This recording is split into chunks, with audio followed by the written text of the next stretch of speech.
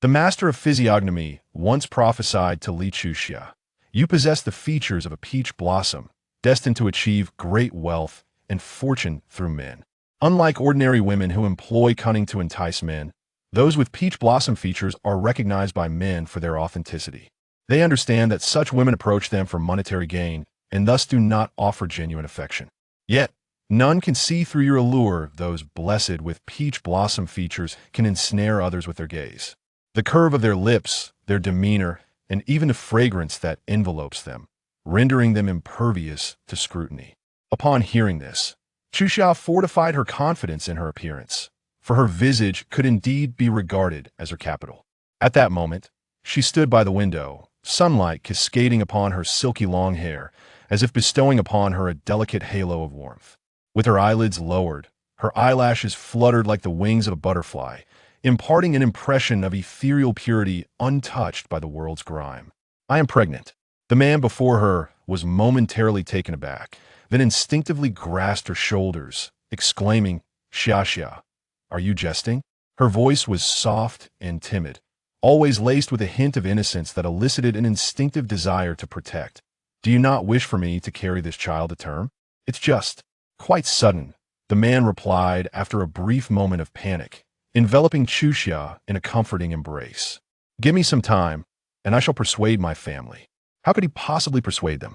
Though she thought this internally, her eyes brimmed with trust as she softly reassured him, "I believe in you."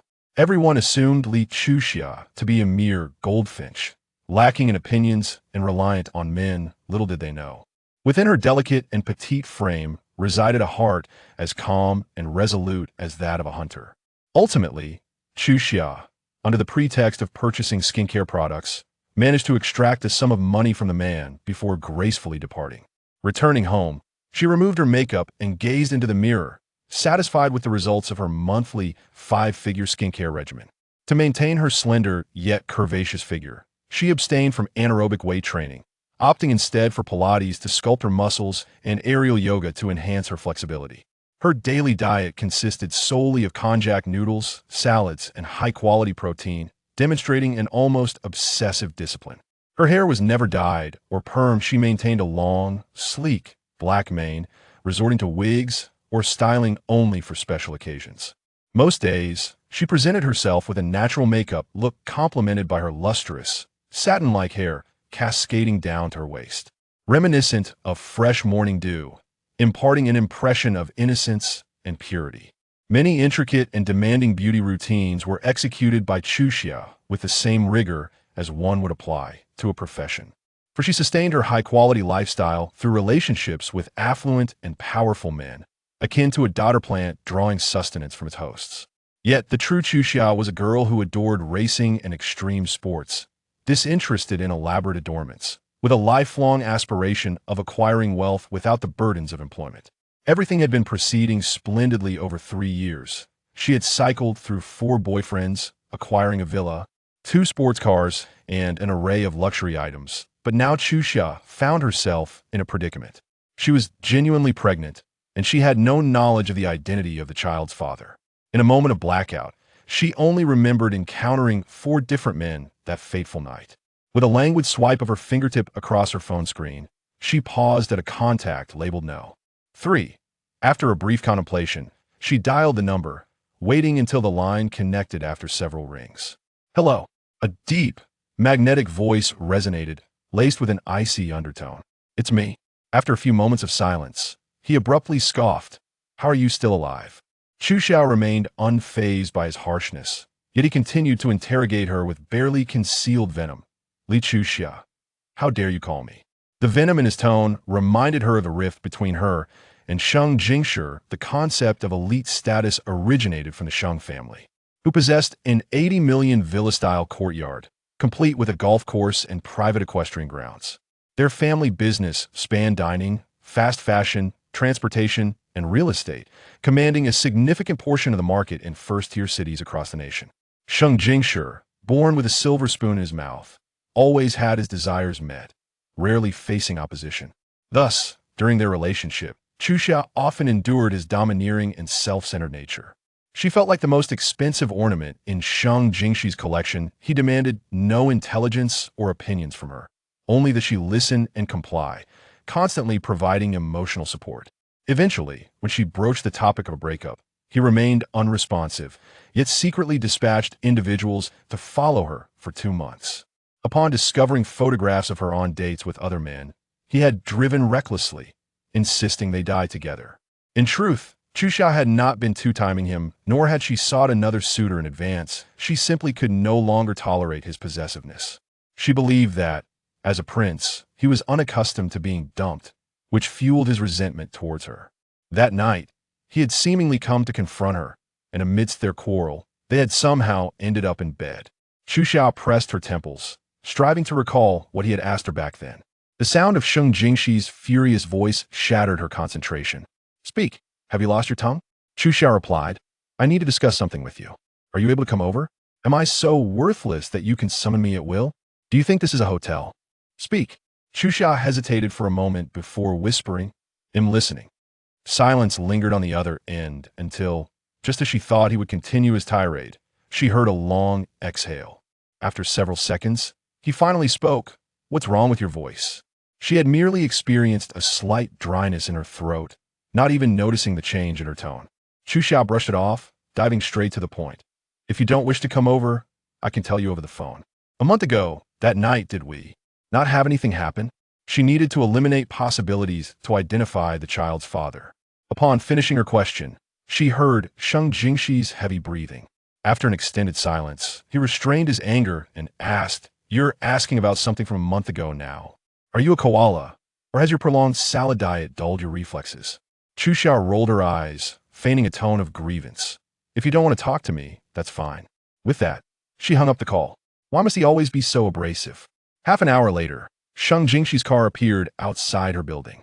When Chu Xia opened the door, she had already changed into a fitted dress, her porcelain skin accentuated by a few strokes of blush, making her complexion appear even more vibrant.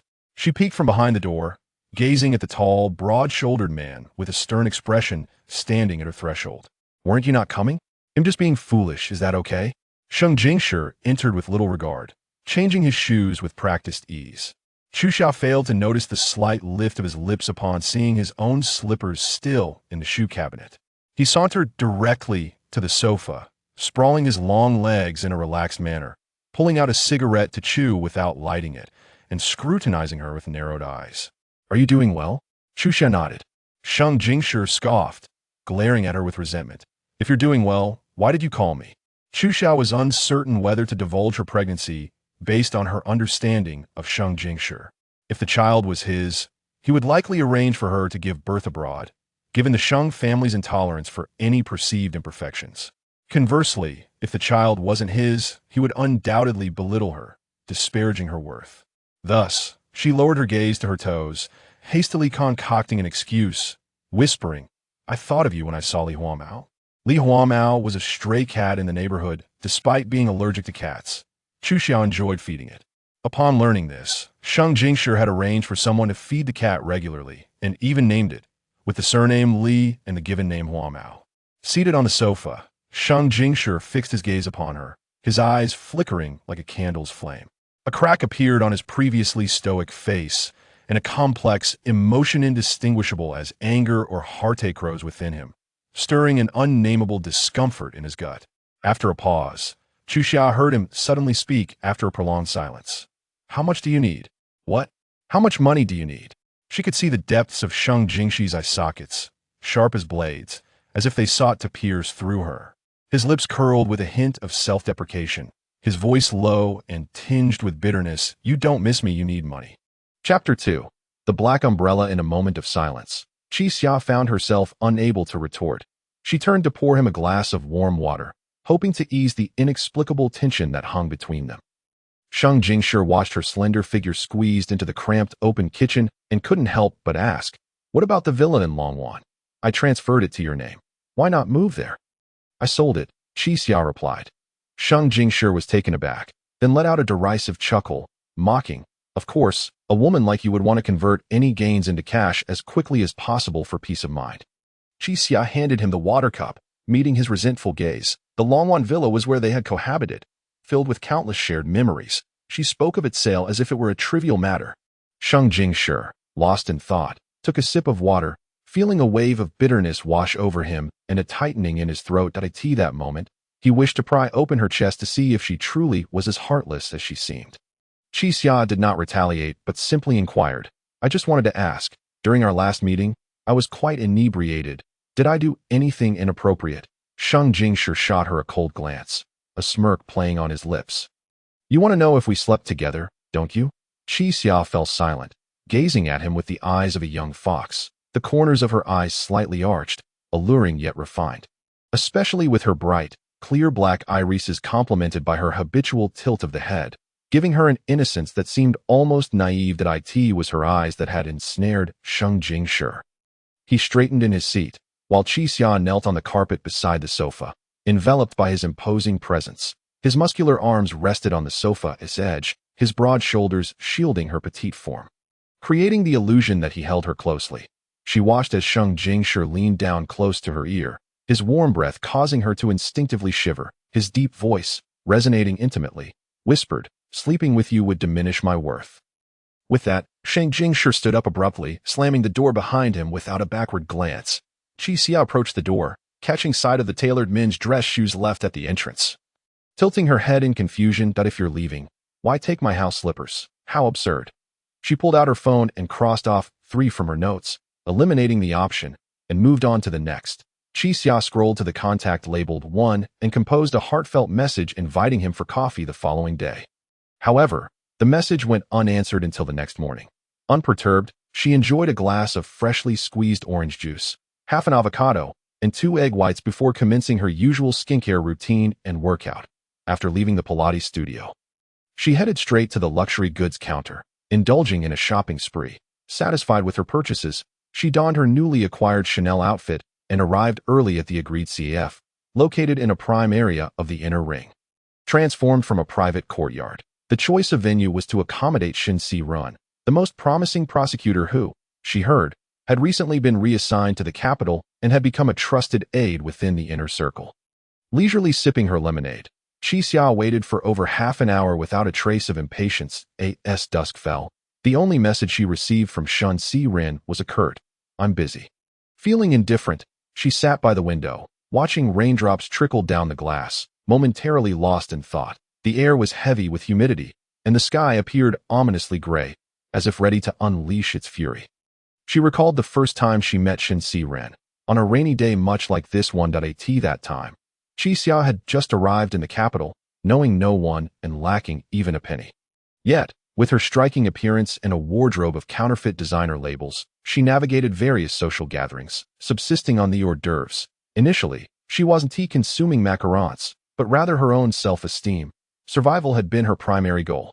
So she downed a glass of red wine, swallowing her pride that had lodged in her throat, leaving her stomach heavy yet her heart lightening.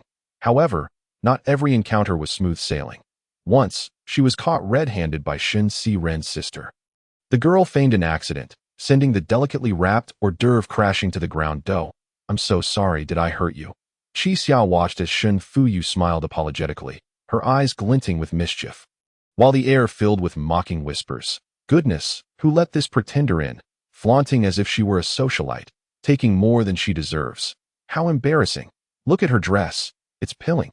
And those shoes. Who wears Chanel with canvas sneakers? Isn't that a fake?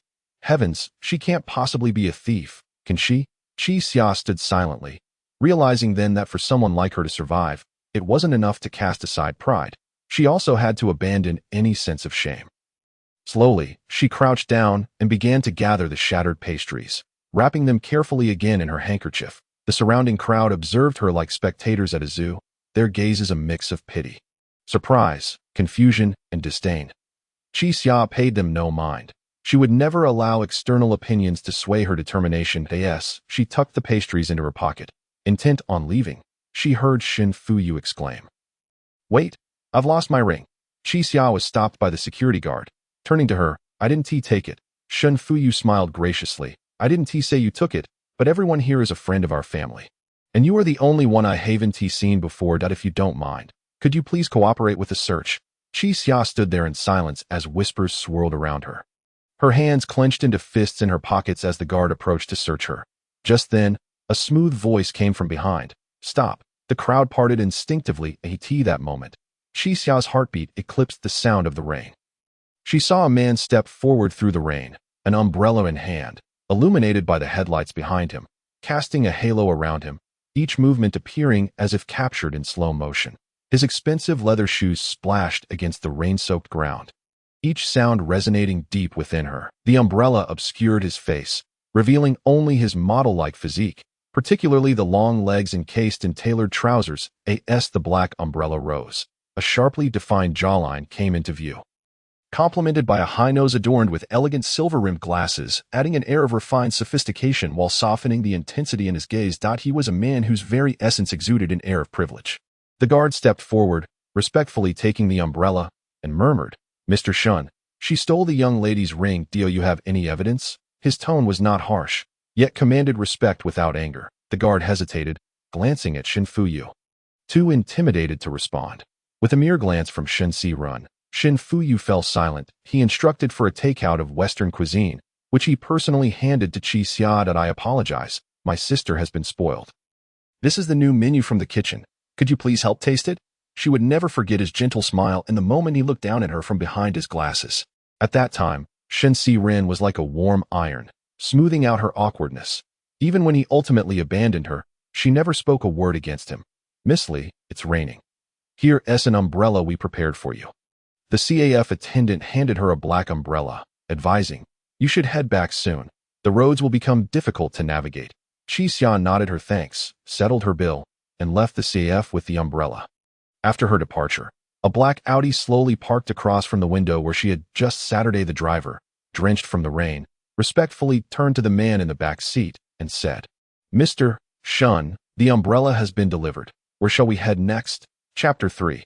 The canary. The driver received no response and glanced at the rearview mirror, observing the impeccably dressed man resting his chin on his hand. Lost in thought as he gazed out the window. "Mr. Shun, several calls have come in urging you. They're inquiring where you've gone halfway through."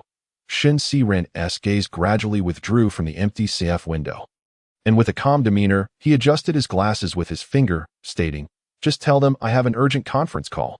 Let us head back." As the car started, he raised the window, instantly fogging the glass.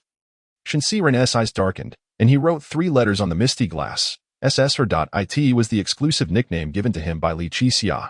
For a time, she had been enamored with card drawing games, often curling up in his embrace, engrossed in her phone. Whenever she drew a particularly vibrant and special card, she would squeal with excitement. Especially super rare, abbreviated as SSR, represented the highest rarity of characters in the game. To draw an SSR meant the player was either a big spender or exceptionally lucky. That he listened attentively as she earnestly explained the concept to him, feeding her a sunrose. "So, do you consider yourself lucky, or just a high spender?" Qi Xia's eyes sparkled with mischief as she grinned. "I've linked your account." Suddenly sitting upright, she wrapped her arms around his neck, gazing intently into his eyes. "I just realized that I actually don't need to struggle to draw cards." Shun Si-run regarded her tenderly, raising an eyebrow, encouraging her to continue. Qi Xia leaned in and kissed him softly. "Because you are my SSR, my rarest guardian." The fog soon blurred and distorted the letters on the window. As water droplets meandered down the glass like silent tears, Shin Si-run raised his hand to wipe away the letters, closing his eyes to mask the stinging sensation in his eyes. When he opened them again, he had reverted to the calm, unyielding facade of an ancient weld. In early summer, Qi Xia sat in a taxi, typing 3 letters into her memo. SSR, which the input method automatically associated with the name, Shin Si-run. She pondered how many times she would need to input it for even the least intelligent of input methods to remember her name. She mused to herself, her melancholy lingering for merely 2 seconds before it was abruptly interrupted by the action of striking it out. Had she truly shared something with Shin Si-run that night, his character, known for its commitment to completion, would surely not allow him to avoid her. Qi Xia felt that perhaps Shin Si-run had already moved on from their past, leaving her ensnared in the rain of yesteryear. Disregarding the past, she told herself, moving on to the next. Qi Xia opened the chat window of the contact labeled number 4, typing and deleting several times as she sought the right words when her current boyfriend's call interrupted her. Xiao Xiao, aren't you home? Chu Xiao replied nonchalantly. I'm just out looking at baby cribs. The man on the other end immediately showed signs of discomfort, saying, Xiao Xiao, perhaps we should reconsider this child. We are still young. I mean, did I ask that your opinion or your mother's? It's the same to oh, we won't be getting married then. You know my mother has high expectations. Chu Xiao was unfazed. Families of stature would never allow their sons to marry an orphan whose foster father had been imprisoned. She had grown accustomed to this reality. All right, I understand. Thank you for your care during this time. Let us part ways. The man, a bit flustered, retorted, you don't need to force me into marriage through a breakup. If you terminate the pregnancy, wouldn't we be just as we were before? Even though Chu Xiao understood the male psyche all too well, she couldn't help but laugh. Terminate is such a simple term. For the cost of childbearing has never been within a man's considerations. The phrase just as before implied, I want to marry you, but I still wish to possess you. Chu Xiao felt no anger. For they both understood the unspoken exchange of needs. She clearly recognized that the child was not his. She merely wished to gauge his attitude regarding marriage, if he had no intention of tying the knot. It was time to say goodbye. Her time was precious, and youth would not last forever. Thus she swiftly filtered out the dross among the wealthy. With practiced emotion, she choked out, there is no future for us. Please stop hurting me. After saying this, she hung up and blocked him. The taxi driver, having overheard the conversation, couldn't help but glance at her through the rearview mirror. One moment, this girl was crying over a breakup. And the next, she was humming a tune. Was her mental state truly unaffected? Yet, the young lady was undeniably beautiful. If she were his daughter, he would undoubtedly confront the scoundrel who had made her weep. Unbeknownst to Chu Xiao, she had awakened a paternal instinct in the driver, who stubbornly refused to accept her fare, leaving her somewhat bewildered. She did not return home, anticipating that the man would surely come to her house to pester her. Instead, she diverted to an orphanage. This was the 5th welfare institution in the capital, a facility Chu Xiao had donated to using the proceeds from selling her villa and 2 sports cars, with the sole stipulation that the director establish a special education department to provide targeted education for disabled children. To her surprise, she encountered the last person she wished to see in front of the orphanage's slide. A photographer aimed his lens at a man cradling a child. He was dressed modestly yet expensively. His hair styled in a side part that accentuated his refined and dashing appearance. That a reporter interviewed him. Mr. Jiang, we understand you have transitioned from politics to business, but the reasons remain enigmatic. Could you share with us today? Jiang Suizhou smiled graciously, adjusting the little girl in his arms, and replied, I hope today's interview can focus on these orphans. I will not address unrelated matters.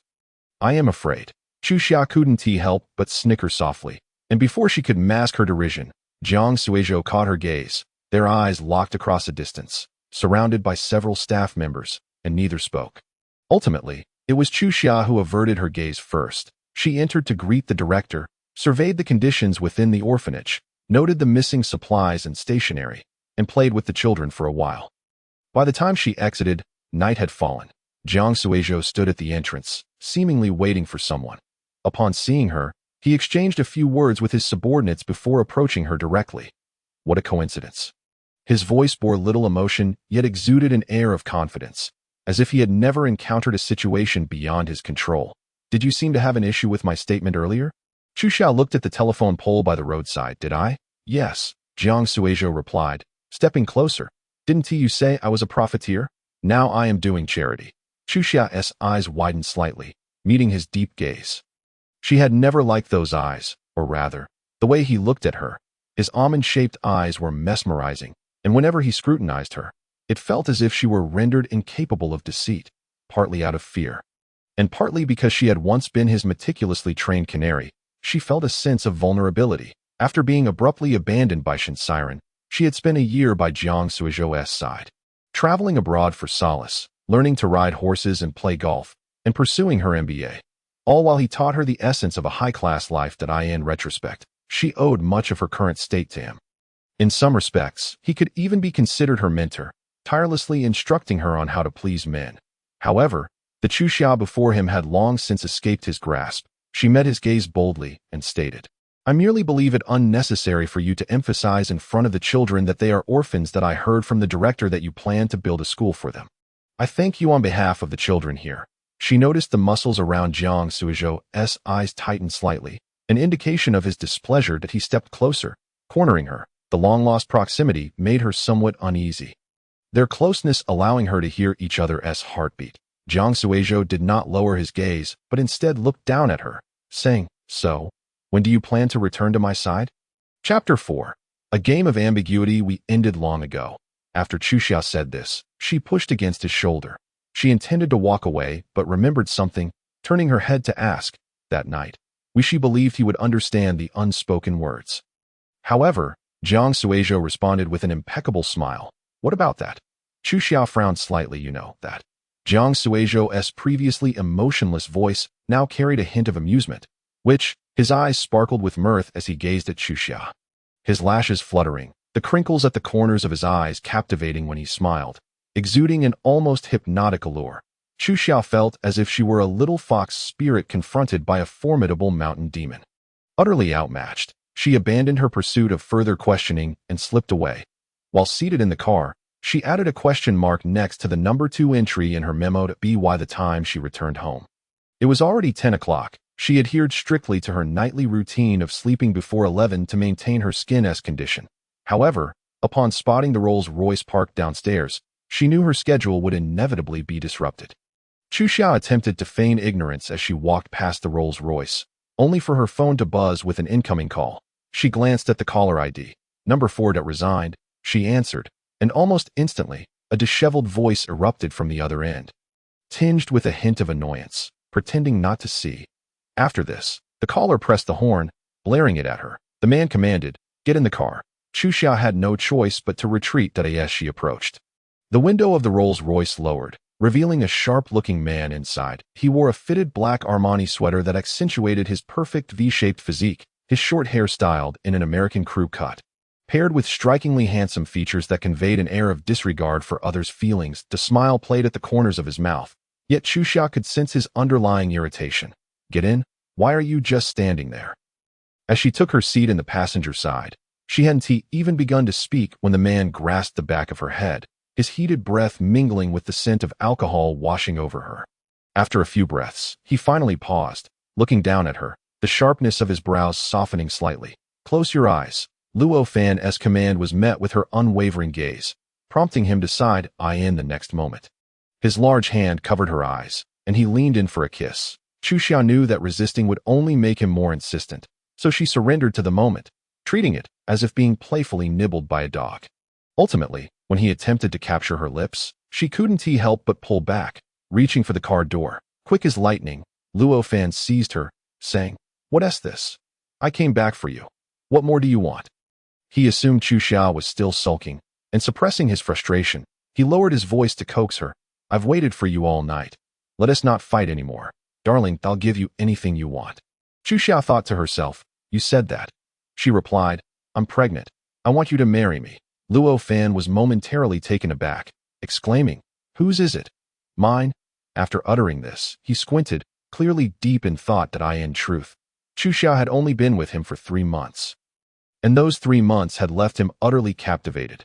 Normally, even a simple kiss would send him into a sulk for half a day, transforming this seasoned playboy into someone utterly enchanted. 3 months was the limit of patience for a billionaire heir. Last month, Lu Fan issued her an ultimatum. If she wouldn't sleep with him, she should leave. To his surprise, she remained resolute, leaving without a word, and they did not contact each other for an entire month. During this time, he felt a sense of unease, yet he also thought that reaching out to her would be beneath him. Everything he did during that month felt tedious and uninteresting, and after a few drinks at a gathering today, his longing for her intensified. Thus, he hurried over, hoping to charm her. "Wait, is this for real? Are you really pregnant?" he asked. Chuxia nodded. Lu Fan was incensed, yet he couldn't bring himself to scold her. He merely suppressed his anger and retorted, "It can't possibly be mine, unless I possess the supernatural ability to conceive a child from a distance. Didn't you come looking for me that night a month ago?" He continued that it was true. He had sought her out, but he had been intoxicated that evening, managing to utter only a few words before she pushed him out the door. Ultimately, it was her neighbor who called the police for disturbing the peace. And when he regained consciousness, he found himself in a police station. The next day, when the Lu family called to retrieve him, The officers were terrified of offending him. The thought of that incident filled Lu Fan with shame, and he was reluctant to tell her the truth, instead opting for vagueness. In any case, it's not mine. If it were truly mine, I wouldn't be able to marry you. His words bore no malice. They were merely an unembellished truth. Chu Xia nodded, unfazed. From the outset, Lu Fan had been clear with her. He was drawn to her because she bore a striking resemblance to his first love, which explained his willingness to lavish her with money. What set Lu Fan apart from other men was his straightforwardness. He laid everything on the table and was exceedingly generous, as long as Chu Xiao expressed a modicum of concern for him. He would promptly send her gifts, be it bags or necklaces. While some might perceive his bluntness as hurtful, Chu Xiao, who sought wealth and luxury rather than genuine affection, felt no expectations from him and thus could not be hurt. Following her experiences with Shen Siren, her emotions no longer hinged on anyone else. Simply put, others could not sway her feelings. Over the years, she had maintained a positive outlook. Lu Fan's forthright manner was, to her, quite refreshing, allowing them to interact like candid friends in her eyes. He was a competent and generous source of support, save for his occasional lapses into lustful thoughts. However, at that moment, the man himself was not in a good place. He glared ahead, breathing deeply to quell his emotions, and said, "Whose is it? Just tell me. I won't be angry that I don't know." "You don't know?" Lu Fan gritted his teeth, and upon seeing her face, swallowed his harsh words. His feelings were a tumultuous mix of heartbreak at the thought of a daughter being deceived, frustration at not having acted first, and a flicker of anger directed at Chu Xiao for her lack of ambition. In summary, he was a cauldron of emotions, each vying for dominance. "Oh, what do you want to do?" Chu Xiao rested her chin on her hand, affirming, "Regardless of who the father is, this is my child, and I can support it." A complex expression crossed Lu Fan's face. He felt both helpless and angry. "What will you use to support it? You don't even have a job. Have you ever worked a single day?" "No, but I have some savings. I can start looking for a job now." Lu Fan, observing her navette, felt his blood pressure rise. With her petite frame, pregnant and ignorant of the complexities of the world, who would hire her? Wouldn't she be bullied in the workplace? He closed his eyes, covering his head, and took a deep breath to calm himself, sighing, "Let me think it over. Call me tomorrow." Chu Xia innocently nodded. As she exited the car, Lu Fan failed to notice the faint smile she concealed at the corner of her lips. Chapter 5.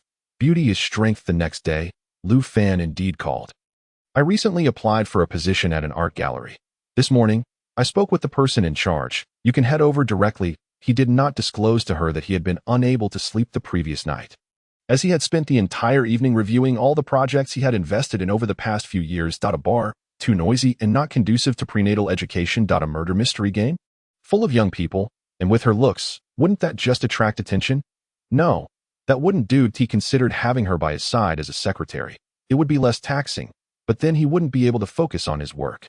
After much deliberation, he unearthed a forgotten project from the corners of his mind. The art gallery. It had been during a drinking session that the person in charge had pressed the matter, securing a bit of angel investment that he had forgotten about it until yesterday when he checked the financial report and found it quite viable. You can treat it as a place to explore. Spend your days looking at paintings. Who knows? You might even discover a hidden Da Vinci. Chu Xiao laughed, accustomed to his whimsical musings. "Thank you so much, Lu Fan." The man on the other end of the line immediately felt a surge of affection. "Aren't you going to show some appreciation? If you come through tomorrow, Mr. Lu, I'll treat you to dinner." "That's quite a feat. Little Pai Xiu has spent some money." Lu Fan occasionally teased her by calling her Pai Xiu, for she was always accumulating wealth yet never seemed to spend it, leaving him baffled about where all her money went. "All right, I'll be at the gallery tomorrow as well." The following day, Chu Xiao chose a stylish yet understated dress, perfect for the ambience of the gallery. Upon her arrival, the person in charge was already waiting at the entrance. Exuding enthusiasm, "Mr. Lu informed me that you are here to learn. Feel free to ask me anything." Chu Xiao nodded obediently, listening to the introductions of the gallery, and was then escorted to the office where her desk had already been prepared. After the person in charge left, she greeted her colleagues individually, but their responses were lukewarm. They merely nodded before returning to their tasks. The atmosphere in the office was laid back, with everyone displaying a keen sense of style. During breaks, small groups gathered to chat about art over coffee. Eager to learn, Chu Xiao approached them, but as soon as the gathering noticed her, They exchanged a few words before dispersing. Throughout the morning, no colleague engaged her in conversation, nor did anyone inform her of her tasks. So, Chu Xia took the initiative to ask, "Hello, Teacher Wu. What should I be doing?" Wu Jingzhong, a graduate of a prestigious art institution who had swiftly climbed to a supervisory position by 30, glanced at Chu Xia with a polite yet distant demeanor. "Miss Li, please just sit. We wouldn't want to trouble you." It that moment, Chu Xia understood the situation. It seemed Lu Fan had requested the person in charge to ensure she didn't exert herself. Although how that message was conveyed to her colleagues was unclear, still, she could sense their overt unfriendliness and lack of welcome. Naturally, no one would appreciate an outsider with connections. Wu Jingzhong deliberately emphasized her status. Thinking that Chu Xia would retreat, to her surprise, Chu Xia not only remained undeterred, but also began to arrange her workspace. She placed some greenery on her desk, acquired a laptop, and even disappeared for a couple of hours. Returning with an exquisite afternoon tea for all her colleagues, someone immediately recognized the brand of the desserts, exclaiming, "Little Li, isn't this from that trendy CAF in the city center? The delivery fee must be substantial." Chu Xia smiled gently, saying, "Just a token of appreciation. I truly wish to learn more about art, and I'll need everyone's help." Wu Jingzhong scoffed, retorting sarcastically, "You say we're all human, yet some people just have it so easy. We toil day in and day out while others are born into luxury." A colleague who usually flattered Wu quickly chimed in, "Sister Wu, it's not necessarily about being born lucky. Some just happen to be more attractive, which opens up more opportunities than those who are diligent but less fortunate." After this comment, colleagues exchanged glances, some lowering their heads while others stifled laughter. Chu Xia smiled slightly, using the gentlest tone to deliver the sharpest words. "I noticed a pioneering artist's work in the storage room, yet it hasn't been displayed. I wonder why." A colleague replied, "What else could it be? It's simply not well known. It won't sell." Chu Xia responded with a nonchalant "oh," before adding, "So even the most talented artists can't sell their work? Clearly, one cannot rely solely on hard work. Being good-looking is also a form of strength. Everyone has their own capabilities, and results speak for themselves." Her pointed remarks caused Wu Jingzhong's expression to twist in anger. A nearby colleague quietly urged, "Let it go. We don't even know her background." However, Wu Jingzhong would soon discover who Chu Xia truly was. In the afternoon, news arrived that an investor was coming, and she was instructed to prepare the best artworks for the investor's car. Wu Jingzhong, not daring to take any chances, quickly arranged everything and stood at the entrance to await the arrival, only to see a Rolls-Royce slowly glide into the courtyard. She put on a smile, ready to greet the guest, when she noticed Chu Xia leisurely strolling toward the car while chatting on the phone. Moments later, a tall, handsome man emerged from the vehicle, also on his phone, wearing a broad smile as he looked at Chu Xia. "How precious it is to have such a short distance to meet," Chu Xia remarked. "How should one address your benefactors?" Lu Fan ended the call with her, chuckling. "Are you dismantling the bridge after crossing it?" Who would dare? By now, she had reached Lu Fan, who took her hand in his "Oh, you like the environment here. How are you getting along with your colleagues?" Lu Fan had no worries except for the possibility of her being bullied. While it was true that causing a bit of trouble could keep a man more attentive, there were limits to such troubles. No one appreciates those who constantly create troubles for others. In early summer, when Chu Xia asked Lu Fan for assistance at work, she was well aware of his righteous nature and his propensity to be soft-hearted. However, this did not imply that she could continually wield his goodwill as a shield, expecting him to resolve all her issues. Thus, she merely smiled and nodded, responding, "Everything is just fine." From a distance, Wu Jingzhong, unable to hear their conversation, could observe their actions. Upon witnessing the investor grasping Li Chu Xia's hand, her back was drenched in cold sweat. She had inadvertently offended the investor's girlfriend. Instantly, the bravado she had when mocking Chu Xia waned, and she dared not approach until the couple had walked away, at which point she dejectedly handed the painting to Lo Fan's driver. As dinner time approached, Chu Xia invited Lu Fan to a Black Pearl restaurant she had made reservations at. This French dining establishment boasted a beautiful view from its terrace, albeit situated quite far beyond the Fifth Ring Road. To her surprise, despite its remote location, she encountered two familiar faces. Chapter 6. The X's battleground. Recently, Sheng Jingshi's company had faced malicious competition, and after several relentless days and nights of resolution, he intended to return home for a much-needed rest. However, his grandfather urged him to attend a matchmaking appointment. Although the other party's family assets were not on par with the Sheng family, her father and brother held significant positions within the core circle. Making it worthwhile to establish connections, he primarily aimed to appease his grandfather, while secondarily seeking to understand the other party's situation, for there might arise a need in the future for her family to extend a hand. Unexpectedly, the woman insisted on meeting at such a distant venue. Already sleep-deprived, he found himself waiting for half an hour after arriving, his irritation mounting. Just as he contemplated leaving, he spotted Chuxia entering, arm in arm with a man. Engaged in lively conversation that he snorted derisively, his gaze burning into her back as if attempting to scorch a hole through it. First, Chuxia did not notice Sheng Jingshi. She had mentioned being cold and opted to sit indoors with Lu Fan rather than on the terrace.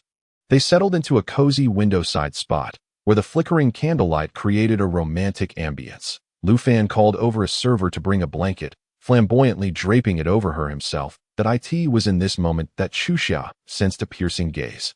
Her heart fluttering uneasily. Turning her head, she found Sheng Jingshi seated diagonally across from her on the terrace, watching her with contempt. "Are you still cold?" Lu Fan's voice broke her reverie, prompting her to look up and respond with a light laugh. "Not anymore. Thank you. You seem different," he remarked, his curiosity piqued. "How so?" he asked, a playful smile gracing his lips, more attentive than before. "Does that mean you might reconsider our relationship?" Chuxia feigned mild surprise. "You still wish to pursue me?" Even with my current circumstances, Lu Fan understood her implication regarding her unmarried pregnancy. However, having grown up abroad and lived a carefree life, he had continued to enjoy himself during their relationship and after their separation. Never crossing certain boundaries with other women, he believed he had no grounds to impose requirements on Chuxia. What truly mattered was that she was unlike any of his previous partners, never clinging to him. This sense of freedom intrigued him, stirring a deep yearning within. "After all, we share a remarkable chemistry, do we not?" Lu Fan's charming smile was disarming. Chuxia had already formulated her response, yet she refrained from outright rejection. Men are creatures driven by pride, so she smiled gently. "Allow me some time to consider." With humor and wit exchanged, their dinner progressed joyfully, until an unexpected interruption occurred. Chuxia, "Is that truly you? I thought you had left the capital." A gentle voice rang out, drawing both Lu Fan and Chuxia's attention. Shen Fuyu, elegantly attired, approached with a small purse under her arm, greeting them as if they were old friends. "Surely you remember me?" Receiving a questioning look from Lu Fan, Chuxia smiled faintly but lowered her gaze. "This is Miss Shen Fuyu." Lu Fan immediately comprehended. The Shen family held considerable influence in the capital, their reputation formidable. However, he did not rush to ingratiate himself, merely offering a friendly greeting and exchanging pleasantries.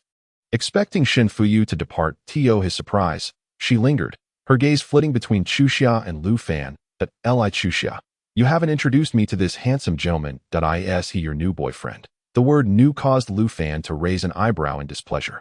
Chuxia shot a glance at Shen Fuyu, recognizing that familiar teasing glint in her eyes.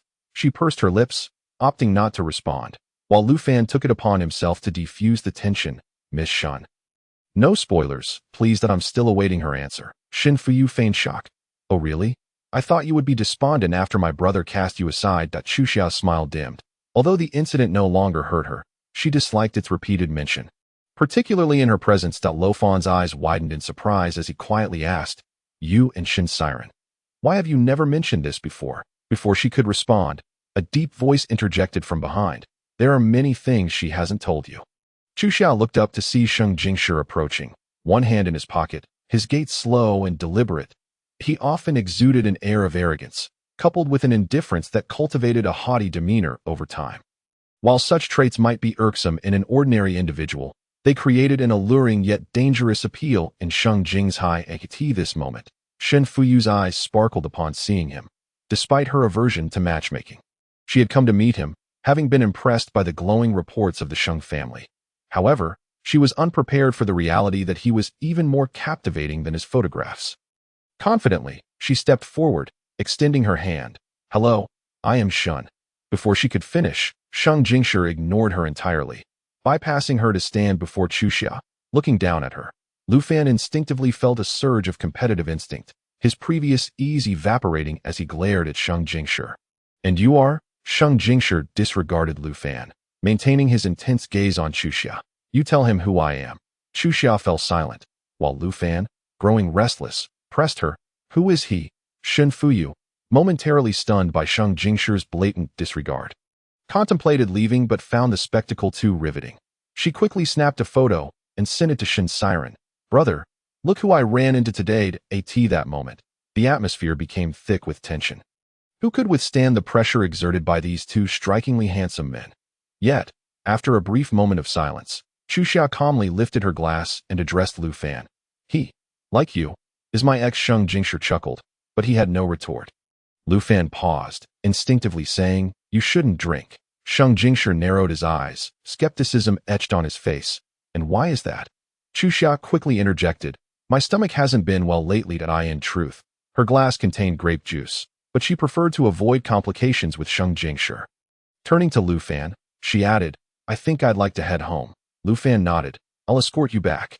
However, just as Chu Xia stood, Sheng Jingshi grasped her wrist. He glanced at Lu Fan, his eyes filled with provocation. You've been drinking. I'll take her home. Lu Fan, raised as a privileged young man accustomed to being the center of attention, could no longer suppress his frustration at Sheng Jingshi's repeated affronts. He narrowed his eyes, a smirk of disdain playing on his lips as he retorted, you seem rather eager. Are you worried others might not know you're still pining for her? Or perhaps your status as her ex gives you the privilege to cut in line? Chapter 7. The past. The two men locked eyes, both unwilling to yield. The atmosphere shifted dramatically, with a nearby server anxiously observing, ready to intervene. Shen Fuyu, covering her mouth in delight, silently cheered for a brawl. Unmoved by such childish antics, Chu Xia gently lifted her hand to brush away Sheng Jingshi's grip, timidly stating, tonight was prearranged between Lu Fan and me. In essence, she was asking him to refrain from interfering. Lu Fan's sharp demeanor instantly softened as he stepped closer, taking her hand and pulling her beside him, raising an eyebrow at Sheng Jingshi. Though we are both exes, it seems there are varying degrees of connection. His triumphant expression suggested he had won a significant victory. Chu Xia worried he might provoke Sheng Jingshi into a confrontation and quietly tugged at his sleeve, urging, let us go. Sheng Jingshi remained silent. His chest constricted with anger, nearly grinding his teeth. He fixated on Chu Xia's retreating figure, pulling out his phone to send a message. Simultaneously, Shen Fuyu's phone buzzed with a reply from Shen Siren. Don't cause her trouble. Shen Fuyu scoffed, elegantly turning on her heel, leaving the restaurant to make a phone call. Mom, what kind of person did you introduce me to? Just because he's wealthy doesn't make him special. He is just an average guy with a pretty face. If it weren't for the excitement of running into Li Chuxia, this trip would have been a complete waste. On the other end, upon hearing that name, Shen's mother trembled, her grip on the phone tightening. She is still in the capital? You met her? Shen Fuyu immediately recounted the situation she had just witnessed, embellishing her narrative with fervor. I believe my brother has not forgotten her. Otherwise, why would he be working so tirelessly in that place? I sent it to expedite his return to the capital. Moreover, he just told me not to cause any trouble for Li Chuxia. Don't you think he is always favoring others? I am his biological sister. As Shen Fuyu continued her monologue, Shenmu could no longer absorb her words and merely instructed her to hurry home. After hanging up, her mind was in turmoil, prompting her to call Shen Xinyuan. You need to keep an eye on your son. Shen Xinyuan was taken aback by his wife's abrupt and contextless statement. What is wrong with Siren? Is he involved with that little vixen again? Shenmu, filled with anxiety, lamented that this was a crucial period for his career, and any misstep could be detrimental. You should supervise him at work and ensure he does not get distracted by dubious individuals. Shen Xinyuan, having already retired but still nominally employed, was exasperated. After a lifetime of scheming and maneuvering, he had just begun to enjoy a semblance of leisure, yet he now had to worry about his children. Sirun is no longer a child. You shouldn't meddle in his affairs. He has always been sensible. Why do you concern yourself with him so much? If I don't, do you believe he would bring that little enchantress home? Shenmu retorted, if you don't take action, you must immediately find potential matches among the daughters of your comrades. Your son needs to marry soon. It seems the one requiring matchmaking is not Fuyu, but her brother. Ultimately, Shen Xinyuan reluctantly acquiesced.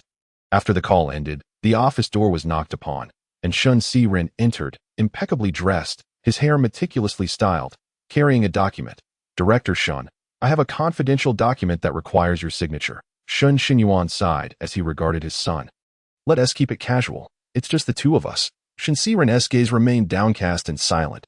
After retrieving the signed document, he turned to leave, only to be halted by Shen Xinyuan. Siren, that how have you been adjusting to living on your own lately? Shen Siren glanced at his father, puzzled by the sudden inquiry, considering he had moved out over 2 years ago and only returned for family gatherings. Shen Xinyuan had devoted most of his life to his career, paying little attention to family and children, and in his earlier years, he had been stern and uncompromising. Now, in his later years, when he sought to connect with his children, they had grown distant. He realized that hoping Shen Siren would share his innermost thoughts with him was a futile endeavor. That he sighed and said, Do you still resent me and your mother for separating you from Chuxiao?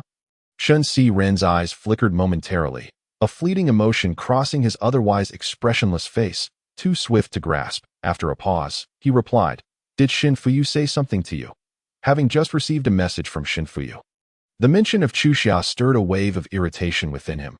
Though he maintained his composure, Shen Xinyuan remarked, Your mother is like that. If you indulge her a bit, she will worry less. Ultimately, it's for your own good. Shen Siren scoffed. She will never stop worrying. He looked directly at Shen Xinyuan and stated, For all these years, I have adhered to the conditions I agreed upon with you. I hope you will also honor your promises and refrain from disturbing her. With that, Shen Siren turned and left. Shen Xinyuan stared at the closed door for a long time, exhaling deeply, muttering to himself, It's been 2 years, and this child still cannot let go. What is there to let go of? In the car, Li Chuxiao looked at Lu Fan with confusion. You saw it yourself in the restaurant. I didn't leave with him. Yet, Lu Fan felt a bubbling turmoil within him. His heart churning with unease, he rested his hand on the steering wheel, his expression sour. Then why have you never mentioned him or Shen Siren to me? Li Chuxiao found Lu Fan's sudden clinginess somewhat unfamiliar. Because you never asked, she added. Besides, when we first met, you explicitly forbade me from inquiring about your romantic history, didn't you? Lu Fan was momentarily taken aback, feeling the sting of his own words rebound upon him. He had prohibited Li Chuxiao from asking about his past because he barely remembered how many relationships he had had. He believed that once women ventured into such discussions, they became unreasonable. And over the years, regardless of how many he had dated, they all followed a similar template, often failing to even remember their names. Clearing his throat, he looked into her eyes and said, Let us not dwell on the past. Let us be open from now on. I may have had my fun before, but after meeting you, I lost the desire to play around. It all seemed so dulled. Li Chuxiao responded with a nonchalant hum. Her thoughts drifting to what they would have for dinner. The pace of French dining was notoriously slow, and she still felt hungry. However, Lu Fan remained persistent, asking, Aside from Sheng Jingshi and Shen Siren, have you been with anyone else? No one. Li Chuxiao blinked her bright, clean eyes at him, causing Lu Fan's resolve to soften. That he cradled her face and kissed her gently. Darling, can we take this seriously? I've always been sincere with you. Her gentle, innocent smile made Lu Fan feel a pang of guilt. As she exited the car, he handed her a supplementary card. Lu Fan himself was bewildered by his infatuation with her. Perhaps it was because Li Chuxiao maintained such emotional stability when they were together, and no matter how he teased, annoyed, or tried to please her, she remained calm and composed. Initially, he thought she was simply easygoing and manageable. But he later realized that this young lady had a strong sense of self. He confessed to her, You are merely a substitute for my first love. Li Chuxiao chuckled, unbothered, replying, It's my honor. Most other women would have made a scene, but the less she seemed to care, the more Lu Fan wanted her to care. He felt as if he had been bewitched. Chapter 8. Li Chuxiao. You have no heart. After bidding farewell to Lu Fan, Li Chuxiao yawned and, after finishing her shower, laid down on the bed. Ever since she became pregnant, she had developed an overwhelming propensity for sleep. Just as she was drifting off, a series of knocks at the door jolted her awake. Groggily, she approached the door and saw Sheng Jingshi's handsome face filling the screen of the visual doorbell. Rubbing her eyes, she opened the door, only to hear him begin with a hint of anger. You didn't even ask who it was before opening the door. She softly replied, I knew it was you. Those words effectively quelled Sheng Jingshi's ire. He pushed past her into the room, his expression slightly improving, though he was still not completely placated. Sheng Jingshi tossed a file folder into her arms. Grumbling, I investigated this Lu Fan. You should take a look that Li Chuxia emptied the folder to reveal a multitude of photographs, each featuring Lu Fan with a different woman. You ended our relationship over this person? Sheng Jingshi, seeing her bowing her head in silence, mistakenly thought she was upset and felt a pang of sympathy instead of the anticipated satisfaction of revenge. He bit his lip in irritation and tugged at his collar, saying, "If you break up with him, I will consider this matter as if it never happened." Li Chuxiao blinked in confusion. "I've already broken up with him that I mentioned it during dinner today.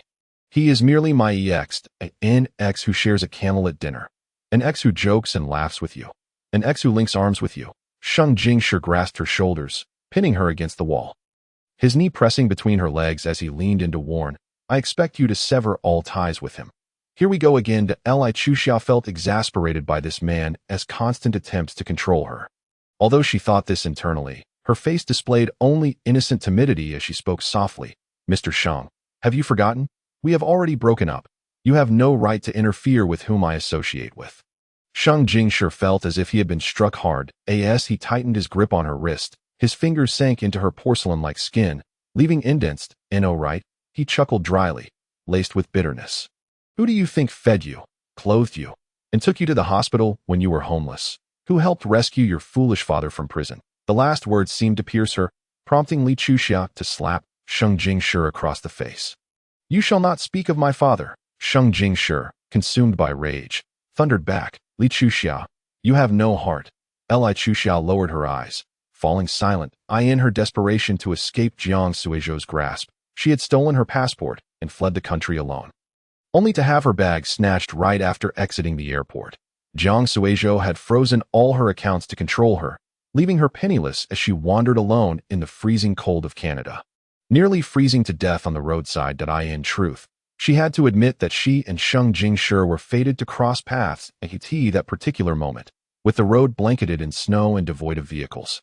She, feverish, had stepped into the road to flag down a passing car, which just happened to be Sheng Jingshi's. He was in Canada for business, intending to stay only a day, and when she intercepted him, he was on his way to the airport to return home. If it had been a day later, an hour later, or even a minute later, their paths would never have crossed. Later, when she collapsed in front of his car, the next time she opened her eyes, she found herself in a hospital room back in her home country. Sheng Jingshi had never made a habit of picking up things from the roadside. He would usually drive past such situations, but that day, when the driver mentioned a little girl had frozen and might have been hit, he assumed it was a small child of 7 or 8 years old. Out of a sense of responsibility, he approached the front of the car, only to find Li Chuxia lying in a snowbank, and from that moment on, she became his girl. Yet now, the girl before him adamantly claimed she no longer wished to belong to him. In the throes of frustration, Sheng Jingshi felt as though he was merely a caretaker for a dog, one that would invariably develop a sense of dependence. Yet, Li Chuxia resembled a well-fed wolf that remained ungrateful. "Speak," he commanded, gripping her chin with a forceful hand, compelling her to utter a response. Why was it that he alone succumbed to despair, while she remained impervious to his affections? The more she evaded him, the more his agitation escalated. "Stop pretending to be mute," he exclaimed. Chuxiao felt his control slipping, the grip on her chin causing a prickling pain that sent shivers down her spine. Her vision blurred as tears welled in her eyes. His hand, large and strong, constricted around her throat, rendering her breathless, unable even to move her tongue. She longed for Sheng Jingshi to understand that one cannot speak when being choked. A solitary tear cascaded from the corner of her eye.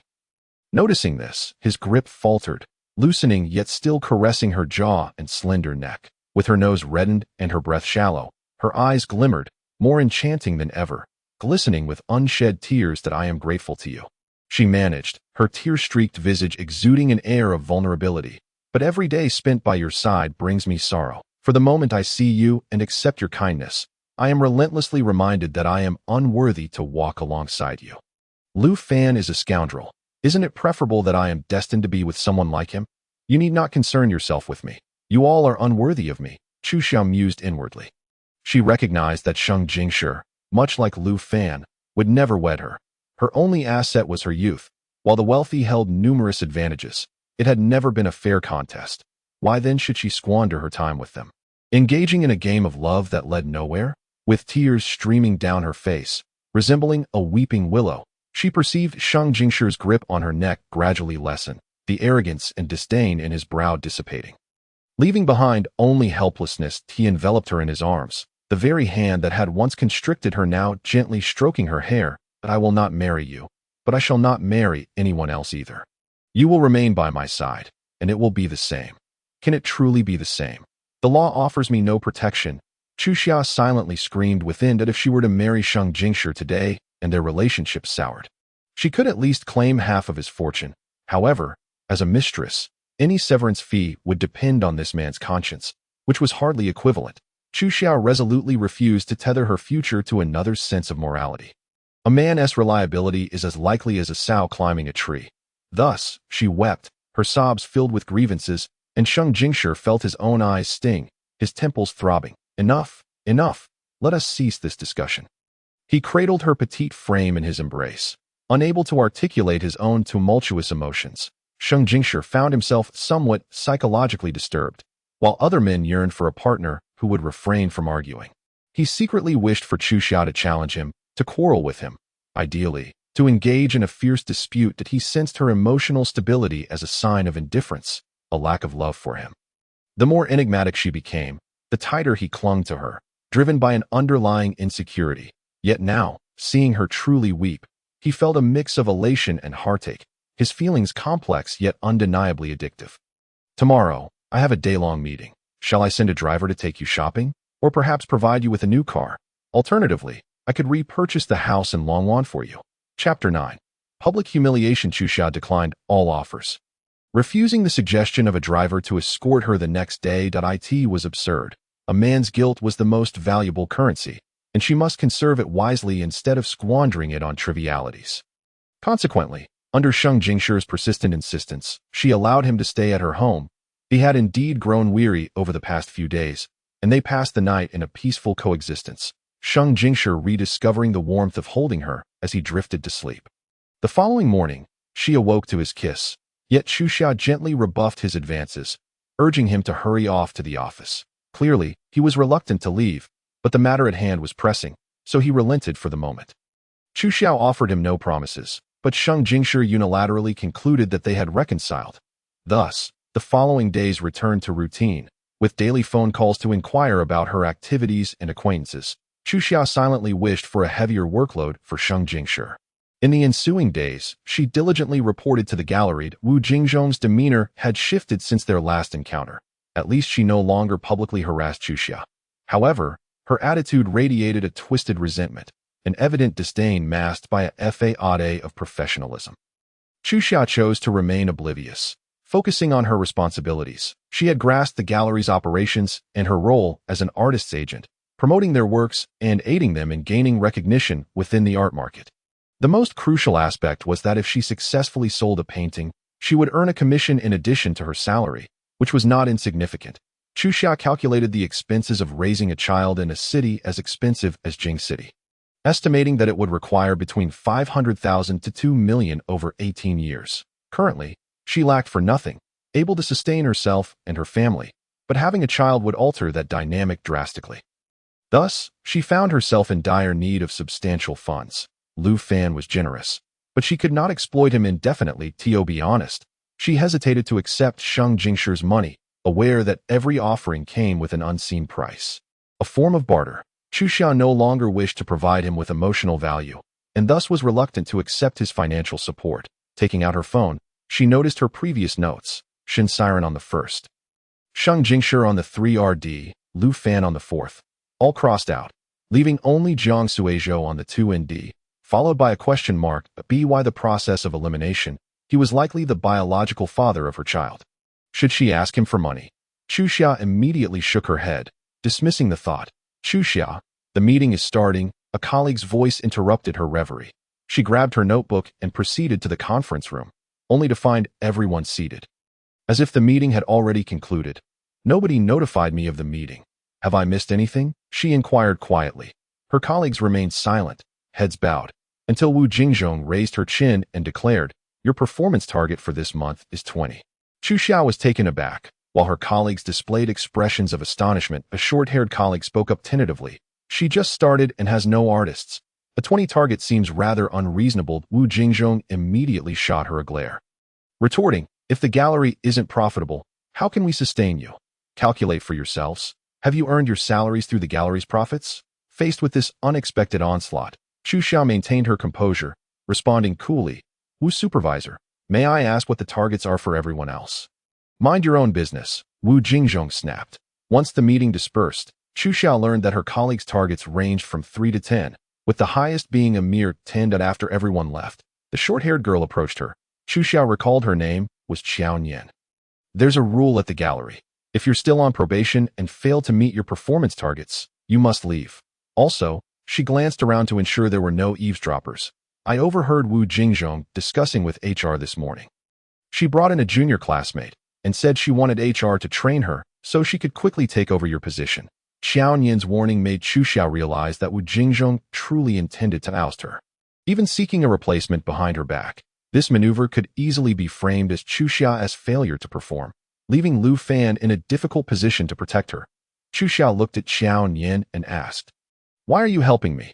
I'm not helping you. I'm helping myself. Qiao Nian replied flatly, an alumna of a local university. She had also come to Jing City for work. However, her keen artistic sensibility made her a target of disdain for the academically inclined Wu Jingzhong. I know you must have a close relationship with the supervisor. Otherwise, you wouldn't have been placed here. I want you to whisper in the supervisor's ear and make sure Wu Jingzhong doesn't have it easy either. Qiao Nian stated impassively. Xu Xiao couldn't help but laugh, raising her hands in surrender. I assure you, my relationship with the supervisor is entirely innocent. Seeing her smile, Qiao Nian's typically expressionless face revealed a hint of confusion. What do you plan to do? Just let yourself be taken advantage of? Of course not. Xu Xiao beckoned her closer, whispering, work hard and meet your targets. Upon hearing this, Qiao Nian's already dim expression grew even darker, and she walked away, seemingly regretting her choice of allied in the days that followed. Xu Xiao clung to Qiao Nian during her free moments, initiating lunch outings and treating her to afternoon tea, until they naturally evolved into companions who held hands while visiting the restroom together. How much do you still need to achieve your target? Qiao Nian inquired. 20. Xu Xiao replied, that's not completely unachieved, isn't it? Xu Xiao asked, how about you? How much do you still need? Wu Jingzhong set my target at 10, but I have 2 promising artists. With some effort, I should be able to manage it. However, Xu Xiao was aware that Qiao Nian had only those 2 potential artists, and no amount of effort would likely suffice. That afternoon, she accompanied Qiao Nian to visit the 2 artists and view their works. Later that evening, when Sheng Jingshi called for a video chat, Xu Xiao eagerly reported her whereabouts. Viewing art? As Sheng Jingshi set aside the documents in his hand and gazed at her through the lens, he inquired, when did you develop an interest in painting? In early summer, she opened the pre-scanned artwork on her iPad, eloquently sharing the stories behind each piece and their collectible value. Though Sheng Jingshi harbored no passion for art, he relished the sound of her voice. Typically, their exchanges were limited to his questions and her brief responses. Yet today, she chattered like a cheerful bird, eliciting a tender smile from him. Indeed, it is essential for you to acquire a few pieces. They would make for exquisite gifts, she concluded, her expression brimming with anticipation. In the 10th chapter, Support, a muffled chuckle emanated from the video. Sheng Jingshi, with a smile, crossed his legs and regarded her leisurely, remarking, I see that your intention to collect is not solely for me. It is for your own desire, isn't it? Early Summer nodded obediently, her eyes fixed on him as she added, if I buy them, they could adorn my home. She deliberately omitted mentioning whose home it would be, allowing Sheng Jingshi to speculate.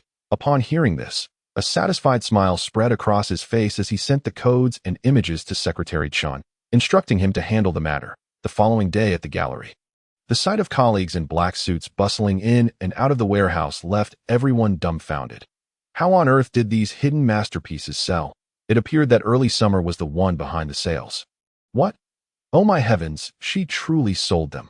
Does that mean her performance this month is? Qiao Nian stood behind them, her expression devoid of emotion as she stated, she has exceeded expectations, with no artists of her own.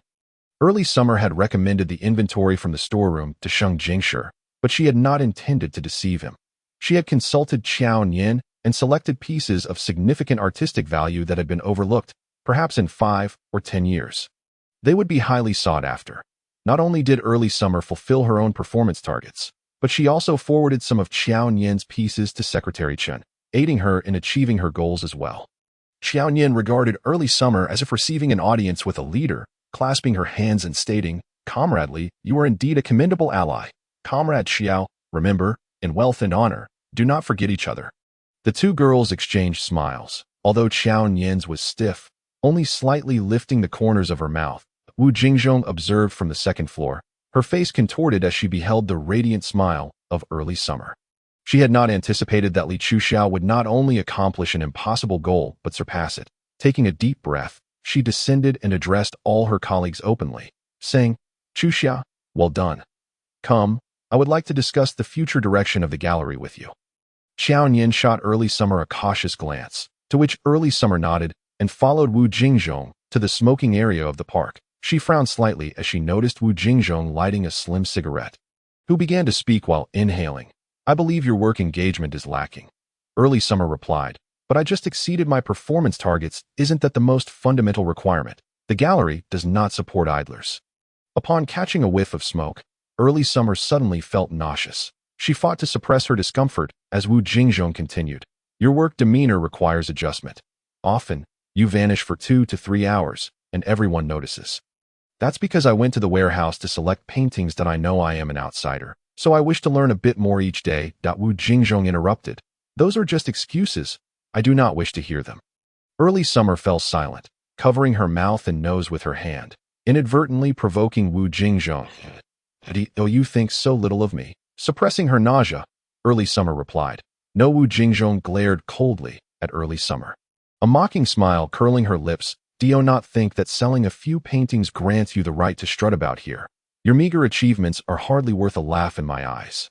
Do you truly believe you are someone of significance? I cannot fathom where your confidence stems from.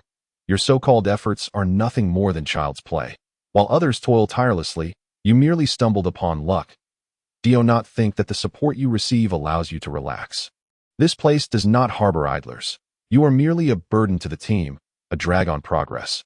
Wait until there is no one to back you up. We'll see how long you can maintain your pride. You rely solely on a man, and when no one is willing to assist you any longer, you will realize you possess nothing of value." Wu Jingzhong's tirade continued, and as she noted the growing paleness of early summer's face, she reveled in her apparent victory, believing she had struck a nerve. However, in the next moment, early summer retched, expelling her stomach's contents onto Wu Jingzhong. What are you doing?" Wu Jingzhong shrieked, frozen in shock as she stood there, covered in vomit. "My apologies. You made me feel sick," early summer said as she clutched her chest. Qiao Nian, having kept a watchful eye on the situation, rushed over to support early summer, asking, "Are you all right?" Early summer shook her head, and together with Qiao Nian, they descended the stairs. Wu Jingzhong, humiliated and furious, shouted from behind, attempting to prevent their departure. She forcibly grabbed early summer's shoulder, while Qiao Nian pushed Wu Jingzhong away to protect her. In the scuffle, early summer was accidentally elbowed by Wu Jingzhong, losing her balance and stepping into thin air. The staircase was 12 stories high. A fall could easily lead to severe injury. Early summer's body tilted backward, a weak cry escaping her lips as she reached for Qiao Nian's outstretched hand, but their fingertips merely grazed each other. Early summer. The surrounding colleagues gasped in unison, and in that moment, Wu Jingzhong's face drained of color. Just as time seemed to freeze, early summer felt a pair of hands firmly grasp her waist. Before she could process the situation, she found herself cradled in Lu Fan's arms. "All is well. You were merely startled," he said, his brow furrowed in concern, his soothing words betraying a deep-seated fear in his eyes. Early summer's heart raced as she looked up at him, realizing the gravity of the situation. Had he not arrived in time, she would have fallen, her posture dangerously tilted backward, risking a severe injury to her spine, especially considering her pregnancy. Lu Fan's eye sharpened as he glared at the woman above. Wu Jingzhong froze, cold sweat beading on her forehead. "Mr. Lu, it was not as you perceived," Lu Fan sneered, his piercing gaze fixed on her as he intoned, "You better provide me with a reasonable explanation." With that, he lifted early summer in his arms and strode to the manager's office, kicking the door open with force. "I entrusted you to look after my person, and this is how you manage it?" The manager, startled, hurriedly asked, "What is the matter?" Lu Fan set early summer on the sofa, checking for injuries before addressing the manager. Had I not come to check on her out of concern, she would have been bullied to death by your subordinates. The manager, awkwardly smiling, attempted to deflect. Is there some misunderstanding here? I instructed everyone that no one dares to bully Miss Lit that moment. Xiao Yin entered, pushing Wu Jingzhong along, accompanied by numerous colleagues who had gathered outside. Seeing the situation escalate, Wu Jingzhong immediately began to whine. It was merely an accident. I never anticipated Miss Li would suddenly step into thin air. Xiao Yin, with a forced smile, retorted, Are you suggesting she deliberately stepped into thin air to frame you? Early Summer calmly retrieved her phone, opening a recording file without a hint of panic that Wu Jingzhong's voice echoed throughout the office. I believe your work engagement is lacking. Do you not think that selling a few paintings gives you the right to strut about here? Do not think that support allows you to relax. You are merely a burden relying on a man. When no one is willing to assist you any longer, you will realize you possess nothing of value. The manager's blood pressure surged as he looked at Wu Jingzhong with disdain and contempt. Whispers circulated amongst the colleagues. The more Lu Fan listened, the darker his expression became. He licked his back teeth, tilting his head back in a harsh laugh. Early Summer had never witnessed him so enraged. He merely uttered 2 words that caused the manager to collapse to the ground. Withdraw funding. In the 11th chapter. Leverage and Conquerors. The manager pleaded, Mr. Liu, to withdraw funding feels excessive. I assure you, I will thoroughly investigate this matter. Please rest assured, I will provide you with an explanation. The manager anxiously trailed behind Lu Fan, who remained impassive, holding Early Summer's hand as they departed. They passed the doorway. Early Summer elegantly gestured to Wu Jingzhong, saying, Supervisor Wu, you seem to be emitting an unpleasant odor. Wu Jingzhong seethed, her teeth clenched as she glared at Early Summer, her face fluctuating between red and pale, but she dared not retaliate. With Lu Fan's arm around her waist, former colleagues who had once ostracized her automatically parted ways, and as she brushed past Xiao Yin, they shared a silent moment of acknowledgement. Lu Fan took her out for a bite to eat before escorting her home to rest. Along the way, he suggested she visit the hospital for a checkup. Although he did not intend to accompany her, Early Summer understood. Lu Fan's willingness to go this far was already quite gentlemanly, especially considering the child was not his. Any self-respecting man would not rush to play the role of an inexpensive father.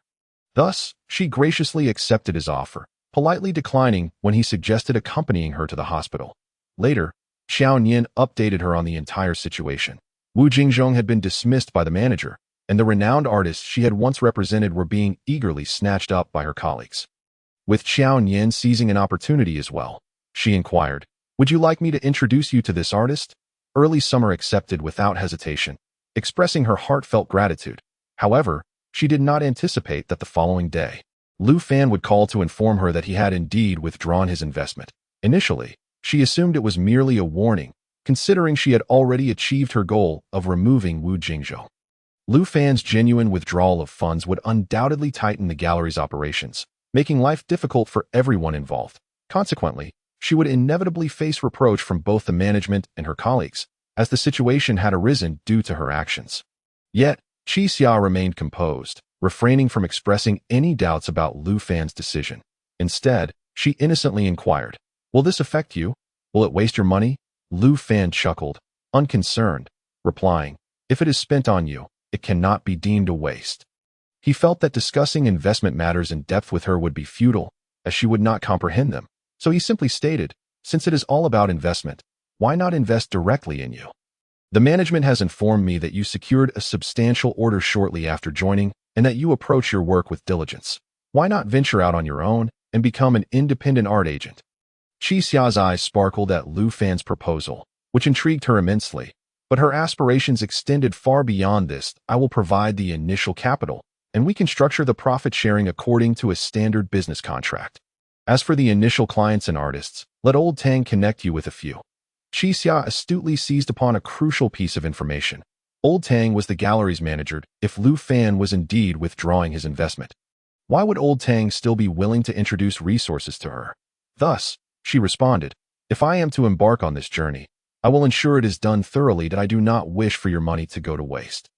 Her words resonated positively with Lu Fan, and the two exchanged flirtatious remarks. Once he hung up, Qi Xia immediately contacted Old Tang. To her surprise, Old Tang not only bore no resentment regarding the withdrawal, but also enthusiastically shared information about several clients and artists, promising to have Qiao Nian liaise with her. After contemplating for a few seconds, Qi Xia cautiously remarked, "Your dedication truly humbles me, especially since I bear some responsibility for the gallery's withdrawal." "Not at all, Miss Li," Old Tang replied, "It is my failure to manage my team effectively. Moreover, Mr. Liu is not heartless. Although he has withdrawn his investment, he has introduced me to another investor. We have already discussed matters. So please do not take it to heart."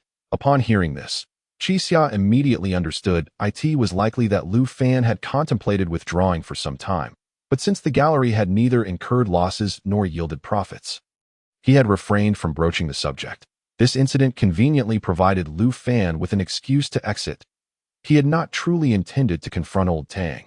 Rather, he had skillfully introduced him to another investor, maintaining relationships while extricating himself from the situation, all while doing Qi Xia a significant favor. Truly a masterstroke. After hanging up, Qi Xia found herself in a moment of reflection. For an instant, she felt genuinely touched by Lu Fan's efforts. However, after speaking with Old Tang, she quickly regained her composure. Men often indulge in a game called conquest, willing to invest certain costs for the sake of the game, yet each time they place a bet, they meticulously calculate their potential profits. The distinction lies in the fact that some men are willing to gamble and accept losses, while others indulge without regard for costs, simply enjoying the process. Some possess a poor spirit for the game and will overturn the table at the slightest loss. Qi Xia picked up a chip from the table, recalling a past experience. Over a year ago, Jiang Suizhou had taken her to Las Vegas, insisting she witness the spectacle of a casino. That day, Qi Xia experienced firsthand the thin line between heaven and hell. In just one night, some at the card table became instant millionaires. Others squandered recklessly, and some collapsed into despair. When they departed, Jiang Suizhou gifted her that very chip as a memento, stating, "Remember, anything that can become addictive magnifies the desires within human nature, leading them to believe they have a chance at obtaining it. Yet they will ultimately never achieve it that time." Qi Xia regarded these words as a profound truth. Now, with an expressionless gaze, she looked down at the chip in her hand, gently twisting it as it spun like a top on the table. Whether it was Jiang Suizhou, Lu Fan, or the men enchanted by desire, in their eyes, Qi Xia resembled that chip, forever seeking to raise the stakes in hopes of obtaining what eluded her, with a decisive slap. Qi Xia pressed her hand firmly onto the table, securing the chip within her palm. Her eyes shone with an astonishing brilliance in the dimly lit room. In that moment, her gaze bore no feigned shyness, no quotidian innocence, no fragility or uncertainty, only unwavering ambition. "Since I am also at the table, why should I be merely a chip?" Qi Xia rose and discarded the chip into the trash bin, gazing down at it expressionlessly, murmuring to herself, "If I am to pursue something, I shall strive to be a conqueror." The following day, Qi Xia met with Lu Fan. He was in his office playing golf when he heard Qi Xia's bold request. Momentarily taken aback, "How much do you want?" 1 million. Lu Fan had originally intended to offer her a mere 100,000 to play with, so he chuckled, "Darling, no family background can withstand such extravagance." His demeanor was indulgent, yet the condescension in his words was unmistakable. Qi Xia recognized that Lu Fan did not take her ambition to open a gallery seriously, prompting her to present her business plan before him. The document encompassed target markets, budgets, revenue projections, and long-term development strategies, along with an analysis of the local art market and competitors. Lu Fan hesitated as he flipped through the pages, his gaze becoming fixed as he realized the professionalism and clarity of the plan. Even more so than the founders he encountered while soliciting investments at the bar, he looked at Qi Xia with astonishment. "Are you serious?" Chapter 12. Love will fade. Until today, Lu Fan had perceived her as a naive girl. Yet this moment shattered his previous assumptions. Qi Xia said nothing, instead pulling out a business contract, directly flipping to the signature page and handing him a pen. "This outlines the profit-sharing plan that if you find it reasonable, you may sign." Lu Fan raised an eyebrow, glancing at the document without truly examining it, chuckling lightly. "Don't be ridiculous. You've never done this before, and no matter how detailed the business plan, it's merely theoretical. I envisioned you as an art agent, selling a few paintings for some pocket money. Now you're talking about opening a gallery. This is an entirely different level." Qi Xia replied, I understand your skepticism, which is why you should review the conditions I'm proposing. Lu Fan, half convinced, looked down at the contract, discovering a final clause regarding a bet agreement that we will stipulate a revenue target. You have 1 year that if I lose, I not only reimburse you the principal of 1 million, but also pay you interest proportionately. You would merely be placing your money with me for a year, ensuring a profit. Lu Fan regarded her, asking, and if you win, I want 60% equity, a cash bonus, and your additional investment. Lu Fan laughed, an almost imperceptible excitement flickering in his eyes, surprised by Qi Xia's audacity. The little Pichio is aiming for a substantial gain. He meticulously reviewed the contract, noting that she had not sought any special treatment due to their relationship. Previously, negotiations over profit sharing had been the most time-consuming aspect, as both parties would bicker, each attempting to secure greater benefits. Yet Qi Xia had directly granted him preferential profit-sharing rights. Lu Fan's eyes widened in surprise as he asked, "Do you truly understand what preferential profit-sharing means? It implies that once the gallery is profitable, I can receive dividends first until I recoup the 1 million I invested in you." Qi Xia nodded affirmatively. "This represents my utmost sincerity at this moment that I, in truth." She aimed to convey to Lu Fan that she was serious about her intentions. Upon hearing this, Lu Fan shed his previous nonchalance in her presence, revealing a serious demeanor for the first time, though the interest in his eyes was more intense than ever since their acquaintance. "It appears I still do not know you well enough." He signed the document with a flourish, extending his hand to Qi Xia, saying, "Then let us enjoy a fruitful partnership." Miss Li. Qi Xia gripped his hand firmly, locking eyes with him, a delightful collaboration indeed. Subsequently, Qi Xia met with Qiao Nian, sharing her vision of opening a gallery and earnestly inviting her to collaborate. "You dare to pull me into your venture after just a few days of working together?" Qiao Nian's typically stoic expression cracked slightly. "Are you serious?" "I am quite serious." Qi Xia opened her notebook for Qiao Nian to see, revealing her meticulous records on gallery inventory management systems, exhibition planning proposals, and analyses of business operations models. Qiao Nian exclaimed in astonishment, "You are truly remarkable. In just a few days, you have thoroughly grasped the commercial model of this industry. That's why I've been disappearing for several hours each day." Qi Xia explained, "Now I understand your concerns. Hence our contract can explicitly state that you retain the right to withdraw at any time. While I have some preliminary ideas for the gallery, I will require your assistance with specific industry insights and artistic decisions." After a moment of contemplation, Qiao Nian gazed into Qi Xia's eyes and promptly picked up the pen, signing the document with swift strokes. Once completed, she hurriedly pushed the contract towards Qi Xia, as if fearing she would change her mind, stating, "I finally understand how the tyrant felt." With just a glance into her eyes, what she said became inconsequential. Anyone would be enchanted. Once the decision was made, it was time for action. Both Qiao Nian and Qi Xia were doers. Within 3 days, they surveyed potential locations for the gallery in the capital city. There existed an art district named Yixiangui, which had once been an abandoned industrial site, filled with towering steel barrels and rusted machinery. Eventually, artists and cultural institutions began to occupy these derelict industrial buildings, transforming the area into a quintessential success story of urban regeneration. In early summer, Qi Xia gazed at the dilapidated industrial factory, which had been transformed into a Bauhaus style, while retaining the architectural essence of East Germany.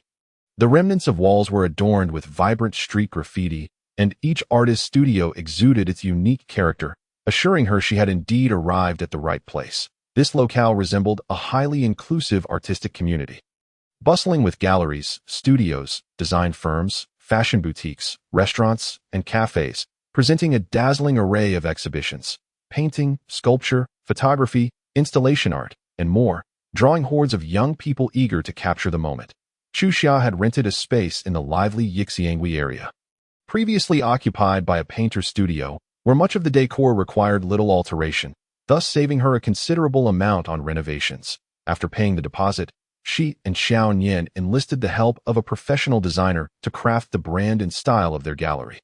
Qi Xia named the gallery X-Muse, signifying a free-spirited muse. The two of them toiled for a week, finalizing various details. Each day, Qi Xia would return home, collapsing into a deep sleep, often missing calls from Sheng Jingshi, prompting him to visit her one day. After knocking several times and dialing her 4 times, Qi Xia finally rubbed her eyes and opened the door, to find him gazing at her with a hint of suspicion. "Why are you sleeping so early?" he inquired. "Did I it early?" Chu Xia yawned. It's already 9:09 o'clock was typically when Sheng Jingshi had just finished his social engagements. He pinched her nose playfully, teasing, "You seem to have it easy, sleeping at home all day." Chu Xia, too lazy to evade him, slightly parted her pink lips to breathe. This innocent gesture made Sheng Jingshi chuckle, his fatigue from the day dissipating instantly, prompting him to lean down and kiss her. With her mouth blocked and unable to breathe through her nose, Chu Xia pushed against his shoulder in mild protest, and he relented, releasing her nose. He then took her hand, intertwining their fingers, kissing her passionately until she felt lightheaded from the lack of oxygen. Reluctantly, he pulled away, his voice hushed. "What have you been doing these days? Why didn't you answer my calls?" "I've been busy," she replied vaguely. "Busy with what?" he pressed. Looking at art exhibitions, Chu Xia deflected. Sheng Jingshi refrained from asking how she had suddenly developed an interest in art. Believing he knew Chu Xia well enough, he recalled how, in the past, when she whimsically expressed a desire to ski, he arranged a trip to Hokkaido, hiring a private instructor. She quickly grasped the basics, but lacked the stamina. By the 5th day, she lounged in the hot springs, towel atop her head, proclaiming, "I think I'm more suited for sedentary sports." Sheng Jingshi chuckled, wrapping his arms around her waist, his voice enticing. "I have an idea for a sport that doesn't require you to move, but still makes you sweat." Thus, the remainder of their Hokkaido trip became a daily exercise in their hotel room. At that time, she was quite obedient, eagerly sharing the trivialities of her life, her eyes sparkling as she animatedly recounted even the most mundane events. But now, Sheng Jingshi pressed a soft kiss against her neck, gently asking, "What is the theme of the exhibition? Which piece do you like?" Yet, the only response he received was the even rhythm of her breathing and a muffled, "Nothing special, just sleep." Chapter 13. Wishing your brother happiness. Chu Xia slept soundly through the night, awakening with a grand stretch, only to accidentally jostle against something hard. Turning over, she found Sheng Jingshi lying on his side, his gaze fixed intently upon her. His eyes were slightly bloodshot, and overnight, a stubbly shadow had formed on his jawline, emanating an air of displeasure. Chu Xia wondered if he had not slept well. "Why are you still here?" she asked, noting that at this hour, he would typically have already left for work. However, to Sheng Jingshi, her inquiry felt like an overt dismissal. He had intended to share some tender moments with her the night before, but she had drifted off mid-conversation. Unable to bring himself to wake her, he had endured a restless night, and the most exasperating part was her first words upon waking, questioning why he had not yet departed. "You weren't like this before," he remarked. Chu Xia, puzzled, asked, "What do you mean by before? How was I?" Sheng Jingshi captured her hands above her head, rolling over to pin her beneath him, their noses nearly touching, his voice deepening. "Before, the moment you awoke, you'd call for me." Chu Xia reflected, finding those times increasingly hazy. She and Sheng Jingshi had indeed shared a period of profound intimacy. She would often cling to him while he rearranged meetings to accommodate her or held her in his lap while reviewing documents. She had thought that her dependence would bring him satisfaction, easing his possessiveness over her, but the reality was quite the opposite. Sheng Jingshi's need for control permeated every aspect of her life, dictating her attire, meals, and requiring her to report her outings and returns, even having a dedicated bodyguard shadowing her 24/7.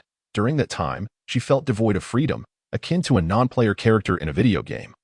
Engaging with him daily as per his design. "You haven't called my name in ages." Xia. As she watched Sheng Jingshi lean in to kiss her, there was a softness to it, unlike his usual assertiveness. Their noses brushed, drawing in one another's breath, but just as he became engrossed, Chu Xia turned her face away, pushing him back. "Your stubble is prickly." Noticing the darkening hue of his gaze as he faltered, she quickly added, "Are you hungry? Let me make you breakfast. After you eat, you can head to the office." Without waiting for his response, she hastily rose and fled. She was not in a position to satisfy his needs at that moment. Chu Xia prepared Sheng Jingshi's favorite omelet and fried herself 2 strips of bacon, but the smell of oil made her feel queasy. Fighting against the nausea, she set the breakfast on the table. Observing Sheng Jingshi had already donned a new suit sent by his secretary and sat down. Perhaps because he had woken up under less than ideal circumstances, he ate in silence, his demeanor cold. Chu Xia stared at her plate, unable to take a single bite. After finishing his meal, Sheng Jingshi noticed she had not touched hers and glanced up, asking, "Aren't you going to eat?" she fabricated an excuse. I forgot to brush my teeth. I'll eat later. Sheng Jingshi, not suspecting a thing, elegantly wiped his mouth. Meanwhile, his secretary, waiting downstairs for quite some time, anxiously checked the time every minute. Eventually, she had no choice but to call Sheng Jingshi. Mr. Sheng, would you like me to push back your 10:30 meeting? Sheng Jingshi, holding the phone, discreetly glanced at Chu Xia, finding her seated, eagerly watching him, her eyes pleading. You should leave. Frustrated, he exhaled sharply and curtly replied. No need. Before hanging up, the secretary, perplexed, turned to the driver, suggesting, Mr. Sheng seems in a foul mood today. We should be cautious. Chu Xia obediently accompanied him to the door, but as Sheng Jingshi halted his hand on the doorknob, he turned back to her, stating coldly, I'm going on a business trip. I won't be back until next week. She secretly hoped he would be gone for an extended period. Chu Xia nodded, her expression devoid of any reluctance. Observing her indifference, Sheng Jingshi's eyelids twitched slightly, his jaw clenched in silence as he turned to leave. Neither of them noticed a shadow flitting past the elevator entrance, after bidding farewell to this formidable figure. Chu Xiao enjoyed a restful day, later checking in with Xiao and Yin about their progress. Once the gallery renovations were complete, they could begin preparations for the grand opening. Seizing the opportunity, Chu Xia scheduled a checkup. Her pregnancy was still in its early stages, and with little sensation, she often forgot about it amidst her busyness. However, recently, she had been experiencing frequent bouts of nausea. That afternoon, as Chu Xia made her way to the hospital, she felt an unsettling sensation of being watched, but whenever she turned around, she found either an empty space or hurried passers-by. Dismissing her paranoia, she proceeded with her checkup. Upon exiting the restroom, she caught sight of a familiar figure in front of the mirror. Shen Fuyu was gazing at her reflection, a soft laugh escaping her lips. What a small world. We meet again, Li Chuxia. Chu Xia ignored her, washing her hands and preparing to leave, but Shen Fuyu was not one to miss such an opportunity. Touching up her lipstick, she remarked, Oh, you might not know, but my parents are quite pleased with my brother's latest blind date. She even visited our home recently. Look, this lipstick was a gift from my future sister-in-law. As Shen Fuyu waved the lipstick in front of her, Chu Xia remained unfazed, responding, Congratulations. Perhaps due to her unyielding demeanor, a hint of disappointment flickered across Shen Fuyu's face, and she leaned in, asking, Aren't you upset? After all, you once went so far as to threaten self-harm for him. Now that you hear he's getting married, you have no feelings at all? Chu Xia lowered her gaze to claim she felt nothing would be a lie. Shen Siren had been a fever in her love life, one that had once been untreatable, yet she had endured. Not wishing to dwell on old matters, she lifted her gaze, smiling at Shen Fuyu. I wish your brother happiness. Shen Fuyu paused, her triumphant expression freezing in place, followed by a hint of confusion. Her feelings towards Li Chuxia were complex, straddling the line between disdain and admiration for wherever Li Chuxia was. Her brother's eyes seemed to see no one else. Shen Fuyu, as the cherished younger sister since childhood, experienced an overwhelming sense of crisis, which led her to frequently seek trouble with her. She was aware that such behavior was unwise, for whenever she cried, her brother would undoubtedly reprimand her. Yet, Li Chuxia remained silent, treating each incident as though nothing had transpired. It was not until one camping trip, where Shen Siren explicitly instructed Chuxia to look after her, as it was her first time navigating the route, that Shen Fuyu dismissed the warning, believing she was no longer a child. Thus, when she noticed Li Chuxia lagging behind, she chose not to wait, resulting in Chuxia being bitten by a snake. Upon returning with firewood, Shen Siren's face was terrifyingly grim, and for an entire month, he refrained from speaking to her. Only after Li Chuxia intervened did he begin to acknowledge her again. This incident left Shen Fuyu with a tinge of guilt. Though minimal, it was enough to deter her from provoking Li Chuxia further. Later, when the two parted ways and Li Chuxia left, Shen Fuyu felt an inexplicable emptiness.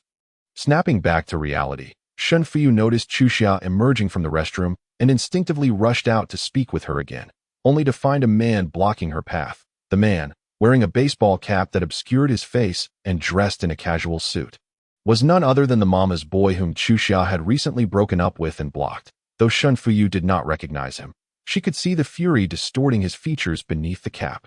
She quickly hid behind a wall, eavesdropping as the man questioned Chuxia, Who was the man you left with from your house that morning? Chapter 14. Have you really let go? Chu Xiao was taken aback to find Ling Su following her. Sensing his agitation, she softly replied, "We've broken up, haven't we?"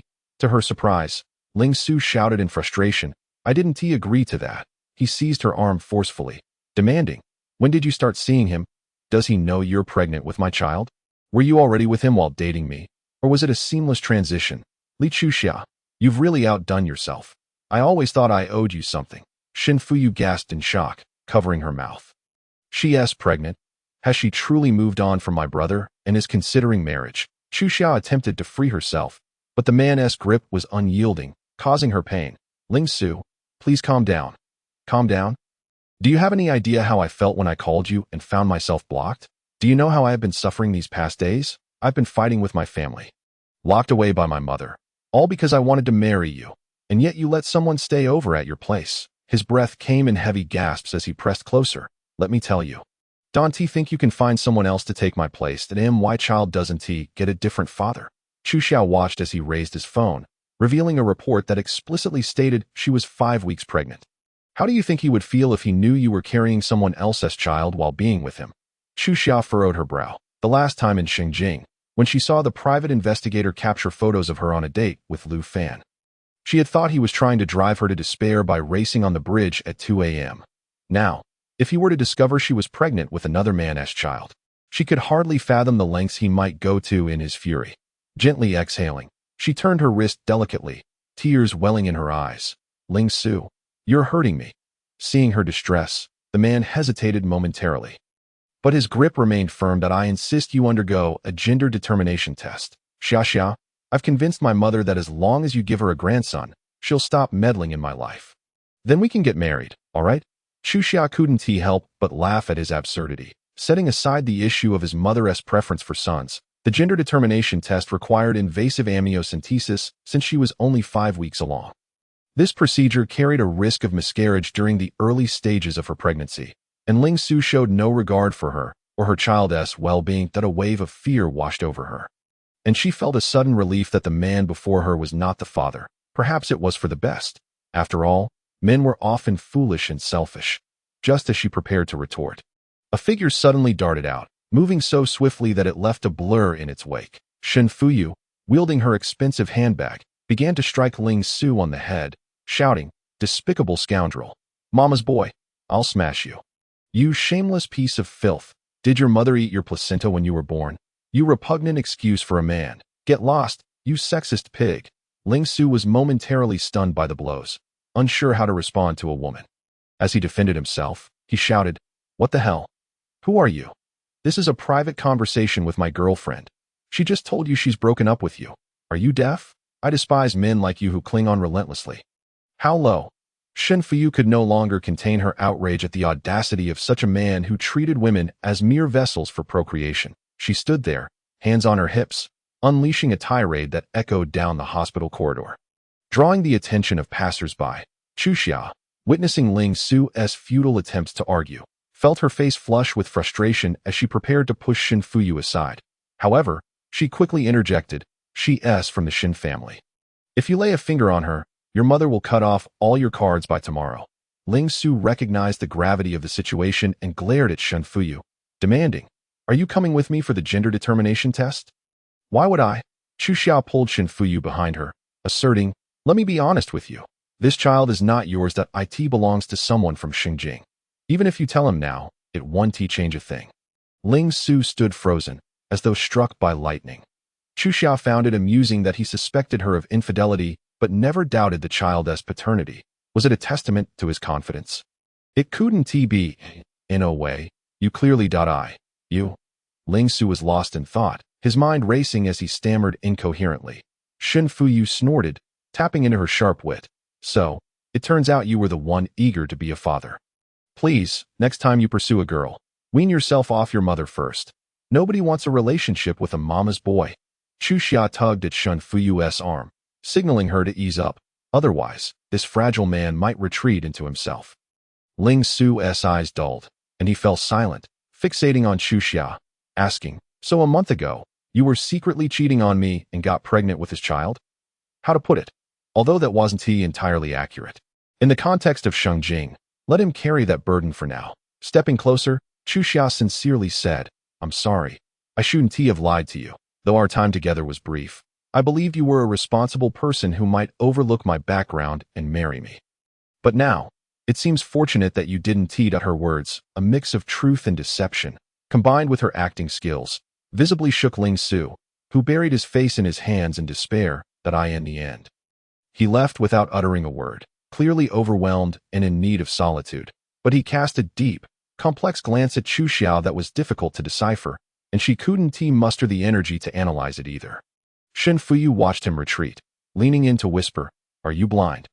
How can you call that mama's boy responsible? Chu Xiao replied, In our interactions, we should strive to awaken the goodness in human nature rather than provoke its darkness. If I had reacted to him as you did, it might have been momentarily satisfying, but who knows how he might react in an uncontrolled emotional state. Shen Fuyu pouted, remaining silent, reluctant to admit that Chu Xia's reasoning held merit. So, are you really going to marry that unrefined man? Chu Xia was momentarily taken aback, finally realizing that the unrefined man referred to Xingjing. She smiled, replying, Don't worry. I have no intentions towards your matchmaking target. He is not the father of the child. I deceived Ling Su to prevent him from using that against me. Shen Fuyu's eyes widened in surprise. Then whose child are you carrying? Chu Xia calmly stated, Mine. Shen Fuyu blinked, quickly accepting this revelation and stroking her chin. That is not unreasonable that a child can have a revolving door of fathers. Who says a woman can't raise a child on her own? Men only contribute a chromosome at the beginning. And that is about it. She finished speaking. A thought crossed her mind, and she hesitated before glancing at Chu Xia, unable to restrain her curiosity. So, have you truly let go of my brother? Chapter 15. Missed lovers. Chu Xia's eyelashes fluttered slightly, her expression serene. She quietly replied, To have been loved by someone like your brother, I think it would be hard to let go of anyone. Chu Xia had once come across a saying online that claimed a person would love two individuals in their lifetime, one who dazzles them through time and another who softens their years. For her, both qualities resided within Shen Siren. He had both astonished her moments and tenderly nurtured her days. He was the first to pull her from the mire, leaving her unsure whether her feelings were more gratitude or affection. Yet, she recognized how much he meant to her. Perhaps first love was always unforgettable. This was also why Lu Fan had initially asked Chu Xia to be his stand-in first love, to which she had readily agreed. She was confident enough not to mind being someone's shadow, for she understood that the joy of reclaiming what was lost surpassed all else.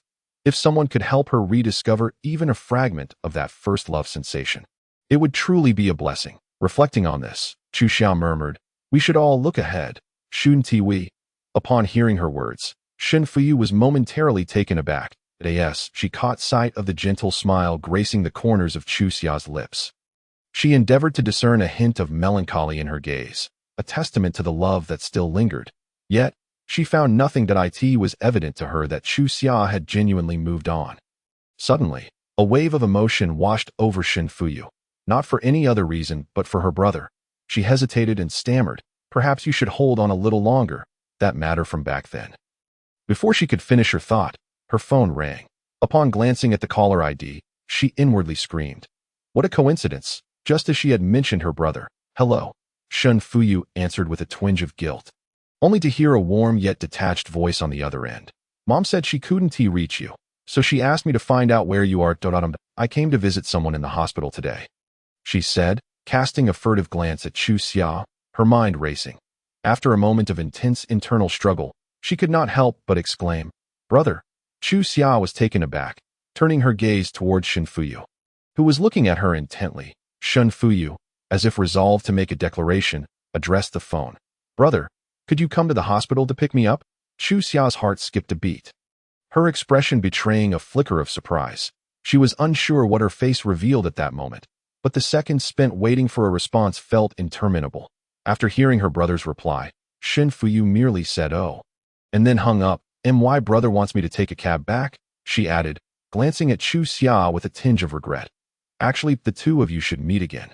Chu Xia lowered her gaze and shook her head, replying, Meeting won't change anything. A month ago, on that fateful night, she had learned of Shen Siren's transfer back to the capital. In a bid to see him once more, she had resorted to leveraging Jiang Suizhou's connections to attend that gathering, hoping for a chance encounter. After 2 long years, she stood amidst a sea of faces, gazing at the man who seemed to be elevated by the stars around him. Time appeared to have imbued him with a heightened sense of maturity and restraint. He still instinctively lowered his head when he couldn't hear others speak and maintained eye contact out of respect while conversing. As Chu Xia observed his tall silhouette, emotions surged within her like a tidal wave, causing her fingers, which held a glass of wine, to tremble slightly. Jiang Suizhou easily detected her unease, leaning in to whisper in her ear, "Fool, take a good look. Has the distance between you two diminished even a fraction?" Chu Xia understood that 2 years ago, she was unworthy of standing beside Shen Siren, and even now, that status remained unchanged. Yet, at that moment, the distinguished figure turned his gaze back, and she was certain his eyes pierced through the crowd directly to her. But just as swiftly, he averted his gaze. If anyone were to inquire which reaction post-breakup was most hurtful, she would respond, "It is not the disdainful glare, but the obliviousness." Subsequently, she found herself alone in a corner, consuming copious amounts of alcohol, resolutely assuring herself that this would be the last time this man would affect her mood. Then as she vaguely remembered being supported by Jiang Suizhou to the lounge, the thought of him being the father of her child sent a wave of discomfort through her. After bidding farewell to Shen Fuyu, she admonished, "Don't tell anyone about my pregnancy. I'm not ready to go public yet." Shen Fuyu nodded earnestly. "I understand. You shouldn't mention it during the first 3 months, or it might scare the baby away." Chu Xia shot her a peculiar glance, surprised by her faith in such superstitions.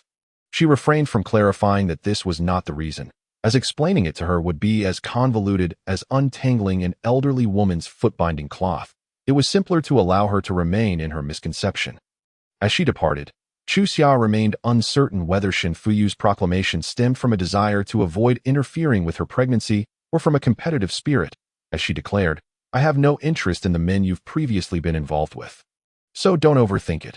With that, Shen Fuyu waved goodbye to Chu Xia. Later that evening, at the Shen residence, Shen Fuyu scrutinized the expressions of her family members around the grand dining table.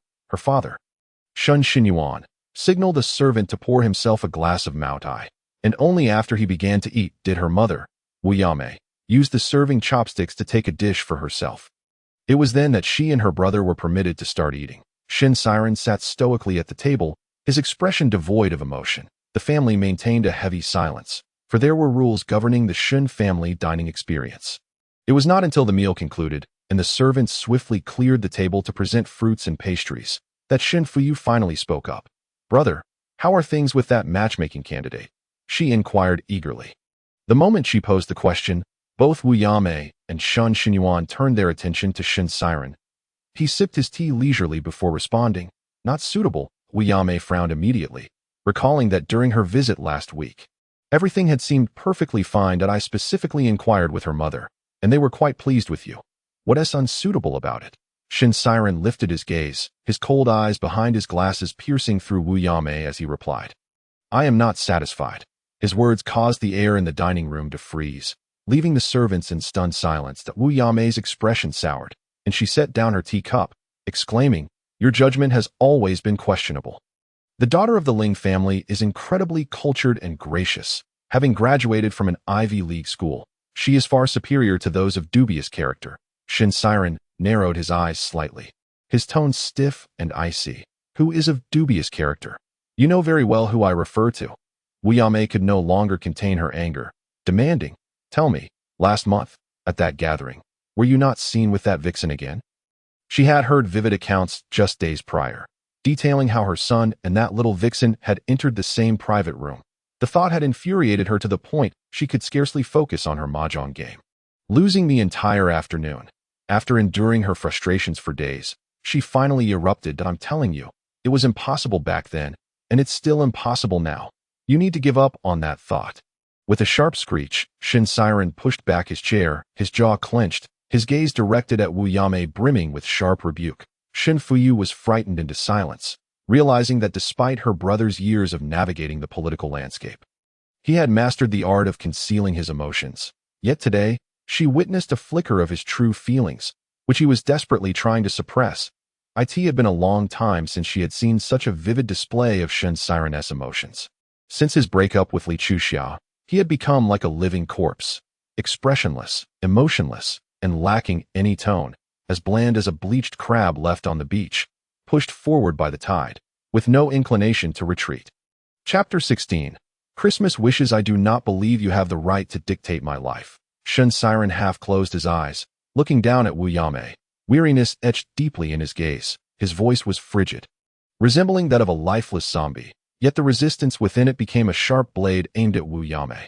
Mother, please stop meddling in my life. Shun Fuyu's eyes widened in shock, coupled with a nervous hiccup. Wu Yame's face was painted with anguish as she fervently replied, Siren, I'm only looking out for your best interest. Shun Xinyuan sighed, his brow furrowed, quietly stating, the child has grown. When it is time to let go, we must do so. You two are heartless. If it weren't for my family connections that got Siren transferred away back then, the Shin family would have been at the mercy of the Jiang family. Wu Yame stood up, tears streaming down her face, declaring, Fine, I will not interfere anymore. You two can fend for yourselves. With that, she ascended the stairs in tears. Shin Fuyu looked helplessly at Shin Siren, wrestling with her thoughts for a moment before finally saying, Brother, Chuxia has already moved on. Bringing up that matter from the past will not benefit either of you. You should look forward. With that, she hurried upstairs to comfort Wu Yame. The servants, well aware of the household's decorum, had long since retreated, leaving only the Shun father and son on the first floor. Shun Xinyuan took a sip of tea, leisurely addressing his son. I know you've resented us for the past 2 years for sending that girl away without your consent, and it has weighed heavily on your heart. But Siren, if we were to rewind to that moment, would you have a better way to protect her? Shin Siren stood in silence, his expression veiled as if shrouded in mist. Rendering his emotions unreadable, he picked up his coat, refraining from answering the question, and wordlessly exited, closing the door behind him, effectively shutting out Shun Xinyuan's long sigh. Shin Siren instructed the driver to let him out, opting to drive himself to a villa on the outskirts of the capital. The night was eerily quiet, the house devoid of any light, as silent as a haunted dwelling. He stood alone at the entrance, relying on memory to locate the switch. With a click, the villa was suddenly illuminated. Dust-laden furniture was draped in white sheets. Shin Siren sat on the sofa, his hand brushing the empty space beside him. The living room was spacious and well-lit, featuring a grand double-height ceiling, with a massive floor-to-ceiling window overlooking the garden he had meticulously designed, now in a state of decay. Sitting there, he found himself lost in thought, staring at a dusty photo frame, a picture of him and Chu Xia. That Christmas, she had enthusiastically brought in a towering Christmas tree to place before the window, insisting that they decorate it together. Culminating in this photograph that he vividly recalled that day, when she wore a red and green Christmas sweater, her head adorned with a crooked Santa hat, and a white beard she had somehow procured. Her eyes sparkling as she smiled at him, seemingly filled with the cosmos. Holding a Santa sock, she had asked him, What gift do you want? Shin Siren had never been particularly fond of holidays. Yet with her, every occasion felt uniquely special. He recalled stating, I wish to celebrate Christmas with someone every year, in the early summer. With a playful smile, Chu Xia feigned ignorance, inquiring about someone's identity. You must clarify, or else Santa Claus won't be able to fulfill your wishes. Shin Siren, with a subtle demeanor, merely gazed at her with a smile, unable to resist her playful charm, ultimately planting a gentle kiss on the corner of her lips. At that moment, the dazzling and lively Christmas tree faded away, and outside the floor-to-ceiling windows, withered leaves danced in the wind, casting shadows of bamboo that swayed softly. The expansive living room was shrouded in white cloth, resembling a vast expanse of snow. The entire house was so quiet that one could hear a pin drop, with only the sound of a solitary breath, devoid of the warmth that once filled it. Shin Siren reclined against the sofa, his hand resting over his eyes. Moments later, his Adam's apple trembled involuntarily, and beneath his hand, 2 streams of tears rolled down his cheeks, disappearing into his hairline. In the stillness of the living room, only Shun Siren's murmurs echoed that I wish to celebrate Christmas every year with Li Chuxia. Since her return from the hospital, Chuxia seemed perpetually fatigued, as if she could never get enough rest, and her usual reluctance to cook had intensified during this period. For the past couple of days, aside from discussing the gallery's renovation progress with Qiao Nian, she had succumbed to a deep slumber, lacking appetite and losing several pounds in the process. Surprisingly, Sheng Jingshi had been eerily quiet during these days, not even giving her a call. Lu Fan, too, seemed preoccupied, having gone silent since they last signed the contract. Chu Xia paid little mind to it all. Once the renovations were complete, knowing of her discomfort, Xiao Nian took it upon herself to handle the opening ceremony. On the day of the opening, Chu Xia invited Lu Fan to join her for the ribbon cutting. Lu Fan arrived fashionably late, prompting Chu Xia to postpone the auspicious hour to wait for him. Xiao Nian, known for her punctuality, felt a tinge of dissatisfaction with Lu Fan's behavior but remained silently disgruntled due to his status as a significant investor. However, upon seeing a beautiful woman disembark from Lu Fan's car, her irritation flared up. "Sorry, I had to pick someone up from the airport," Lu Fan said, his nonchalant demeanor betraying no genuine remorse. Xiao Nian whispered to Chu Xia, "If he didn't want to come, he could have simply stayed away. Making us wait for so long is unacceptable, especially when we've spent so much to create a lively atmosphere that is now dwindling." Chu Xia placed a reassuring hand on hers, signaling to begin to in Chinese business culture. Auspicious beginnings are paramount, and firecrackers are indispensable. Just as Xiao Nian instructed someone to light the firecrackers, the girl Lu Fan had brought turned pale and clung to his arm. Chu Xia noticed Lu Fan smirk and whisper something to her. Xiao Nian, catching sight of this, inquired, "Who is that woman?" "Isn't Lu Fan supposed to be the words boyfriend?" remained unspoken as Lu Fan casually draped an arm over the girl's shoulder. Conversing with her amidst the crackling fireworks, wearing sunglasses, Lu Fan's emotions remained concealed, yet the smile on his lips suggested he was quite pleased. Chu Xia dismissed it lightly. "He is our investor. There is no other relationship." Xiao Nian, sensing the undertones, chose not to pursue further questions. The ribbon-cutting ceremony commenced. Xiao Nian's original plan was for Chu Xia and Lu Fan to stand together in the center for the cutting. But when Lu Fan took the scissors, he turned to his companion and asked, "Muting, would you like to join?" The girl named Muting quickly shook her head, saying, "This is their opening ceremony. Please take it seriously." With a smile, Lu Fan then cut the golden ribbon alongside Chu Xia. Wishing Boss Li prosperous business, Chu Xia cheerfully declared that "I earn. So does Mr. Lu," she added "it that moment." Lu Fan removed his sunglasses, glanced at Chu Xia, and beckoned Muting over, introducing her. "This is Li Chu Xia." Hearing this, Muting smiled at Chu Xia, extending her hand. "Hello, I'm Ling Muting. I just returned from abroad and don't have many friends in Jing City. May I come visit you sometime?" Observing the situation, Xiao Nian felt a surge of indignation. Chapter 17. Breaking the scene today marked the opening of X-Muse, where Chu Xia was the true focal point. Lu Fan had invited an unrelated person, and the key issue was that Chu Xia stood right beside him. He should have introduced her to Muting first instead of summoning the girl over to introduce Chu Xia. "Excuse me, what was this man thinking?" Xiao Nian, empathizing with Chu Xia, was on the verge of exploding, her gaze darting among the three, only to see Chu Xia still smiling softly, seemingly unbothered. "Of course, you're welcome, but we've just opened, so we might not be able to attend to you properly." After Chu Xia's gracious response, she anticipated the pleasantries would conclude there, but unexpectedly, Lu Fan remarked, "Muting studied visual design abroad. Don't you need someone here?" She could gain some practical experience. Stunned, she turned to Lu Fan. She had never mentioned needing help, and her vision for X-Muse was as an independent commercial gallery, which did not require a top-tier visual design graduate at this stage. To bring someone in without prior notice just as they were opening was, even for Chu Xia's good-natured temperament, somewhat displeasing.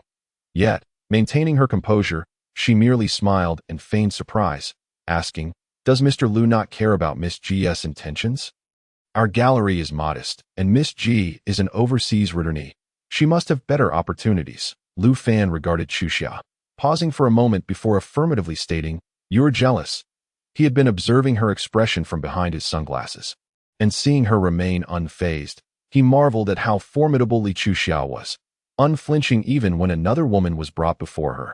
Detecting her subtle resistance, Lu Fan felt a surge of exhilaration within. What kind of joke was Lu Fan playing? Chu Xia wore a puzzled expression. "Why would I be jealous?" Lu Fan couldn't suppress his grin any longer, saying, "You were clearly displeased just now." However, he feared he might have gone too far.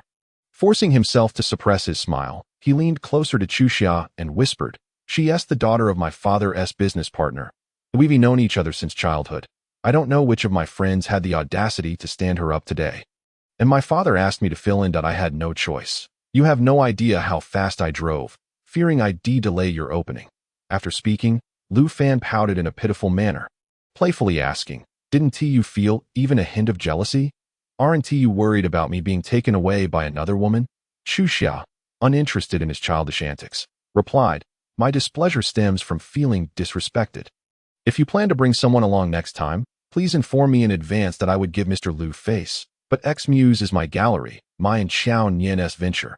It is not a place for just anyone to join." Her words were blunt, though her tone remained calm, loud enough for Xiao Nian and Ling Muting, who stood nearby, to hear. Xiao Nian silently applauded Chu Xiao in her heart. Ling Muting, feeling somewhat awkward, shot an annoyed glance at Lu Fan, saying, "I told you to stop playing around." Consequently, Lu Fan became an accessory for the rest of the event, following Chu Xiao wherever she went, showering her with mindless compliments. "Boss Li truly has an eye for art. The paintings selected are beyond my comprehension," Chu Xiao replied. Xiao Nian chose them.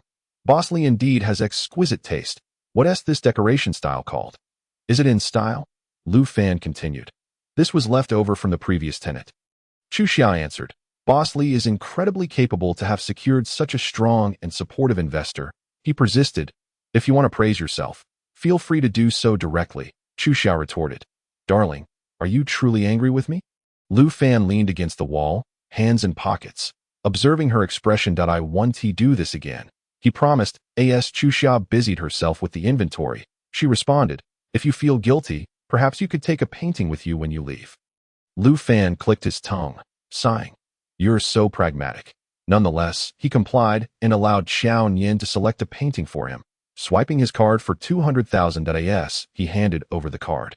Ling Muting chuckled nearby, remarking, "Deserved it. I warned you that girls don't like this kind of thing." Lu Fan, displeased, retorted, "You may take what I say lightly, but not what he says." The moment the latter half of his sentence left his lips, Ling Muting's smile vanished, her expression dimming, yet she feigned indifference, saying, "You don't understand. His job is quite special. He must have been busy." Lu Fan scoffed, "Too busy to even send a text, yet left you at the airport?" He not Ling Muting, both annoyed and embarrassed, struggled to articulate her thoughts. Lu Fan shook his head with a smile, thinking that only a man truly understands another man. If a man has feelings for a woman, he would cross any distance to be with her. Just then, a tall figure entered the store. Upon hearing the bell chime at the door, Chu Xia instinctively welcomed the newcomer, but her smile faltered the instant she turned around. Sheng Jingshi stood at the entrance, his gaze fixed intently upon her, his expression icy. Just as Lu Fan had said, Sheng Jingshi had compressed a week's work into 3 days, unable to wait for the earliest flight, arranging for a private jet instead, and had just arrived. Moreover, the weather abroad differed drastically from Jing City. It had been hailing, akin to a downpour of knives. Chu Xiao was taken aback by his sudden appearance. She opened her mouth to speak, but realizing that explanations would be futile, she chose to close it again. Yet, this minuscule gesture did not escape Sheng Jingshi's notice. He let out a cold laugh, the weariness and deep-seated resentment in his eyes intertwining. "Do you have nothing to say, Li Chu Xia?" Sheng Jingshi felt like a fool, ensnared in her web. "That I didn't call you because of the time difference abroad. I didn't want to disturb your rest. However, you have not sent me a single message. If it were not for my concern for you, I would still be in the dark. When will you completely sever ties with that man?" Upon hearing this, Lu Fan furrowed his brows, his gaze towards Chu Xia becoming equally sharp. Yet, he chose to step beside her, shielding her from Sheng Jingshi as they faced each other. "So it's you, Sheng? I thought I had made myself abundantly clear in the restaurant last time. Today marks the opening of my and Chu Xia's gallery. If you are not here to support us, then I regret to say that we do not welcome you." At these words, Sheng Jingshi's fists clenched tightly, the knuckles turning white from the strain. "Your gallery?" The deep, oppressive tone of his voice made Chu Xia uneasy, each word seeming to be squeezed from between clenched teeth. She noticed his smile, yet there was no trace of warmth in his eyes, and I wondered why you suddenly took a liking to painting recently. Chu Xia saw the tension in his facial features, the veins on his forehead subtly visible, his gaze fixed on her like a predatory beast. Sheng Jingshi. She finally uttered his name as he wished, yet his heart felt no stir, only a sudden pang of pain. He twitched the corner of his mouth, as if to disdain her, yet it felt like a mockery of himself. "I should never have given you the option to choose." Sheng Jingshi said. He stared at Chu Xia, his gaze sharp as a blade, his jaw taut, lips pressed into a straight line, struggling to contain his fury. Come here, where you can forget about seeing your father again. Chapter 18. The cruel tenderness. Chu Xia frowned, the smile that had been etched on her face fading away. What did you say? Do you think that's why you were able to find a retirement home for criminals? My father is not a criminal. Chu Xia's low shout astonished Xiao Yin and Lu Fan, who had never witnessed her lose her composure at that moment. She resembled a small beast, glaring at Sheng Jingshi with defiance in her eyes. Instead of becoming angry, Sheng Jingshi smiled, refusing to argue with her, merely commanding in a low voice. Come here, don't make me say it a third time. The standoff between the two scared off all the patrons in the shop. Lu Fan was unaware of what leverage Sheng Jingshi held over Chu Xia, but he dismissed such tactics. Sheng Jingshi, threatening her with her family. What kind of man does that? Sheng Jingshi paid no heed to Lu Fan, his focus solely on Chu Xia. After observing her silent for 2 minutes, he finally moved. Chu Xia. Lu Fan was astonished to see her walking towards Sheng Jingshi. He grasped her delicate wrist, saying, Don't be afraid of him. I can help you. Xiao Yin also expressed concern. Should we call the police? Chu Xia kept her head down, gently shaking it. She brushed Lu Fan's hand aside and approached Sheng Jingshi. He wore a serious expression, watching her come to his side. Her long hair fell loosely, accentuating her fragility. The man smiled, yet his eyes brimmed with hatred as he suddenly pulled her waist, imprisoning her in his embrace. He grasped Chu Xia's chin, forcing her to look up, making her face Lu Fan. But Chu Xia kept her eyes lowered, her long lashes brushing against the hearts of everyone present, holding her chin. Sheng Jingshi casually remarked to Lu Fan, I'm sorry to disappoint you. We are inseparable. Don't think that after a few months of playing with her, you've earned the right for her to remember you. This woman has no heart. After saying this, he wrapped his arms around Chu Xia's waist and led her out the door. Lu Fan rushed forward to intervene, but was directly blocked by Sheng Jingshi's 2 bodyguards. Left helplessly watching as Chu Xia got into his car, Xiao Yin also rushed over, calling out Chu Xia's name. Ling Muting, witnessing the chaotic scene before her, could only pull the 2 of them aside to calm them down. Inside the car, Chu Xia gazed out the window, while Sheng Jingshi sat across from her, exuding an air of hostility, remaining silent throughout the ride. As the vehicle left Yixianghui, Chu Xia recognized it was not headed towards her home and asked, Where are we going? Sheng Jingshi ignored her. Her hand instinctively clenched the fabric of her dress as she looked at the cold, hardened profile of the man. Sheng Jingshi, what has happened to my father? Sheng Jingshi sneered. You should worry about yourself first. The car drove to Longwan Villa, and upon seeing the familiar house, Chu Xia was astonished to find that Sheng Jingshi had indeed bought it back.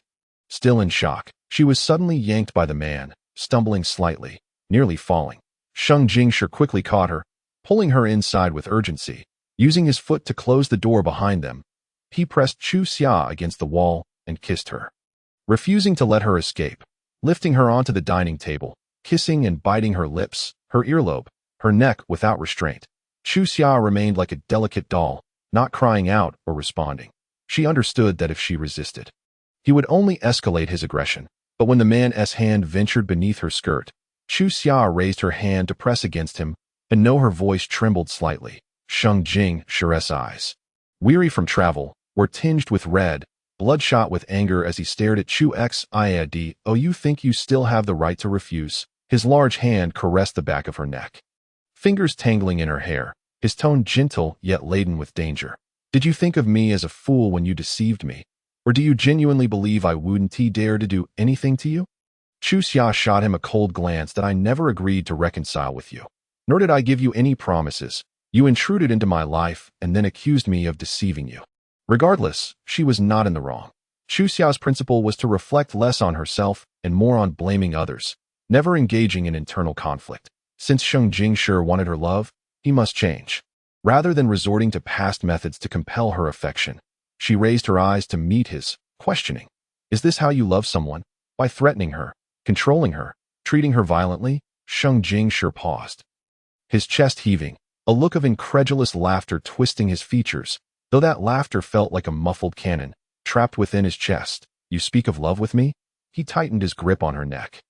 as if a gentle squeeze could snap it. Oh, you think you're worthy to discuss love with me? How many times have I forgiven you? First Lu Fan, then Ling Su.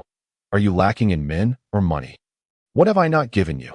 It turned out that after their breakup, he had been sending people to investigate her.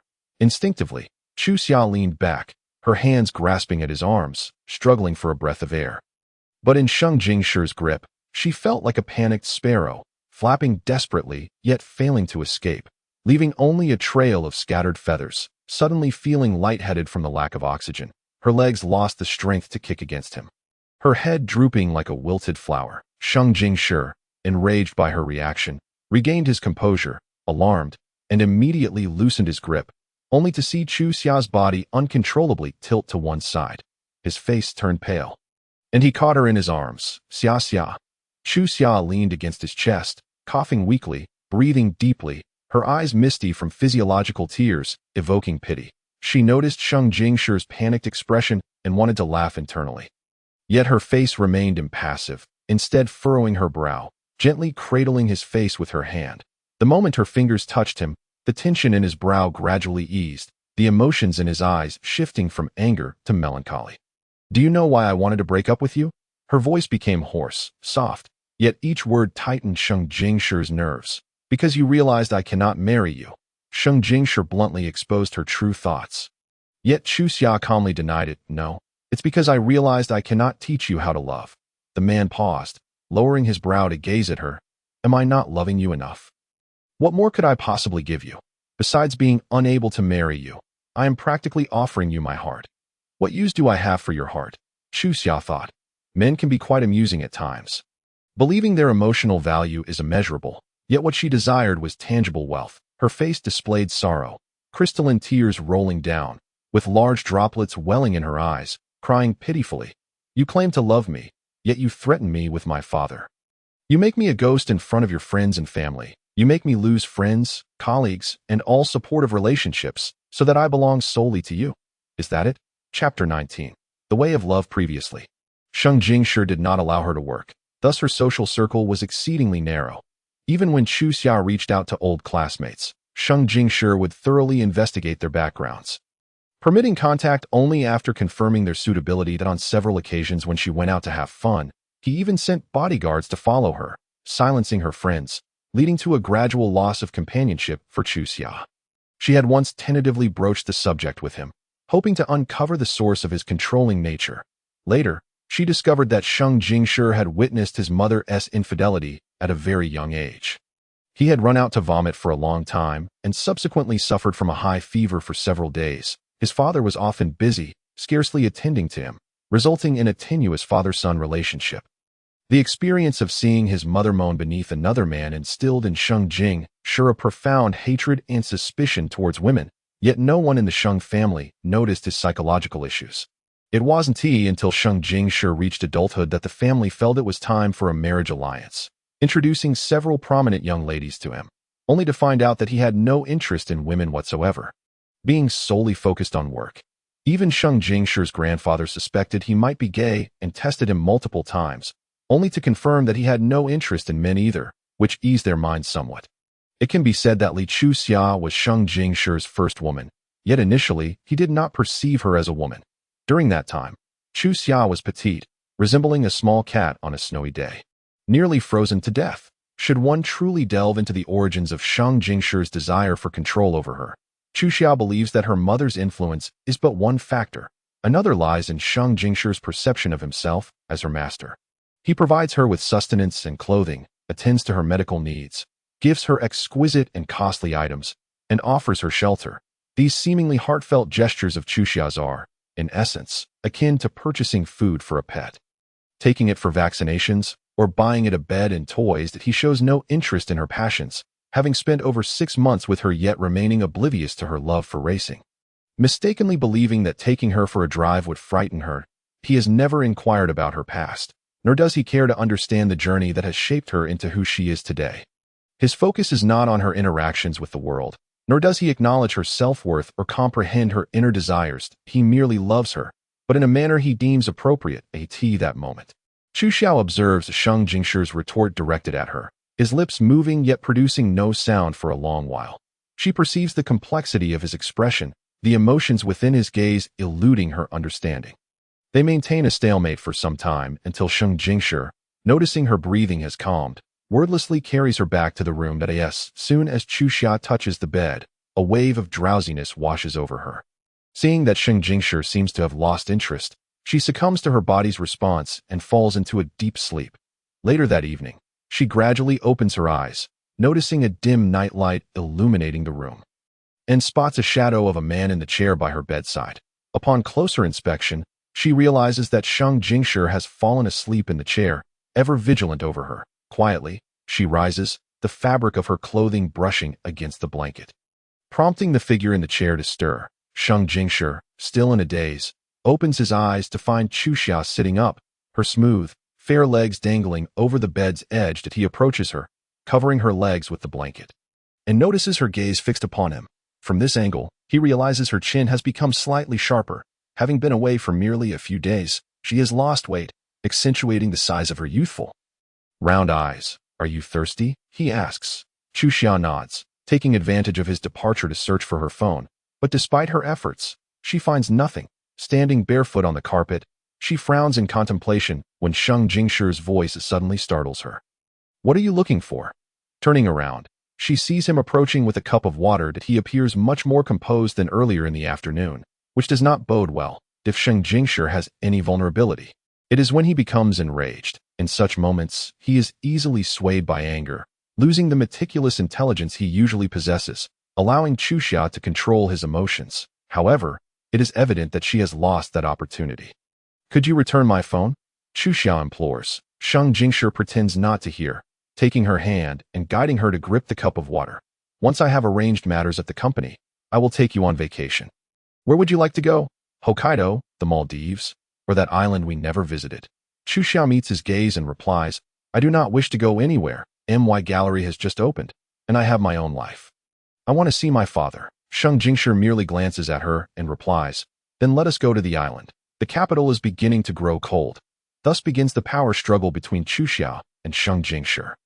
He confiscates all her communication devices, and the servants in the villa dare not speak to her. He remains in the villa daily, watching over her, only leaving to work in his study or to share a silent space with her. Chu Xia finds this increasingly unbearable. However, the more pressing issue is that he insists on taking her to the hospital for a checkup. "I have already told you. I am fine," she insists. Sheng Jingshi, seated on the sofa with his long legs crossed, checks the stock market on his iPad. Her words. He briefly lifts his gaze to her neck, where remnants of his fingerprints linger, bruises evident. "Let us conduct an examination. It's time for your annual checkup," he states. Chu Xia grows anxious, not wanting Sheng Jingshi to discover her pregnancy. She fears he might escalate matters, possibly confining her abroad or pressuring her into an abortion. Taking a sip of milk, she contemplates her options. Sheng Jingshi, having already had breakfast, sits at the dining table, working while keeping her company. His routine is disciplined. He rises at 6, exercises on an empty stomach for an hour, then eats breakfast while his secretary outlines the day's agenda. Remaining busy until 6 or 7 in the evening, and if there are evening engagements, he might not return until around 9, retiring to bed by 11. This habit of sleeping at 11 developed alongside Chu Xia's schedule. As he previously stayed up later, he has instructed his secretary to postpone all non-essential meetings, categorizing his work to focus solely on critical decisions, reserving all other time to be with her. In recent days, Sheng Jingshi has reflected on Chu Xia's words. Had it not been for this incident, he would still be unaware of her thoughts regarding him. He believes he has given her the best, and feeling guilty for not being able to marry her while bearing the weight of family pressure. He tolerated her attempts to break up or her dalliances with other men. Yet he fails to comprehend how the person he cherishes so dearly could perceive him as incapable of love. Sheng Jingshi is at a loss. After addressing several items on his meeting agenda, he shuts off his iPad, only to see Chu Xia across the table, resembling a small cat with milk smeared on her lips. Chapter 20. Liberation. Instinctively, Sheng Jingshi reaches out to wipe her mouth, but notices Chu Xia flinch away. She blinks, realizing only afterward that he had meant to help her. Taking a napkin, she cleans herself. Sheng Jingshi retracts his halted hand, a wave of helplessness washing over him. In Chu Xia's eyes, he appears expressionless, perhaps slightly displeased. The servant, accustomed to the silent atmosphere, respectfully informs Sheng Jingshi, "Sir, the driver has arrived." Nodding, Sheng Jingshi glances at Chu Xiao's untouched plate, slightly furrowing his brow. "Aren't you going to eat?" Chu Xiao, lacking appetite and preoccupied with her own thoughts, shakes her head wearily. He does not press her further, donning his coat and standing. "Then let us go." "Where to?" "The hospital." "Now?" Chu Xiao bites her lip. "Don't you need to go to the office today?" Raising an eyebrow, Sheng Jingshi replies, "I need a checkup too. You are as strong as an ox. You exerted such force when you grabbed me. What do you need to check?"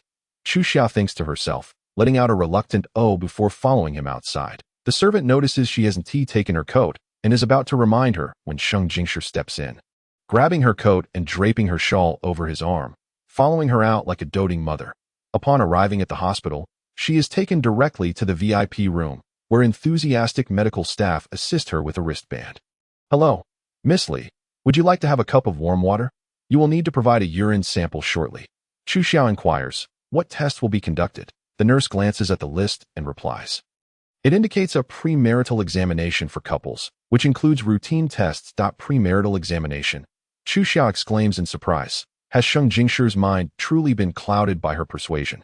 After changing into the examination gown, she is led out by the nurse, where Sheng Jingshi awaits. The loose-fitting health check attire on him makes him appear as though he is strutting down the runway at Paris Fashion Week. Chu Xiao whispers, "Why is this a premarital examination?"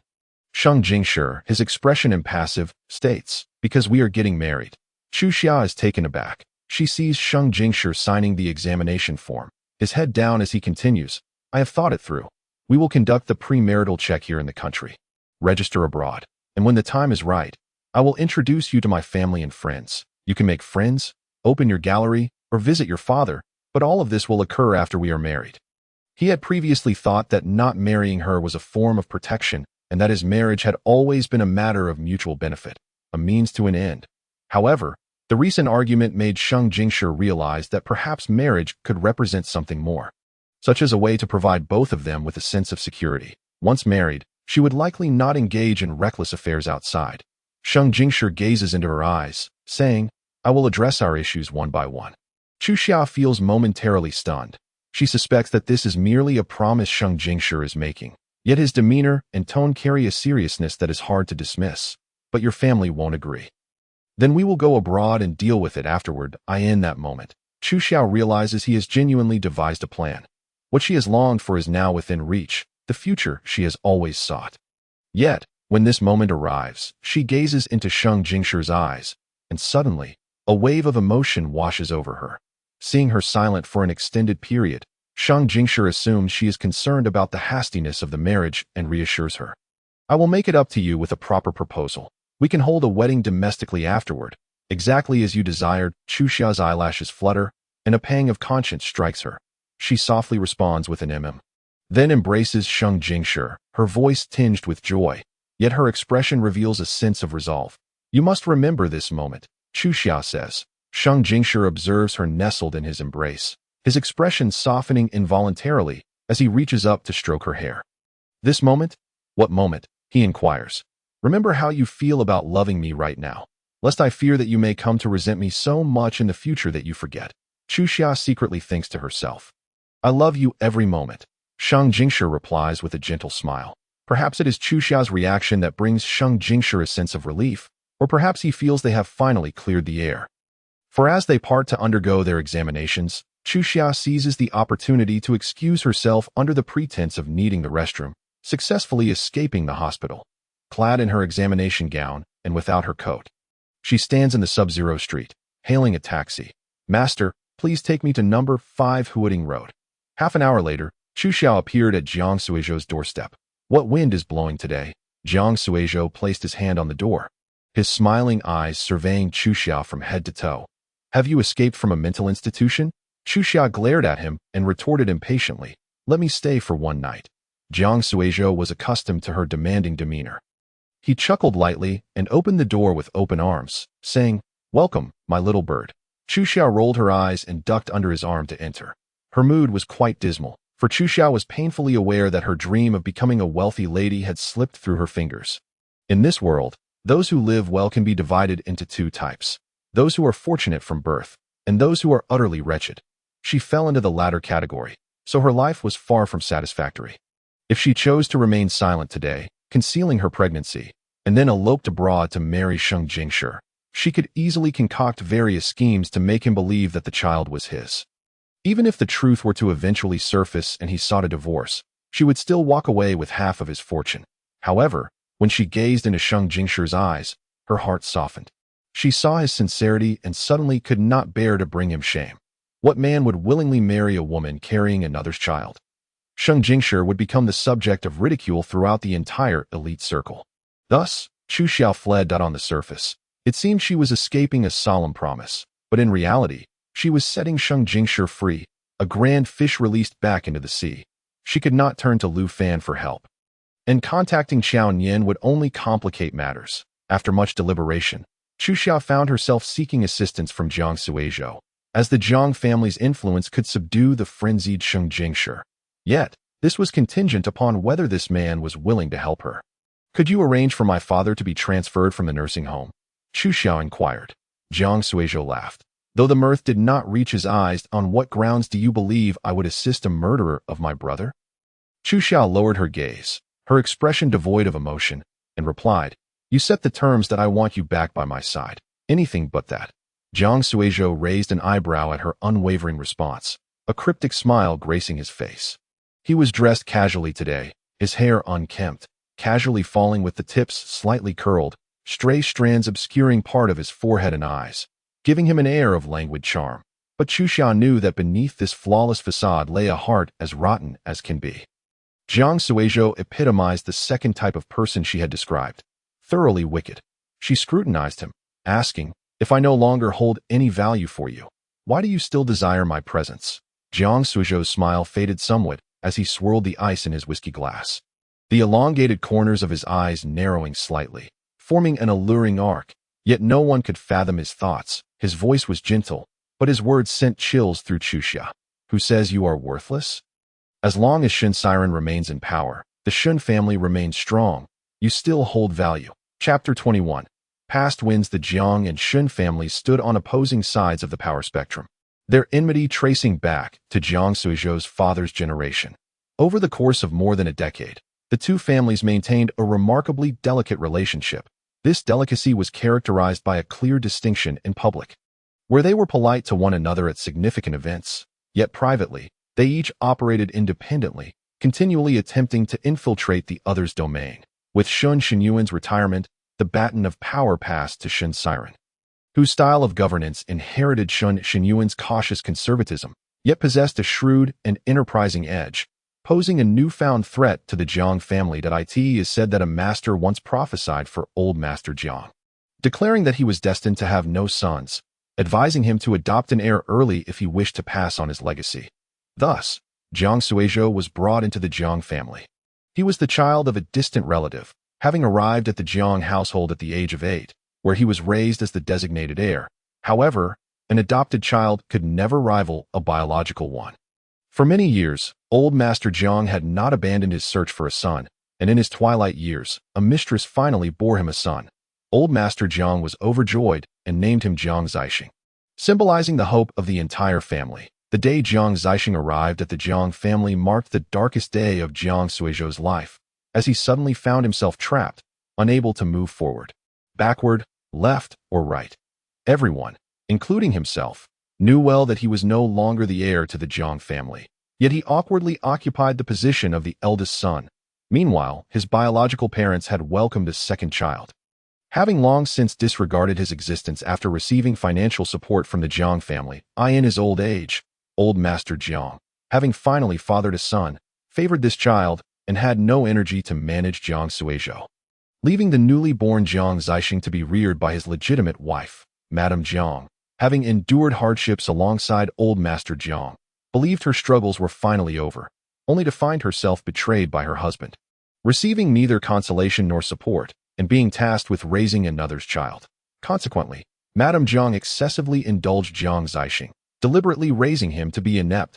By the time Jiang Suizhou entered the Jiang family, he was unable to develop a maternal bond with Madame Jiang, resulting in years of superficial cordiality. As long as he did not err, she would tolerate his presence. However, with Jiang Zixing's arrival, Madame Jiang's sentiments shifted, transforming her stance from indifference to support. Years later, Jiang Zixing grew into a flamboyant and domineering young man. While Jiang Suizhou navigated the social landscape, gradually establishing his own influence.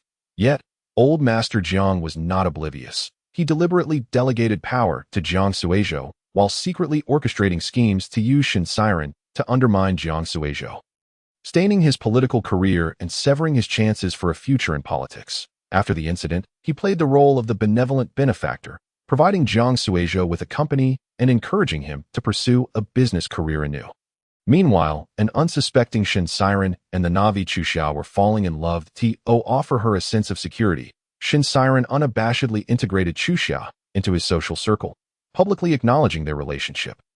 Although Chu Xiao came from a humble background, she was clever, charming, and, most importantly, beautiful, leaving a favorable impression on Shen Siren's friends. Yet, just because no one openly expressed their doubts did not mean they genuinely believed the two could end up together. Class distinctions act as a moat, a collective subconscious maintained through generations.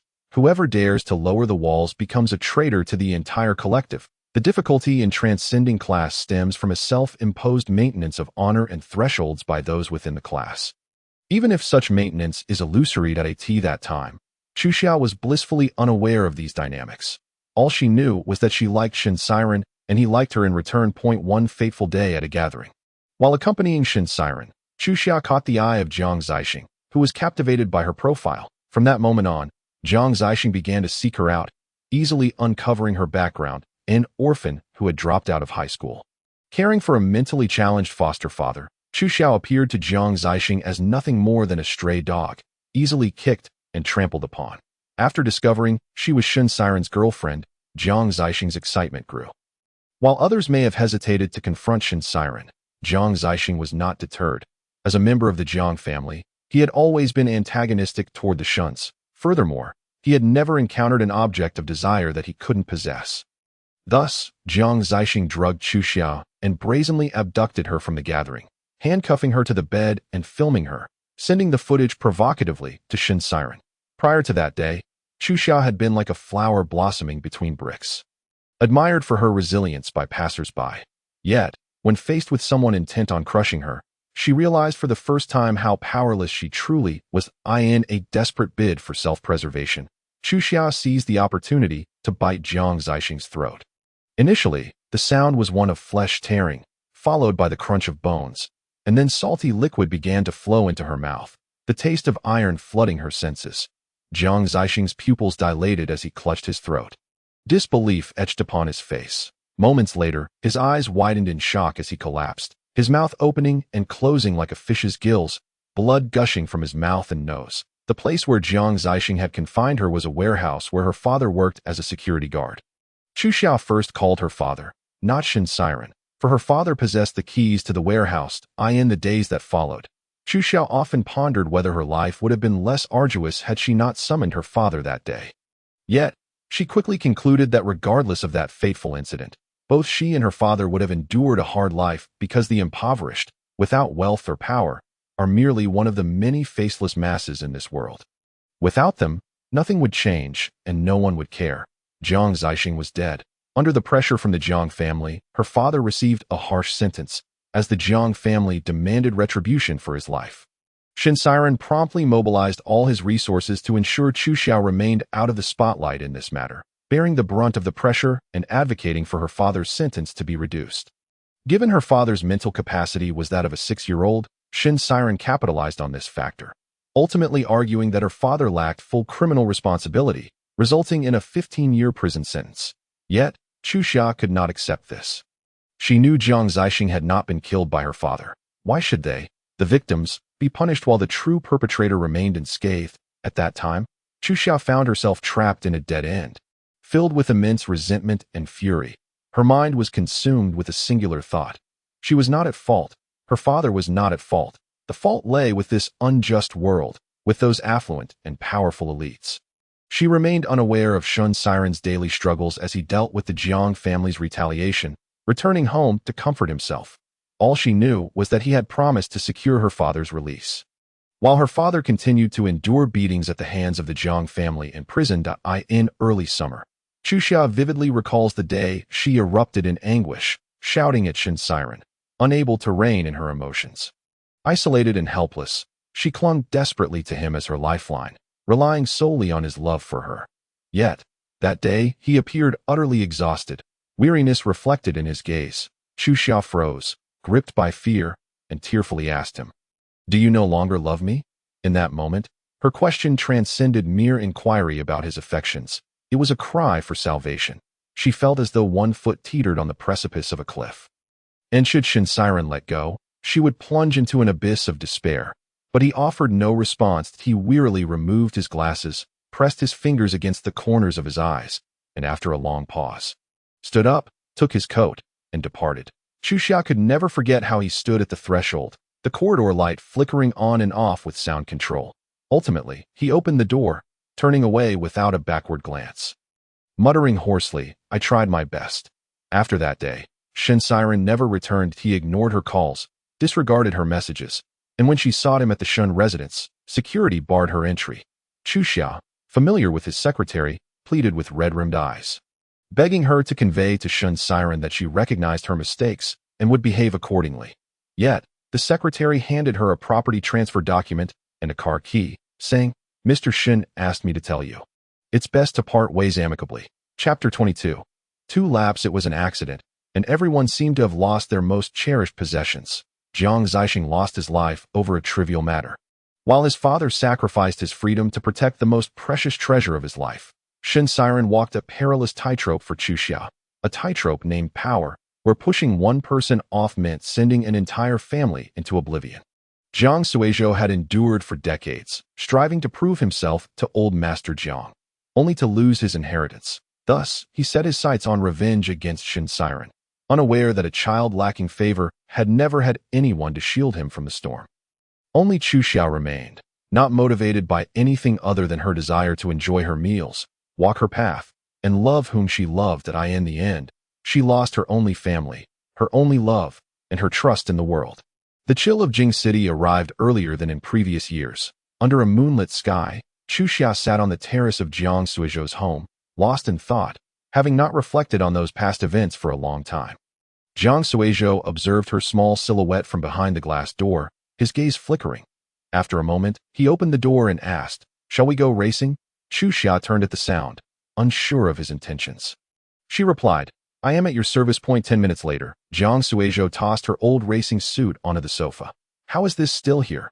Chuxia exclaimed in surprise. "All your belongings are intact," Jiang Suizhou replied, noticing her skeptical expression before leading her upstairs and pushing her into a room. "Take a look for yourself." Chuxia gazed in astonishment at the room, identical to the one she had shared with Jiang Suizhou abroad. Even the book she had left open resting on the same page. "The company's operations are back on track, and I've been mostly in the country, so I recreated your room 1. When did this happen?" "About a year ago." "You don't have a crush on me, do you?" The mere thought sent shivers down Chuxia's spine. Jiang Suizhou laughed. "I just thought it would be a waste of money to buy all your clothes and things again when you returned." "You were so sure I would come back?" Jiang Suizhou fell silent, closing the door behind her. "Change your clothes. I'll wait for you downstairs." Chuxia accompanied Jiang Suizhou to the racetrack. The night was as dark as ink, and while it should have been a time of stillness, it buzzed with excitement. Neon lights flickered, reflecting off the sleek bodies of the racing cars, while the roar of engines created a wild symphony. At the edge of the track, a girl in a cropped top waved a flag high, and the shouts and cheers of young people surged like a tidal wave, as if ready to overturn the entire street. Among the crowd, some waved glow sticks, others whistled, and the atmosphere was akin to a boiling furnace. Surrounded by the revelry, Chuxia cast aside her unpleasant memories. "It's rather loud here," Jiang Suizhou whispered in her ear. "Shall we race a couple of laps?" Chuxia felt a rush of excitement, but thought of the little sprout growing inside her and shook her head. Just then, an F1 car halted in front of her and Jiang Suizhou. The driver jumped out and walked over, greeting, "Brother Suizhou, come to play." Jiang Suizhou gestured to someone nearby, and immediately, 2 helmets and gloves were brought over. "Brother, shall we race a couple of laps?" Jiang Suizhou remained still, pointing with his chin at the car behind him. "Has the angle of the rear wing been adjusted?" "Yes, It offers better stability, not necessarily during high-speed turns. The driver scratched his head, embarrassed. Brother, you're amazing. How did you know? I'm still getting used to this car. It doesn't handle turns very well. It was not the car's fault, but the driver's skill. Jiang Suizhou refrained from voicing this thought and turned to Chuxia. Do you want to give it a try? I'll take you. Chuxia glanced at the starting line, where a Lamborghini and a Bugatti were parked, and told him, I want to drive that one. Jiang Suizhou followed her gaze and chuckled. You're playing it safe now? You used to be so bold. Chuxia thought to herself, if only you knew I was racing with your child, I wonder if you would still say that. Jiang Suizhou glanced at the person beside him, who instantly understood and approached the Lamborghini and Bugatti's drivers, persuading them to step down. Generally, drivers of such caliber would be reluctant to let others drive their cars, but today, they were in the presence of a significant figure. And the two climbed down from their vehicles, visibly anxious. Just as Jiang Suizhou was about to ask Chuxia which car she preferred, he saw her donning the helmet and gloves, already seated in the Lamborghini. He chuckled, Are you trying to compete with me? Initially, he had intended to lift her spirits by taking her out for a few laps. Noticing her previous somber demeanor, Chuxia, with an air of certainty, declared, Whoever hits the brakes is a dog. Jiang Suizhou shook his head with a smile, also putting on his helmet and gloves before climbing into the black and red Bugatti, the previous F1 driver. Somewhat concerned, cautioned, Brother Suizhou, it just rained today. The road is slippery. It's safe for your wife to drive alone. Perhaps the words struck a chord with Jiang Suizhou, who, in an unusually high spirits, replied, If I win, I'll treat everyone to a champagne tower. The driver asked innocently, What if your wife wins? Jiang Suizhou replied, She'll also treat everyone to champagne. I'll cover the cost. As the flag was raised and a shot rang out, the two cars surged forward like arrows released from a bow. The roar of the engines exploded into the night sky, merging speed and passion in perfect harmony. Chuxia gripped the steering wheel tightly, her gaze resolute as she focused ahead. Quick on her feet, she shifted gears and maneuvered the steering wheel, smoothly navigating the first turn within seconds. The Bugatti closely followed, but Jiang Suizhou showed no signs of easing up. Swiftly overtaking her, his driving skills were impeccable. The Bugatti weaved effortlessly under his control, blocking Chuxia from passing. Yet, Chuxia adeptly switched gears, and the Lamborghini surged forward under her command, quickly distancing itself from Jiang Suizhou. The road, slick from the rain, caused Chuxia's Lamborghini to skid slightly during a sharp turn, the rear swaying gently. Seizing the opportunity, Jiang Suizhou swiftly passed her, and the Bugatti darted in from the inside, taking the lead. However, an unexpected turn of events occurred. Chuxia's steering wheel suddenly felt heavy. From the spectator's perspective, the Lamborghini drifted and skidded, its right side lifting slightly, perilously close to the edge of a steep cliff. If she failed to control her left tires amidst the chaos, the entire car could flip and plunge down the mountain. Everyone held their breath as, after a minor bump, the lifted rear of the Lamborghini landed firmly, continuing its lightning-fast advance, eliciting thunderous applause from the crowd. Oh no! The Lamborghini's owner suddenly turned pale, exclaiming, I forgot to mention, the car is almost out of gas. The driver's heart sank. In the high-speed realm of racing, low fuel levels could prevent the engine from delivering stable power, posing a significant risk for Chuxia amidst the fierce competition. Especially during turns and accelerations, a loss of power could lead to a loss of balance and traction, increasing the chances of skidding and losing control. Damn it, why didn't you say that earlier? Someone urged. There are 3 turns left on this track. The driver, sweating profusely, realized the gravity of the situation. Any mishap during those 3 turns could result in catastrophic consequences. He shouted, Where's the intercom? Quick, stop the race. Chapter 23. His little bird. Every car is equipped with an intercom, but the Lamborghini's intercom had been carelessly tossed beneath the rear seat. The engine's roar drowned out the sound. And with her helmet on, Chuxia was oblivious to the calls for her to halt the race. Meanwhile, Jiang Suizhou's intercom crackled to life. Brother Suizhou, stop now. Your wife's car is low on fuel. Jiang Suizhou frowned, his gaze fixed on the rearview mirror as he gradually slowed down. Just moments ago, as Chuxia navigated a turn, she had been flung a kilometer ahead. After waiting several seconds, the golden Lamborghini finally appeared in his mirror. But she darted past him like a bolt of lightning before he could speak. Jiang Suizhou had no choice but to accelerate once more, trailing her at a measured distance in the first 2 turns.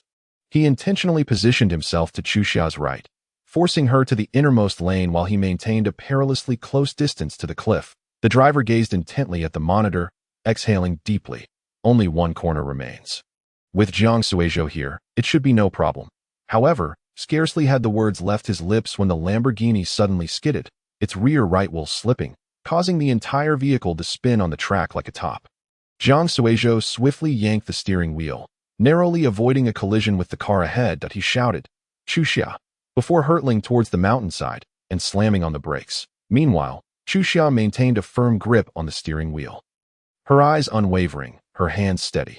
After a few rotations, the car finally came to a halt, her instincts guiding her entirely. In reality, 80% of accidents in racing are attributed to human fear, which disrupts judgment and leads to catastrophic outcomes. Chuxia, too, felt fear. Yet within a mere 0.01 second of the car skidding, she made a decisive choice. Do nothing. In that moment, avoiding error was the wisest course of action that as fate would have it. Her gamble paid off. Once the vehicle ceased its motion, she calmly steered back onto the center of the track, in front of the large screen. Everyone was left in awe of Chuxia's handling of the incident and her remarkable skill. But an even more astonishing scene unfolded. Under normal circumstances, one would expect a person to turn off the engine, exit the vehicle, and check on the friend whose collision had just sheltered them, especially if that friend were a significant other. Yet, the crowd watched as the flamboyant Lamborghini slowly cruised past the crushed Bugatti, mockingly releasing exhaust fumes before accelerating away. Jiang Suizhou, witnessing Chuxia vanish in the blink of an eye, chuckled from behind the deployed airbag. No one could perceive the turmoil inside the car. Medical personnel and Jiang Suizhou's subordinates were frantically anxious, fearing for his safety, while he sat calmly, eyes following Chuxia's departing figure, shimmering with a flicker of pride. Yes, pride. No one knew the time and energy he had invested in her. Yet, even in the absence of celebrations, Jiang Suizhou felt a sense of solace. After Jiang Zixing's death, the grief-stricken elder Jiang had directed his ire towards a fool. But sensing something amiss, he discreetly uncovered the truth, discovering that Jiang Zixing's assault had been thwarted, resulting in the girl's counterattack. He understood that, if this matter reached court, the most she would receive would be a charge of excessive self-defense or involuntary manslaughter. Once released, the Jiang family would undoubtedly seek retribution, ensuring she paid with her life. Shen Siren had clearly recognized this, which is why he staged the scene to portray the incident as a tragic mistake on Chuxia's father's part. Attempting to pin the blame on an individual lacking criminal responsibility, it was from this moment that Jiang Suizhou began to take notice of Li Chuxia. He was intrigued, wondering what charm could compel Shen Siren to gamble his future on her. Ultimately, he was sorely disappointed at that time. Li Chuxia resembled a startled wildcat. Anyone who approached her would instantly face her claws. She was sensitive, prone to tears, reluctant to eat or speak, and emaciated, her skin marred by rashes due to emotional distress. When Jiang Suizhou took her home, her arms were already a tapestry of self-inflicted wounds. It was then that a plan began to form in his mind. This girl could be the leverage he needed to bring down Shen Siren. Bribery through his position, fabricating scenes, harboring a murderer, any one of these transgressions could land him in significant trouble. The mere thought made Jiang Suizhou chuckle, and his gaze towards Chuxia became imbued with a tender affection. She was a living piece of evidence. As long as she remained, Shen Siren's life would forever bear a stain. Just as he had once conspired against him, he too would relish the experience of descending from heights to the depths of despair. From that day onward, Jiang Suizhou exhibited extraordinary patience towards Chuxia. He applied ointment to her wounds, fed her, taught her to speak, shared stories, and took her on outings. Later, as his company sought to expand overseas, Jiang Suizhou brought her along to Southeast Asia, Europe, and South Africa, allowing her to experience it all. Initially silent, Chuxia gradually began to engage with the world around her. He taught her horseback riding, skiing, rock climbing, and wingsuit flying. Racing was merely one of his many passions, yet it became her favorite after she tried numerous activities. He once inquired why she loved racing, expecting her to provide the typical adrenaline-fueled response. Yet she replied, "I relish the sensation of control at the limits of human capability." Jiang Suizhou hadn't understood then, but today he comprehended fully. The limits of humanity lie in fear. Mastering oneself amid fear equates to conquering the world. As medical personnel arrived at the scene, their anxious faces peering into the car, They were taken aback to find Jiang Suizhou laughing heartily at Mr. Jiang. "Are you all right?" they stammered. Jiang Suizhou waved his hand dismissively. "Step aside," the doctors gasped. "You still intend to race?" Jiang Suizhou deftly shifted into gear. "The race isn't over yet." With that, accompanied by the roar of the engine, he sped away.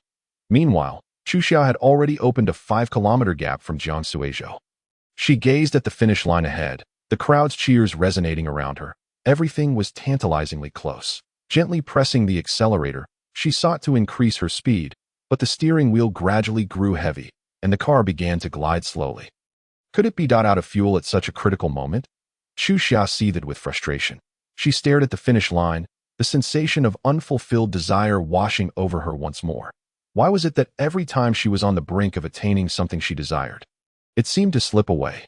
Shen Siren had done this. The wealthy socialites had done this. Even a racing champion was not spared.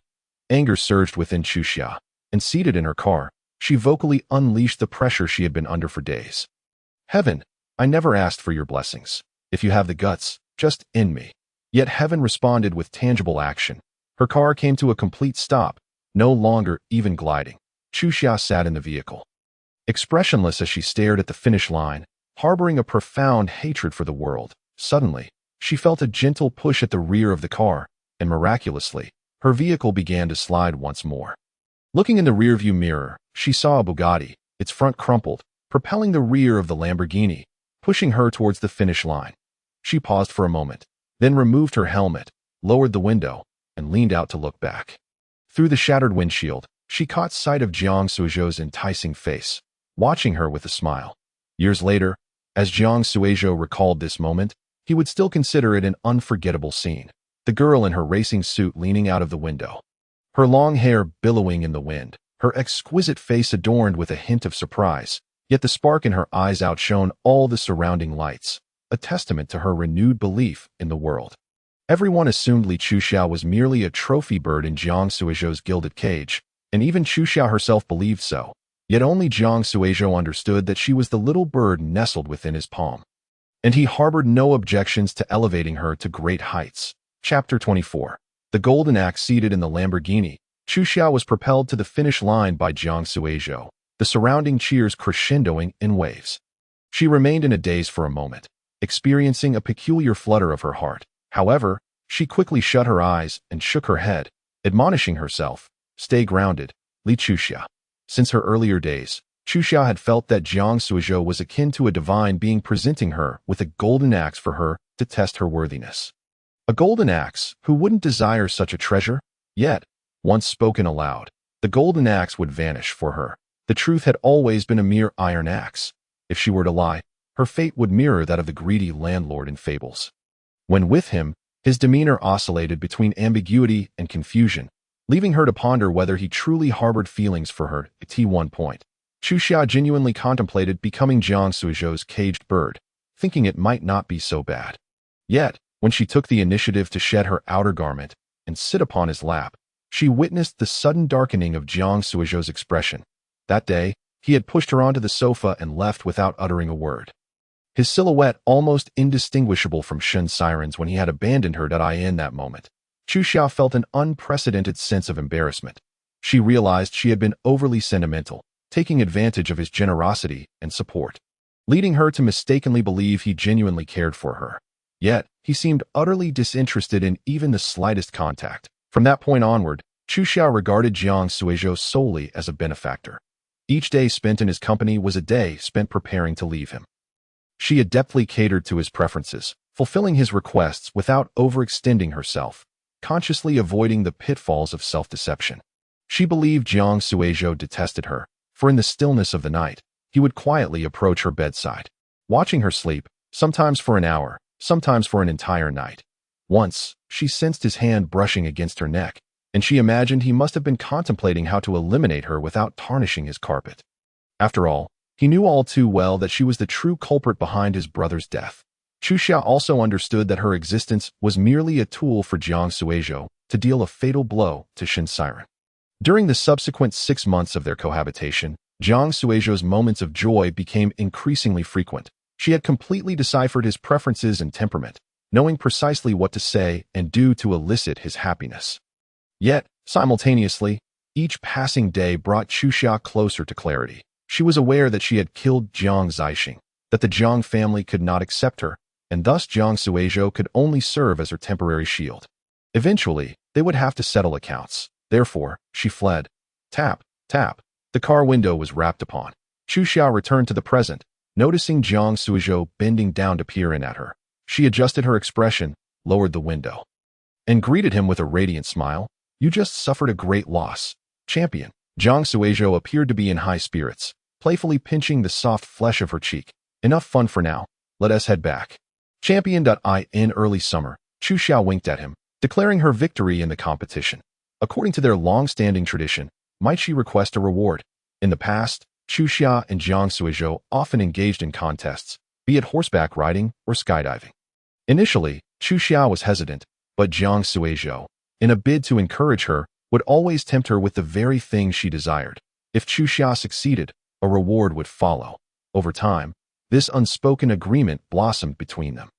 Chuxia's initial motive for racing with him was to attain such rewards. Jiang Suizhou raised an eyebrow, urging her to continue. I wish for you to extricate my father from Sheng Jingshi's grasp.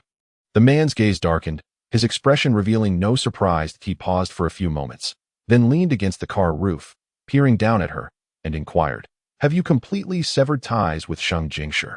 Noticing Jiang Suizhou's emphasis on the word completely, Chuxia pondered.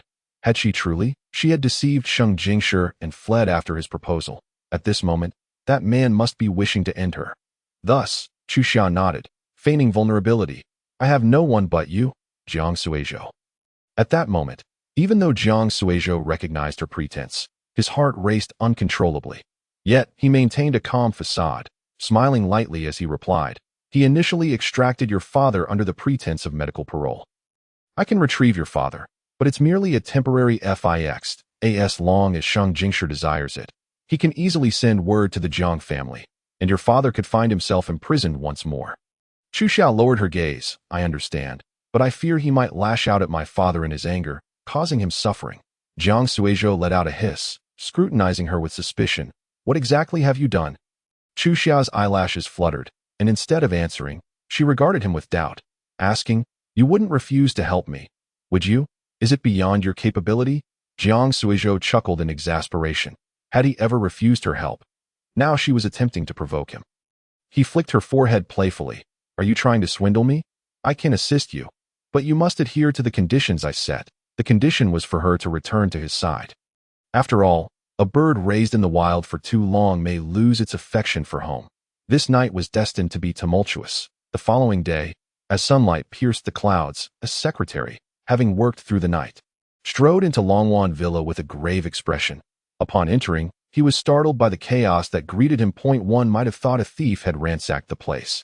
Not only were tables and chairs overturned, but the paintings that had once adorned the walls lay shattered, stained with large patches of red wine, and slashed by scissors. As the secretary approached, he recognized one of the paintings he had recently procured for Mr. Sheng from Miss Li. Mr. Sheng, I have found him. Sheng Jingshi sat slouched on the sofa, his shirt collar undone, utterly dejected. Where is she? His previously low voice had turned hoarse. The secretary lowered his head, swallowed hard, and replied, Number 5 Huading Road, at the private residence of Jiang Shu's eldest son, Jiang Suizhou. After a long silence without a sound from Sheng Jingshi, the secretary, gathering his courage, dared to glance up, only to hear a resounding crash as Sheng Jingshi smashed the coffee table to pieces. Mr. Sheng, your hand. Meanwhile, at number 5 Huading Road, as Jiang Suizhou descended the stairs, he spotted Chuxia curled up on the living room sofa, prompting him to tread lightly. He retrieved a blanket and gently draped it over her, his gaze softening as he observed her peaceful slumber. Just then, a knock at the door startled Chuxia awake. Is it Dad? She immediately inquired. She understood Jiang Suizhou's swift movements, yet even so, she had waited through the night. Her thoughts were solely on this matter, oblivious to his proximity. Jiang Suizhou pressed a hand on her shoulder, cautioning, try to remain composed. What do you mean? At that moment, a middle-aged man was ushered in by bodyguards. His feet dangling in the air as he flailed helplessly. A black cloth bag covered his head, and he writhed in resistance, his body filled with panic as he struggled against the grip of 2 bodyguards holding him by the neck. One of the bodyguards shouted, "Stay still." Instantly, he crouched down, hands on his head, shouting, "I'm sorry. I was wrong. Dad." Chu Xia rushed forward. While Jiang Suizhou sighed softly and followed her lead, he exchanged a glance with the bodyguard, who promptly released the crouching man. Chu Xia grasped her father's arm, urging him to lower his hands, but he continued to scream hoarsely, "I'm sorry. I was wrong." Feeling helpless, she removed the black cloth bag from her father's head, revealing him shielding himself with his arms. "Dad, it's me, Xia Xia." Hearing the last two words, the middle-aged man, whose hair resembled a pot lid, gradually ceased his evasive motions, his arms lowering tentatively to reveal wide, fearful eyes filled with childlike trepidation. "Xia Xia is waiting for me at home. I must return." Chapter 25. The so-called truth. Chu Xia felt a wave of emotion wash over her, her eyes brimming with tears. She threw her arms around her father's neck, sobbing, "Dad, I'm sorry that it's my fault. It's all my fault that I've brought you harm." Following the incident involving Jiang Zixing, the police swiftly identified the suspect, Li Chuqi, the warehouse guard. Thanks to Shin Siren's cover and maneuvering, coupled with pressure from the Jiang family, what would typically require 3 months to complete was resolved in just 3 days, resulting in a conviction. At that time, Chu Xia was still in the hospital, unable to leave under Shin Siren's watchful eye, and unable to access the news that it was only when Shin Siren came to escort her out that she learned her father had been imprisoned. She collapsed in tears, arguing vehemently with Shin Siren, but he informed her that if she were to visit the prison now, not only would her father serve time unjustly, but she too would find herself entangled with the Jiang family, leading to a dead end for both of them. At least you are safe outside. That will give him peace of mind. He still has hope that as long as you are well, you will have a chance to save him. Shin Siren's words clung to her like a curse, rendering her unable to break free. Thus, after that incident, she had not seen her father again. Even after having Sheng Jingshi facilitate his release from prison, she could not reunite with him, instead finding a nursing home where she could regularly view videos and photos of him. Yet, the videos from the nursing home revealed her father in good spirits. Why was it that he no longer recognized her? "I heard from the prison guard that your uncle suffered a head injury during an altercation in his cell, and due to delayed treatment, he likely has residual effects and memories lost," she said. Moreover, the care provided by the nursing home staff is rather harsh, which has left him in a state of distress. Upon hearing Jiang Suizhou's words, Chu Xia felt utterly drained. Harsh management? Jiang Suizhou, witnessing her reddened eyes, refrained from revealing that the nursing home staff would douse the elderly with cold water during baths and would feed them without concern for whether they swallowed their food, often delivering the next bite before the previous one was even consumed. Li Chuqi was far from incapable of self-care. The mistreatment he endured was relatively minimal, yet he frequently attempted to escape, only to be subjected to electric shocks upon being caught. That moment, Chu Xia watched as her father knelt on the ground, desperately attempting to retrieve the black cloth bag from her hands, pulling it over his head as if it granted him a modicum of safety. Jiang Suizhou knelt beside her, lifting her from the ground, but Chu Xia refused to budge. He urged, "Your father needs time to adjust to his new environment. Focus on stabilizing your own state first." 15 minutes later, Chu Xia had calmed her emotions. Jiang Suizhou arranged for her father to stay in the guest room. When she pushed the door open, she found Li Chuqi huddled in a corner. Still wearing the black cloth bag, he sat with his arms wrapped around his knees, resembling an abandoned child. Chu Xia approached, crouching down a step away from him. She fought back her tears and placed a paper bag over her own head, cutting out holes for her eyes and mouth, mirroring her father's black bag. Indeed, upon seeing Chu Xia with the paper bag, Li Chuqi broke into a silly grin. Timidly, he retrieved a piece of candy from his pocket, hesitating before offering it to Chu Xia. "Eat. You eat." Chu Xia unwrapped the candy, letting the melted, misshapen treat dissolve in her mouth. Her throat ached, and her eyelids became heavy with unshed tears, while she struggled to contain her emotions. She heard her father's voice from the corner, "Xia Xia loves candy. Give it all to Xia Xia." Unable to restrain herself any longer, Chu Xia choked out, "Dad." In that instant, Li Chuqi seemed to recognize her, springing up and grabbing her wrist, urging her to run. "Xia Xia, let us go. Xia Xia, let us go. Dad is coming. Don't be afraid." He pushed Chu Xia outside, then locked the door behind him, trapping himself inside. Frantically, Chu Xia pounded on the door, calling for Jiang Suizhou. Upon hearing her, he unlocked the door, only to find Li Chuqi brandishing a lamp, smashing the pillows on the bed, feathers flying everywhere. Li Chuqi was in an agitated state, as if an inexplicable strength had surged within him. It took 4 or 5 trained bodyguards considerable effort to subdue him. Ultimately, a private doctor administered a sedative, and the room fell silent. Miss Li, I advise against further contact with the patient until we identify the stimuli to prevent exacerbating his condition. The doctor cautioned. Jiang Suizhou took her hand in comfort, asking the doctor, his behavior is unusual. My team hadn't informed me of such conditions before. Preliminary assessments suggest that the patient's recent outburst may be linked to traumatic flashbacks associated with past memories. Can you recall whether the patient has exhibited similar behavior in the past? A glimmer of light flickered in Jiang Suizhou's eyes as he furrowed his brow, gazing thoughtfully at the pillow that Li Chuqi had destroyed. He observed Chu Xiao, resembling a quiet little kitten, perched beside her father's bed, and discreetly closed the door for her. Jiang Suizhou made his way to the balcony, picking up the phone to instruct, "Send me the photographs from the scene of the incident involving Zai Xing, as well as the autopsy report from that time. 2 blocks away from number 5 Huading Road lies the heart of the capital. The Shen family resides here." Ling Muting was fixing her makeup in front of the mirror. After ensuring her appearance was both elegant and appropriate, she gazed expectantly towards the staircase. Shortly after, footsteps echoed from the stairs, causing Ling Muting's eyes to brighten, only to dim again upon realizing it was Shen Fuyu. "Sister Ling, what brings you here? My parents are not home today." Ling Muting smiled at her. "I did not come to see uncle and aunt." That Shen Fuyu's eyes twinkled with mischief. "You must be here to see my brother then." She approached with a playful grin and remarked, "Your information is quite accurate. My brother hasn't set foot in the house for months. Today is the day the Shen family pays respects to our ancestors. And as soon as he returns, you catch him." Ling Muting smiled brightly and inquired, "Has he come down yet?" Just as she asked, Shen Siren descended the stairs. He was dressed casually, having taken the day off from work.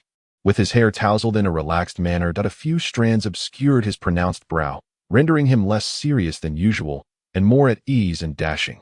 "Brother, look who has arrived, Siren." Ling Muting blushed slightly as she gazed at him. Shen Siren paused momentarily on the stairs, then lowered his gaze and nodded slightly, acknowledging her presence. Ling Muting brushed aside his indifference, attributing it to his nature.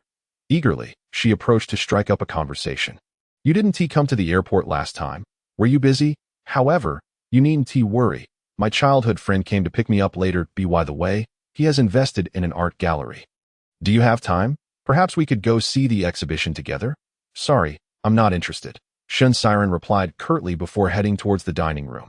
Upon seeing Ling Muting's expression dim, Shen Fuyu quickly interjected to alleviate the awkwardness. "Sister Ling, what exhibition are you referring to? I'd love to see it.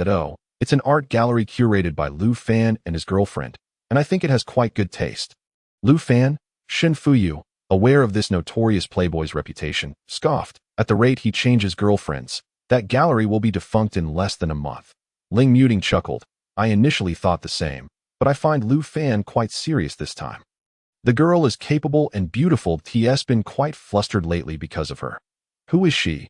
What is her background?" Shen Fuyu's curiosity piqued. Ling Muting recalled, "I believe her name is Chu Xia." Crack! A sound of shattering glass resonated from the dining room as a servant hurriedly stepped forward to clean up the shards. Ling Muting turned around, only to catch sight of Shen Siren's silhouette. He had his head bowed, shoulders slumped, still holding the water cup. Chapter 26. "I am the rightful consort." "Siren, are you all right?" Ling Muting was about to inquire, but was abruptly pulled back by Shen Fuyu. Shen Fuyu chuckled nervously, drawing her back to her seat. "What is the surname of Lu Fan's girlfriend? After all, there are so many people named Chu Xiao across the country, right?" Her last sentence was directed at her brother. Yet upon hearing Ling Muting reveal the surname, any remaining hope dissipated. "I think it is Li Chu Xia? Yes, that is her name. Lu Fan has been rambling about her endlessly, even asking me what kind of man girls find charming. He seems quite smitten." Shen Fuyu, half-heartedly agreeing, discreetly glanced toward the dining room, noticing her brother still standing there, showing no intention of leaving. She sighed inwardly, maintaining a facade of normalcy while inquiring about Lu Fan and Chu Xiao's circumstances. Meanwhile, Shen Siren remained rooted in place. The cleaning servant cast several puzzled glances his way, bewildered by his lack of movement. Ling Muting had been thoroughly drawn into Shun Fuyu's questions and, after running out of things to say, suggested, "If you're interested in her, we could visit the gallery together sometime. Though, it seems that may not be possible in the near future. That I wonder if Lu Fan has resolved that issue." "What issue?" Ling Muting felt uncomfortable gossiping behind someone's back and hesitated. "Well, something unpleasant happened on the opening day. Lu Fan nearly got into a fight with a man named Sheng Jingshi." Shun Fuyu recalled the scene, having witnessed it herself during her last visit to the restaurant. "Yes, anyway, he took Chu Xiao away, and Lu Fan hasn't he been able to contact her these past few days? He has been on edge, lashing out at everyone. Moreover, that man is quite terrifying. He even used her father to threaten her." Shun Fuyu asked anxiously, "Is Chu Xiao all right?" Immediately, she became aware of her brother listening in, realizing her reaction was too peculiar. In truth, she wanted to ask if Chu Xiao's little baby was safe. Just as Ling Muting was about to respond, a tall figure strode past the living room, causing her to momentarily forget what she intended to say. "Siren, where are you going?" Shin Siren, of course, ignored her, having already exited through the door. Shun Fuyu sighed and rubbed her forehead. She knew her brother was an unparalleled romantic. It was a miracle he had managed to endure for 2 years. As long as Chu Xia didn't appear, that was one thing. But now that there were issues, he couldn't care less about anything else. Ling Muting attempted to follow him, but Shun Fuyu quickly seized her hand. Smiling, "Sister Ling, I enjoy chatting with you. Why don't we have afternoon tea together?" Shin Siren, being closely monitored by the Jiang family and various factions, could not meet Chu Xia directly, yet he was desperate to ascertain her condition. He sped through red lights, arriving at Sheng Jingshi's company building but hesitating to exit the car. Shin Siren was known for his meticulousness, a trait that also implied he rarely undertook ventures without certainty. At this moment, confronting Sheng Jingshi was an uncertain endeavor. He understood that for Chu Xia, her father represented an indescribable scar. Scars should not be touched lightly, and Shin Siren feared that even a slight misstep on his part could cause her pain. His hand drummed incessantly on the steering wheel. Yet, before he could strategize how to proceed, a Rolls-Royce abruptly swung into view. Halting squarely in front of Sheng Jingshi's company, Lu Fan emerged from the vehicle, striding forward, only to be met by security who promptly stepped in to block his path. "Open your eyes wide and recognize who I am." The security personnel exchanged glances, hesitating to intervene, fearful of offending a significant figure given Lu Fan's imposing demeanor. Lu Fan's audacity was clearly not a spur-of-the-moment decision. It had been brewing for days that he was brash, yet not without intellect. That day, he had witnessed Chu Xia approach him, and overhearing their conversation, he surmised that Chu Xia held leverage over Sheng Jingshi. He had been investigating Chu Xiao's past for days, but anyone privy to the inside information had remained resolutely tight-lipped. After waiting in vain to contact Chu Xia, he had learned that Sheng Jingshi was about to leave the country. This was the final straw that drove Lu Fan to act. Shun Siren observed this scene unfold from his car, dialing a number to instruct his men, "Immediately investigate a person for me." Moments later, Sheng Jingshi's secretary personally descended to invite Lu Fan upstairs. Lu Fan sauntered to the top-floor CEO's office with his hands in his pockets. "Oh, Mr. Sheng, is this California or Las Vegas?" Lu Fan mocked. Sheng Jingshi chose to ignore him. To him, Lu Fan was nothing more than a clown. Upon hearing that Lu Fan was causing a ruckus downstairs, he had immediately realized that Chu Xia had not gone to meet Lu Fan. Nor had she contacted him at all. The man before him was merely a tool that Chu Xia had used and discarded, and this tool remained blissfully ignorant of her true nature. With this thought, Sheng Jingshi's lingering gloom began to dissipate. He was the one who truly understood all facets of Chu Xia. Without lifting his head, Sheng Jingshi inquired in a flat tone, "Do you need something?" Lu Fan stood by the floor-to-ceiling window, seemingly absent-mindedly gazing at the view outside. "I have no ulterior motives. I'm just here to take my girlfriend home." Sheng Jingshi chuckled, finally lifting his gaze to regard Lu Fan. "Your girlfriend?" His emphasis on the word your was laden with disdain. Seated in his leather chair, he looked down upon Lu Fan, sneering, "Why would your girlfriend be here with me?" Lu Fan remained unfazed by the man's challenge, believing Sheng Jingshi to be an unrequited former lover. Merely a passerby, he alone was Chu Xia's rightful boyfriend. He retrieved a longevity lock he had prepared for his niece's full moon banquet from his pocket, deliberately toying with it in his hand. Then, unhurriedly, he stated, "Since my girlfriend I sent tea here, I would appreciate it if Mr. Sheng could pass this on to her. Sheng Jingshi raised an eyebrow, glancing quizzically at the longevity lock. Lu Fan quickly caught his fleeting expression, and his mood brightened considerably. Look, Sheng Jingshi is completely unaware of Chuxia's pregnancy. This indicates the child is not his. What did he say? I am the rightful consort. Lu Fan grinned, tossing the pure gold longevity lock carelessly, causing the secretary to scramble to catch it. With a flare of nonchalance, he stuffed his hands into his pockets and waved dismissively at Sheng Jingshi as he swaggered out. All he needed to confirm was that Chuxia had not chosen Sheng Jingshi, and the rest would be left to time. Lu Fan's markedly improved demeanor as he descended did not escape Shin Siren's notice. He watched the retreating silhouette of the car, his expression inscrutable. The silver-tinted lenses, obscured by reflections, rendered the true intentions behind his eyes inscrutable. Meanwhile, Qi Xia remained blissfully unaware of the circumstances unfolding around her.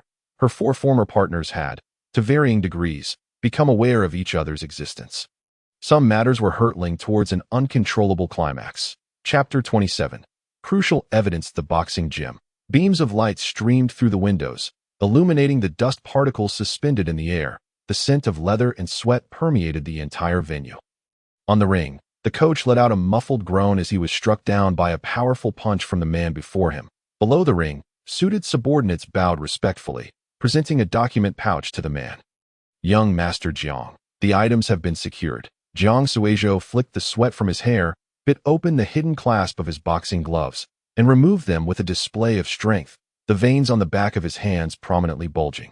Exuding a potent sense of masculinity, sweat glistened across his back, his bare torso captivatingly mesmerizing. The muscular lines from his scapula to his pectorals and abdominal muscles appeared as if chiseled by a sculptor's hand.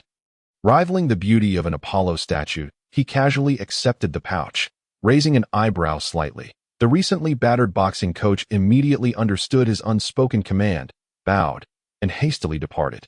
Jiang Suizhou perched on the edge of the ring, his robust arm draped over the ropes, extracting photographs from the pouch. Simultaneously, his subordinate elaborated.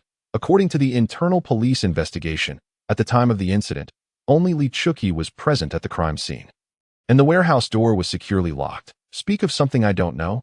Jiang Suizhou interjected. Yes. The subordinate hesitated before continuing. In the materials provided to you, there is an unpublished photograph. It is an archival record taken by the coroner of young Master Zhang's remains.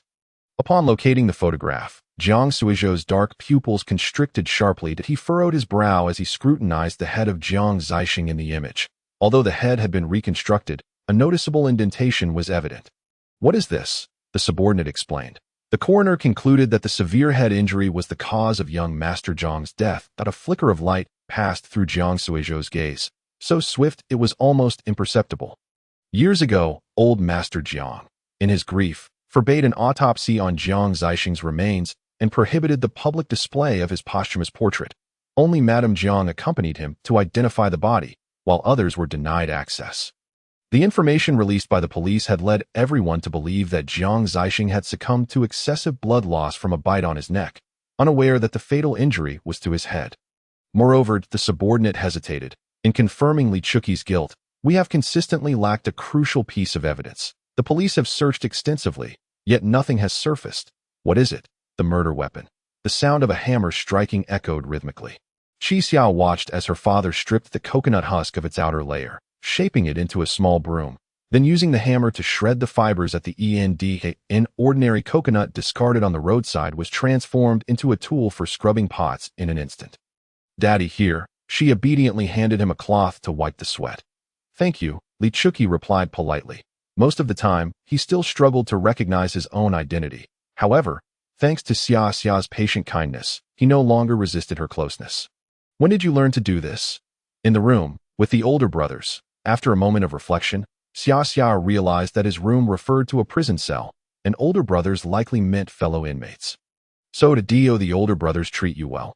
As Li Chuqi spoke, the muscles in his face twitched uncontrollably, yet it did not impede his daily life. First, I would fight, then I would just let it go. And we stopped fighting. Hearing this, Qi Xia felt a pang of sorrow. She embraced his back tightly, vowing to herself that she would never allow her father to return there. She resolutely determined to protect him at any cost. After a while, Jiang Suizhou returned. He stood at the garden gate, observing them for a moment before finally speaking. Xia, come here. Qi Xia allowed her father to continue his work, then followed Jiang Suizhou into the study. Once inside, Jiang Suizhou tossed his suit jacket onto the sofa, unfastening his tie with a casual air, and remarked nonchalantly, "Are you planning to let your father stay here indefinitely?" Qi Xia stepped forward, reaching up to assist him with his tie. "Then we'll move out in a few days." Jiang Suizhou's eyes curved slightly, bending down just enough to ask, "Are you threatening me? My initial condition was for you to return to my side. But I never stipulated that you would come with an extra." Qi Xia thought to herself, "Surprise, it's actually a 2-for-1 deal." Standing nearly 6 feet tall, Jiang Suizhou's shoulders loomed like mountains before her, making her petite frame seem even smaller in comparison. She barely reached the level of his lower ribs, needing to tilt her head back to look up at him. Softening her tone, she feigned vulnerability. "I don't want to be separated from my dad. If you don't let him stay here, we'll leave together." At that moment, her delicate fingers playfully tugged at his tie, drawing him closer until their faces were mere inches apart, breaths mingling in the heated air. Yet he restrained his desires, only tracing the shape of her lips with his intense gaze. As they drew nearer, Jiang Suizhou's striking features became even more enchanting. His eyes, often perceived as indifferent, paired with the demeanor of a longtime power holder, exuded an air of predatory control. Yet, Qi Xia was never anyone's prey. Even if she were, she preferred to give the impression of being a little rabbit easily ensnared. With a hint of innocence in her gaze, she softly met his penetrating stare and said, "You could use me to threaten Shin Siren." Instantly, the amusement faded from Jiang Suizhou's eyes that he straightened up. Yanking his tie from her grasp, "You think I would use you?" Jiang Suizhou slumped onto the sofa, his long legs resting atop the coffee table, a sense of disinterest washing over him. "When you left back then, you left behind a note. Do you remember what it said?" Qi Xia nodded. "I said I didn't want to be a tool for you to deal with Shin Siren." Jiang Suizhou's gaze bore into her, his black eyes unfathomable, a smile on his lips, yet coldness lingered in his depths. "Now I ask you, did you leave me because you were hurt that I used you? Or was it because you couldn't bear to see Shin Siren being suppressed by me?" Qi Xia remained silent. The former question probed whether she cared for Jiang Suizhou, while the latter inquired if she still held any affection for Shin Siren. Yet, in truth, she cared for neither at that time. She felt Jiang Suizhou's attitude was ambiguously warm yet stagnant, leaving her in a state of uncertainty. Although she enjoyed the comforts of being by his side, she was destined to face the Jiang family's scrutiny sooner or later. Why waste more time with him? In that moment, Jiang Suizhou's gaze seemed to pierce through her. He shifted the conversation, saying, "You guessed it, your father lost control that day, didn't you? The one who truly killed Zixing was not you. But your father, he bears no injustice. He didn't take the blame for you. He is the murderer."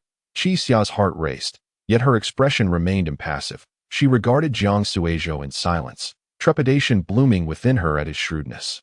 She had indeed witnessed the shattered pillow that day, and her father's actions had led her to form a vague suspicion that in the past, she had assumed Jiang Zixing's death was her fault for having bitten his neck. Yet, the scene of her father rescuing her mirrored the moment just days ago when he had pushed her out of the room at that time.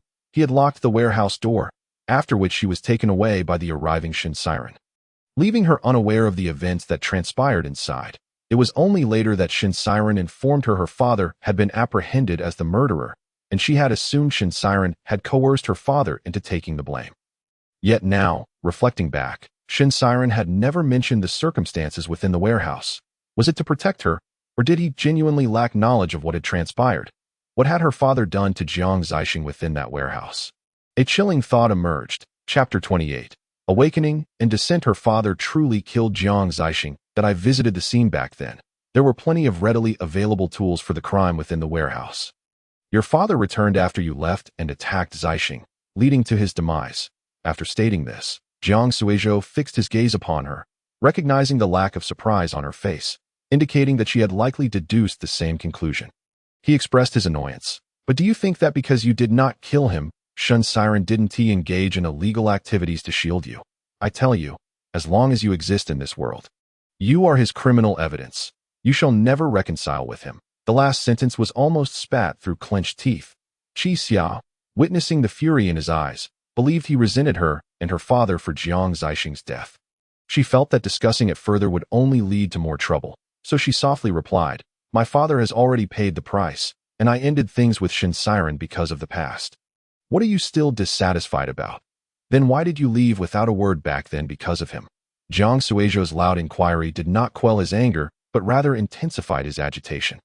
At the outset, he indeed approached her with the intention of competing against Shin Siren.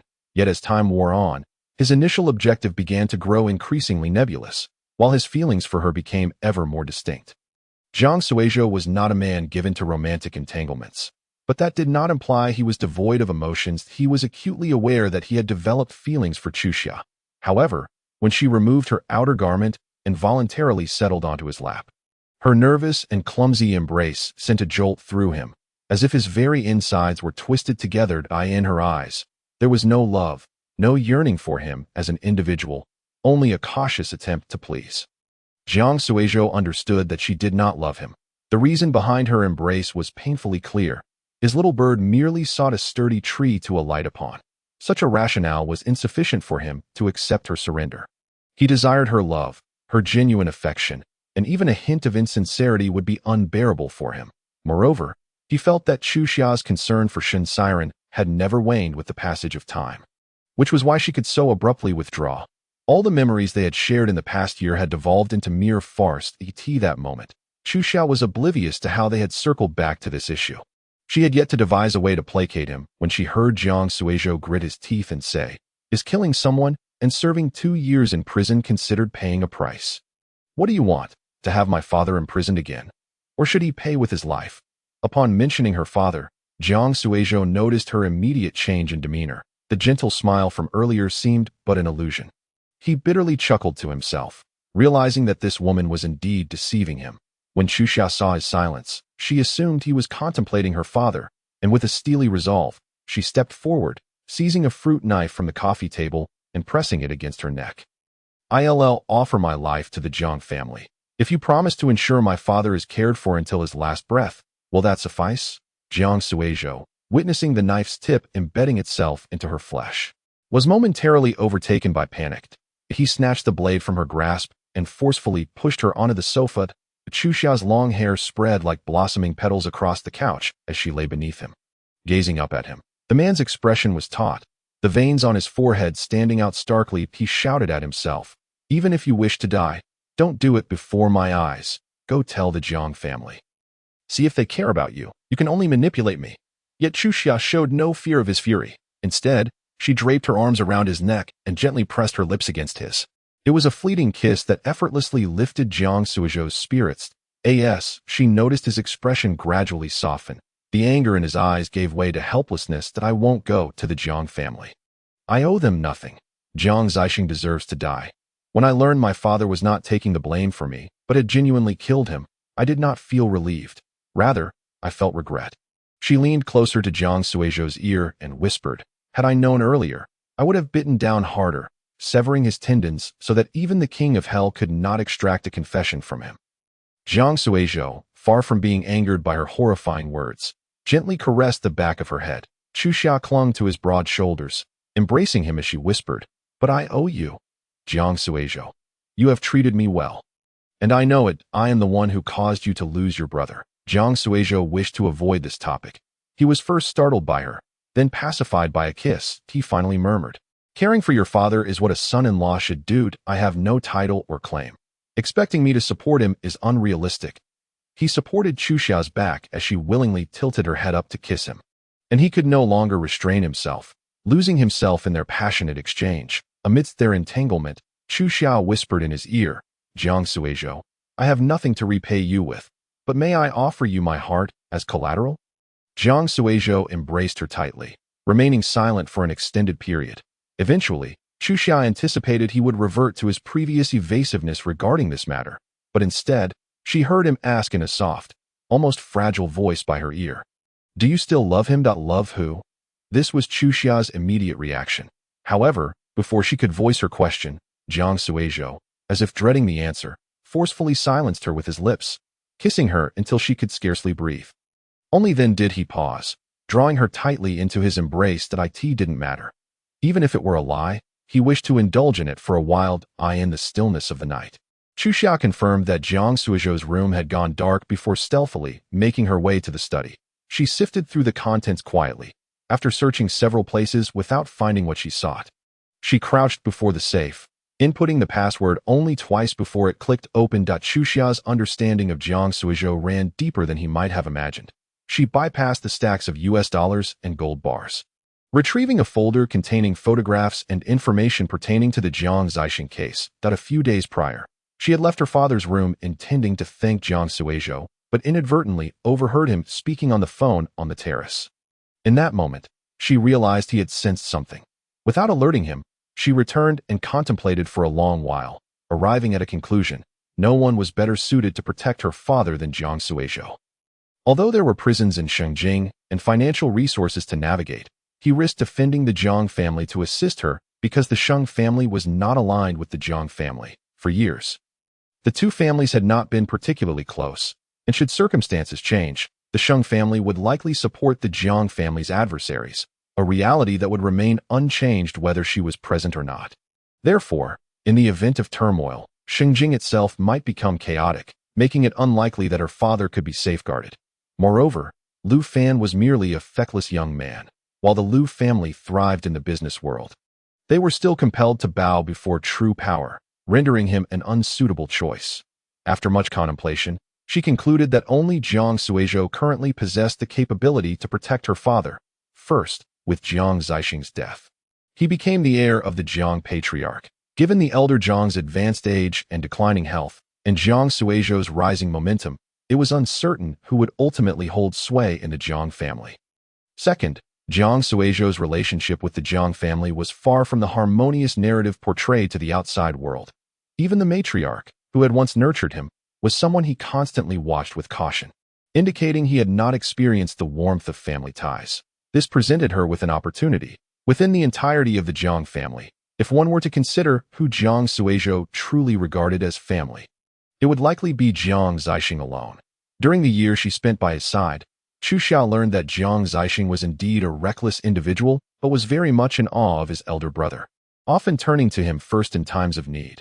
Jiang Suizhou's feelings for this younger brother, however, were far more complex.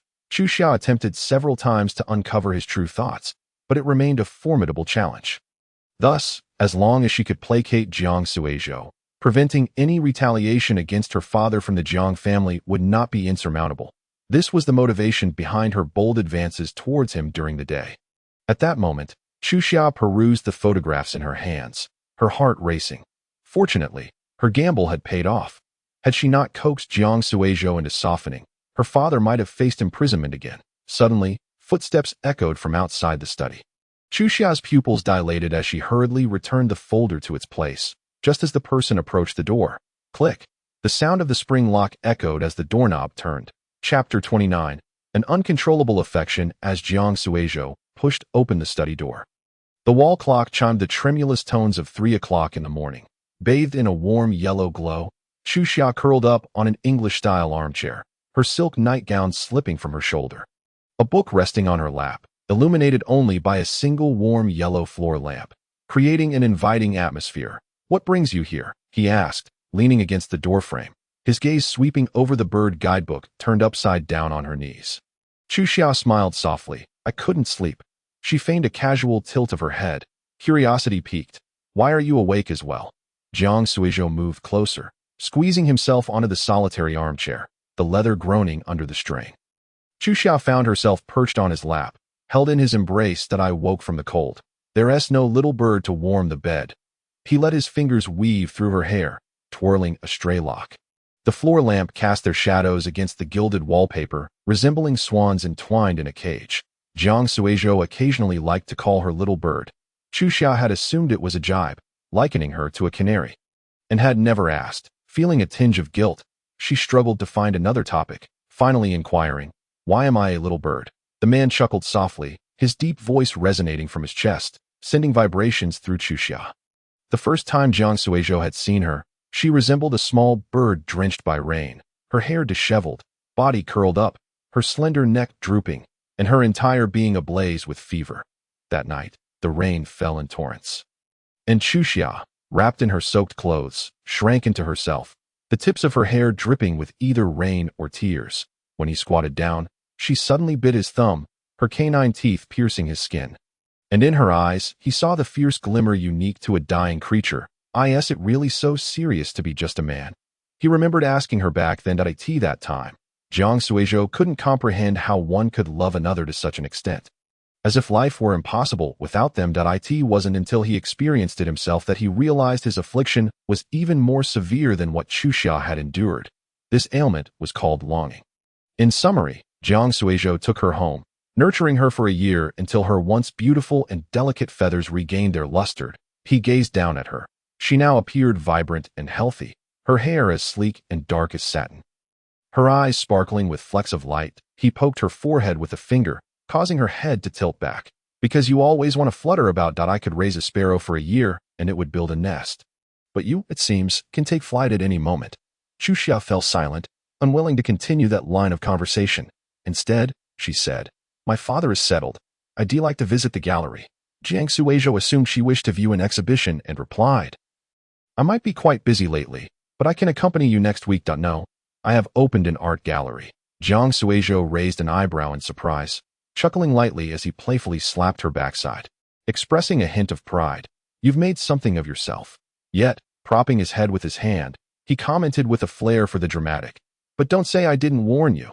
Those looking for you are almost resorting to posting missing person notices in the capital." Initially, Chuxia believed Jiang Suizhou was referring to Xingjing, but the following day, after visiting the gallery, she learned from Qiao Nian that Lu Fan was frantic with worry over her absence. It was then that she recalled Lu Fan. Chuxia's phone was still in Xingjing, so she used Qiao Nian's phone to send him a message to reassure him that moment. The wind chime at the gallery entrance chimed, and Qiao Nian went to greet the guests. "Welcome. We have a new exhibition on display. Would you like an introduction?" "Ah, Miss Ling has also arrived." Upon hearing the voice, Chuxia stepped out from behind the wall, only to be taken aback by the sight of a familiar figure. Shen Siren's gaze pierced through her, causing her spine to stiffen momentarily. Though she quickly regained her composure. 3 individuals had arrived: Shen Siren, Shen Fuyu, and Ling Muting. Chuxia noticed Ling Muting shyly walking beside Shen Siren, and instantly understood that the person Lu Fan had mentioned as standing her up was none other than Shen Siren. Maintaining her usual demeanor, she politely greeted the trio and chose not to dwell on them further. Shen Fuyu, ever the familiar one, remarked, "You've become a boss, and didn't he even mention it? Look, that floral arrangement at the entrance is from me." Chuxia thanked her and invited them inside. Ling Muting also smiled and greeted her, though she appeared somewhat reserved in Shen Siren's presence. Qiao Nian began introducing the artworks to them, while Shen Siren stood quietly, seemingly engrossed in the paintings. Ling Muting approached Chuxia and whispered, "Where's Lu Fan? Has the issue you had last timed up been resolved?" At that moment, Shen Siren, Shen Fuyu, and Qiao Nian formed a line in front of the paintings, while Ling Muting and Chuxia lingered behind.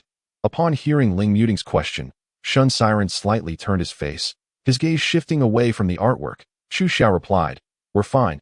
I'm sorry for worrying you." Ling Muting sighed in relief and smiled. "That is good to hear. You have no idea how anxious Lu Fan was for you. The moment you left that day, he dashed out after you. But he was caught in a crowd and was honking like crazy.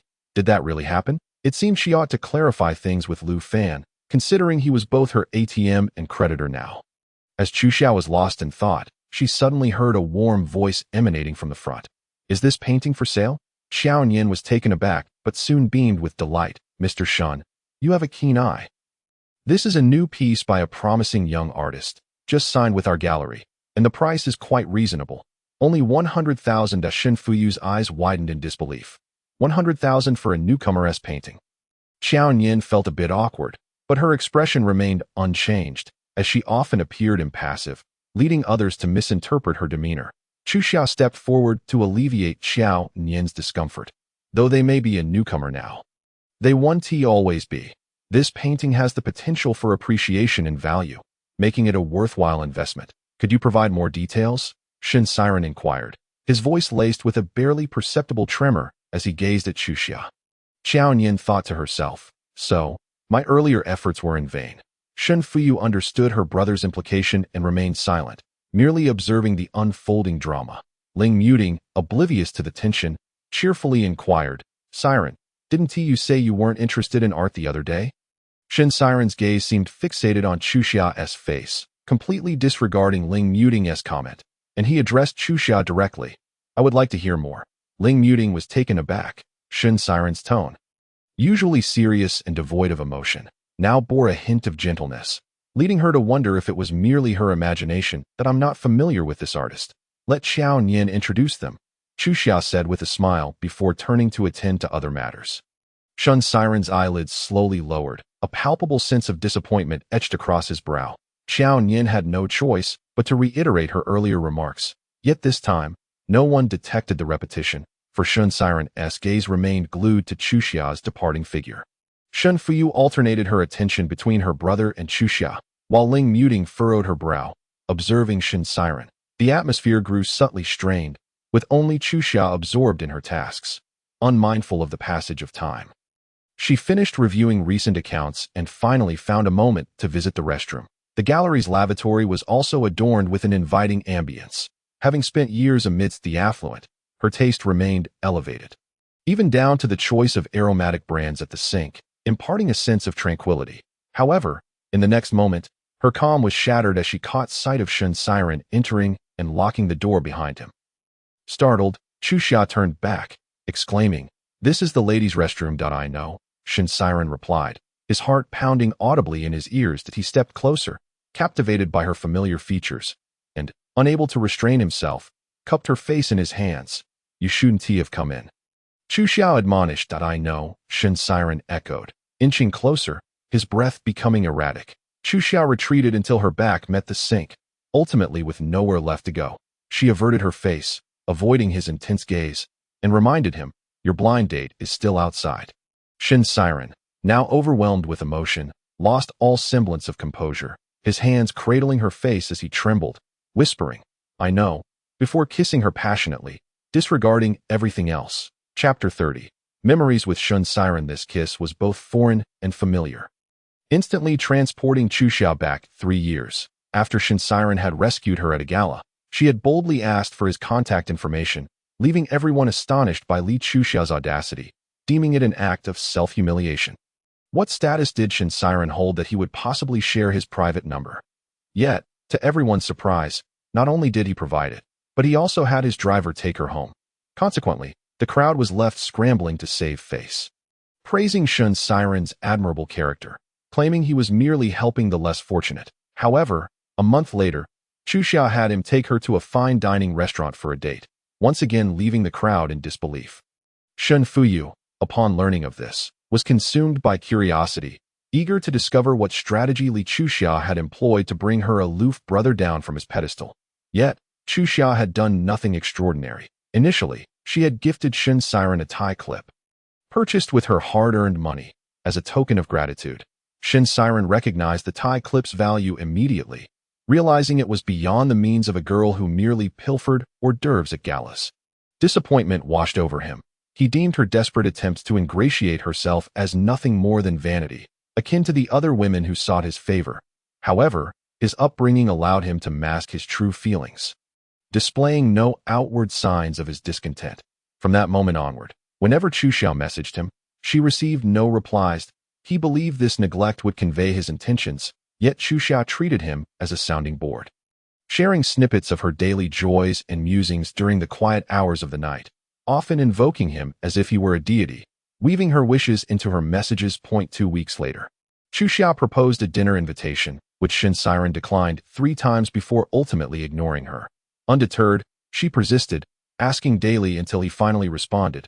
Excited, she began preparations 3 days in advance. However, Shin Siren intended to dissuade her. He took her to an upscale restaurant, hoping to highlight their disparities and prompt her to withdraw. At the neighboring table, a woman sat with 2 children, 1 boy and 1 girl. The little girl was exquisitely dressed, while the boy wore faded, worn clothes. As they placed their orders, they heard the little girl request a small cake, to which the waiter promptly replied, "Certainly, 2 tiramisus." Yet, the woman interjected, "1 is enough, thank you." The boy dared not speak. But as the waiter placed the tiramisu in the center, he tentatively reached for a bite, only for the woman to deliver it to the girl instead. The boy's expression fell as he quietly said, I want cake too. There's only one, and it's for your sister, the woman stated. Shen Siren frowned and summoned the waiter, instructing him to bring another cake to the adjacent table while he covered the bill. However, Chu Xia calmly remarked, Mr. Shun, can you guarantee that a single slice of cake today will ensure he is well fed in the future? I have no obligation to care for others indefinitely, Shen Siren replied. Casting her a glance, does one good deed obligate a person to be tethered to another forever? Shen Siren's words were double-edged, subtly implying Chu Xiao's attachment to him. Chu Xiao remained unfazed, smiling as she responded. But Mr. Shun, have you considered that your momentary compassion might inadvertently cause them suffering? Slightly displeased, Shen Siren concealed his emotions behind an inscrutable facade, perceiving Chu Xia as not only vain but also morally ambiguous. Misinterpreting genuine kindness. Just then, the waiter brought their meals. The woman received a plate of lamb chops. The little girl was served a delightful children's meal with a neatly cut hamburger, while the boy was left with only a quinoa salad. The boy gazed enviously at his sister's hamburger, yet he dared not voice his desires. You can have what's left of your sister's, the woman instructed without lifting her gaze, elegantly cutting her lamb chops. Imparting a lesson, you should be grateful. If we hadn't taken you in, you would never have had the chance to dine in such a restaurant if I were to send you back.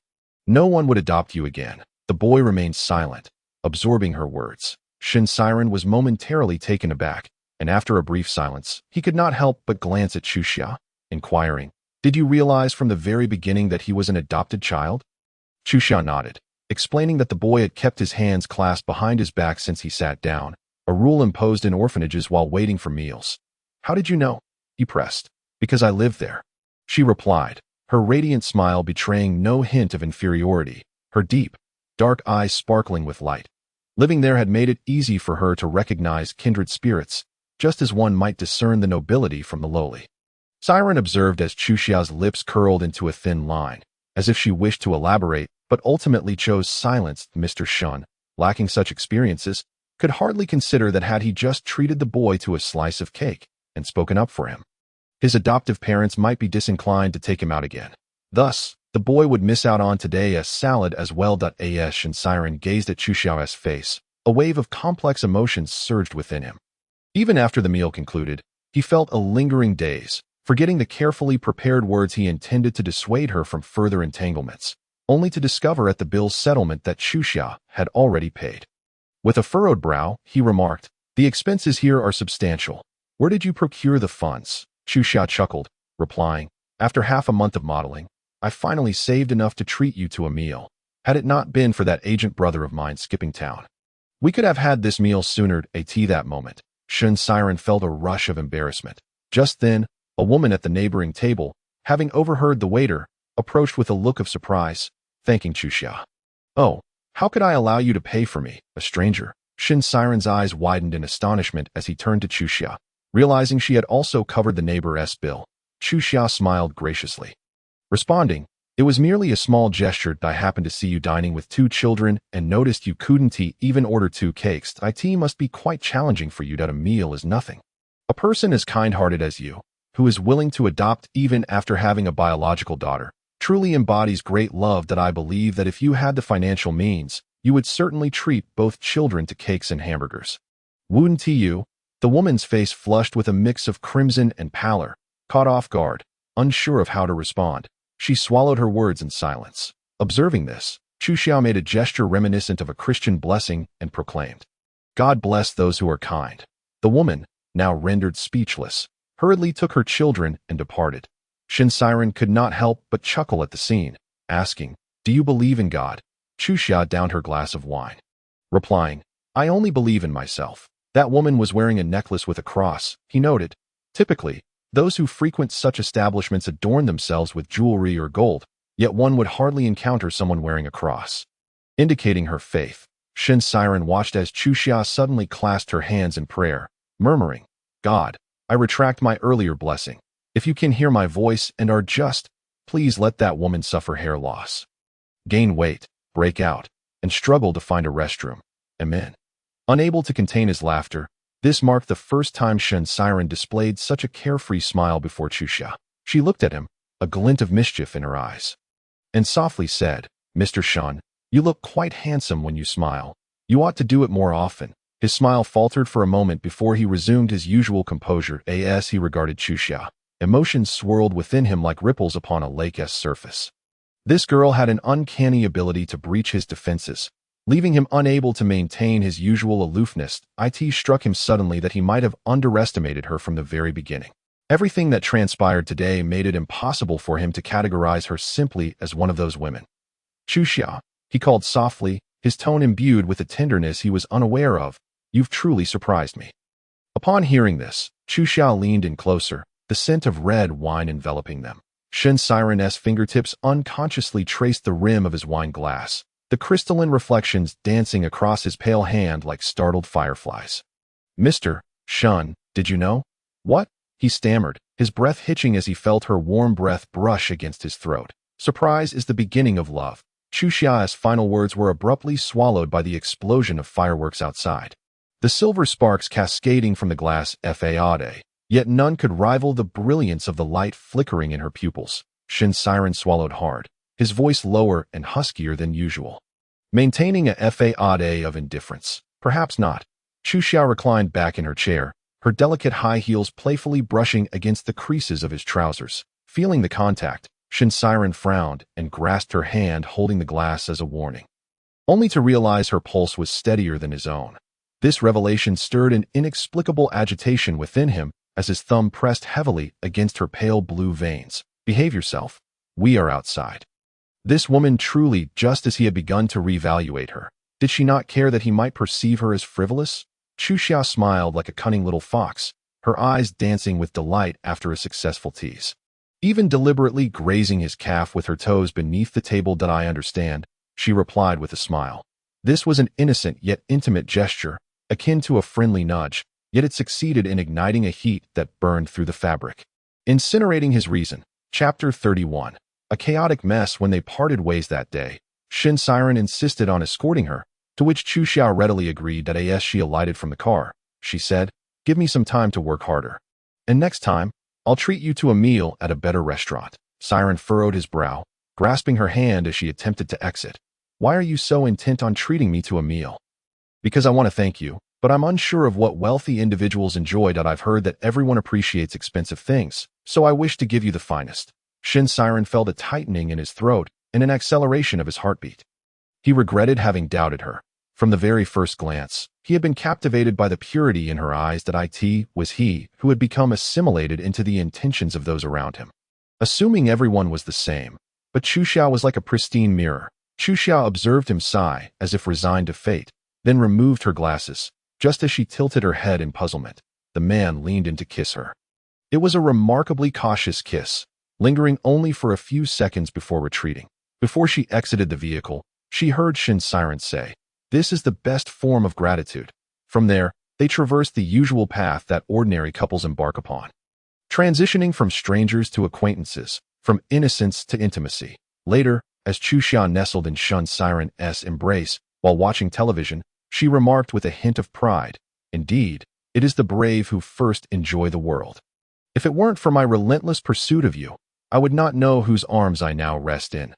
Shen Siren smiled without uttering a word. 3 years later, reflecting on this moment, Chuxia would come to realize, had he not taken the initiative to pack food for her, offer his personal phone number, acquiesce to her repeated invitations, and opted instead to delete her WeChat after she sent numerous trivial messages, then her courage would have found no outlet. This moment, Chuxia's astonished pupils returned to calmness as she attempted to distance herself from Shen Siren's deep kiss. However, he relentlessly pursued her, his arms firmly encircling her waist. Leaning backward, she raised her hand to block his lips. "That I don't understand."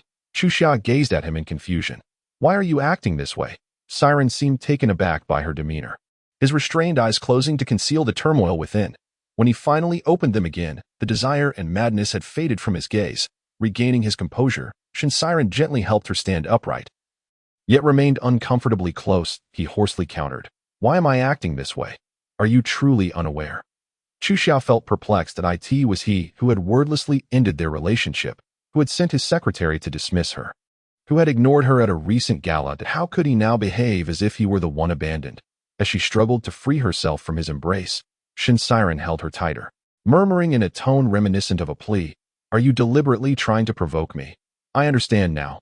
I'll expedite matters. Please, don't act this way.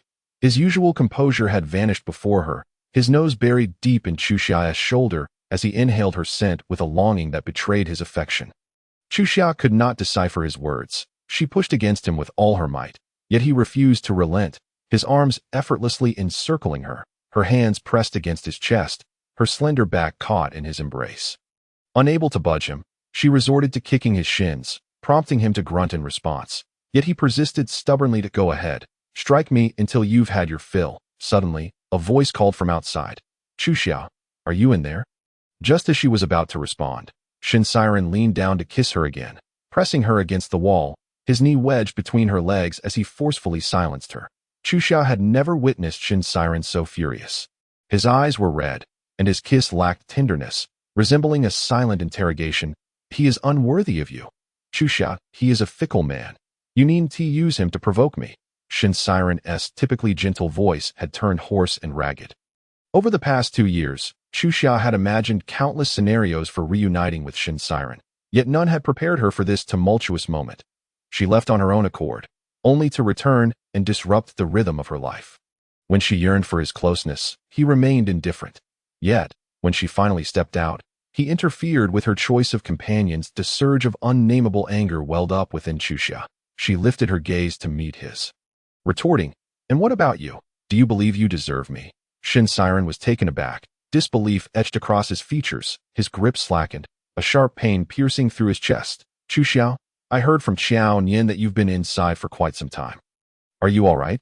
At that moment, Lu Fan was already growing impatient outside, and Chuxia heard him instructing the cleaning staff to fetch the keys. Pushing Shin Siren aside, she coldly remarked, "Lu Fan is quite good. At least when he tires of something, he tells me directly. Unlike you, I haven't." She ignored Shin Siren's pale-faced protest and walked straight to the door, only to encounter Lu Fan. "Chuxia, you didn't tea." Lu Fan's words faltered as he caught sight of the figure behind her. Chuxia took the initiative to grasp his hand, a gesture meant to provoke Shin Siren. "I'm sorry for worrying you these days." Lu Fan snapped back to reality, immediately clasping her hand in return and pulling her behind him. "Let us talk about this later." As he led Chuxia away, their eyes met Shin Siren's. Both men recognizing an intense animosity reflected in each other's gaze.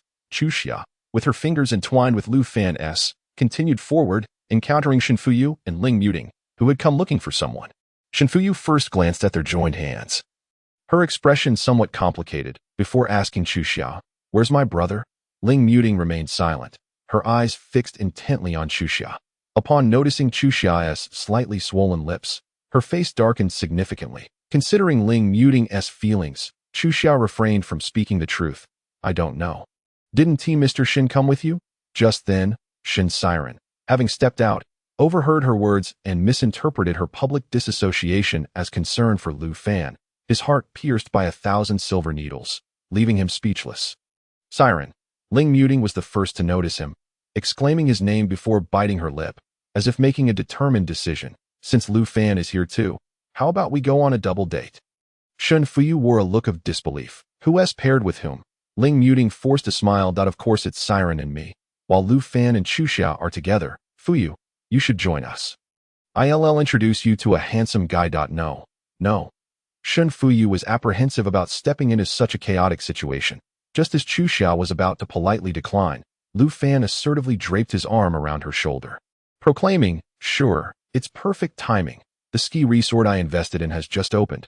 I'll arrange everything for the weekend." While Lu Fan smiled on the surface, anxiety churned within him. He needed to seize this opportunity to publicly declare his relationship with Chuxia, lest all sorts of men continue to linger in her thoughts. With someone backing her up, Ling Muting's courage surged as she turned to the brooding man standing behind Chuxia. "Siren, you have the weekend off, right?" Shin Siren remained silent, stepping forward to glance at Chuxia. Noticing her avoidance of his gaze, he signaled to Shinfuyu. In an instant, she understood and asked, "Chuxia, are you going?" Lu Fan's mood soured immediately. "Didn't I just say that?" Shin Siren coldly replied. "Your opinion does not dictate hers." An invisible tension filled the air, making the atmosphere palpably strained. Chuxia only wanted to sleep over the weekend. She was about to refuse when she heard Lu Fan whisper in her ear, "Say yes, and I'll waive the 1 million principal for the gallery investment." Chu Xia's eyes brightened, her voice lively as she said, "I'll go." Before Ling Muting could speak, Shun Siren interjected, "Then I'll clear my schedule for the weekend." Chapter 32. The Love Triangle of Shun and Lu. As soon as Shun Siren made his declaration, Ling Muting's complexion turned pale. Shin Fuyu, unable to tolerate her brother's behavior, felt it lacked grace and quietly pulled Ling Muting aside. "Sister Ling, now that you know, do you still plan to pursue my brother?" Shin Fuyu spoke bluntly, no longer caring about appearances. Her words implied that Ling Muting was clinging to her brother, but from Ling Muting's perspective, Shin Siren was a suitor arranged by her family, socially compatible. And most importantly, she genuinely liked him. Ling Muting stifled her sorrow and replied, "I'll give it one last try. If it doesn't work out, then so be it. My parents told me before meeting Siren that everything depended on my feelings. I am not set on marrying into the Shin family. I truly like him. Among girls, there is often a shared understanding." Shin Fuyu nodded. "All right, Sister Ling, feel free to ask me anything you wish to know. Regardless of the outcome between you and my brother, I'll always consider you a friend." Ling Muting felt somewhat reassured, then turned her gaze to Chu Xia, who was conversing with Lu Fan. "What is their relationship?" "Chu Xia was my brother's girlfriend before. However, they broke up 2 years ago. Chu Xia claims she has moved on, and I believe her.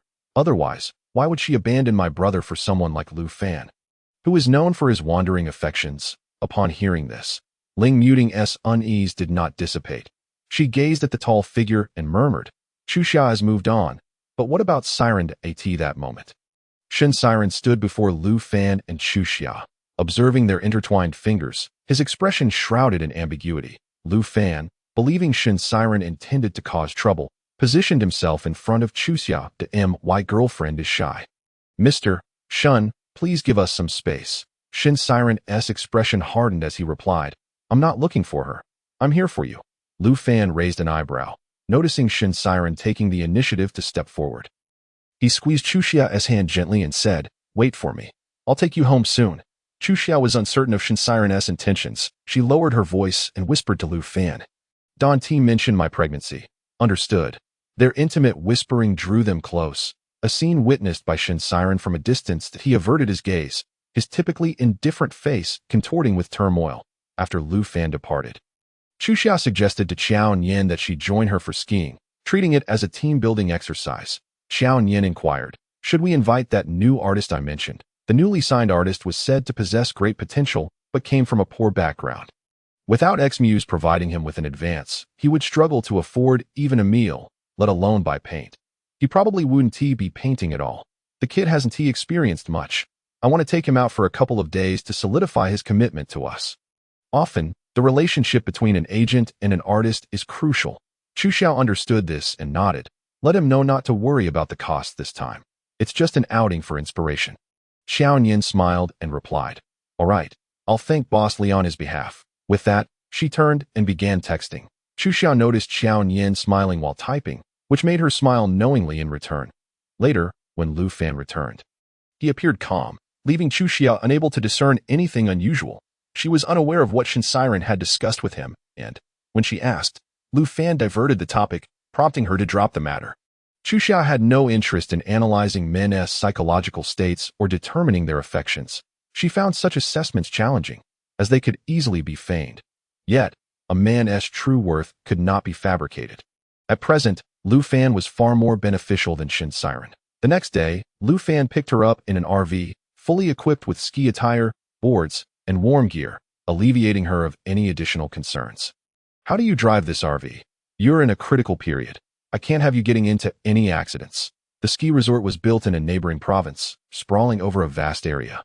Designed as a vacation town, the drive took about 2 hours, during which Lu Fan kept her company as she napped. The driver was steady, and they lay under the blankets in the RV, chatting until Chu Xia began to drift off. Lu Fan propped his arm under her head, while unconsciously running his fingers through her hair. He adored Chu Xia's hair, soft and smooth, and would twist her strands around his fingers, only to unwind them in a repetitive motion, a habit he had developed during moments of idleness. As he gazed at the sleeping figure in his arms, he gently traced her contours and features. Muttering to himself, She doesn't resemble her that much after all. Chu Xia indulged in a perfect nap, and upon arrival, she found Shen Fuyu and Ling Muting chatting in the hotel lobby. Xiao Yin stood beside a tall, slender boy who appeared clean-cut and youthful, likely in his 20s, both engrossed in observing the betta fish in the hotel aquarium. After exchanging greetings with everyone, Lu Fan suggested they check in first, change into their gear, and head straight to the slopes. Let us wait for Siren. He should arrive shortly. Lu Fan raised an impatient eyebrow and replied, then Chu Xia and I will head up first. You all can take your time. Just as he finished speaking, Shen Siren entered, carrying a snowpack and a snowboard. He wore a black windbreaker on top and white snow pants below, a stark contrast to his usual meticulous appearance. Yet his inherent elegance remained. His entrance drew numerous glances from the girls. Brother, come quickly. We're choosing rooms. Shen Siren replied nonchalantly. I've booked everything. Each of you girls has a room, away from the elevator. In the central position. It1TB2 noisy. The boys' rooms are on either side of yours for safety. Lu Fan frowned. Chu Xia and I will share a suite. Shen Siren remained silent, casting a cold glance at the front desk. The receptionist promptly responded, I'm sorry, all suites have been booked. Luo Fan, with an air of indifference, smiled lightly as he made a phone call. Mere minutes later, the hotel manager arrived promptly, shaking Luo Fan's hand and saying, Mr. Luo, I was unaware of your arrival. It was my oversight that I did not wish to trouble you, but the front desk informed me that there are no suites available. Leaning casually against the marble counter, Luo Fan cast a sidelong glance at Shen Siren and feigned a helpless smile, saying, my girlfriend is a light sleeper. She cannot be without me. Shen Siren averted his gaze, his expression growing cold. The hotel manager, immediately grasping the situation, handed over the key card for a luxurious suite that had been reserved for someone else, offering a conciliatory smile as he said, Mr. Luo, what a commotion this has caused. From now on, this room will be reserved exclusively for you. Regardless of when you choose to visit, there will be no repeat of today's inconvenience. Satisfied, Luo Fan accepted the key card and reached for Chu Xia's hand to lead her away. Chu Xia interjected, you should ensure everyone is settled. We came out together for fun, so it wouldn't be right to separate. Luo Fan, accustomed to being catered to and rarely accommodating others, found himself begrudgingly obliged to make arrangements at her behest. However, before he could speak, Shen Siren interjected, no worries. I will take care of the arrangements for everyone. Mr. Luo seems unaccustomed to looking after others. It appears that his future partner will inevitably have to take on that responsibility. Shen Siren's remark effectively froze the smile on Luo Fan's face, subtly suggesting to Chu Xia that he was not a suitable match. Yet, a fleeting smile returned to Luo Fan's countenance as he addressed Chu Xia. So, Mr. Shen is quite the caretaker, isn't he? It seems Mu Ting will be quite fortunate in the future. I heard from Uncle Ling that he has high hopes for them. Xia, shall we attend their wedding when the time comes? Upon saying this, Luo Fan's gaze towards Shen Siren brimmed with blatant provocation. This maneuver of Luo Fan's turned the moment into a battleground for the four of them. Chapter 33. Rivals become partners. A glint of intensity flashed in Shen Siren's eyes before he immediately turned to Chu Xia, explaining, aside from you, I have not been involved with anyone else. Upon hearing this, Ling Muting's expression paled. Her gaze, which had been fixated on Shen Siren since his arrival, now fell away. Luo Fan smirked disdainfully, wrapping his arm around Chu Xia's shoulders to assert his claim. So you are aware, you are merely a thing of the past, while I am the present continuous. Sensing the escalating tension between the two, Chu Xia discreetly signaled to Xiao Nian, who quickly deflected the mood with a light-hearted remark. How about we settle the room situation first? In the end, Shen Siren upgraded everyone to suites, and this time, the front desk did not dare to claim a lack of availability, whether intentional or not. Shen Siren's room was conveniently adjacent to that of Chu Xia and Luo Fan. The group finally settled in. The hotel elevator led directly to the snowfield's entrance, and once everyone changed into their gear, they gathered at the entrance. Xiao Nian noticed Chu Xia was not wearing snow boots and inquired, Chu Xia, are you not going to ski? Chu Xia had no intention of skiing. She was in no condition to endure a fall. Initially, she had planned to watch a movie in their room. But Luo Fan's persistent coaxing had compelled her to witness his grand display of prowess, forcing her to don her ski attire and accompany him. Upon hearing this, Shen Siren glanced over, assuming Chu Xia was merely hesitant to try due to a lack of skill.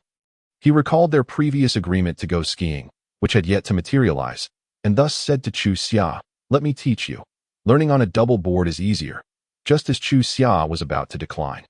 Ling Muting interjected, "Chu Xia has Luo Fan to teach her. Siren, I cannot ski either. Would you mind teaching me?" Shin Siren did not respond to her, his focus solely on Chu Xia. She smiled faintly, avoiding Shin Siren's gaze, and told Ling Muting, "I don't want to ski. You all enjoy yourselves. What does it mean for things to change?" Chu Xia had not only learned to ski, she had delved into all the expensive hobbies that money could buy. Everything she had missed out on experiencing with Shin Siren, she had now explored for herself, even hiring 3 handsome coaches to rotate accompanying her for playtime. Thus, feelings of regret were seldom a part of her emotional landscape. However, in the presence of men, it was still necessary to feign ignorance at times. After all, admiration was an effective means of captivating them at that moment. Luo Fan approached with ski goggles, placing them atop her cap and ensuring she was bundled up snugly against the cold. Before cheerfully saying, "Let us go, Olympic mascot," their intimate interaction did not escape Shin Siren's notice, and as he observed Luo Fan's attention towards Chu Xia, Shin Fuyu quietly distanced herself, opting instead for a handsome male coach on the intermediate slope.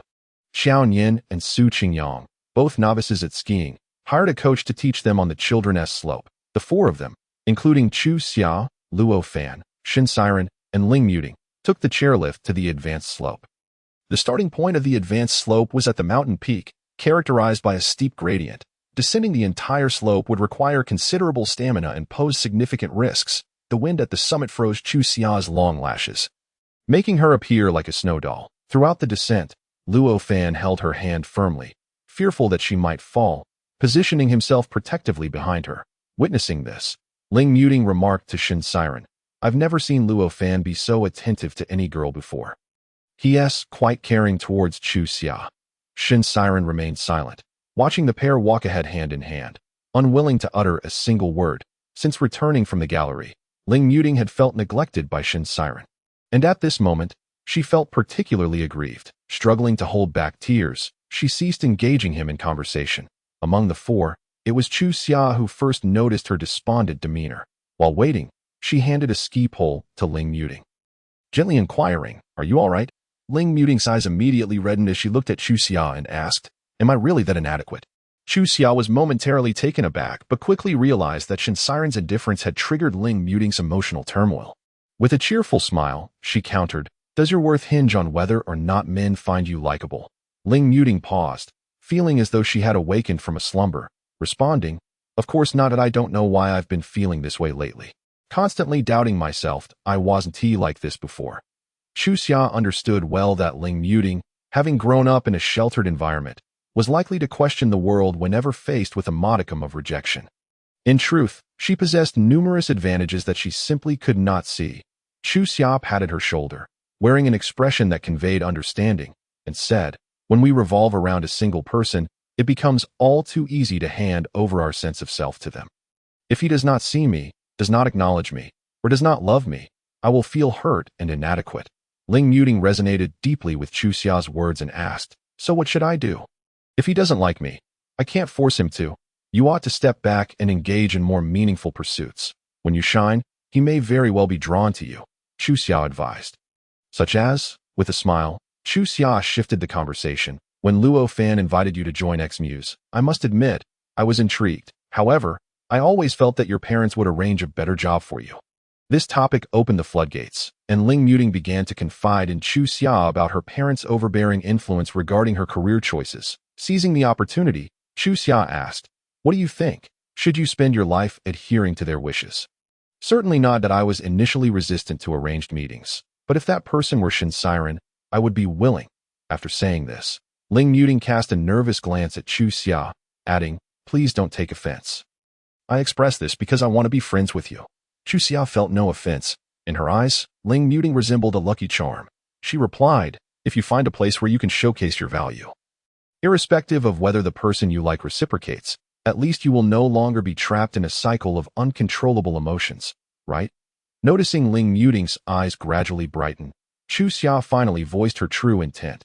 "Muting, the moment I first laid eyes on you, I sensed your exquisite taste. Would you be willing to join X-Muse as our partner? Chu Xian never placed all her eggs in one basket. While she currently relied on Luo Fan's investment, she recognized that this arrangement would not last indefinitely. She was acutely aware that Luo Fan had no genuine interest in the gallery's operations. Otherwise, he would not have previously pulled funding from Old Tang. Thus, inviting this wealthy yet naive heiress to be her partner served as a safeguard for her ambitions that I lack relevant experience. That merely means you can offer a fresh perspective on potential improvements, enabling the gallery to swiftly attract novice art enthusiasts. With each of Ling Muting's perceived shortcomings, Chu Xia adeptly highlighted the advantages hidden within them. To be why the end of their conversation, Ling Muting was visibly excited, saying, Chu Xia, please grant me some time to consider. Of course, my invitation remains open. We are genuinely committed to making the gallery thrive. Once we return to Jing City, we can sit down to discuss the specific details or any concerns you may have. Ling Muting nodded earnestly, then regarded Chu Xia for a moment before exhaling a sigh of relief, smiling as she said, I finally understand why Shen Siren cannot seem to forget you. Chu Xia, you truly are an exceptional girl. Thank you. Chu Xia replied. You are also a remarkable person. With that, the two exchanged smiles. The recognition between the opposite sexes is often built upon longing gazes, while the acknowledgement among women tends to be a more pure form of mutual admiration. When Luo Fan and Shen Siren stood outside the ladies' lounge and saw Chu Xia and Ling Muting emerge, hand in hand, both men were momentarily taken aback. The two were left pondering how the pair had grown so close in such a short span. Throughout the skiing experience that followed, Ling Muting no longer gravitated towards Shen Siren. He noticed this subtle shift and intentionally waited for Luo Fan to ski down before sitting beside Chu Xia. What were you two discussing just now? Shen Siren inquired. What did you discuss with Lu Fan? Asked Chu Xia. That I told him to break up with you. Chu Xia had guessed, yet she was unaware of the terms he exchanged with Lu Fan. Before she could speak, Shen Siren candidly revealed, I promised to prevent his parents from obstructing his relationship with Fang Jialua, thereby eliminating any obstacles between them. He hesitated. Chu Xia. Fang Jialua was Lu Fan's first love. Shen Siren, being a seasoned figure in the political arena, was astute in his calculations. Regardless of whether Lu Fan agreed, he felt that Chu Xia would inevitably mind being merely a substitute for Fang Jialua. And thus, their relationship would inevitably come to an end. Unfortunately, he had not anticipated that Chu Xia harbored no love for anyone, while Lu Fan was unabashedly unfaithful. Chapter 34. The legal husband. After Shen Siren finished speaking, he expected to see some emotional fluctuation on Chu Xia's face. To his surprise, her expression remained unchanged as she cradled a cup of hot water in her plush gloves. That moment, the steam from the cup made her frostbitten cheeks slightly itch. Chu Xia considered scratching, but fearing the cold, she opted to rub her cheek with her scarf instead. This detail caught Shen Siren's attention. Like a worm in her belly, he removed his gloves and gently caressed her face with his fingertips. Is this better? He asked, cupping her face, his touch tender yet imbued with a hint of melancholy. Chu Xia, you promised to give me time, did you not? Chu Xia was taken aback, unable to recall such a promise. When? She inquired. Shen Siren, however, misconstrued her confusion as an attempt to evade responsibility, leaving him feeling empty as he pursed his lips in silence. The tense standoff was observed by Lu Fan, who had just arrived. And from a distance, it appeared as though they were sharing a deep gaze. Lu Fan, already apprehensive about a potential rekindling of their past romance, could no longer contain himself. He strode over, uttering no words, and delivered a punch directly to Shen Siren's face. Chu Xia watched in horror as Lu Fan mounted Shen Siren, mercilessly landing blows. That I've despised you for a long time, Lu Fan exclaimed, gripping Shen Siren's collar and knocking off his glasses. Shen Siren was no pushover either. With a swift uppercut, he struck Lu Fan, causing blood to spill from his mouth. Feeling a headache coming on, Chu Xia glanced around, noticing passers-by filming the altercation with their phones. Both men held significant status, and being featured online would have dire consequences, especially for Shen Siren. She rushed forward, but as she attempted to separate them, the situation took a turn. Shen Siren flipped Lu Fan onto the ground, twisting his arm and pummeling him, venting his frustrations accumulated from days of rejection from Chu Xia. Normally a person of great self-control, he found himself overtaken by emotion in that moment, amid their scuffle. Neither man noticed Chu Xia, until she attempted to intervene and was inadvertently knocked down into the snow. She was bundled up enough that the fall didn't hurt, but a sudden warmth trickled from beneath her, startling her into stillness. Lu Fan, she called out, trembling, fearing that she had harmed her unborn child with the fall. Upon hearing her voice, both men turned to see her sitting on the ground, an expression of fear on her face. Shin Siren's mind went blank for a moment, frozen mid-punch, while Lu Fan, assuming he had hurt her, turned pale with fright. He released Shin Siren's collar and hurriedly crawled towards Chuxia. Did you fall, Xia? Does it hurt? Shin Siren approached as well, intending to lift her from the ground, but Chuxia exclaimed, don't touch me. Both men were taken aback by her fear. Lu Fan immediately called for a medical team. Shin Siren kept asking, Chuxia, where does it hurt? Let me check. Lu Fan shoved him aside, insisting, get away, don't touch her. Knowing Chuxia was pregnant, he was hesitant to move her, anxiously remaining by her side. Shin Siren observed Lu Fan's reaction, his eyes reflecting confusion. Fortunately, the medical team arrived promptly, and the paramedics inquired, what symptoms does the patient have? Shin Siren concisely recounted the situation. The paramedics were taken aback and approached Chuxia to assess her condition. Finding no fractures or immediate need for emergency care, this left them in a quandary. Seeing two affluent men so distressed, they felt compelled to act, asking, Miss, can you stand? Our ambulance can take you to the hospital for a thorough examination. Although Chuxia felt no pain, she was frightened by the possibility of a miscarriage, fearing movement might lead to bleeding, as depicted in dramas. Shin Siren, sensing her tension, gently wrapped his arm around her shoulders, soothingly saying, I'll help you up, lean on me. Yet, Chuxia still hesitated, looking to Lu Fan for reassurance. This glance filled Lu Fan with a sense of responsibility he had never experienced before. He pushed Shin Siren aside, cautiously slipping his arm beneath her knees. Don't be afraid. I'll carry you, gently. Amidst the chaos, Chuxia was transported to the emergency room. She privately explained her situation to the doctor and was taken for examination, with Lu Fan steadfastly by her side, while Shin Siren was sent away to deal with others. Soon, the rest of the group arrived.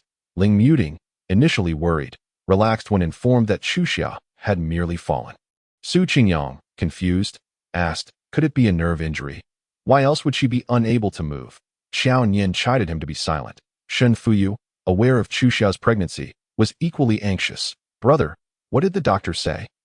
She once he let us in. Shin Siren sat on a bench in the hallway, appearing dejected. Shen Fuyu contemplated offering comfort, but realized her brother would not heed her words, so she simply left.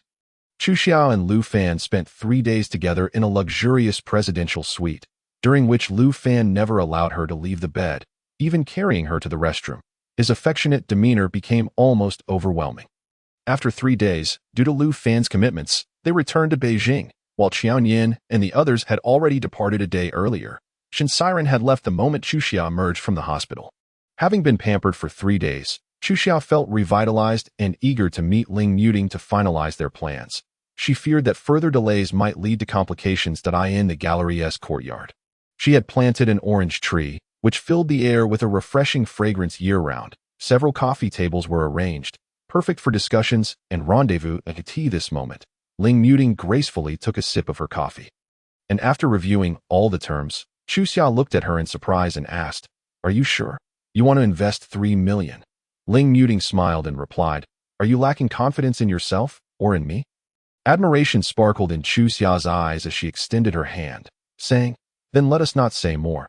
I believe our collaboration will surely elevate Xmuse to new heights. Ling Muting clasped her hand, and the two signed the contract, each retaining a copy. Before departing, Ling Muting said to her, Chuxia, I mentioned to my parents that Shin Siren is a good man, but he does not appreciate me.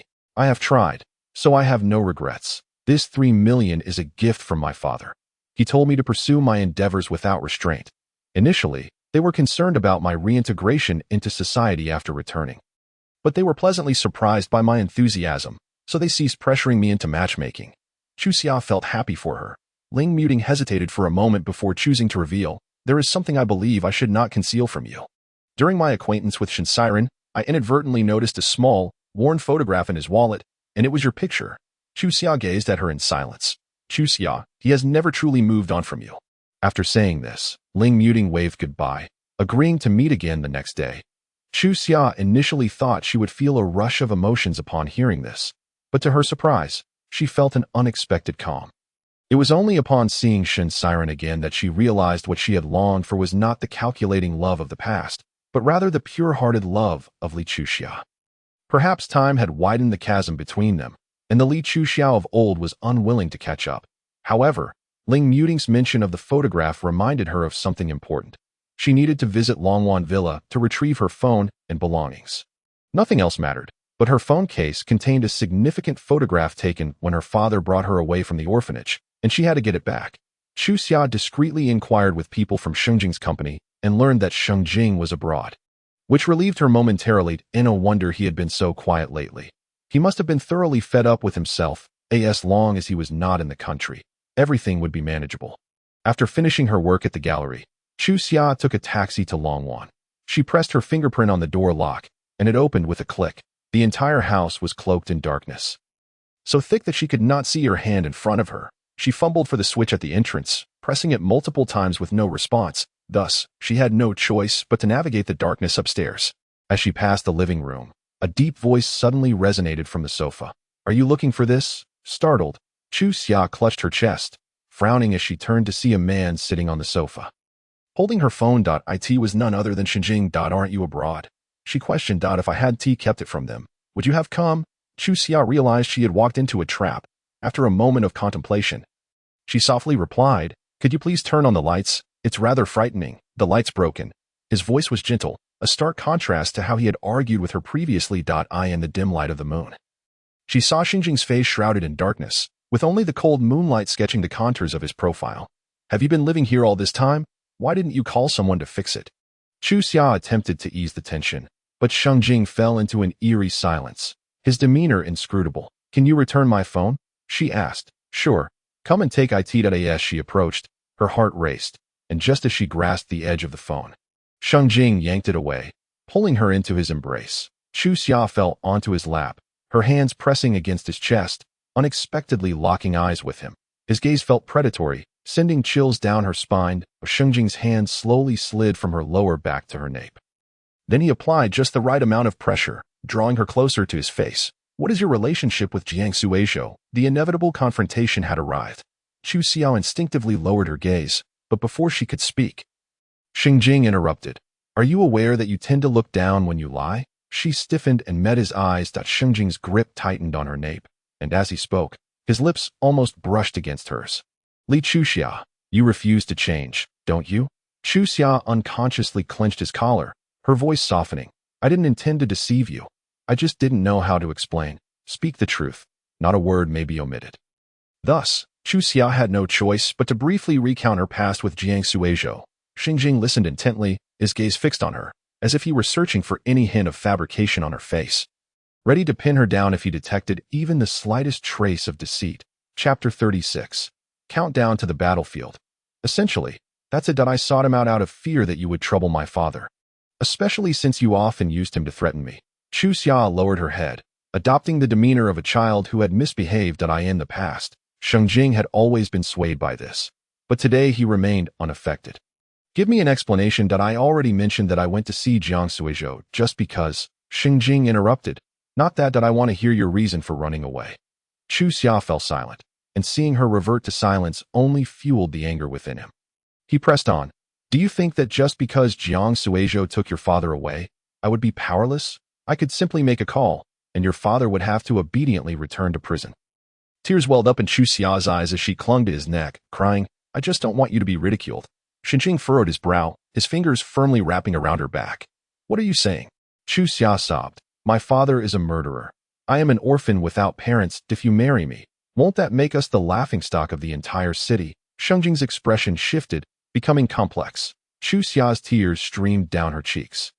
And ultimately, Shengjing's heart softened. He gently patted her back, saying, "When did you start worrying about what others think? Haven't you always blamed me for holding you back and not giving you a title? Now that I want to marry you, why are you backing down?" "I'm afraid." Chu Xia wrapped her arms around his neck, burying her face in his neck. The intimacy of the pose filled Shengjing's heart, and he stroked her head, feeling the moisture on his neck, and sighed. "Don't cry." He lifted her chin and kissed her. Shengjing was willing to turn a blind eye for her sake. He believed that once they married and had a child together, she would eventually settle down. Even if she resisted for now, later, Chu Xia found herself in his embrace for quite some time, finally managing to extricate herself by claiming her period had arrived. She retrieved her phone but was kept at the villa by Xingjing, spending the night with him in a peaceful slumber before leaving the next day. Once her phone powered on, she was greeted by a barrage of missed calls and incessant text messages that made her head spin. As she sifted through the messages, she discovered one from Shinsiren sent a day prior. I waited at that coffee shop until you arrived. It was likely sent when Shinsiren learned she had returned to the city. But at that time, she had not had her phone. They had missed each other completely, unaware. Chu Xia felt there was no need to respond now, so she ignored it and saw a message from Jiang Suizhou. Aren't you coming back today? Where have you gone? I made your father CRY. Li Chu Xia. If you don't come back, I shall sell your father. There were more messages following, but Chu Xia didn't have the time to read them and promptly replied, My phone isn't with me. I'm heading back now. However, just as she got into the car, Lu Fan's call came through again. Xia, would you accompany me to a banquet next week? A jolt of unease coursed through her. And indeed, she soon heard Lu Fan continue. Old Lu has made a substantial donation, but he has other arrangements and can't attend, so he asked me to represent him. I'll take you along. It's a good opportunity to meet some friends in the circle and attract clients for your gallery. Chu Xia licked her lips and replied, What should I do? I think I'm feeling a bit unwell and would like to rest for a few more days. Upon hearing this, Lu Fan became somewhat anxious and asked, Shall I accompany you to the hospital? Didn't you go alone for your last checkup? I'll be there with you. Chu Xia reassured him, saying it wasn't time yet, soothing him with a few words before hanging up. Sitting in the taxi, she propped her chin on her hand, feeling a surge of anger. What kind of charity gala could attract so many prominent figures from the capital? Among those she knew would be Jiang Suizhou, Shang Jingshi, and Lu Fan. If any of them spotted her, she could forget about surviving in the capital. Yet, having already promised Shang Jingshi, she had no choice but to find an excuse to decline Jiang Suizhou's invitation. She resolved to make a brief appearance and then leave swiftly. It was a pity. There would surely be potential clients at the banquet, a lucrative opportunity on the day of the charity gala. Chu Xia received a gown and jewelry sent by Shang Jingshi. She tossed the gown onto the sofa without a second glance and opted for a pure white dress from her own wardrobe.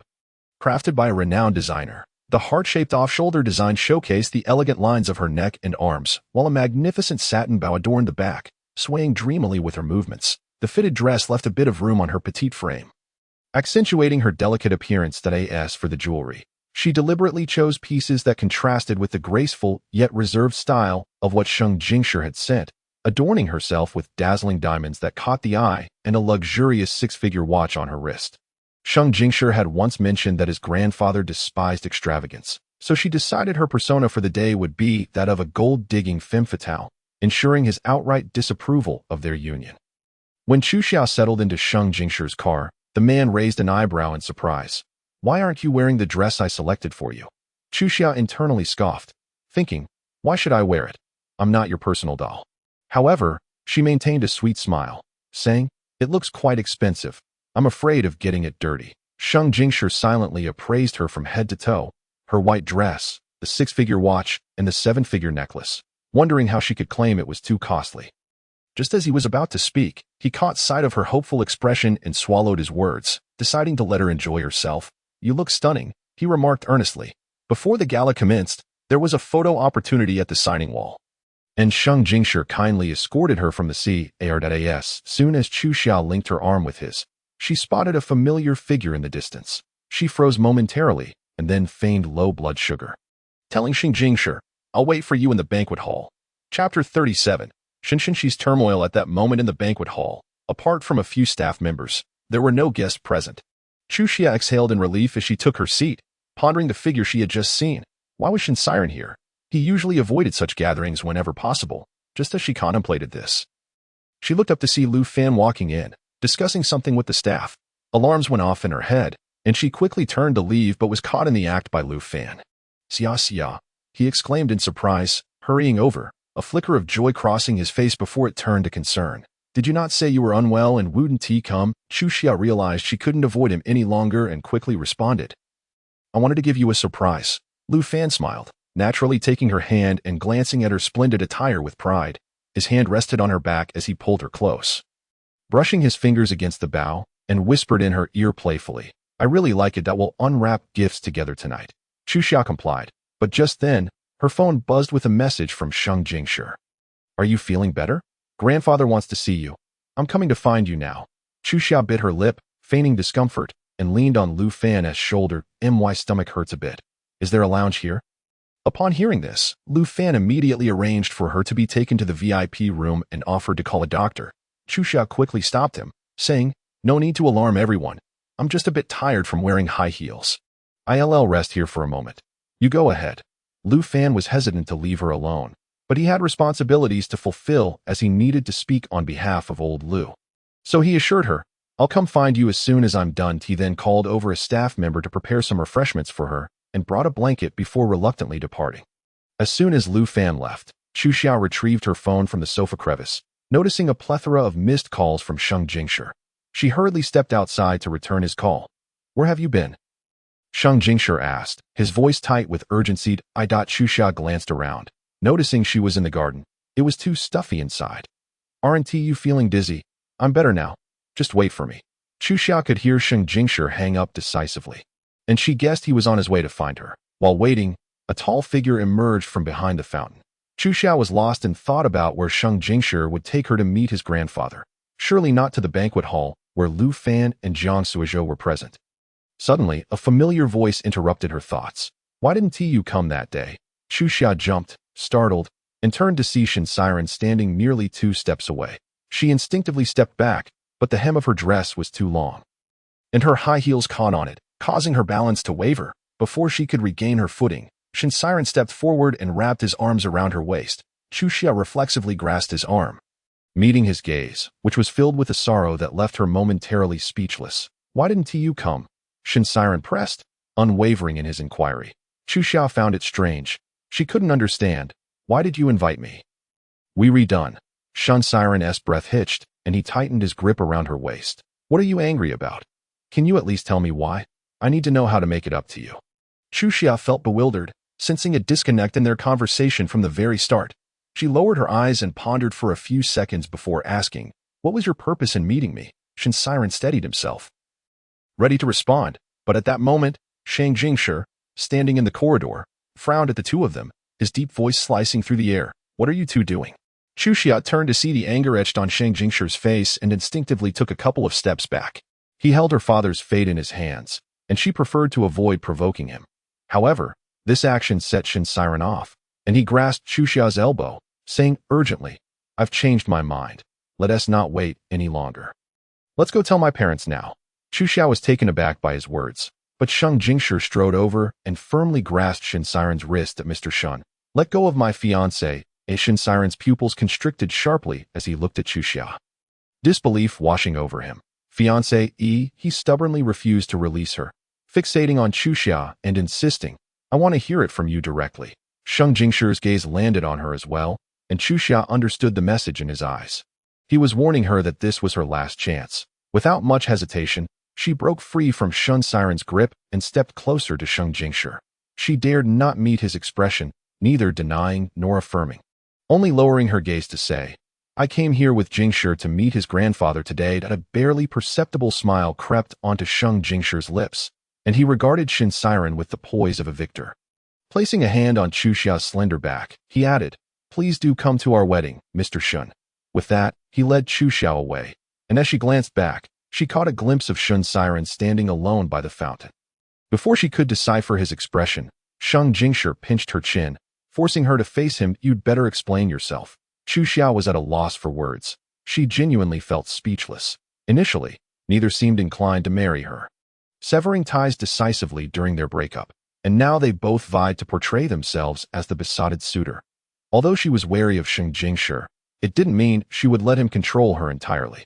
Seizing the opportunity, she declared, "If you don't trust me, what good is it for me to explain?" Chu Xia tightened her grip on her dress, lowering her head as she said, "Marriage is a significant matter. Given your current temper, I don't think today is suitable for this discussion. I'll take my leave." Just as she turned to walk away, Sheng Jingshi encircled her waist and pulled her back into his embrace. "What did I say? Why are you so angry? You'd better tone it down when you see my grandfather later." She frowned and pushed against him, feigning indignation. But aren't you the one who dislikes my temper? You embarrassed to be with me. I want to go home. Sheng Jingshi, frustrated, gritted his teeth that you're truly incorrigible. Yet, despite his words, he gently held her close, patting her back. Did you eat something spicy today? With his chin resting against her hair, he spoke earnestly. I've never thought of you as an embarrassment. The reason I didn't bring you to such occasions before was merely to protect you from the scrutiny of those insincere people. In early summer, I yearned for your reliance on me. I wished for you to confide in me about your troubles rather than leaving me in the dark, for such silence breeds only suspicion and unease within me. Initial confusion clouded Chuxia's brow as she pondered when Sheng Jingshi had become so accommodating. His unpredictable demeanor stifled her ability to continue her performance, ultimately compelling her to follow him obediently into the banquet hall. The moment she stepped inside, a wave of apprehension washed over her, as she feared she might have unwittingly offended both Jiang Suizhou and Lu Fan, leaving her with no choice but to cling tightly to Sheng Jingshi. However, as she walked past Jiang Suizhou's empty seat, held firmly by Sheng Jingshi's hand, a sense of relief enveloped her. The heavens had not forsaken her after all that moment. The host on stage took hold of the microphone and solemnly announced, "Now, we invite a mysterious guest to deliver a speech for tonight's banquet." Chapter 38. The scene of chaos. Lu Fan, with his suave demeanor, stood confidently before the microphone when he chose to be sensible. He exuded an air of reliability that misled many. "Good evening, everyone," he began, and the crowd erupted in applause that a confident smile graced his lips as he prepared to deliver his speech. Yet, upon casting a casual glance into the audience, he abruptly halted. The once lively man's smile froze on his face as he spotted Chuxia, seated beside Sheng Jingshi, who had graciously pulled out a chair for her. The people around her stood to greet her warmly. A prolonged silence descended, leaving the attendees bewildered. The host, observing Lu Fan's speechlessness, assumed he had forgotten his lines and softly prompted, "Lu Xiao, do you need your cue card?" But Lu Fan paid no heed. His narrowed eyes were fixed on Sheng Jingshi, who, after being seated, was engaged in conversation with his grandfather. Then, the old gentleman summoned a velvet gift box, presenting it before Chuxia, though Lu Fan could not discern the contents. He clearly saw the astonished expression on Chuxia's face at that moment. If Lu Fan remained oblivious to the unfolding events, it would be sheer self-deception. He gripped the microphone tightly, turning his face away to conceal his labored breathing. Moments later, Lu Fan swiftly turned back to the audience and declared, "Today, I am honored to stand before you all to announce a piece of joyous news." Chuxia's full attention was on Sheng Grandpa, for he had just unveiled a family heirloom necklace, intending for Sheng Jingshi to adorn her neck. "Grandpa, are you truly not losing your senses? You agreed so readily?"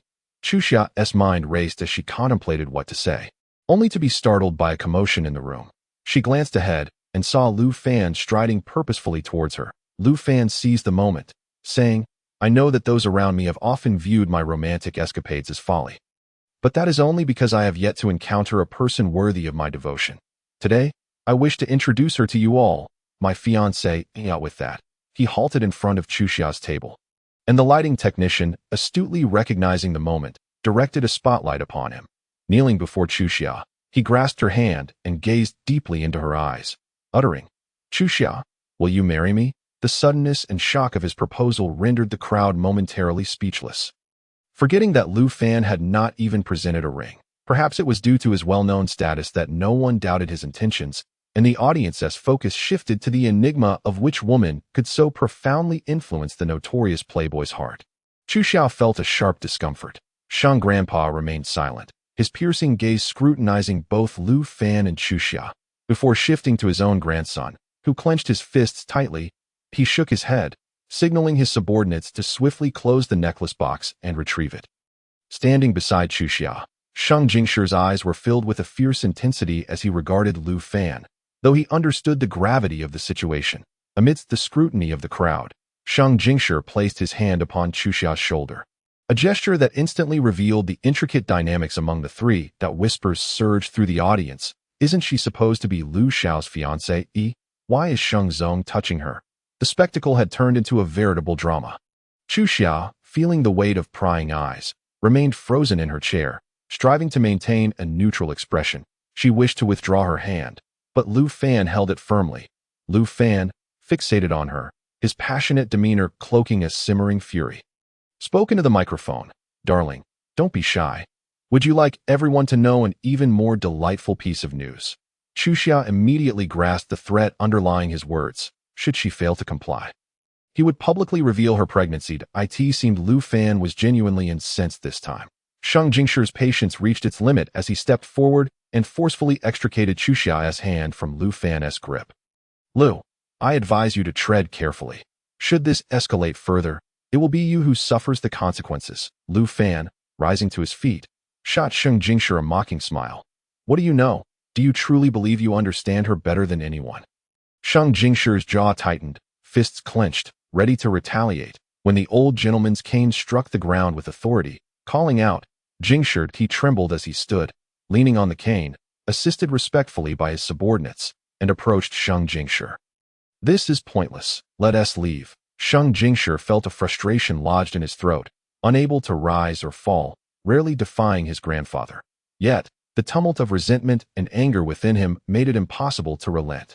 "Secretary Pan, please escort Grandpa home." Secretary Pan, who had been aiding the elderly gentleman, hesitated, casting a glance at him before diplomatically suggesting, "Young master, perhaps we should all return together. Some matters, Sheng Grandpa preferred to keep private." Observing Sheng Jingshi's reluctance to depart, he expressed his disappointment. "I wish to support you, but you remain oblivious to the reality of the situation. You are being toyed with in front of everyone. Do you still intend to cling to this delusion?" The implication was clear. Chuxia surmised she had likely landed on Sheng Grandpa's blacklist. Nevertheless, Sheng Jingshi stood firm. His gaze bore into Chuxia with a mixture of disdain. "Didn't you sever ties with him? Allow me to assist you today." With that, he grasped Chuxia's hand and turned to face Lu Fan, lifting their intertwined hands for all to see. "When we were together, you were still wallowing in despair over Feng Jialuo. Drowning your sorrows in drink. We are getting married soon. Lu Fan, spare yourself further humiliation." The crowd observed Lu Fan's expression darken, recognizing the credibility of Sheng Jingshi's assertion. Several onlookers had already risen to witness the unfolding drama. While amidst the throng, Shin Siren remained aloof, seated with his back to the table, consuming drink after drink, feigning indifference. "Who is this young lady? She seems unfamiliar, yet undeniably impressive," someone voiced. Another chimed in, recognizing Chuxia. "What young lady? Her father is a murderer. I wonder what means she employed to entangle herself with the Sheng and Lu families. Who knows how many have toyed with her? A tarnished woman, and yet she has piqued the interest of two prominent young masters. What a farce." Suddenly, the speaker was doused with red wine. Her furious outcry silenced as she looked up to find Shin Siren gazing down at her with disdain, rendering her speechless. Unaware of the events unfolding near Shin Siren, Chuxia found herself caught in a standoff between Lu Fan and Sheng Jingshi, when someone in the crowd exclaimed, "Jiang Gongzi has actually arrived. I thought he would be absent." Chapter 39. She is pregnant. Such charitable galas typically failed to entice Jiang Suizhou. Yet upon learning that one of the auction items was a piece of jade from her maternal family, Mrs. Jiang called upon her son to retrieve it, thus alleviating a lingering concern. After agreeing, Jiang Suizhou thought it would be a fine opportunity to take his little bird out for some fresh air, inviting Chuxia to join him. However, just before their departure, he was stood up, with no desire to squander time at such an event. Jiang Suizhou decided against attending now that Chuxia was not going, and instructed his assistant to bid on the jade piece on his behalf. His assistant relayed bids over the phone. Those with discernment recognized him as a member of the Jiang family and refrained from competing with him, save for one nearsighted individual who not only raised the stakes, but did so by minuscule increments. Infuriating Jiang Suizhou, losing patience, he called out a bid of 7 million, surpassing the other by 2 million. He believed the matter concluded, but unexpectedly, the opposing party approached him as he was leaving. "Excuse me, sir," Ling Su began, "I apologize, but the auction item in your possession was a cherished item of my mother's. Would you be so kind as to let it go? I can offer you 7 million. Jiang Suizhou's assistant, Lin Yu, bluntly declined. Yet Ling Su persisted. "The reason I did not bid against you earlier was to avoid driving the price up too high. That we both understand that this piece is worth, at most, 2 million. How about this? I'll add an additional 500,000 as a gesture of friendship." Lin Yu found this laughable and replied with a hint of sarcasm. Today, there are countless individuals wishing to befriend young Master Jiang. You might as well keep that 500,000 for yourself. Ling Su, momentarily taken aback, realized he had inadvertently raised the price against the Jiang family. He shuddered at the thought of his mother discovering this and potentially breaking his legs. Wait, I didn't know young Master Jiang was bidding over the phone. This is a misunderstanding. If I had known, I would have personally delivered it to the Jiang residence. Can I apologize to young Master Jiang? At that precise moment, the staff arrived to usher them into the banquet hall. Ling Su, with great enthusiasm, took Lin Yu's hand and led her inside. Upon entering, they observed everyone gathered around a particular spot. The atmosphere decidedly unusual. Ling Su focused his gaze, instinctively exclaiming, "Chuxia." Lin Yu, having spent the longest time beside Jiang Suizhou, naturally recognized Chuxia as well. Noticing the commotion, he promptly turned to call Jiang Suizhou. Thus, Jiang Suizhou's appearance in the banquet hall was orchestrated. What a lively scene it was. As soon as Jiang Suizhou made his entrance, he instantly became the center of attention, with people approaching him to raise their glasses and salute, while many others abandoned their previous conversations to greet him with smiles and engage in lively chatter.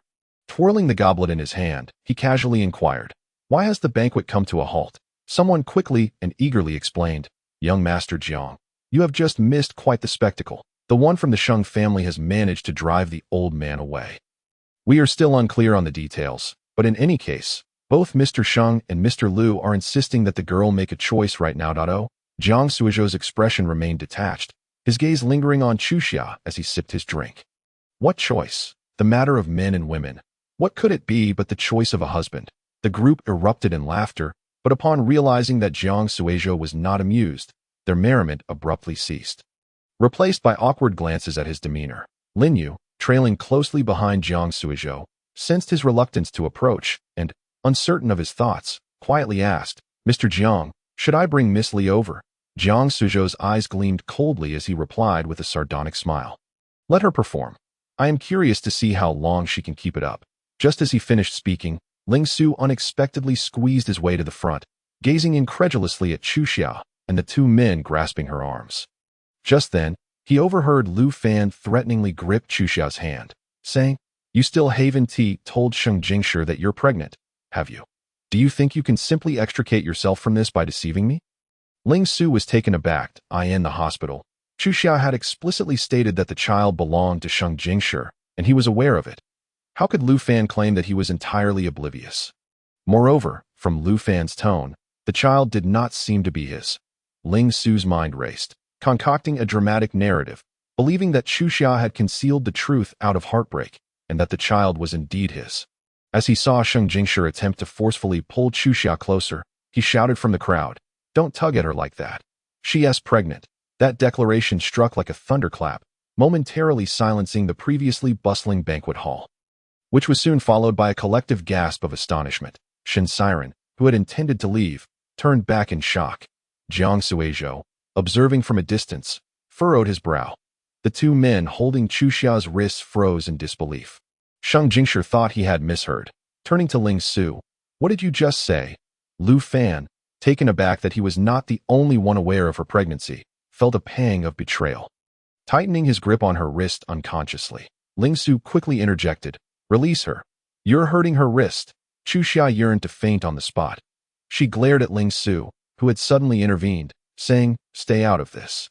To her surprise, Ling Su looked at her with regret and guilt, stating, "Xia, I know everything. This child is mine. Rest assured, I won't let you suffer out there." Sheng Jingshi angrily grasped his collar, demanding, "What nonsense are you spouting?" Ling Su protested, "I'm not making this up. I have her prenatal checkup report. She has been pregnant for almost 2 months. The Shun family was aware of it during our last visit to the hospital and can testify for me." Immediately, eyes turned toward Shen Siren. Shen Siren, his brow furrowed into a deep crease, now stood at the doorway, swiftly making his way toward Chuxia, parting the crowd with ease. Sheng Jingshi momentarily faltered, slowly releasing his grip on Ling Su. Turning back to Chuxia, he noted her downcast gaze, and upon seeing Lu Fan standing nearby with his hands in his pockets, devoid of surprise, he realized the gravity of the situation. Whose child is it? He found himself asking unconsciously. Chuxia, twisting her reddened wrist, was surprisingly calm, her mind racing through complex calculations. If the child belonged to Sheng Jingshi, the information of 2 months clearly contradicted his knowledge, and revealing it would only ignite his fury. If the child was Lu Fan's, perhaps before being discovered, he might have felt compassion and helped her cover it up. Now, Chu Xia could only wish for the best. If the child was Ling Su's, she would be ensnared by him, a truly undesirable outcome. After a lengthy contemplation, 10 seconds passed, and Sheng Jingshi's emotions erupted. He shouted at Chu Xia, "I ask you, whose child is it?" Chu Xia saw the veins throbbing at his temples, signaling that he was on the brink of fury. With a gentle sigh, she spoke the truth. "It belongs to Jiang Suizhou." That a collective gasp rippled through the crowd. Shen Siren, once subtly excited, instantly fell into despondency. Lin Yu glanced at his boss, noticing Jiang Suizhou's expression darken further after Chu Xia's revelation. The individual who had been eagerly gossiping moments before now felt flustered, quickly offering apologies. "Young Master Jiang, please forgive me. I never intended to speak ill of your beloved." Jiang Suizhou scoffed lightly, his gaze fixed on Chu Xia at the center of the crowd, his eyes filled with a myriad of emotions: sarcasm, understanding, hurt, anger, but notably devoid of surprise. This left Lin Yu, who had always prided himself on being a confidant, feeling anxious. Was Miss Li's child truly Jiang Suizhou's? "My child?" Jiang Suizhou echoed, his tone laced with melancholy. He averted his gaze, offering a hollow smile that did not reach his eyes. "Why was I not informed that I was to be a father?" Chu Xia interpreted his demeanor as a reluctance to accept responsibility. It made sense. Her father had killed his brother, and any clever individual aspiring to inherit a family business would certainly hesitate to acknowledge such a connection, especially someone like Jiang Suizhou, who was both cunning and ruthless. She refrained from countering Jiang Suizhou's insinuations, instead responding with remarkable calmness. "I did not wish to trouble you. I would understand if you do not want this." Upon hearing her words, the crowd felt a wave of sympathy for Chu Xia. Yet due to the Jiang family's influence, none dared to voice their support. Jiang Suizhou's eyelid twitched momentarily, his usual composure shattered in an instant. What a colossal burden had suddenly fallen upon him. He did not mind Chu Xia using this method to compel him to take responsibility, but only if they truly had a child. Jiang Suizhou, a man of mental cleanliness, could not bear the thought of Chu Xia harboring feelings for both Shen Siren and himself. Thus, he had never consummated their relationship. Were it not for the multitude of onlookers, he would have demanded a thorough explanation of how this child came to be at that moment. Jiang Suizhou ceased to deny the child was not his, partly to spare Chu Xia's dignity and partly to avoid becoming the subject of gossip. "The banquet has already been delayed. Let us set aside personal matters for later," with a single statement. Jiang Suizhou brought the farce to an abrupt end, and others quickly echoed his sentiments, eager to avoid offending him. After delivering his words, he departed with Lin Yu, as if this entire affair had nothing to do with him. Shen Siren adjusted his glasses, his penetrating gaze cutting through the crowd to rest upon Jiang Suizhou, revealing a hint of suspicion. Sheng Jingshi, expressionless, had reached his limit. Suddenly, he forcefully released Chu Xia's wrist, tilting his head back with a laugh. Though his eyes glistened with unshed tears, to Li Chu Xia, "Do you truly believe you are someone of worth? That you hold any value?" Sheng Jingshi fixated on her, his anger and hatred dissipating, leaving only profound scorn and contempt. He enunciated each word deliberately. "Do not let me see you again." With that, Sheng Jingshi turned and strode away, his silhouette vanishing into the shadows, symbolizing his severance from her. Lu Fan, taken aback by Chu Xia's lingering connection to Jiang Suizhou, gazed at her incredulously before a self-deprecating smile crossed his face, a deep sense of humiliation coursing through him. He had initially perceived Chu Xia as merely a pawn in his game, someone to play with. Who could have anticipated that he was merely a piece in someone else's play?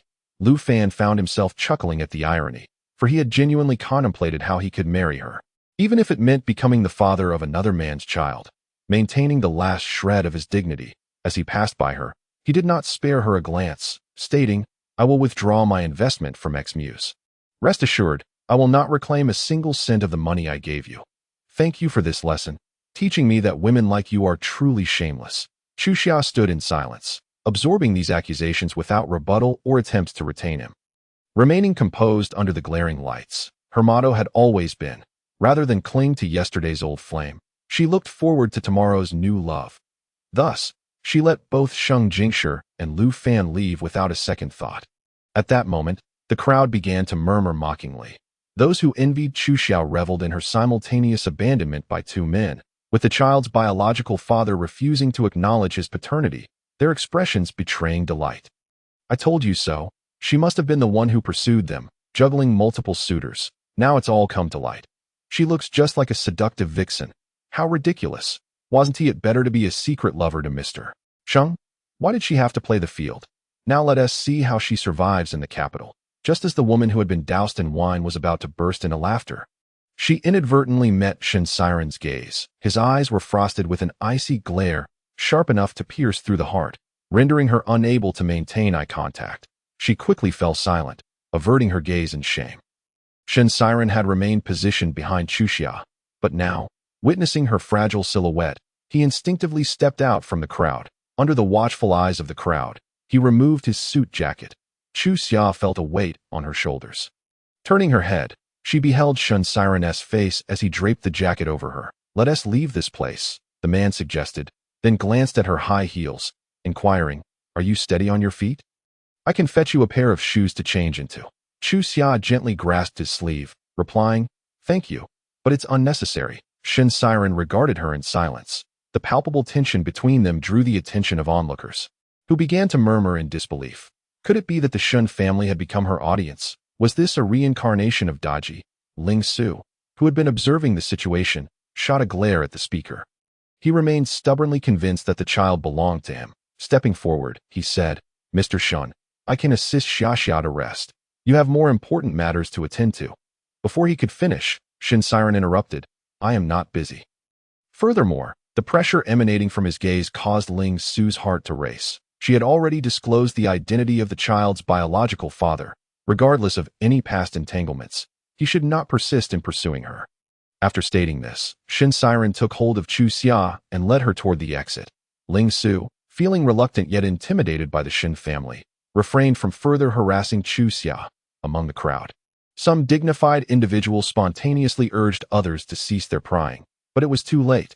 A curious bystander had already sent the photograph of Shen Siren draping his jacket over Chu Xia to Wu Yamei. The staff hastily attempted to restore order, resuming the evening's event, but the mood had already soured. With Shen Siren's insistence, Chu Xia reluctantly changed into a pair of flat shoes, now clad in the oversized suit. She sat in Shen Siren's car, utterly baffled. After tonight, Lu Fan had severed ties with her, and Sheng Jing was no longer in her corner. Jiang Suizhou would also turn a blind eye. Chu Xia had effectively lost all protection. Yet, she had not anticipated that Shen Siren would stand by her side during this tumultuous time, willing to be associated with her notorious reputation. "Aren't you afraid of being the subject of gossip?" she asked, turning her head to look at him. "They would not dare," he replied. Indeed, Shen Siren's understated demeanor often caused Chu Xia to forget that offending him could spell disaster for anyone at that moment. He was driving, dressed in a remarkably formal shirt, his profile resembling undulating mountains. The silver-rimmed glasses perched upon his prominent nose only enhanced his austere presence. His eyes, sharp and penetrating, were obscured by the glasses. And coupled with his gentle aura, they created an illusion of refinement. Only Chu Xia knew the hidden depths of this man.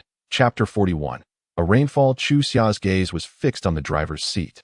Lost in thought, in Shen Siren's peripheral vision, it seemed as though she was observing him. He yearned to share words he had missed the opportunity to express days ago, yet upon remembering her pregnancy, he felt it was too late to say anything. "What are your plans moving forward?" Shen Siren inquired. Chu Xia understood his question and replied candidly, "The child is mine. I can raise it alone." She supported her chin with her hand and opened the car window to catch some fresh air, but the speed of the car caused the wind to rush in and touzle her hair. Noticing this, Shen Siren pressed a control switch on his side, leaving only a small opening that if you intend to give birth, you must take care of your health. Chu Xia looked at him, slightly taken aback by his calm demeanor, especially since he had been so insistent before the banquet started. "What did you wish to discuss with me earlier today in the garden?" Shen Siren paused at her question, falling silent, after waiting for a while without any further response from him. Chu Xia came to a realization no man would remain indifferent to the fact that his woman was carrying another's child. She hoped that after today, Shin Siren would let go of any lingering attachments. Upon reaching their destination, Chu Xian neatly folded his suit and placed it on the back seat. After expressing her gratitude, she intended to exit the vehicle, but in the next moment, Shin Siren grasped her hand. If we had remained together back then, we would not find ourselves in this situation today. Chu Xia raised her gaze, confused by his words. Shin Siren met her eyes, stating, "Raising a child alone is a tremendous burden. I wish to share this responsibility with you." A raindrop plopped against the car's windshield, soon followed by a torrential downpour, as flashes of lightning flickered ominously within the dark clouds. This rain was more overwhelming than the one that had marked their initial meeting 3 years prior. Each drop resonating in Chu Xia's heart. What does together mean? I do not require your assistance. Ignoring the rapid beats of her heart, Chu Xia sought to confirm her understanding of the situation. Shin Siren seemed to sense her unease, offering a gentle smile as he clarified, "Together means we shall marry. I will raise your child." Chu Xia felt an urge to blame the rain for making her eyes misty. Shin Siren observed her gaze dropping, her expression one of bewilderment, and at that moment, his pent-up emotions found released. He was a man of few words. Having learned of her pregnancy less than 3 hours prior, he had taken only the duration of their drive to contemplate this decision. It could be said that all his impulsive inclinations had been directed towards Li Chuxia. Yet, he felt no regret. "Chuxia, I understand that regardless of the underlying circumstances of our past, the pain you endured is real and irreparable. During the 2 years we were apart, I longed to return to the past and alter our fate, but now, I no longer wish to." Shin Siren tenderly caressed her face, his gaze filled with an affectionate longing that could drown a person. "I have wasted too much time lamenting the past, but now, I only wish to build a future with you." With that, he leaned in and kissed her, their lips moving slowly in a tender rhythm, imbued with infinite warmth. Initially, Chu Xia kept her eyes half closed, her lashes trembling, but gradually succumbing to Shin Siren's advances, she closed her eyes and reciprocated. This undeniably invigorated him.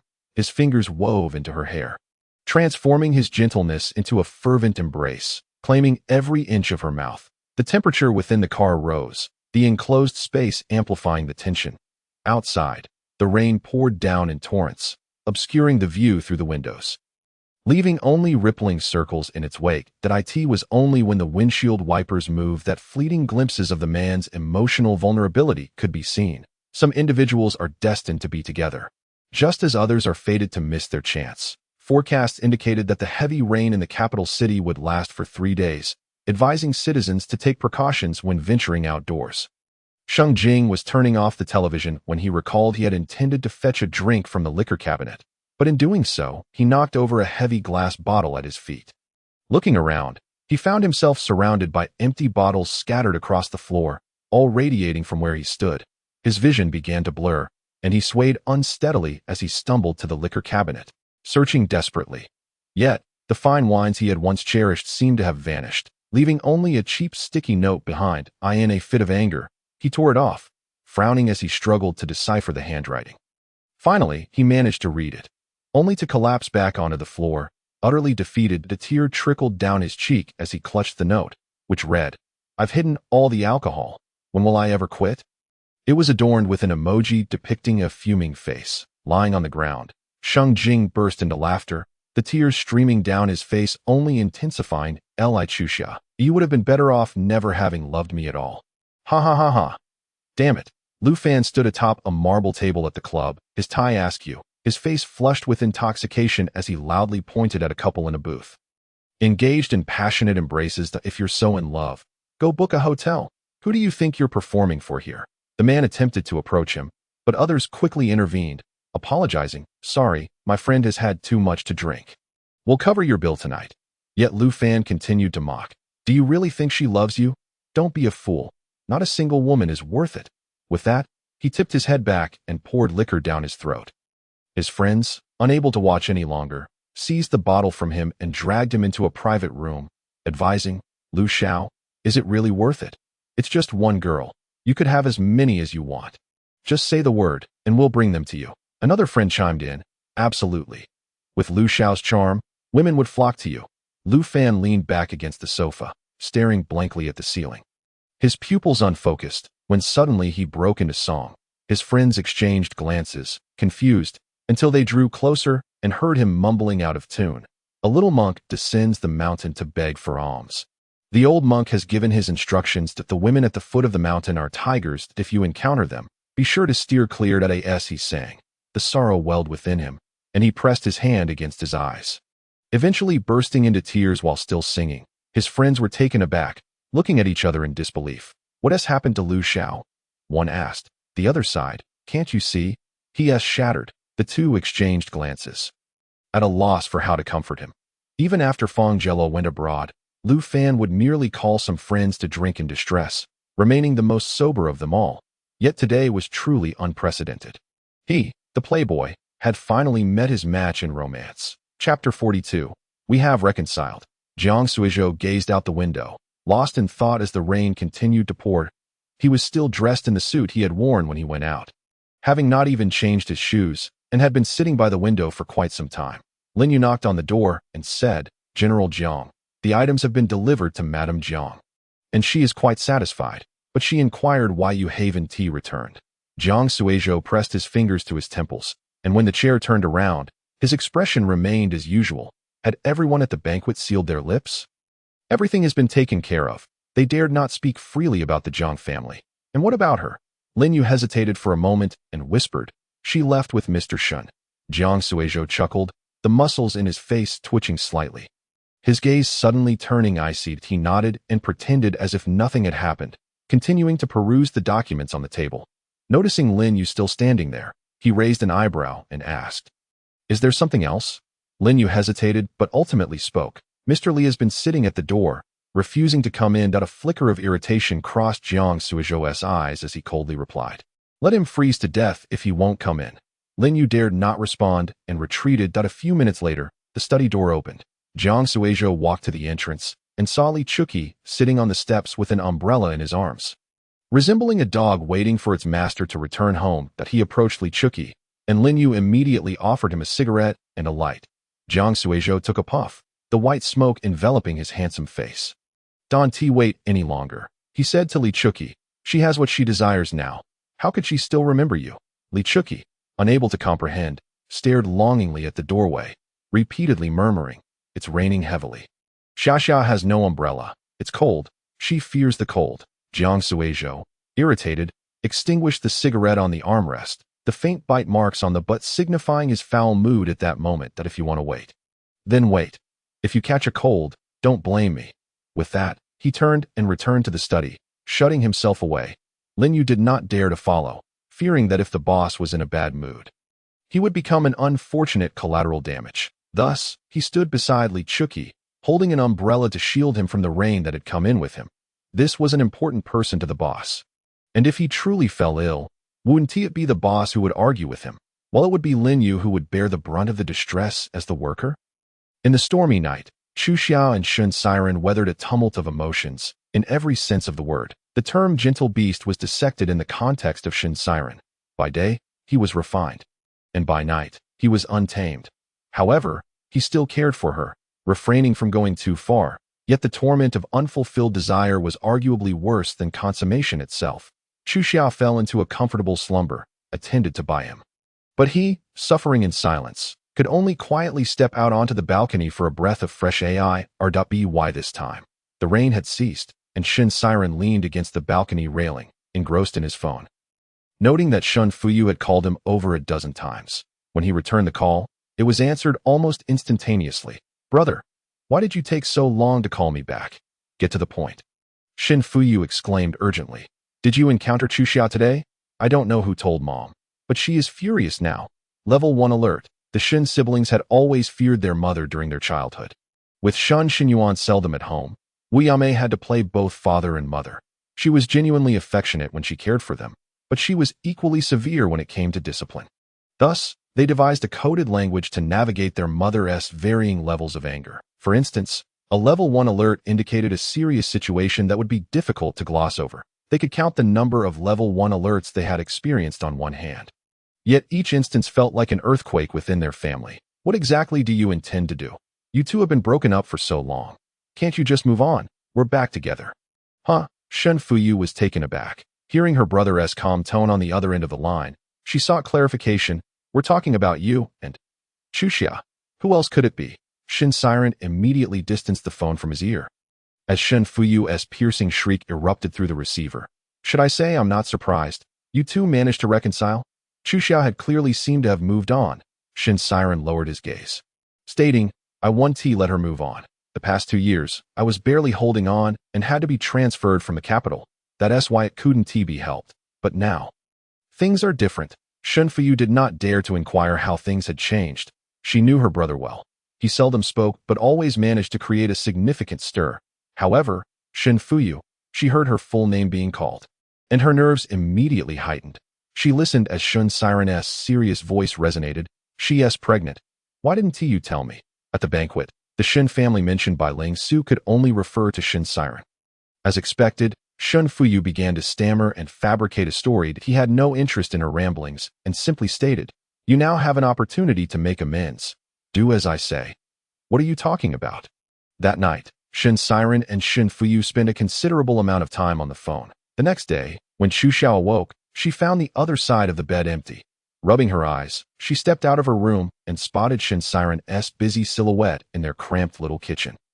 He was dishing out the cooked corn, and upon turning around, he saw her leaning against the doorframe, instantly breaking into a smile. Did I wake you? Chuxia shook her head and watched as Shin Siren set the breakfast on the table before embracing her. Noticing that she was barefoot, he lifted her waist, allowing her to stand on the back of his slippers, then leaned down to peck her gently like a woodpecker. Good morning, my princess. Chuxia laughed and engaged in a playful game of lip touches with him. Before stepping onto Shin Siren's feet as he guided her step by step to the bathroom, he took out her toothbrush and squeezed toothpaste onto it. When Chuxia reached for it, she noticed that Shin Siren intended to brush her teeth for her. I can do it myself. Shin Siren evaded her grasp, saying, Open your mouth. Chuxia felt her cheeks flush. She realized that if this continued, things could become problematic, returning her to the days when Shin Siren spoiled her. This was precisely why she felt like a shell of herself after their breakup, because Shin Siren's love had always seamlessly intertwined with her life. Reflecting on this, Chuxia bit down on the toothbrush head. Shin Siren, fearing he might hurt her, reluctantly let go, allowing her to brush her teeth by herself, before turning to fetch her slippers, while they enjoyed breakfast together. Chuxia inquired, Aren't you going to the office today? I took a leave, he replied. Chuxia blinked in surprise. Do people at your level need to take leave? Shin Siren chuckled at her. At my level, it's even harder to take leave. After finishing their meal, they lingered for a while longer, and then Shin Siren suggested taking her for a prenatal checkup. Chuxia felt a bit awkward. That I can go by myself. You don't need to go to such lengths. However, Shin Siren asked, Did you go alone last time? Seeing Chuxia nod, his expression darkened slightly, and then he gently patted her head, saying, From now on, I'll accompany you. They returned to the hospital Chuxia had previously visited since her records were there. After a series of examinations, they learned that the little being was thriving, and she had ruled out an ectopic pregnancy. Shin Siren did not rush to leave. Instead, he wandered around the obstetrics and gynecology department of the hospital, and upon exiting, he told Chuxia, While the months are still early, I'd like to transfer you to another hospital. But this one is close to my home, she protested. Shin Siren fell silent for a few seconds before asking, Do you want to move back to the apartment we used to live in? Chapter 43. The sweetness beneath the facade. Shin Siren was uncertain of her feelings. They had just reconciled the night before, yet the child was undeniably Jiang Suzhou's. He feared that Chuxia might have a change of heart, and he could risk losing her again if they lived over there. Although it was farther from the city, the environment was serene and the air was fresh, with a private hospital nearby that offered superior services and resources compared to this one. Hearing Shin Siren list a multitude of benefits, Chuxia sensed his underlying unease. She took hold of his hand, and he immediately quieted down. Observing her silence, Shin Siren turned his face to the side, attempting to mask his disappointment. I was too hasty. It's all right if we don't move. That's not it, Chuxia said, looking at him quizzically. I was just wondering if you could buy me a car. Since the gallery is a bit far from the villa, Shin Siren was taken aback for a moment, then laughed, seeming relieved. I'll buy it. Afterward, he not only bought Chuxia a car, but also hired a driver and a nutritionist, and arranged for the house to be thoroughly cleaned before Chuxia moved in. This time, she brought only a single suitcase of belongings, upon seeing the tiny suitcase that could barely hold a few pieces of clothing. Shin Siren lowered his gaze, lost in thought. Although it was termed a move, Chu Xiao was merely transitioning from one place to another. Shin Siren wouldn't even let her carry her things. When Aunt Wang saw them enter, she promptly approached to greet them. Sir, madam. Chu Xiao was momentarily taken aback. Shin Siren smiled slightly upon hearing this, and naturally took her hand. He covered Chu Xiao's eyes and led her into the living room. What's so mysterious? Chu Xiao asked with a smile. Shin Siren stood behind her, slowly releasing his grip. Before her stood a magnificent Christmas tree. Shin Siren wrapped his arms around her from behind, took her hand, and enveloped it with his larger palm, pressing their hands together as he declared, I want to make a promise to Santa Claus. Chu Xiao looked up at him, laughing. Does Santa Claus still handle that business? Shin Siren kissed her with a smile. As they embraced in front of the floor-to-ceiling windows, everything felt just like before, yet everything had also subtly changed. While they were conversing, Shin Siren's phone rang. He glanced at it and pressed mute. Chu Xiao noticed but pretended not to see, feigning a trip to the restroom to give him some time to handle it. Closing the bathroom door, she took out her phone and saw a new, unread message from Jiang Suizhou. Come to collect your father's body. Chu Xiao immediately frowned and called back, the line ringing for a while before the other party lazily answered. Jiang Suizhou's voice came through the phone. Hiding for a few days. Finally out of your hole. What happened to my father? Do you still remember your father?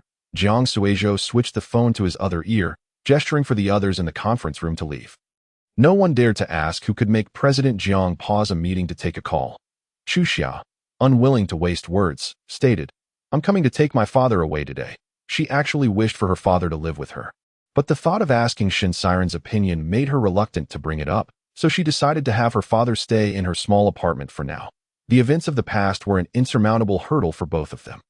She resented Shin Siren for forcing her father to take the blame, and Shin Siren also suffered because her father had offended the Jiang family and was suppressed to a remote area, nearly falling out with his own family. Even though they had been immersed in sweetness these past few days, both were acutely aware that their relationship was still marred by pretense and avoidance. No longer the open and inseparable bond they once shared. This was fundamentally why Shin Siren felt a lack of security. Jiang Suizhou seemed to sense her turmoil, chuckling lightly and carelessly saying, Where do you think you can take him? Or do you really believe Shin Siren can protect your father? Don't be naive. Chu Xiao, you are no longer that little girl from back then. You know very well, don't you, that Shin Siren cannot be with you. Chu Xiao felt as if his words struck a chord, leaving her speechless for a long moment. She gazed at her reflection in the mirror, thinking that sincere feelings had lost their value in her current life. Yet when Shin Siren once again presented his genuine heart to her, she still felt her heart flutter. But could mere sincerity guarantee their togetherness? Chu Xiao finally spoke, as if addressing Jiang Suizhou, yet simultaneously trying to convince herself. Shin Siren said he would marry me. A scoff echoed from her phone as Jiang Suizhou coldly inquired. You believe him just like that? Let's not even mention anything else. If you two could have overcome the obstacles back then, you would have done so long ago. Why wait until now?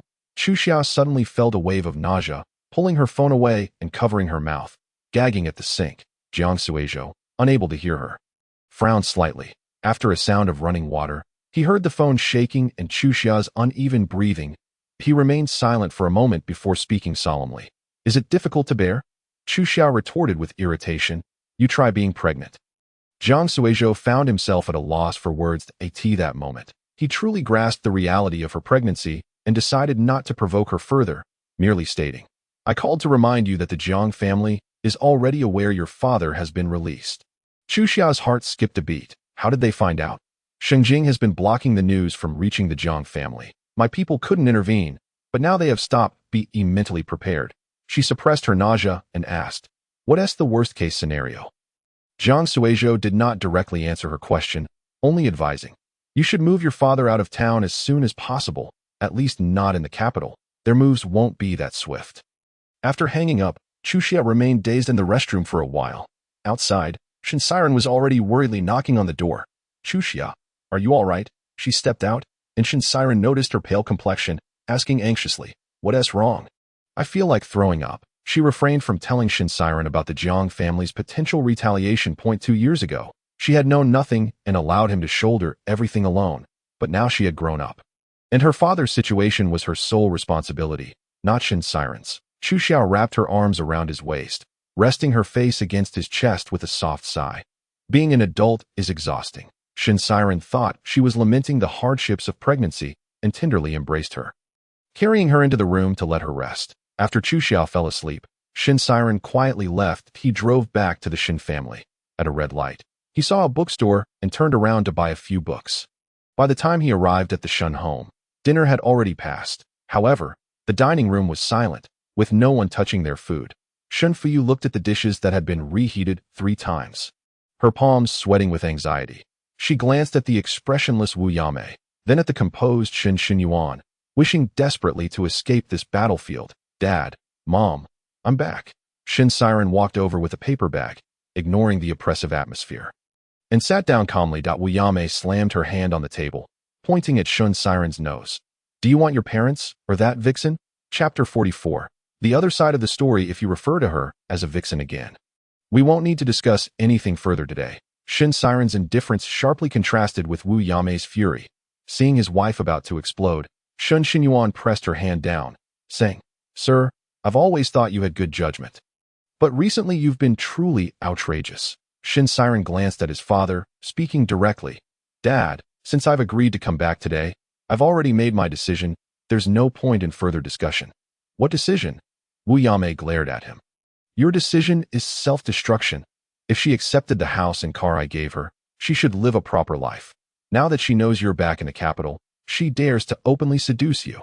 Sir, can't you wake up? She is just a parasite that clings to you. Shin Fuyu, confused, asked. What house and car? Mom, did you give Chu Xiao a house and car?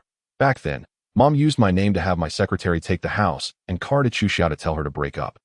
Even Shin Siren, who usually remained calm, could not hide his resentment at the mention of past events.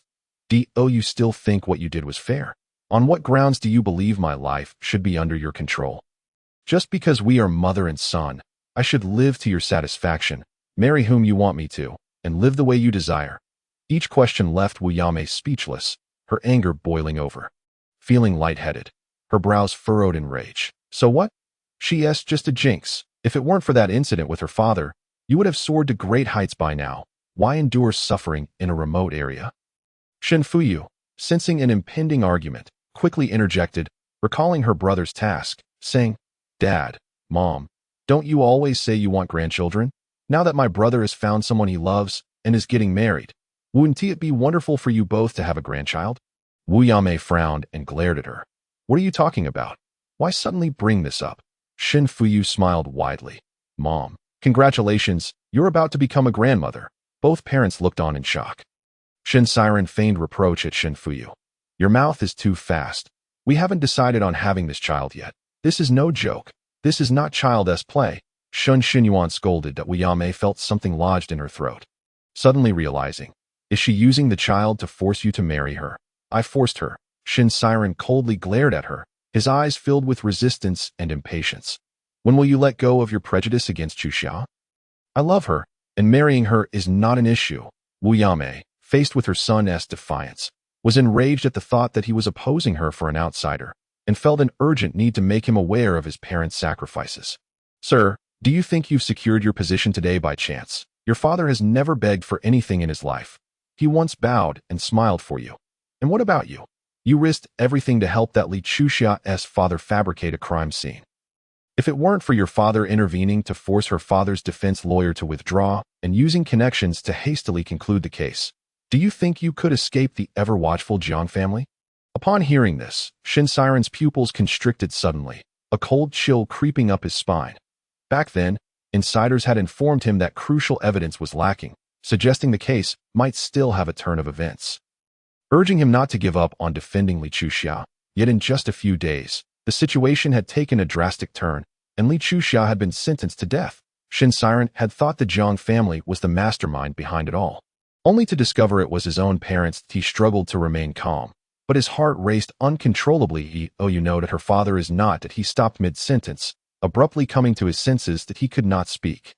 When he found her outside the warehouse that day, her chin, chest, and body were all stained with blood. For years, Shin Siren's conscience had tormented him like a raging fire. He knew Li Chuxia was not the murderer, Yet he had to make her father the criminal. Only then could Chuxia survive.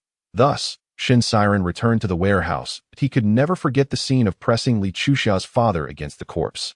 Whispering in his ear, "Smash it down. If you don't, your daughter will die. You will never see her again. Smash it down." Li Chuxia's father seemed to understand, ceasing his resistance, initially just obediently striking Jiang Zixing's head.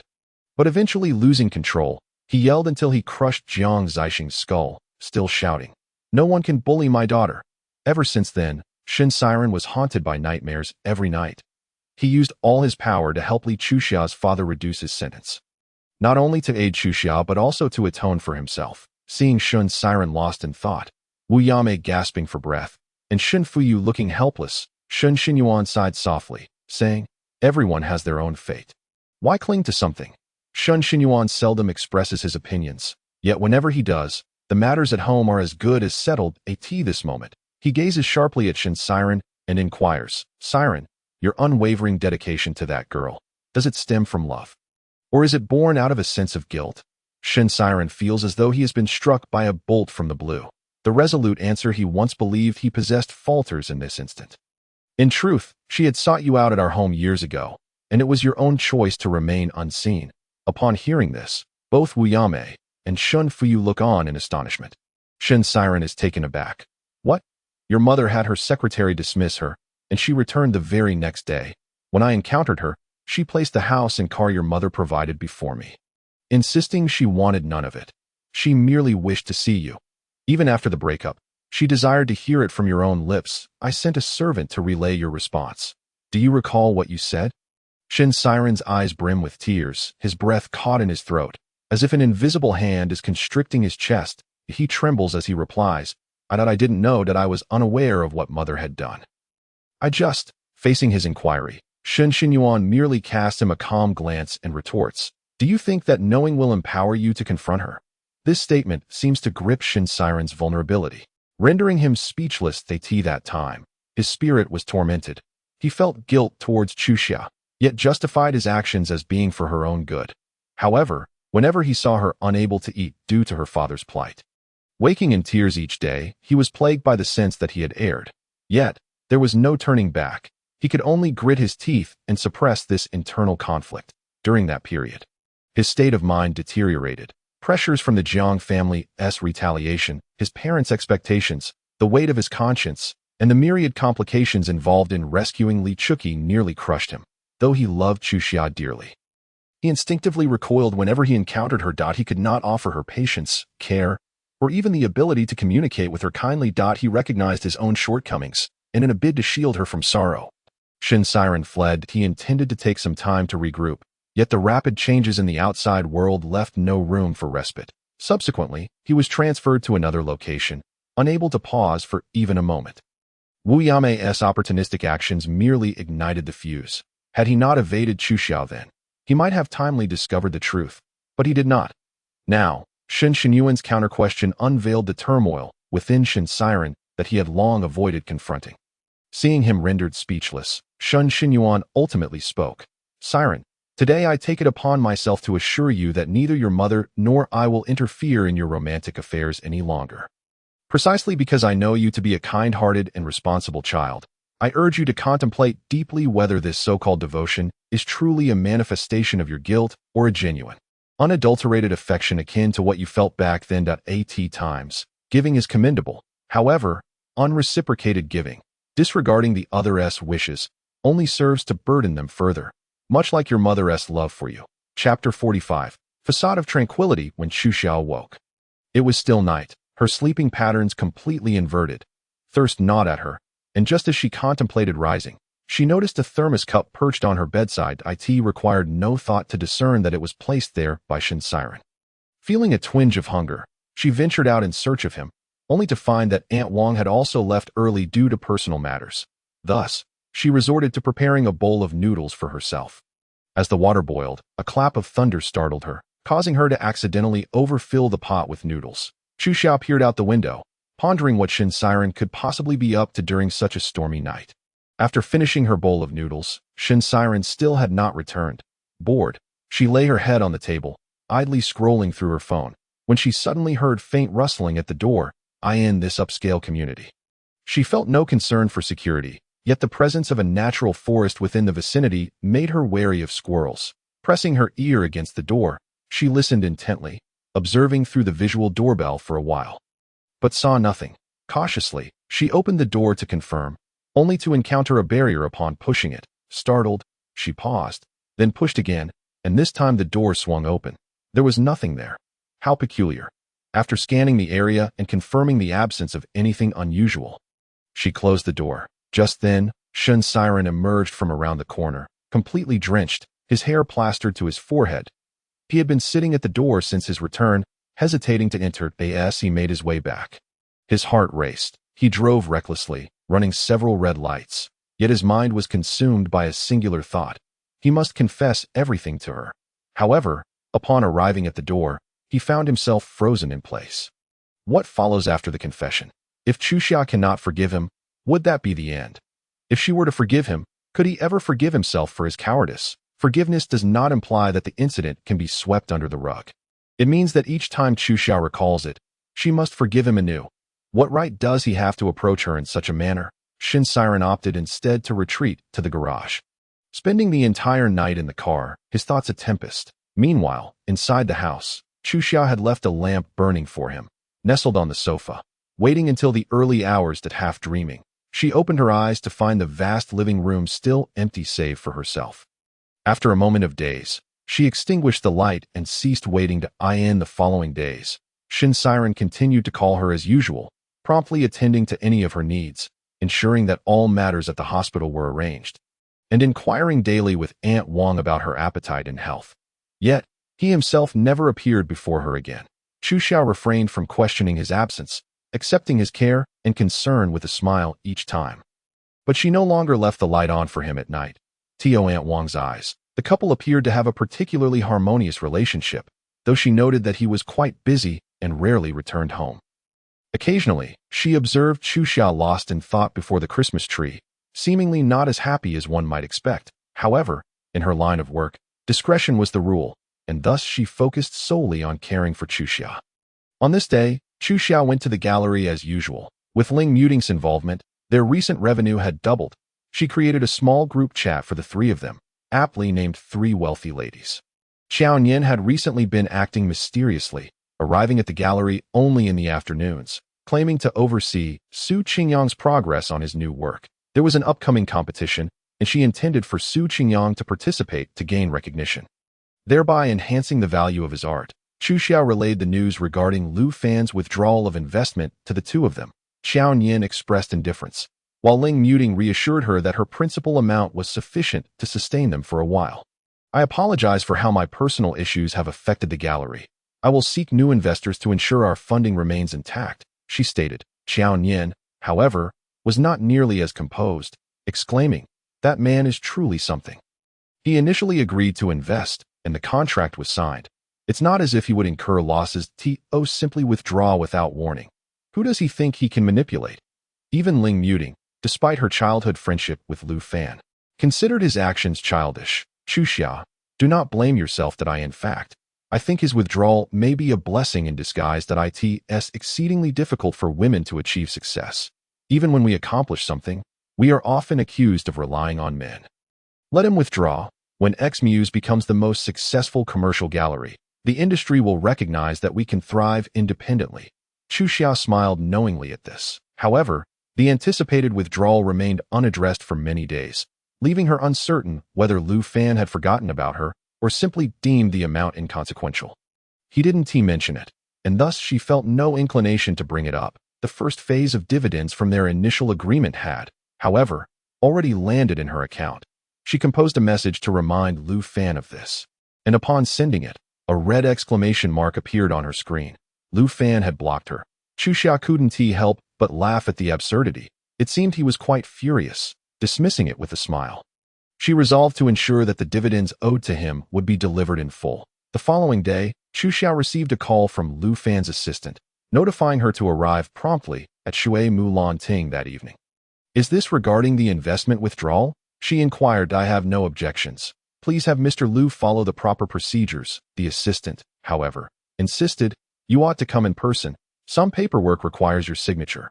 That evening, Chu Xiao reluctantly made her way there, and upon entering the private room, she was greeted by a large gathering of people, many of whom appeared to have already indulged in a feast. Lu Fan sat at the center, basking in congratulations from those around him. One person exclaimed, "Congratulations, Mr. Lu, on your approaching good fortune. I always knew that true love prevails. With your charm, Miss Fong will surely never forget you." Chu Xiao's gaze shifted, landing on a long-haired woman seated beside Lu Fan. Clad in a simple white dress, her unadorned face exuding an elegant and serene aura, the kind that would turn heads on the street. Clearly, she was the first love who had haunted Lu Fan's thoughts, Fong Jialuo.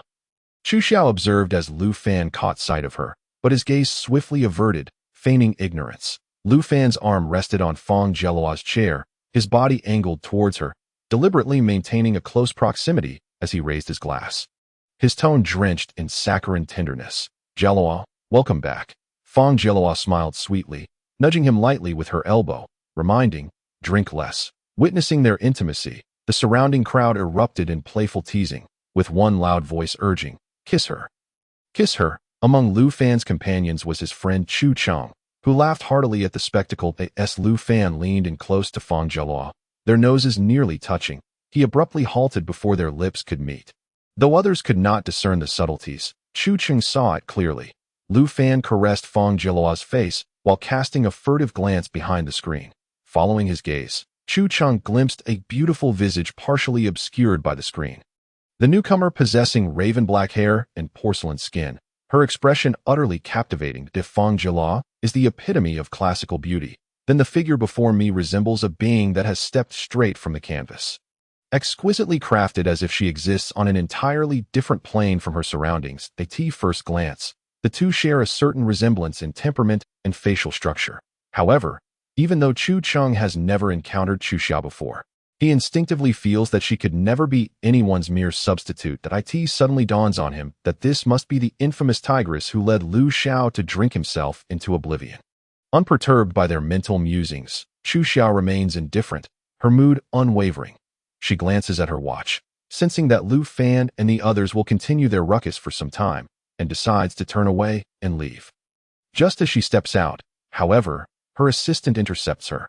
"Miss Li, the contract remains unsigned." Chu Xiao extends her hand. "Where's the contract?" The assistant glances inside, noting Lu Fan still indulging in his drink, and awkwardly retrieves the document. Chu Xiao swiftly signs her name with precision. "That I've signed my name. The rest can be left to President Lu's discretion." With that, she wastes no more time and instructs the driver to wait for her downstairs. The assistant, thinking that her signature might resolve the matter, refrains from further obstruction. Yet, as he approaches Lu Fan to report, a loud crash echoes through the room as a wine glass shatters against the wall behind him. "Who permitted you to let her leave?" Chapter 46. "I am a dog." Lu Fan's furious demeanor astonishes everyone present. Fong Jialuo looks at him in confusion. "Why are you behaving this way?" "He is someone's precious child too." The assistant lowers his head.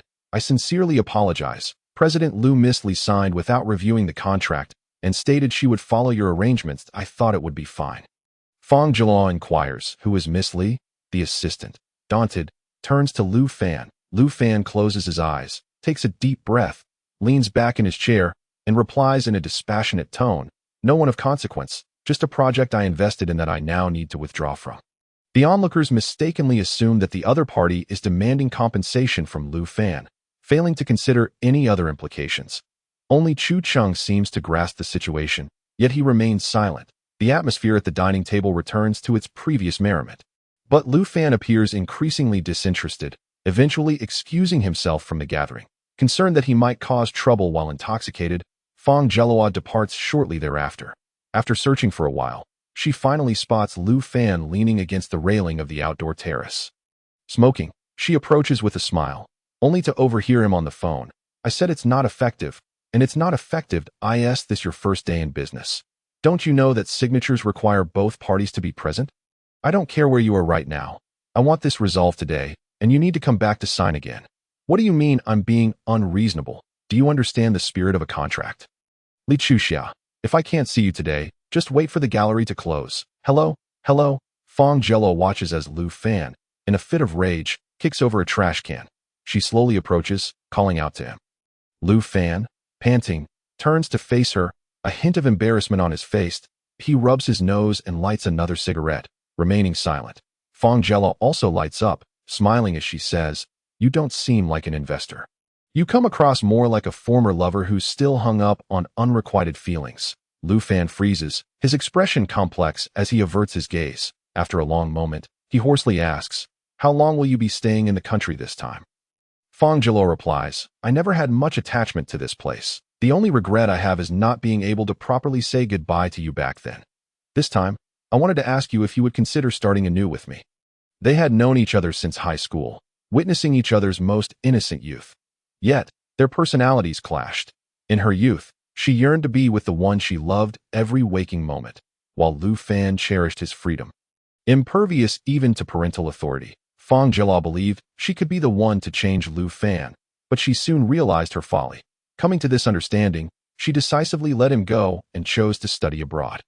During her time overseas, she dated several boyfriends, maturing through her experiences.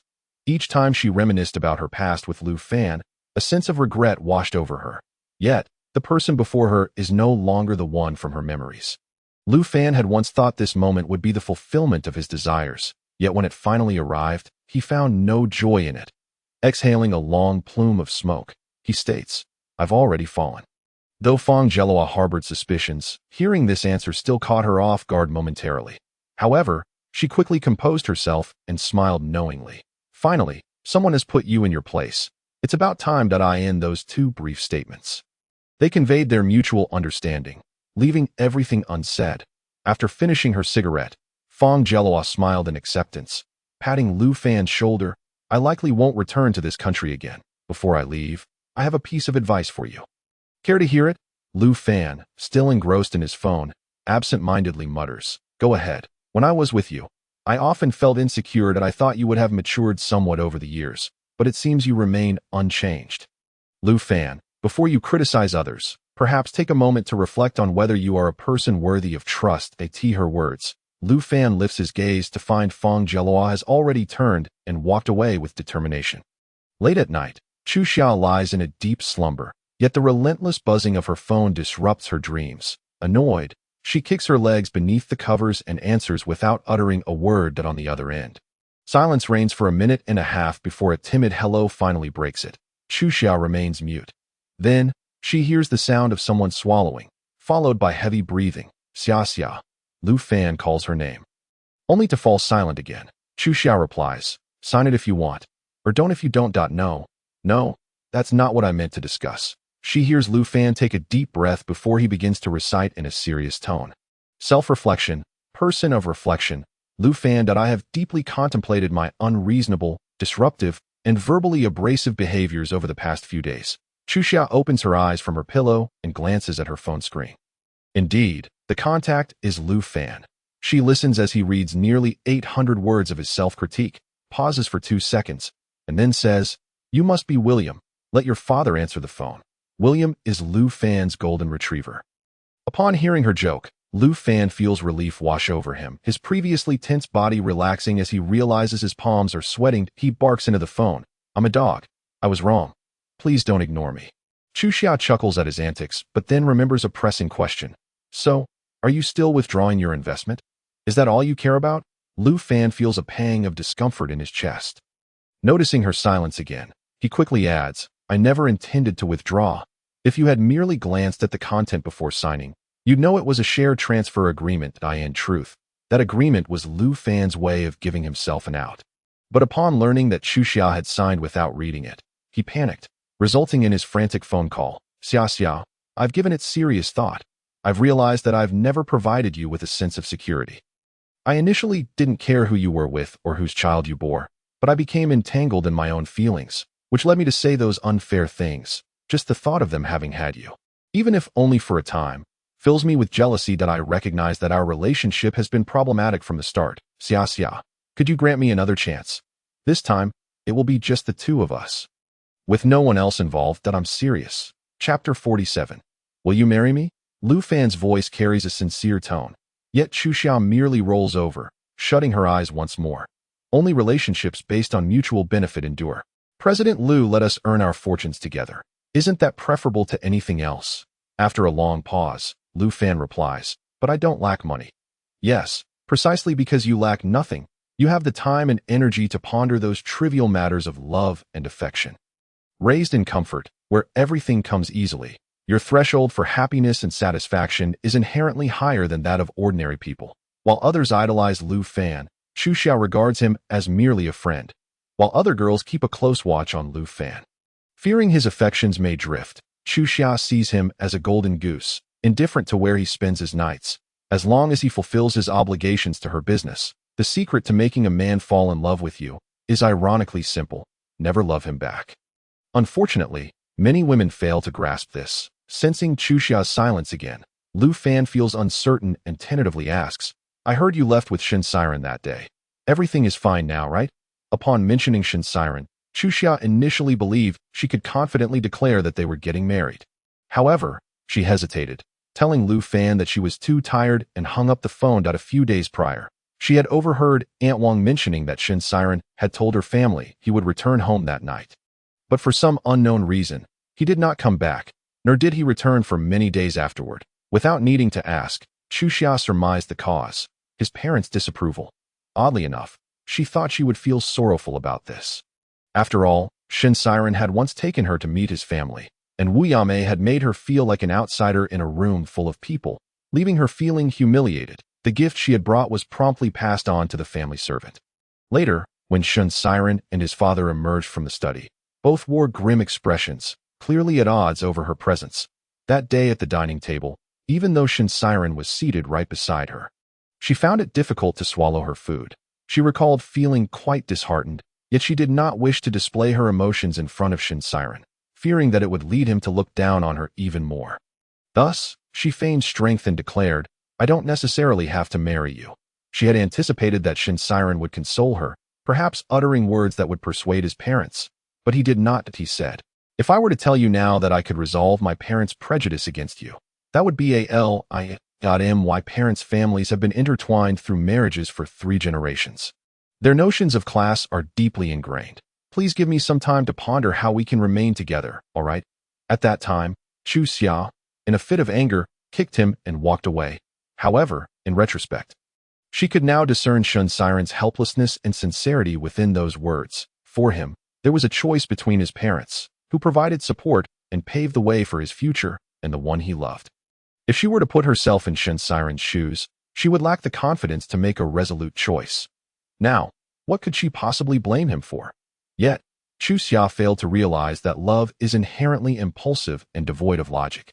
Once one can view a matter rationally, it signifies that the affection has dwindled considerably. Jiang Suizhou was correct. The issues that loomed over their relationship 2 years ago remain unresolved, and there are now unmistakable signs of an impasse. Lost in her thoughts, her drowsiness vanished entirely. Chu Xia reluctantly donned a garment and made her way to the garage to retrieve her paintings, fearing that the incessant rain might damage them.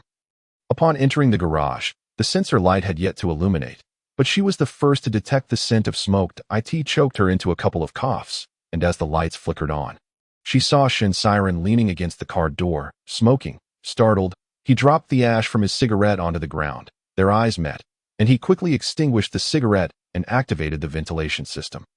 Silence enveloped them, the hum of machinery echoing conspicuously in the garage. Noticing that she had come down in merely a thin cardigan, Shin Siren frowned slightly and said, "Get in the car. It's chilly in the garage." He turned on the air conditioning and heated the seats, and soon the warmth enveloped them. As Chu Xia sat in the passenger seat, her foot accidentally knocked over a paper bag. She picked it up to find several books, clearly showing signs of frequent perusal, with sticky notes and annotations every few pages. She began to read the titles aloud. 100 Things a Husband Should Remember When His Wife is Pregnant. A Guide for Men on Accompanying Their Pregnant Wives. The Encyclopedia of Heidi's Pregnancy. Before she could finish, Shin Siren swiftly snatched the books from her hands and placed them in the back seat. He coughed lightly and adjusted his glasses to mask his embarrassment.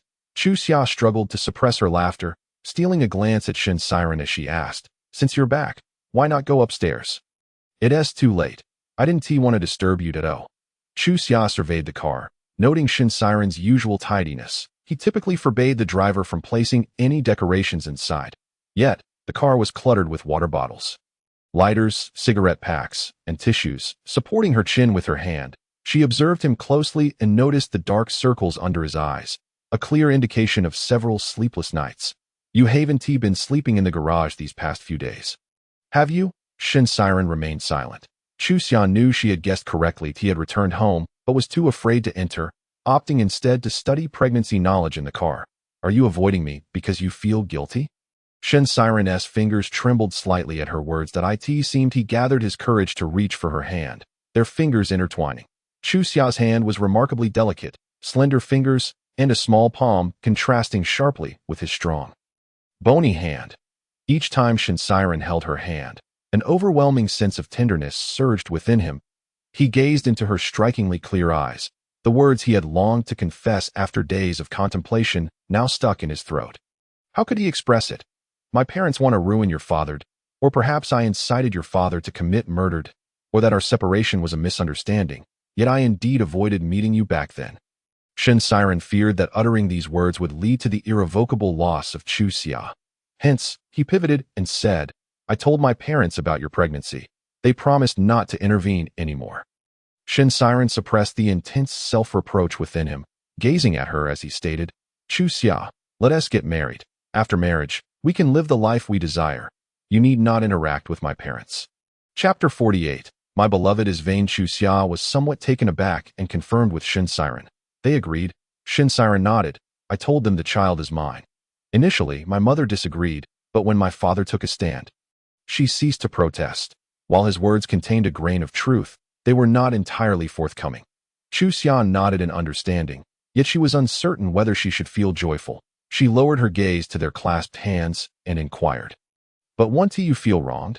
I do not feel wronged, Shin Siren replied almost immediately. He embraced Chu Xia, resting his neck against hers, his eyes reflecting remorse. You need not bear any burden. This is my choice, and I shall take responsibility for it. They embraced within the confines of the car, unable to see each other's expressions. Chu Xia responded with a gentle hum, a contemplative look surfacing in her eyes.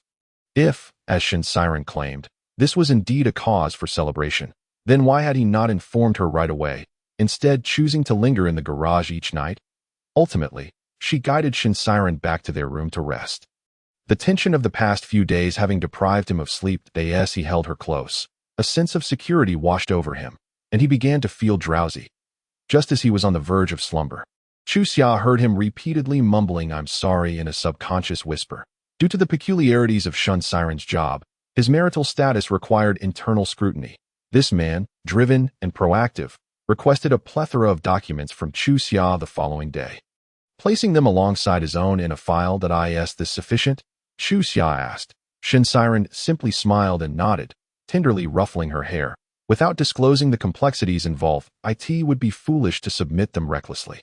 To ensure everything went smoothly, Shin Siren patiently awaited the opportune moment. On one occasion, a few individuals sought his assistance and invited him to dinner. However, after a few rounds of drinks, they strayed from the main topic, instead extolling the virtues of Director Chen's daughter, whose grace and intellect were said to be unmatched. Naturally, the conversation veered towards Shin Siren. It was noted that Director Chen's daughter was 2 years younger than Mr. Shun, making them a perfect match. Shin Siren maintained a detached expression, reaching for the Moutai on the table to refill the glasses of Director Chun and his companion, who were visibly apprehensive. He poured. A glimmering ring adorned his long fingers, the matching ring he had once shared with Chu Xia, which he had preserved well and recently donned again. Someone quickly inquired, Mr. Shun, is there good news? Soon, he replied with a smile. My beloved is rather vain. She still needs to choose her wedding dress. Observing that Shin Siren only revealed a hint of joy when speaking of his partner, the others recognized that their daughter stood no chance and promptly dismissed their hopes. After the meal, Director Chun respectfully saw Shin Siren off, only to turn around and call a familiar colleague, while the others discreetly spread the news of Shin Siren's impending marriage, thus, without Shin Siren needing to voice it himself. A wave of anticipation had already begun. Meanwhile, at the Shun household, Wei was at home, her mouth blistered. Upon seeing Shun Xinyuan returning with a birdcage, Her frustration boiled over, and she hurled a cushion at him. Shan Xinyuan, now older and slow to react, was caught squarely. "What's wrong?" he exclaimed. "Are you insane? You're not going to manage your son's affairs. What's the rush? Have you forgotten his status and position?" Wu Yamei exclaimed, slapping her thigh. "Oh no, marrying Siren requires internal review." After she spoke, she narrowed her eyes at Shan Xinyuan. "Did you anticipate this and deliberately state that you wouldn't interfere? These young people. The more you oppose them, the more they will press forward. In the end, you'll only alienate your son, leaving you both at odds without reason. Sometimes it's better for someone else to play the villain. Besides, he listened to his parents. When outsiders speak, he perceives it as objective."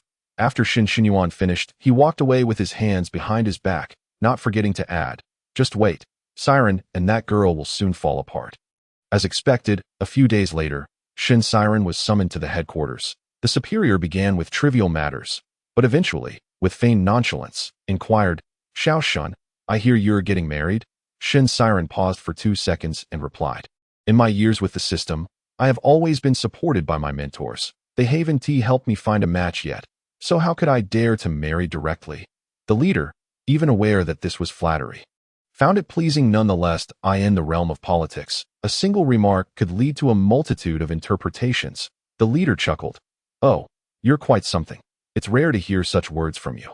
So, what concerns do you have?" "To be honest, my beloved comes from a humble background, and I understand the internal regulations. I merely wish to inquire if there is any room for leniency." The leader was taken aback and asked, "What's the specific situation?" After a moment of contemplation, Shin Siren replied, "Her adoptive father has served time." The leader waved his hand dismissively, stating succinctly, "Difficult. Unless she severs ties with her adoptive father." Shin Siren lowered his gaze. Falling into silence at last, the former leader earnestly spoke to him. "With your qualifications and temperament, you can still rise higher. It is crucial to have a wife who can assist you. Siren, do not make the mistake of sacrificing your promising future for fleeting romantic whims. I have a comrade whose granddaughter I believe would be a perfect match for you." Shin Siren listened quietly and then replied, "Teacher, I do not seek a useful wife. I desire one whom I can love." Meanwhile, ever since Jiang Suizhou's call, Chuxia had relocated her father, but not in the manner he suggested at that moment.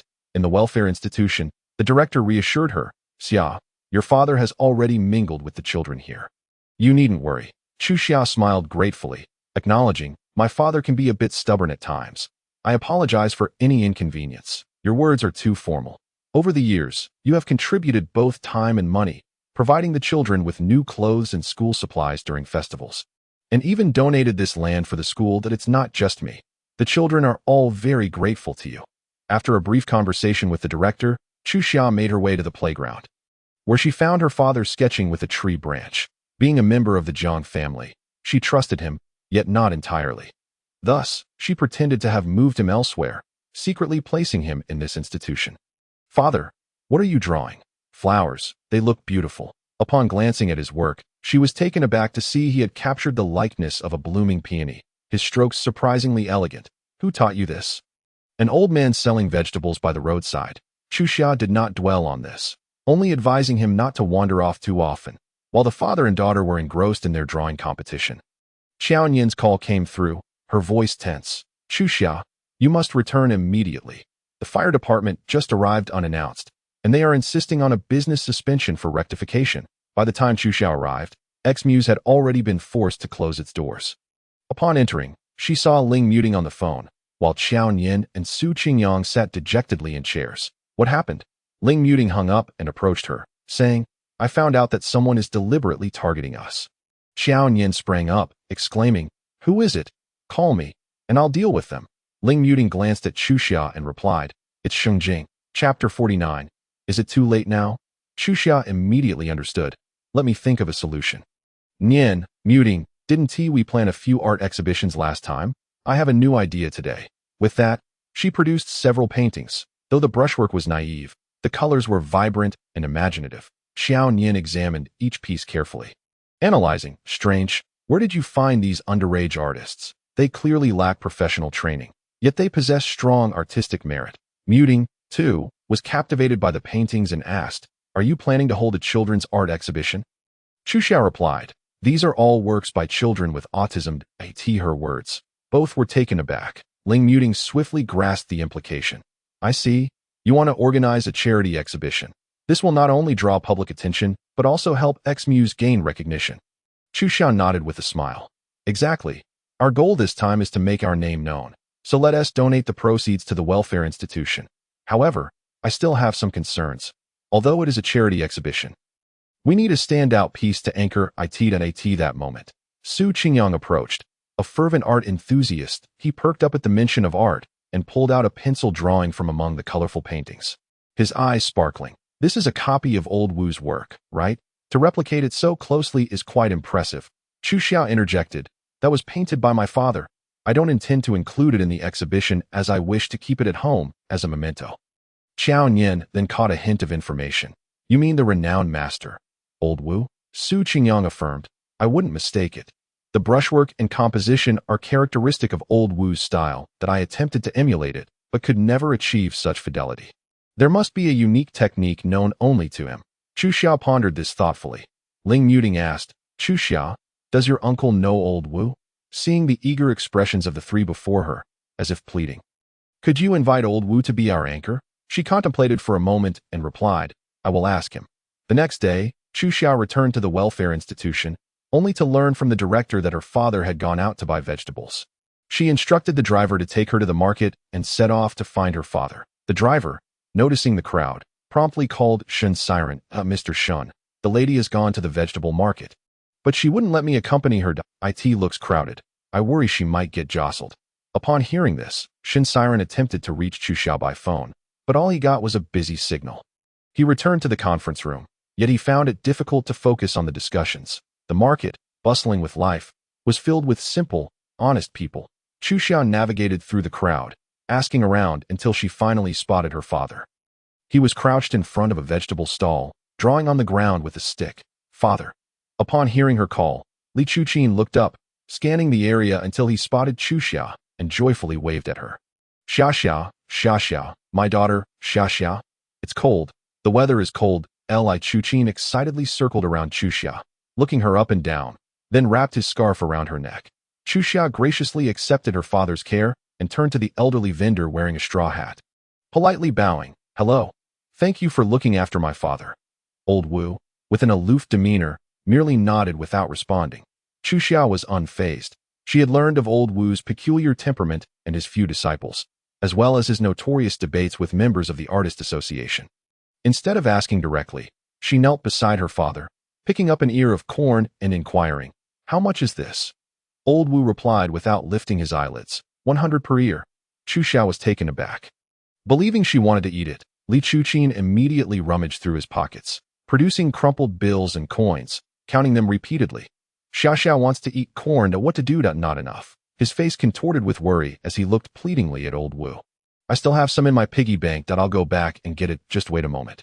Old Wu clicked his tongue, spat into his hand, and opened a plastic bag, filling it with corn before handing it to Li Chuqin.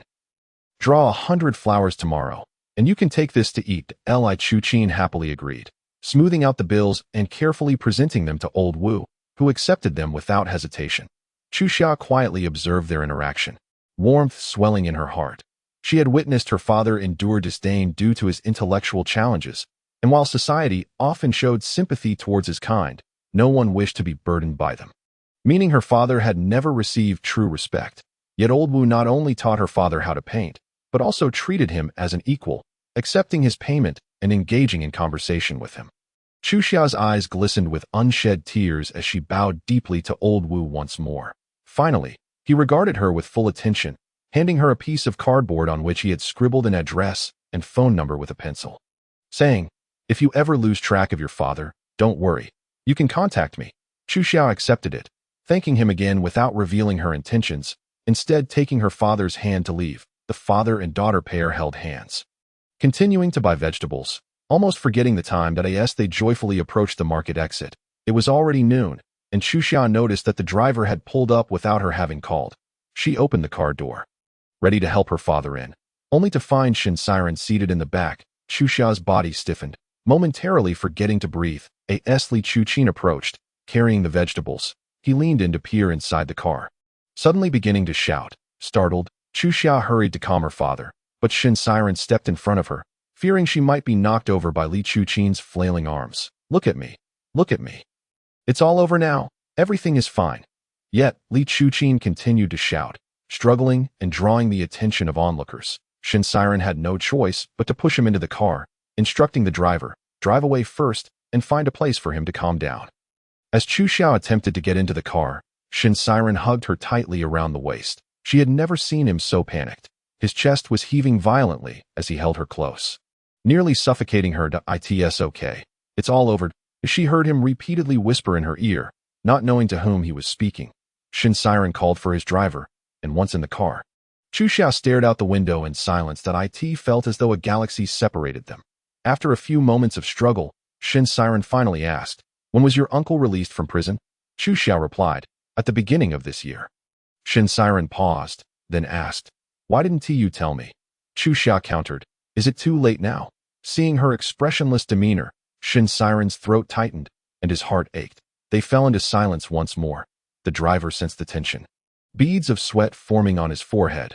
Shin Siren had not disclosed their destination, leaving the driver to drive aimlessly in circles. Chu Xiao noticed they had passed the same flower bed for the 10th time and finally spoke. "Stop the car." Chapter 50. The end of love is. She remained uneasy about her father and wanted to search for him herself. As the door swung open, Shin Siren leaned forward, grasping her hand and abruptly pulling the door shut once more. His lips were tightly pressed together, veins protruding from his temples, exuding an intense aura. Upon hearing this, the driver promptly exited the vehicle. Chu Xiao realized she could not leave and leaned back against the seat. Yet her face remained turned towards the window, deliberately avoiding his gaze. Shin Siren lowered his head, exhaling a heavy sigh, striving to regain his composure. After a few moments, he gently held Chu Xiao's hand, his voice softening as he asked, "You blame me, don't you?" Chu Xiao remained silent, at a loss for words. Shin Siren's chest churned with bitterness. He yearned to embrace her, yet felt utterly drained of strength. "Who helped you get your uncle out? Jiang Suizhou, Sheng Jing, or was it Lu Fan? Did you associate with them solely to free your uncle?" "Chu Xia, what must I do? Tell me how I can make amends. I will do whatever you ask." As he spoke the last words, Shin Siren's throat constricted painfully, rendering him speechless. "That I know I was wrong. Truly I do. I have long resisted acknowledging it, believing I had always given you the best." He carefully enveloped her in his arms, tears cascading down his cheeks in that moment of vulnerability. "You made my father kill Jiang Zixing, didn't you?" The accusatory question struck Shin Siren like a bolt, leaving him frozen in place. In that instant, the last vestige of hope within him crumbled like a sandcastle before the tide. Initially uncertain, Chu Xiao's understanding deepened upon witnessing Shin Siren's reaction. She was right. In Jiang Suizhou's home, she had surmised that her father must have used something from the warehouse to strike Jiang Zixing. Yet all reports of the case had conveniently omitted this detail. The police had no cause to conceal such information, yet they did. This indicated they were wary of something, and the only entities capable of instigating such caution were the two factions led by the Shun and Jiang families.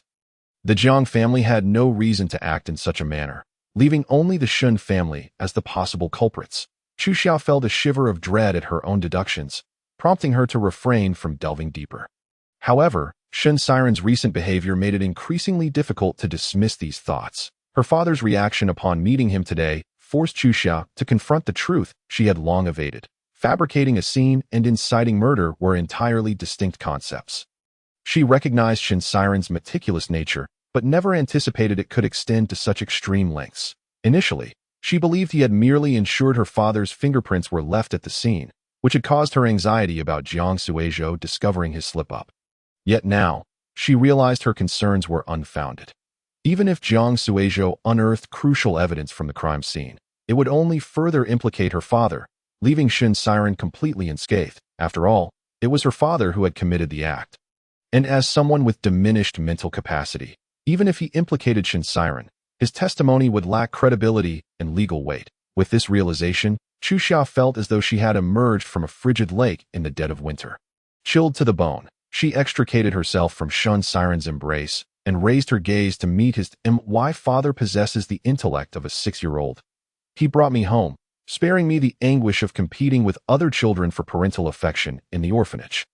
He devoted himself to raising me, becoming my only family. Yet you compelled him to commit murder, exploiting his vulnerabilities as a means to evade the law. The subsequent words caught in her throat, for she understood that his actions were motivated by a desire to cover up his own excessive self-defense. Shin Siren's eyes were reddened, his usual composure shattered by a palpable sense of panic. Chuxia had never fathomed that love could place one in such a quandary. Her affection for him rendered her incapable of even asking her father, "Why did you do this?" For even the mere utterance of why felt like an accusation in that moment.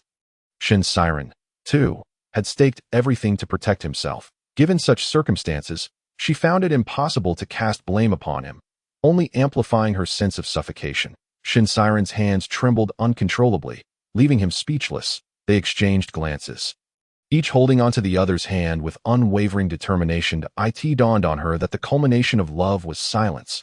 Before stepping out of the car, Chuxia turned to him and said, "There's a fire inspection at my gallery. Please take care of it in exchange. I will keep my father's situation a secret until my dying breath. You need not worry. You will continue to enjoy a prosperous career, and the Shin family will remain unblemished." As she exited the vehicle, Shin Siren's voice rang out behind her, strained with desperation. "What about us?" Chuxia chuckled softly, inhaled deeply, and replied, "We ended 2 years ago. There was no such thing as a second chance." Her heart clung to the hope of trying once more. Some regrets were meant to remain as they were. Yet Shin Siren refused to let go. That he enveloped her from behind, his voice trembling as he pleaded. "I was wrong. It was all my fault. Can you allow me to make amends? Chuxia, you promised to marry me, didn't you?" Shin Siren seemed intent on merging their beings, holding her tight, their bodies pressed against one another. Yet the pressure was almost unbearable. Chuxia made no effort to resist, nor did she return his embrace. Remaining silent and expressionless in his arms, he took her hand and pressed it against his face, forcing himself to regain composure, though his quivering voice betrayed his unease. "Shall we return home first and discuss this?" Ultimately, Chuxia learned that her father had been returned to the welfare institution. Once her mind was at ease, she accompanied Shin Siren back to the villa. That he knelt before her, repeatedly kissing her, while Chuxia simply lowered her eyelids, quietly enduring. Shin Siren began to spend every day at home, ordering takeout for meals, granting Aunt Wang a break, and personally preparing nutritious dishes for Chuxia. He remained by her side around the clock, even anxiously waiting at the door if her baths took a moment too long. With exasperation, Chuxia asked, "Aren't you going to work?" Shin Siren tightened his embrace, his large hand cradling the back of her head as he gently kissed her eyes. "I'm on leave." That evening, after finishing a phone call on the balcony, he entered with a smile. "Shall we go to the Civil Affairs Bureau tomorrow?" Chuxia paused, surprised. "Has the internal review been approved?" Shin Siren's smile was tender, his gaze filled with deep affection as he replied, "Yes, it has." Chuxia felt taken aback. After he had mentioned this matter, she had discreetly inquired and discovered that, given her father's criminal background, approval was highly improbable, although Shin Siren appeared to handle it effortlessly. She understood the immense effort he had expended, possibly engaging in undisclosed negotiations. Seizing the opportunity to refill her glass, she freed herself from his embrace, lowering her gaze. "Let us discuss it later." For a fleeting moment, Shin Siren's smile faltered, yet he maintained a gentle demeanor. That he approached her once more, taking the cup from her hands to pour her a glass of warm water. "This month has several auspicious days. When would you like to go?" His tone was soft, yet laced with an underlying urgency. Chuxia fell silent, staring at the glass, knowing she had already conveyed her stance clearly during their previous conversation. After a long pause, just as she prepared to reiterate her position, Shin Siren suddenly turned away. "I just remembered. I haven't prepared the fish for tomorrow." He said this while moving toward the kitchen, denying her the chance to respond. Claiming he was handling the fish, the kitchen was eerily quiet, the door firmly shut. Chuxia gazed at the door, her thoughts unvoiced. On the other side, Shin Siren sat on the cold floor. Rising only when he heard her retreating footsteps, he approached the sink, his expression devoid of emotion, gazing down at the dying fish in the basin. The fish's gills fluttered helplessly, its body struggling for life. Donning gloves, Shin Siren swiftly severed the head from the body. That he felt akin to that fish, yet was unable to grant himself the mercy of an end. Chu Xiao was unaware of how long Shin's siren intended to remain on leave. But she had work to do. The next day, she arrived punctually at Wu Lao's doorstep. Chapter 51. A dream from the stars. Wu Lao resided in an unremarkable bungalow, surrounded by a garden brimming with eggplants, perilla, corn, and other crops. Her father excitedly introduced each plant to her, as if they had returned home. That Wu Lao invited them inside for tea, and this time, Chu Xiao wasted no time in presenting her business card. Teacher Wu, I apologize for the haste last week. Allow me to formally introduce myself. My name is Li Chu Xia, and I am the curator of X Muse. Wu Lao adjusted his glasses, squinting at the card from a distance. Ai Ku Shur Miao Shur. Never heard of it. We are currently just an obscure little gallery, but that won't be the case for long. Chu Xiao paused for effect, then added, because you will be our contracted artist. Wu Lao chuckled. That's amusing. I'm old now. I don't paint anymore. Finish your tea and be on your way. Chu Xiao remained composed, neither subservient nor arrogant. You have painted for 60 years, dedicating yourself solely to peonies. It has long been ingrained in your very being that I refuse to believe that old age is a valid excuse for ceasing to create. But my father says you could paint with your eyes closed. Wu Lao remained silent, his lips pursed in pride. Seizing the moment, Chu Xiao continued, let me take a guess. The reason you've withdrawn is that you dislike interacting with others, isn't it? Wu Lao regarded her with surprise. You young girl are surprisingly perceptive. I am a person who speaks only the truth, yet the truth is seldom met with appreciation. Thus, I refrain from associating with those who cannot bear it. In early summer, it became clear to her that Xiao Nian had invested considerable effort to uncover the story behind it turned out that during an exhibition organized by the Artists Association, he had commented that the work of a certain master was merely a fade, which subsequently led to a coordinated attack from the master's faction. Mr. Wu is a man of integrity, and he meticulously responded to each of the assaults on his character, yet his words were drowned out by the cacophony of public opinion. Since then, he had rarely appeared in the public eye. She understood that the old man was disheartened. Mr. Wu, she said candidly, forgive my frankness, but you are punishing yourself for the errors of others. Chu Xiao presented the drawings created by the children from the welfare home, her expression earnest as she continued, look at these children. They lack the means to seek out renowned masters or attend prestigious schools, yet this does not hinder their artistic expression. They create their visions with the simplest of materials, unwavering in their passion, even when their work goes unrecognized. Much like your dedication to painting peonies for the past 60 years, the art world today is rife with superficiality. If even a teacher of your caliber does not stand up to provide these children with a sanctuary, they will surely fade into obscurity. Does that not pain you? A flicker of emotion crossed Mr. Wu's face as he donned his reading glasses, scrutinizing each piece of art as if they were not mere children's doodles, but rather priceless masterpieces. He gazed for a while, lost in thought.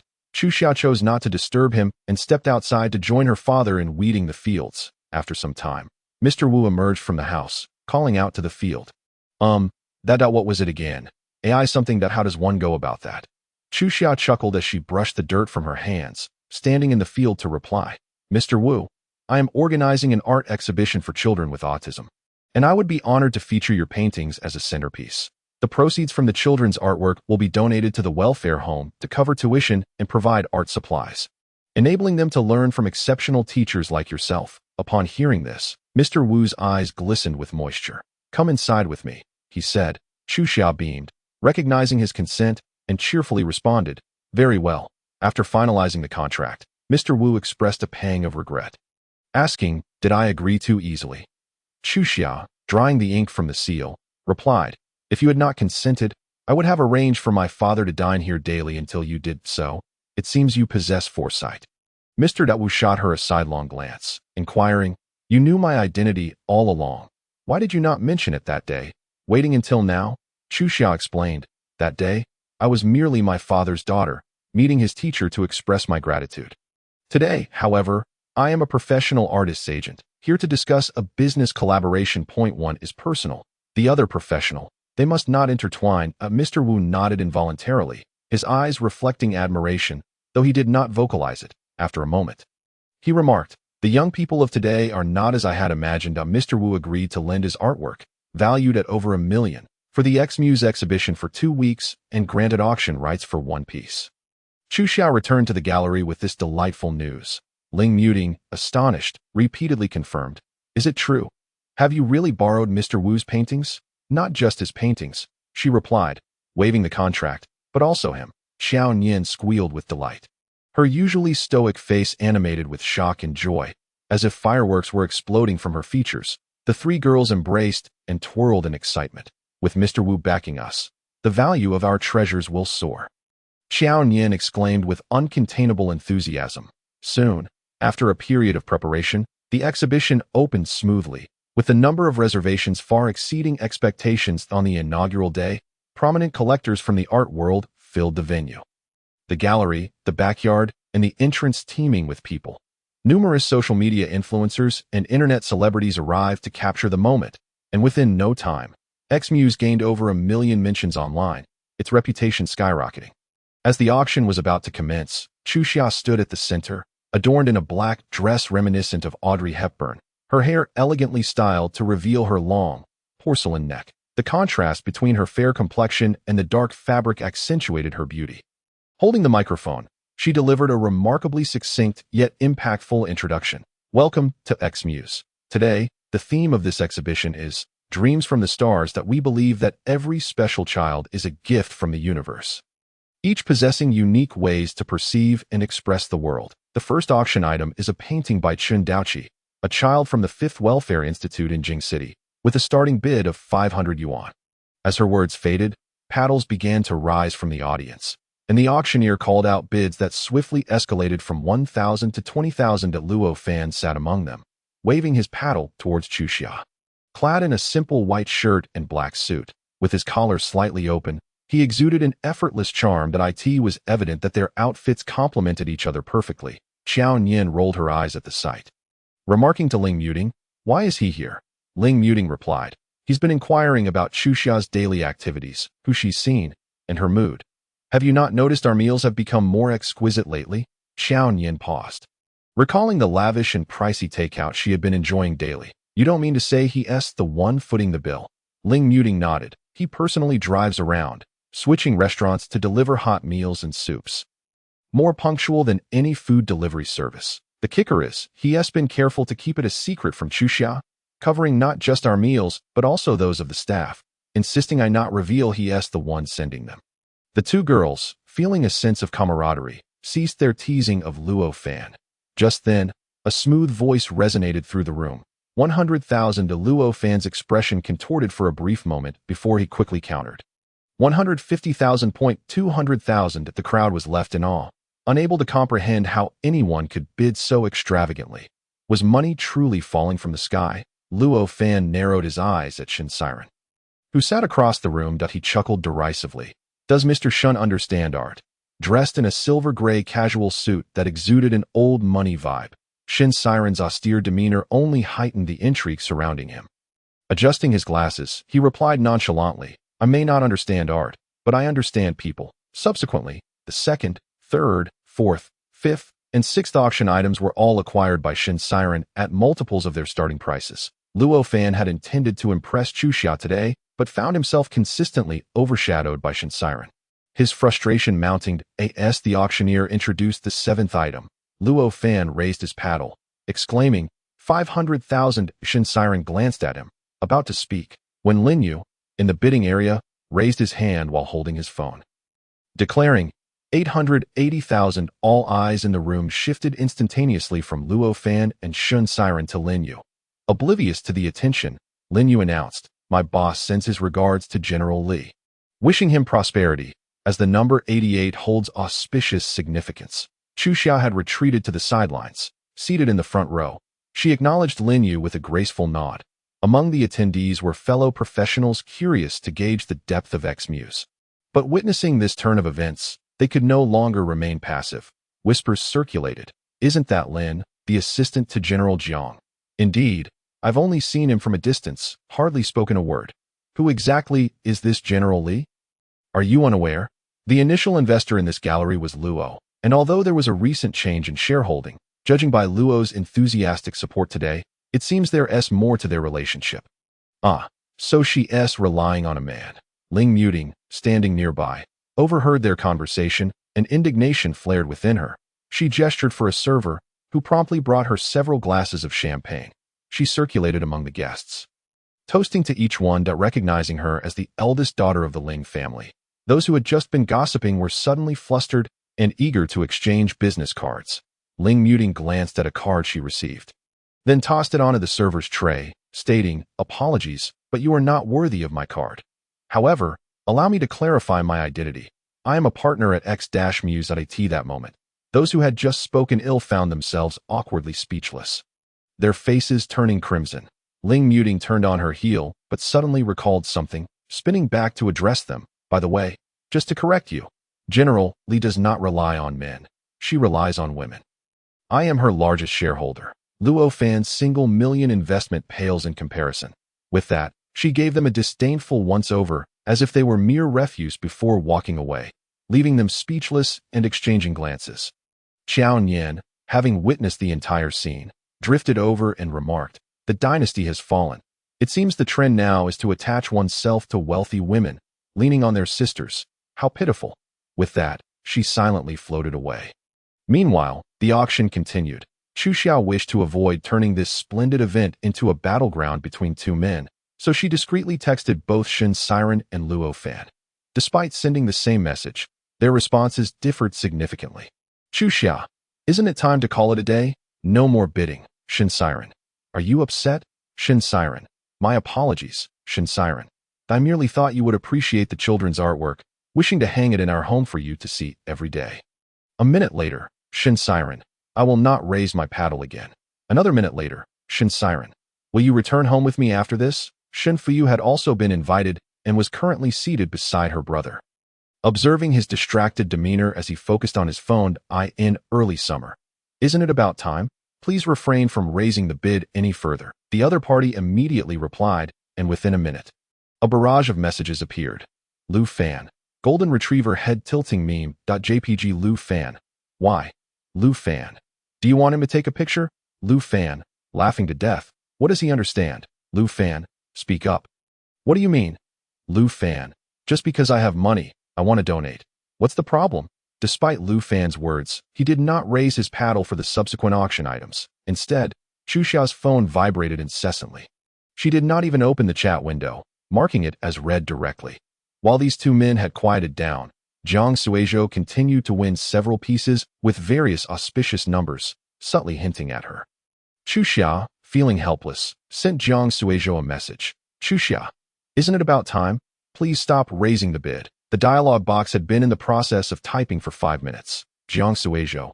"I didn't send you flowers when we opened, so consider this as adding a touch of color." The auction unknowingly reached its climax, marking the peak of the event. The auctioneer excitedly introduced, "Next up is the masterpiece by Old Wu that everyone has been waiting for."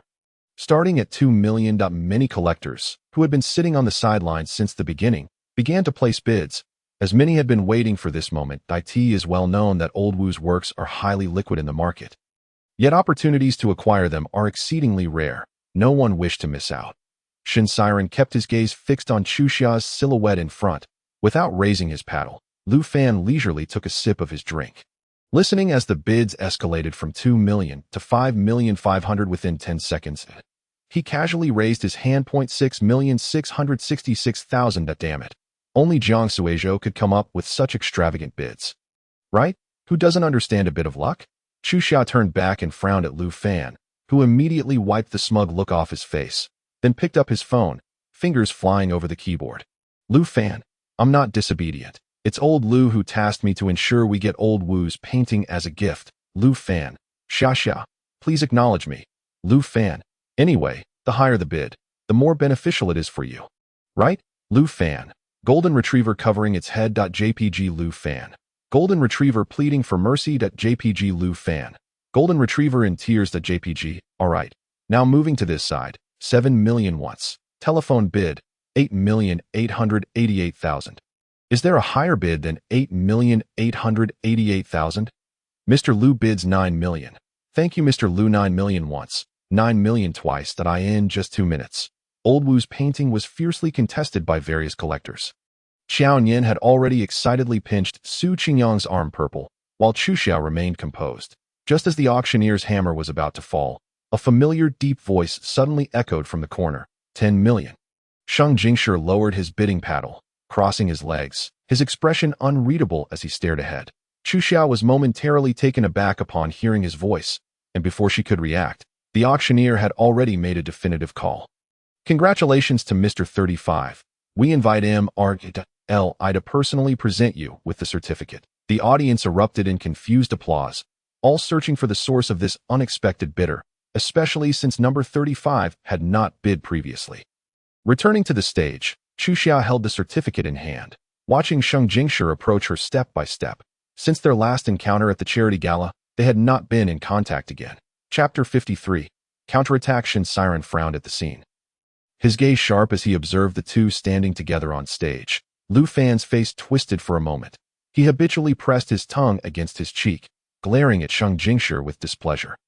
Lin Yu covered her mouth with her hand, saying something into the phone. On stage, Chu Xiao politely extended her hand to Sheng Jingshi, thanking him for his support of this charity auction. Sheng Jingshi coldly lowered his eyes, glanced at her outstretched hand, then averted his gaze. His hands remained stuffed in his pockets, a disdainful smile escaping his lips as he said, "I won't shake hands with a fraud." He then turned sharply, leaving Chu Xiao standing alone on the stage. At this moment, many people raised their phones, and several media outlets captured this pivotal moment, perfectly documenting the ensuing awkwardness. Some media recognized Sheng Jingshi and inquired, "Mr.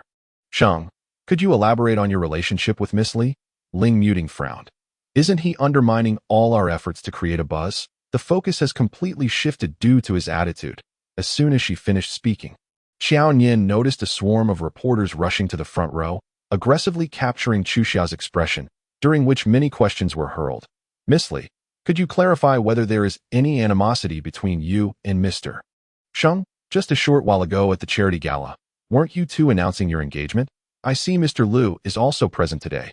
Could you disclose how much he invested in your gallery? Will the proceeds from today's auction be donated in full? Does Mr. Liu agree with this? Miss Li, please respond." Seeing Chu Xiao surrounded by reporters, Sheng Jingshi's heart stirred with a sense of vengeance as he caught a glimpse of her anger through the crowd. Shen Siren was about to step forward, but was firmly held back by Shen Fuyu, urging him not to get photographed. Tense, he immediately made a phone call, while Lu Fan had already passed by him, striding towards the stage. But the crowd was too dense, with not only media but also onlookers, preventing him from reaching Chu Xiao in time. Meanwhile, Chu Xiao had retreated to a corner, her gaze sweeping over the media. Realizing these were not reporters she had arranged, she understood she had fallen into Sheng Jingshi's trap, her face betraying no panic. The flashing lights accentuated her beauty. Steadying herself, she scanned the media surrounding her and finally locked eyes with Sheng Jingshi, her clear voice resonating throughout the venue. "Mr. Sheng's earlier remarks took me by surprise, for I never imagined someone could so readily trample on their own upbringing and decorum, even going so far as to use the term fraud to defame another." She slightly lifted her chin, her tone calm, yet edged with an underlying sharpness. "However, since Mr. Sheng has brought up fraud, I would like to inquire whether your personal involvement in this auction is also a support for the fraudulent endeavor? Or is Mr. Sheng's support merely a reflection of your own poor judgment?" The moment her words fell, the room fell silent, all eyes darting between her and Sheng Jingshi. After a brief pause, her expression remained unfazed as she continued. "As for the media's concerns about the engagement rumors, I would like to clarify one point. Individuals can choose whom to marry, but cannot control whether the other party may choose to betray them one day. Mr. Sheng's performance today has indeed reassured me that my initial decision was entirely correct." She finished with a slight smile, her fearless gaze meeting the cameras. "Regarding today's auction, I assure everyone that every penny donated will be used where it is genuinely needed. I welcome public and media oversight, and I invite Mr. Sheng to personally audit the accounts if you find no issues. I hope you will be more cautious when using the term fraud in the future." A splendid counterattack not only redirected the audience's focus back to the integrity of the auction, but also subtly cast Sheng Jingshi into the public opinion of being abandoned, causing a stir throughout the venue. Chu Xiao noticed that after a brief moment of surprise, Sheng Jingshi surprisingly did not display anger. Instead, a smile gradually crept onto his lips. It was a thrill of encountering an equal opponent. This exhilaration made Sheng Jingshi's heart race involuntarily. Amidst the crowd, Sheng Jingshi locked eyes with her, cutting through the sea of people. Xiao Yin and Ling Muting applauded Chuxia's on-the-spot reaction, while some collectors and investors who had been observing her also looked on with intrigue. Chuxia is so impressive, Shun Fuyu couldn't help but exclaim, turning to seek her brother's agreement, only to find Shin Siren's expression darkening. Following his gaze, she slowly realized the scene of Chuxia and Sheng Jingshi locking eyes. Lu Fan evidently noticed as well, his suspicious gaze flitting over Sheng Jingshi's face, attempting to discern the man's intentions at this moment. A multitude of cameras continued to capture Chuxia, not missing any nuance of her expression. Xiao Yin and Ling Muting were busy appeasing the media, but the reporters, like hyenas scenting flesh, relentlessly pressed towards Chuxia. Just as a man was about to push through to her, Xiao Yin shouted angrily, "She's pregnant." "Don't crowd her." The reporters' eyes lit up at this revelation, growing even more excited, thrusting microphones in Chuxia's face, asking, "Miss Li, please respond. Is the child Mr. Sheng's?" Chuxia felt the microphone brush against her cheek, causing a sharp pain, reflexively turning away. Lu Fan, seeing this, yelled furiously, "Which media outlet are you from?" Such a reaction only incited a flurry of snapping cameras, as more people surrounded Lu Fan, incessantly photographing and questioning him about his relationship with Chuxia. Chuxia felt the air thinning, her breath becoming labored, yet the flashlights continued to illuminate her, making it difficult to discern a way out. She leaned against the background wall, taking a step aside, but someone inadvertently stepped on her dress. As she moved, a sudden chill washed over her chest, prompting her to bend down and clutch her chest to avoid exposure. But her body lost balance and lurched forward at that moment. However, the anticipated embarrassment did not occur. A pair of strong arms caught her, and then her vision darkened as a broad suit enveloped her, carrying the familiar scent of cologne. Sheng Jingshi enveloped her with his suit. Shielding her from the relentless glare of the flashbulbs, he steadied himself by wrapping his arm around her waist, using his broad back to obstruct the prying lenses of the media, allowing her a moment to adjust her attire. As Chuxia looked up, she met his indifferent gaze. Chapter 54. The assembled truth. Can we still leave? He inquired, his eyes cast downwards. Chuxia, unwilling to engage, attempted to tug at her skirt. However, Sheng Jingshi preemptively lifted the hem. Raising his forearm in a gesture of reassurance, she recognized that this was not the time for sulking and thus, gently held onto his arm as they descended the steps. Xiao Yin and Ling Muting remained behind to face the media. Shin Siren was on a call, his gaze inadvertently landing on Chuxia and Sheng Jingshi as they exited together, feeling as though he were trapped in a vacuum, the voice on the other end fading into the distance. He still held his phone but had completely forgotten what he intended to say, standing there in a daze. Lin Yu had been filming from the second floor and subsequently sent the footage to Jiangsu Aizhou. In an effort to prevent the media from pursuing Chuxia further, Lu Fan positioned himself amidst the reporters, declaring, "I am also an investor in XMuse. Feel free to direct your inquiries at me." Once Chuxia escaped the clutches of the media and returned to her office, Sheng Jingshi followed closely behind, locking the door from the inside. "Betrayal?" Sheng Jingshi remarked, his eyes fixed on her retreating silhouette. A cold sneer escaping his lips. "Shall I remind you who was the first to betray?" Chuxia discarded her high heels, her bare feet sinking into the carpet as she removed her earrings. Not bothering to turn back. "You were the one who provoked me first." She pivoted to meet Sheng Jingshi's frigid gaze. "That I in the past?" She would have chosen to appease him to avoid inciting his wrath, as he was known to respond better to gentleness than to aggression. That a pitiful act or a minor tantrum would have sufficed to placate him. Yet, Chuxia no longer wished to play that role. She raised her chin defiantly, meeting his eyes unwaveringly. "What's the matter?" "Can't handle it." Sheng Jingshi regarded her with surprise, his deep, ink-like eyes locked onto hers, remaining silent. She, however, was blunt. "I intended to embarrass you publicly. You had the fire department come after me, and I said nothing, so we were even.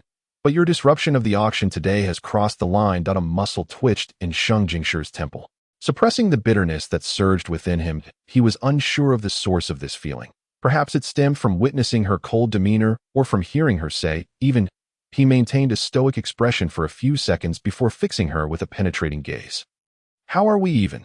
How can I be certain that child is mine?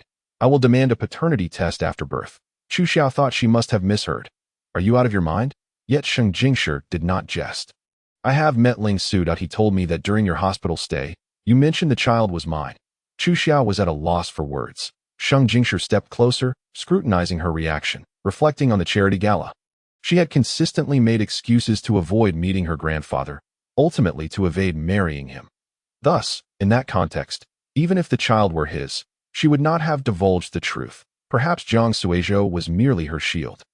After all, this woman had never uttered a single honest word. Nevertheless, despite everything, Sheng Jingshi yearned to hear something from her. You claim the child is Jiang Suizhou's. When did you two become involved? Chu Xia could not fathom his obsession. What significance does that question hold for you now? Sheng Jingshi's dark eyes brimmed with intense emotions. You need only answer me that we attended a cocktail party together. It was that night. She glanced at Sheng Jingshi, deliberately provoking him. Oh, you want the details? However, this time, she could not ignite his anger as she had in the past. The flicker of intrigue crossed Sheng Jingshi's expression as he asked, was it the private equity fund's cocktail party? Upon her nod, he suddenly relaxed, chuckling mockingly, a sound that made her feel uneasy. What's the issue? Sheng Jingshi gazed deeply in her eyes. I was also at that cocktail party, and I listened to Jiang Suizhou and a group of people present their pitch for over an hour. He stepped away for 10 minutes, and afterward, I encountered you, intoxicated, outside the restroom. I then escorted you home. As he spoke, he lifted her chin with his hand, his intense gaze piercing into her eyes. Why don't you tell me when you and he? Or was Jiang Suizhou merely a quick fling, able to get you pregnant in under 10 minutes? Chu Xiao's eyes widened in shock, her mouth agape, rendered speechless for the first time. Her thoughts spiraled. No way. Jiang Suizhou is a quick fling. She failed to notice that she had completely missed the point. Sheng Jingshi observed her reaction, convinced he had struck a chord. Jiang Suizhou was indeed her decoy. He leaned closer, whispering, shall I reenact what transpired after I took you home? Chu Xia sensed the dangerous undertone in his voice and frowned. But I asked you before, and you clearly said sleeping with me would be beneath you. Sheng Jingshi's lips pressed into a thin line as he felt her push against his shoulder, but he swiftly wrapped his arm around her slender waist, pulling her closer. Chu Xia found herself forced against him. Acutely aware of his unexpected arousal, through gritted teeth, he said, is it permissible for you to deceive me endlessly? Having spoken, Sheng Jingshi noted her stunned silence, realizing she truly remembered nothing. A complex mix of emotions surged within him. During that period, they had been separated, and he had not anticipated encountering her there. Yet, the thought that she had come with another man stirred feelings he thought were long buried. He had intended to mock her, but found her leaning against the sink. Retching that in any other circumstance, Sheng Jingshi would have turned away, but inexplicably, he approached, gathering her long hair, waiting until she was finished, and even helping her rinse her mouth and wash her face. She was thoroughly intoxicated. And after several attempts to rouse her, he realized she was utterly unresponsive. Thus, he carried her to the car. Perhaps it was the alcohol, perhaps the atmosphere was just right, or perhaps it was the song playing in the car that stirred something within him. He cradled her in his lap, kissing her fervently. The inebriated Chu Xia was unlike her usual self. She bit his lip, tugged at his tie, and clutched his neck. He found himself utterly captivated by the intoxicated Chu Xia. However, when his hand ventured beneath her skirt, he discovered she was devoid of undergarments. His expression darkened. Where is your underwear? Of course, she offered no reply, continuing to play her games with him. Yet, Sheng Jingshi's mind was in disarray. He pushed her away repeatedly, demanding, who brought you here tonight? Why did you drink so much? Did someone force you? Sheng Jingshi still received no answers. He pulled her into his embrace, restraining her movements, by the time they exited the car. Chu Xia had already succumbed to slumber. He carried her to the bed in his apartment, enduring the entire journey. Yet his first impulse was not to indulge in intimacy, but to remove her skirt to ensure she had not been taken advantage of. However, he then heard her mumbling incoherently, what are you babbling about? You little fool. Sheng Jingshi reached for the blanket to cover her, but this time, Chu Xia's voice was crystal clear. Shinsi. Run. Chapter 55. The high-ranking individual at her words. Sheng Jingshi's hand froze mid-air. After a moment of stunned silence, he turned to look at her, feeling as though his mind had exploded, leaving him in a state of utter emptiness. When he regained his senses, he shook her awake forcefully, wanting to question her, yet every word felt like an affront to his dignity, leading to a heated argument between them. That night, he lost all desire and stormed out. This was also why, when Sheng Jingshi received Chu Xiao's call a month later, his demeanor was fraught with anger at that moment. Chu Xiao regarded his inscrutable expression, uncertainly asking again, "Did we that day?" Sheng Jingshi's jaw tightened as he retaliated. "What do you think? Next time, I'll record your tearful pleas so you won't forget." TSK. The folly of a man entrapped by desire. Chu Xiao fell silent, resembling a remorseful man avoiding responsibility as he observed her transition from a state of aloofness to one of quietude. His throat tightened. The scent of her presence triggered a response akin to withdrawal, causing him to unconsciously wrap his arms around her. He buried his head in her shoulder and asked in a muffled voice, "When can we have a calm discussion?" No one knew how he had endured during that period. He sustained himself through two means: intense work and alcohol. Yet, no matter how busy he kept himself, thoughts of her were inescapable. Consequently, many previously unclear threads of thought became crystal clear during this time, and on the day of the marriage check. She must have already known she was pregnant, so why would she run away? All she had to do was treat him as a fool and register their marriage abroad. Sheng Jingshi replayed her every reaction from that day in his mind, suddenly struck by a heart-racing hypothesis. Could it be that she chose not to marry him because she did not wish to deceive herself? Once such a thought took root, it spread like wildfire, and despite his attempts at self-persuasion, he could not escape the enchantment of wanting to see her again. That he yearned to see her, to know how she was. To hear her voice, I wish to inquire whether she has ever truly loved. What if, amidst the depths of her feigned affections, there lies a fragment of sincerity? In the early summer, still burdened by the potential turmoil of a child, she questioned, "So, what exactly do you aim to achieve by coming here today? I damn well miss you." Sheng Jingshi, filled with frustration, bit her shoulder with a fierce intensity, yet tempered his strength. After biting, he tenderly kissed the faint imprints left by his teeth, trailing kisses along her neck to the area behind her ear. "And I loathe you, Li Chuxia. I resent your reluctance to open your heart to me. And I despise your disbelief in my ability to help you resolve your issues. Had you been forthright about the child, my reaction at the banquet would not have been so extreme." Li Chuxia let out a cold laugh, responding, "Your so-called solution involves threatening me with my father. Your love seeks to isolate me, to position me like a mere vase in your home for your daily admiration." Her voice was soft, yet its impact was profoundly striking. Sheng Jingshi stiffened momentarily, his throat constricting. With lowered brows, he gazed at her and said, "What if I told you I would change? I will grant you everything you desire: marriage, family, a name, even matters concerning your father. Whatever you wish for, just tell me that I can provide it all." Here we go again. This patronizing benevolence from a man of high status. Observing Sheng Jingshi's solemn expression, Chu Xiao revealed a hint of derision. She retorted, "I have longed to ask since the beginning, on what grounds do you believe that marrying me is your prerogative?" Sheng Jingshi was taken aback as she pushed him away, standing before him with a condescending gaze. "Sheng Jingshi, what is it that you love about me? Is it my role as the obedient, delicate figure that compliments and highlights your grandeur? Allow me to clarify, that is not who I am. Why do men presume to bestow titles as resources upon others? The more affluent and powerful the man, the more precious the title of his partner becomes, often inciting jealousy and rivalry among other women." Tio put it plainly. In this society, one of the ways in which men are deemed superior is by exploiting the subjectivity of women. The love of those in power is merely the fantasy of the disempowered. Previously, in pursuit of a material life and for the sake of her child, Chu Xia sought to become someone's wife. However, having recently endured a second failure with Shin Siren, she has entirely relinquished such fantasies, recognizing that the desire to compel these men to marry her, while a common inclination, is ultimately quite pitiful. Moreover, she has begun to relish the game played by men. During a 2-hour auction, the gallery's turnover reached tens of millions, and money is merely the most rudimentary of resources. The guests present today are high-value resources with whom she can engage in reciprocal benefits. What is Sheng Jingshi in comparison?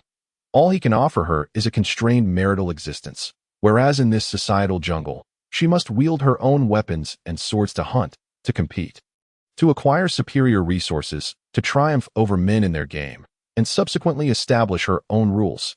In this moment, Chu Xia unabashedly revealed her ambition, declaring to Sheng Jingshi, "Regardless of whether this child is yours, he will no longer be your concern, for she is capable of providing a prosperous life for her child on her own." Sheng Jingshi's heart was pierced with pain as he grasped her wrist and shouted, "If it's not related to me, then to whom does it pertain? Jiang Suizhou? Or do you expect some other man to take responsibility for a child not born of his own?" No sooner had the words escaped his lips when suddenly the door was flung open. Shun Siren and Lu Fan strode in simultaneously. Upon seeing the proximity between Sheng Jingshi and Chuxia, Lu Fan immediately stepped forward to separate them. Shin Siren stood at the entrance, his expression icy, casting a piercing gaze at Sheng Jingshi that he approached and silently discarded the suit jacket draped over Chuxia's shoulders, then removed his own outer coat to drape over her once more. He took her hand, stating, "Let us return home." Lu Fan, feeling slighted, interjected, "Xia, may we converse? The matter I mentioned over the phone last time, have you given it any thought?" Shin Siren frowned and asked, "What matter?" Sheng Jingshi's eyes narrowed, watching intently. Chapter 56. The crematorium. Chuxia wished to avoid complicating matters further, thus she replied, "The collaboration with the gallery." Lu Fan, casting a pitiful glance her way, dared not aggravate her annoyance and added, "Yes. We have work-related matters to discuss." However, the other two men were not to be trifled with. Sheng Jingshi had regained his previous arrogance. In truth, he only became impotently furious and humbly helpless in Chuxia's presence. He coldly remarked, "We have yet to conclude our discussion. Does Mr. Lu understand the order of precedence?" Shin Siren wrapped his arms around her waist, his expression impassive. "She is currently fatigued. Let us defer any discussions for now." With that, he attempted to lead her away. Sheng Jingshi stepped forward, blocking Shin Siren's path. "What is your relationship with her? By what right do you presume to speak on her behalf?" This question struck a nerve with Shin Siren. At that moment, Shen Fuyu and Ling Muting arrived, with Qiao Nian glancing over and remarking, "Observing the battlefield, these three are fiercely competing, each unwilling to yield." Shen Fuyu, somewhat puzzled by the unfolding drama, queried, "Hasn't my brother already emerged as the victor? He is about to marry Chuxia. After all." Her voice rose slightly, clearly audible to those inside. Sheng Jingshi narrowed his eyes at Chuxia. "Are you truly marrying him?" Lu Fan echoed in astonishment. "Xia, have you really thought this through?" Shin Siren's expression tightened involuntarily. The question he had been desperately avoiding was met with this revelation, as if someone had shoved him from behind, sending him towards an abyss. His throat felt parched, and he cast his gaze downward to mask his disarray, stating, "This is a matter between the two of us." Yet, as he pulled Chuxia forward, she remained rooted to the spot, unmoving. One by one, she slowly disentangled her hand from Shun Siren's grasp, witnessing the pallor drain from his face. "Before the child is born, I will not entertain thoughts of marriage." Upon finishing her statement, she ignored the reactions of the three men, turning to sit in her office chair and declaring, "I kindly ask you all to leave. I have matters concerning the auction to attend to." Lu Fan breathed a sigh of relief upon hearing this. He had intended to pursue Chuxia anew, and learning that she had not chosen either of the men was good news for him. Sheng Jingshi stood in silence, while the other two remained. Only Shin Siren appeared unsteady, his complexion wan and his head bowed, taking a while to regain his breath. Observing her brother's distress, Shin Fuyu felt a pang of sympathy. She stepped forward, gently tugging at Shin Siren. "Brother, perhaps it would be prudent to return home. You both could benefit from some time to cool off before discussing further." Shin Siren looked at Chuxia. His eyes filled with anguish. When he spoke, his once soothing voice had turned hoarse. "I will wait for you at home." Both Sheng Jingshi and Lu Fan frowned at this remark. "She is currently residing with him?" Lu Fan wished to voice his thoughts, but upon seeing Chuxia's unapproachable demeanor, he fell silent. Before leaving, Sheng Jingshi contemplated saying something to her, but his lips moved without sound, ultimately only expressing, "I will handle the media situation from today." And thus, the three men, each with their own thoughts, departed. Following this, Chuxia convened a brief meeting with Ling Muting and Qiao Nian, discovering that after departing from the auction, Shin Siren had personally contacted the leaders of relevant departments, resulting in every media outlet's reporters receiving reprimanding calls from their superiors. They dared not linger or harass any longer and promptly returned to their offices. With Lu Fan's assistance, Ling Muting had mingled with the guests present, alleviating concerns over any negative repercussions. Quite the opposite, many investors expressed interest in X-Muse, eager to delve deeper. The remainder now rested with Shang And if he managed to acquire all the photographs taken by the reporters today, the media narrative would be manageable. Consequently, the following day, Xmuse trended on social media. However, the content was not gossip concerning Chu Xia and Sheng Jingshi, but rather raising awareness for children with autism, providing them with a window to the world. Upon this topic's emergence, even state media reshared and commented. A role model for contemporary art practitioners, the entire sentiment propelled Xmuse into a highly regarded artistic destination. And coupled with the momentum they had generated days earlier, it truly garnered significant attention online. The group chat of the three affluent women buzzed incessantly. Xiao Nian, friends, get ready to embrace this unexpected wealth. Muting. Sheng Jingshi's aftermath handling was commendable. I initially thought he would merely buy the photos, but he unexpectedly helped us gain traction. Xiao Nian, I admit I may have raised my voice a bit yesterday. Xiao Nian, it feels exhilarating to have someone paying for our trending topic. Chu Xia couldn't help but smile as she read the messages, replying, strike while the iron is hot. Let's capitalize on this wave of fortune. She swiftly arranged for the gallery's rear yard area to be opened, purchasing a coffee cart to transform it into an outdoor CAF, promoting reservations across various platforms. This strategy would attract many who were not initially interested in art but sought novelty, helping to maintain the buzz and visibility, while simultaneously allowing the venue to generate dual income. Xiao Nian remarked, you truly are a business genius. Concurrently, she instructed Xiao Nian and Muting to effectively manage their private clientele. With the influence of Old Wu, other signed artists under Xmuse were experiencing a surge in transactions. In short, this was a prime opportunity to amass wealth.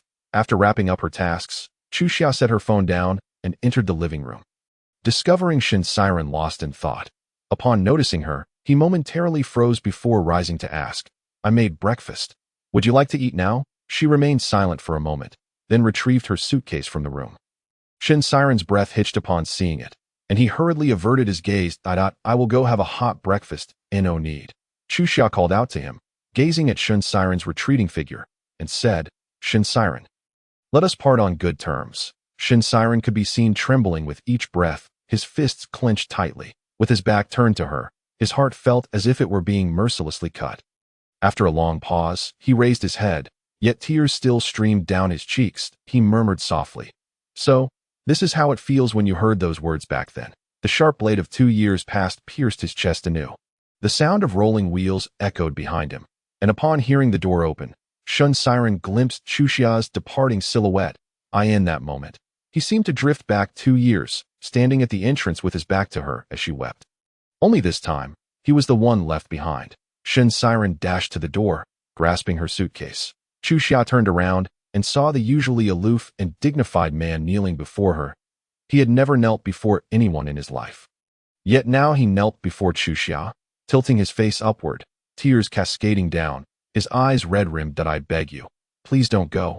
Will you? He held her hand, his throat constricted with emotion. I know the pain I have caused you is irreparable. But Chu Xia, I do not wish to lose you. I love you. Even if the way I love you is wrong, I love you. By the end. Shen Siren's voice was a choked roar. Chu Xia quietly regarded him and replied, I know. So I do not blame you at all. However, loving you has become exhausting. With that, she turned swiftly, pulling her suitcase behind her, and departed. Chu Xia moved back to her small apartment, initially planning to bring her father over to live with her. However, he was reluctant to leave his companions at the welfare home and Old Wu, so Chu Xia had to respect his wishes. When she left, she took only a small suitcase, bringing little with her. She left behind the villa keys, the car keys, and all the gifts Shen Siren had given her. Yet, just a few days later, Shen Siren's driver appeared beneath her building. Miss Li, Mr. Shen has instructed me to continue picking you up and dropping you off as before. Aunt Wang also began coming over daily to deliver meals, which was, needless to say, arranged by Shen Siren. Initially, she attempted to decline, but Uncle Liao and Aunt Wang explained, if you refuse us, Mr. Shen will dismiss us. Jobs are hard to come by these days. Miss Li, could you please show us some kindness? Thus, Aunt Wang came every day to prepare her 3 meals. She didn't stay over, spoke little, but was attentive, cooking to her taste and regularly helping with cleaning. Chu Xia now felt indifferent to the absence of men in her life, but without the driver and auntie, she felt a profound sense of loss. Shen Siren remained quiet, not bothering her. Aunt Wang and Uncle Liao had to submit daily reports, and it went without saying to whom they were sent, meticulously detailing Chuxia's daily life. Shin Siren would read these reports repeatedly each day. Chuxia was unaware of this, as she had her own troubles to contend with. Ever since the auction, Lu Fan had been vying for her attention in various ways. He purchased the studio next to the gallery and directly replicated the decor of X-Muse for it, turning it into an artist's workspace for X-Muse. The only difference was that he had specifically instructed for a small conch-shaped resting area to be made, considering that she was now pregnant and might require more rest. He placed a bed in the conch, arranging it warmly for Chuxia to lie down during her midday breaks or whenever she felt tired. Not only that, but Lu Fan now frequented the gallery often. Whenever Chuxia attempted to prevent him from coming, he would use his status as an investor as a pretext, claiming he was there to assess the project. She could hardly be bothered to respond. Ling Muting looked down on Lu Fan's seemingly worthless demeanor. She complained to Qiao Nian. Look at him, always trailing behind Chuxia, utterly clingy. If any woman had dared to cling to him like that before, he would have long since cast her aside. Qiao Nian remarked sharply. Men who act spoiled live the best lives. Just think about whether Shin Siren afforded such treatment during their time in Shengjing. Ling Muting pondered this and realized it was indeed the case. However, what one says can often come to fruition. After lunch, Chuxia felt drowsy, and Lu Fan accompanied her to the conch for a nap. Just then, her phone vibrated. He took a glance at the illuminated screen and, almost unconsciously, picked it up and unlocked it using her fingerprint. Lu Fan had never before rummaged through a girlfriend's phone. And as he stealthily stepped outside, he lit a cigarette, mentally preparing himself before opening his eyes. Upon doing so, he noticed a contact labeled 1 within the messages, his brow furrowing. Next week is the date for your prenatal checkup. I'll have Uncle Liao pick you up. Remember to keep the schedule clear that day. A man's intuition told him that 1 referred to Shin Siren. After some thought, he entered his own number into Chuxia's phone, discovering that she had labeled him as 4. Damn it. Lu Fan's composure shattered. He sulked for a moment. Then, unwilling to give up, searched for the identities of 2 and 3, concluding that she must have arranged them chronologically. This realization provided him with a slight sense of relief. Albeit only a fraction. As he continued to ponder, his phone suddenly vibrated again. Lu Fan looked down to see 2 displayed on the caller ID. Clearing his throat, he deliberately answered with a lazy tone, upon hearing a male voice on the other end. Jiang Suizhou paused for a moment, then fell silent. The voice on the other end prodded provocatively. Who is this? Xia is sleeping. Lu Fan spoke ambiguously, raising an eyebrow innocently, reasoning that it wasn't a lie. Xia was indeed napping. He heard the man on the other end scoff coldly before hanging up. Lu Fan glared at his phone, muttering angrily. Competing with me? I've watched Shin Huanzhuan 8 times with my mom. He promptly deleted the call log and returned to the conch, placing the phone back in its spot, feigning nonchalance. On the other side, Lin Yu knocked twice on the office door, but received no response from Jiang Suizhou. He first noticed the cold food on the secretary's desk and inquired, Is Mr. Jiang scheduled for an outing today? The secretary shook her head. Mr. Jiang has been in the office since the meeting ended at noon. Lin Yu nodded and waited for another 2 minutes before hearing a voice call out, Come in. Upon entering, he found Jiang Suizhou standing by the panoramic window, his expression inscrutable, and the ashtray overflowing with cigarette butts. Lin Yu immediately became cautious. Mr. Jiang, I have looked into it. Mr. Jiang's father did send someone to the welfare home in the past few days. And Miss Li did indeed arrange for L.I. to stay there. After speaking, he waited for a while but received no response from Jiang Suizhou. Just as he contemplated quietly exiting, he suddenly heard the crisp sound of metal. Jiang Suizhou had lit another cigarette. The man's long fingers held the cigarette as he picked up a photo frame from the desk. Lin Yu, adept at reading emotions, noted Jiang Suizhou's furrowed brow and the intensity of his gaze on the frame. Realizing that his mood was amiss, inside the frame was a photo of Chuxia riding a horse, her smile radiant and carefree, raising a whip in her hand to wave at him, a moment forever captured. The cigarette burned down to his fingertips, snapping him back to reality. Jiang Suizhou inquired, Did you not say you witnessed her dispatching those 3 individuals with your own eyes? Lin Yu paused, then realized the boss was referring to the events of the auction day. He quickly replied, Mr. Shang, both Mr. Liu and Mr. Shun indeed left separately, while Miss Li remained in the meeting. After speaking, he speculated about his boss's thoughts and tentatively added, "Clearly." Miss Li did not hold any regard for the three of them. However, Jiang Suizhou chuckled bitterly, a self-deprecating sound that I thought she had settled down recently. Who knew she remained so distracted? Lin Yu dared not comment on Miss Li, lowering his head to ask, "Then should I remind Miss Li about her father's situation?" After the last cigarette burned out, Jiang Suizhou finally quelled the fury and jealousy that had bubbled up after hanging up the phone. Once he confirmed his emotions were under control, he picked up the suit jacket draped over the chair and walked out. Lin Yu immediately followed, hearing him say, "Speak." "Why not?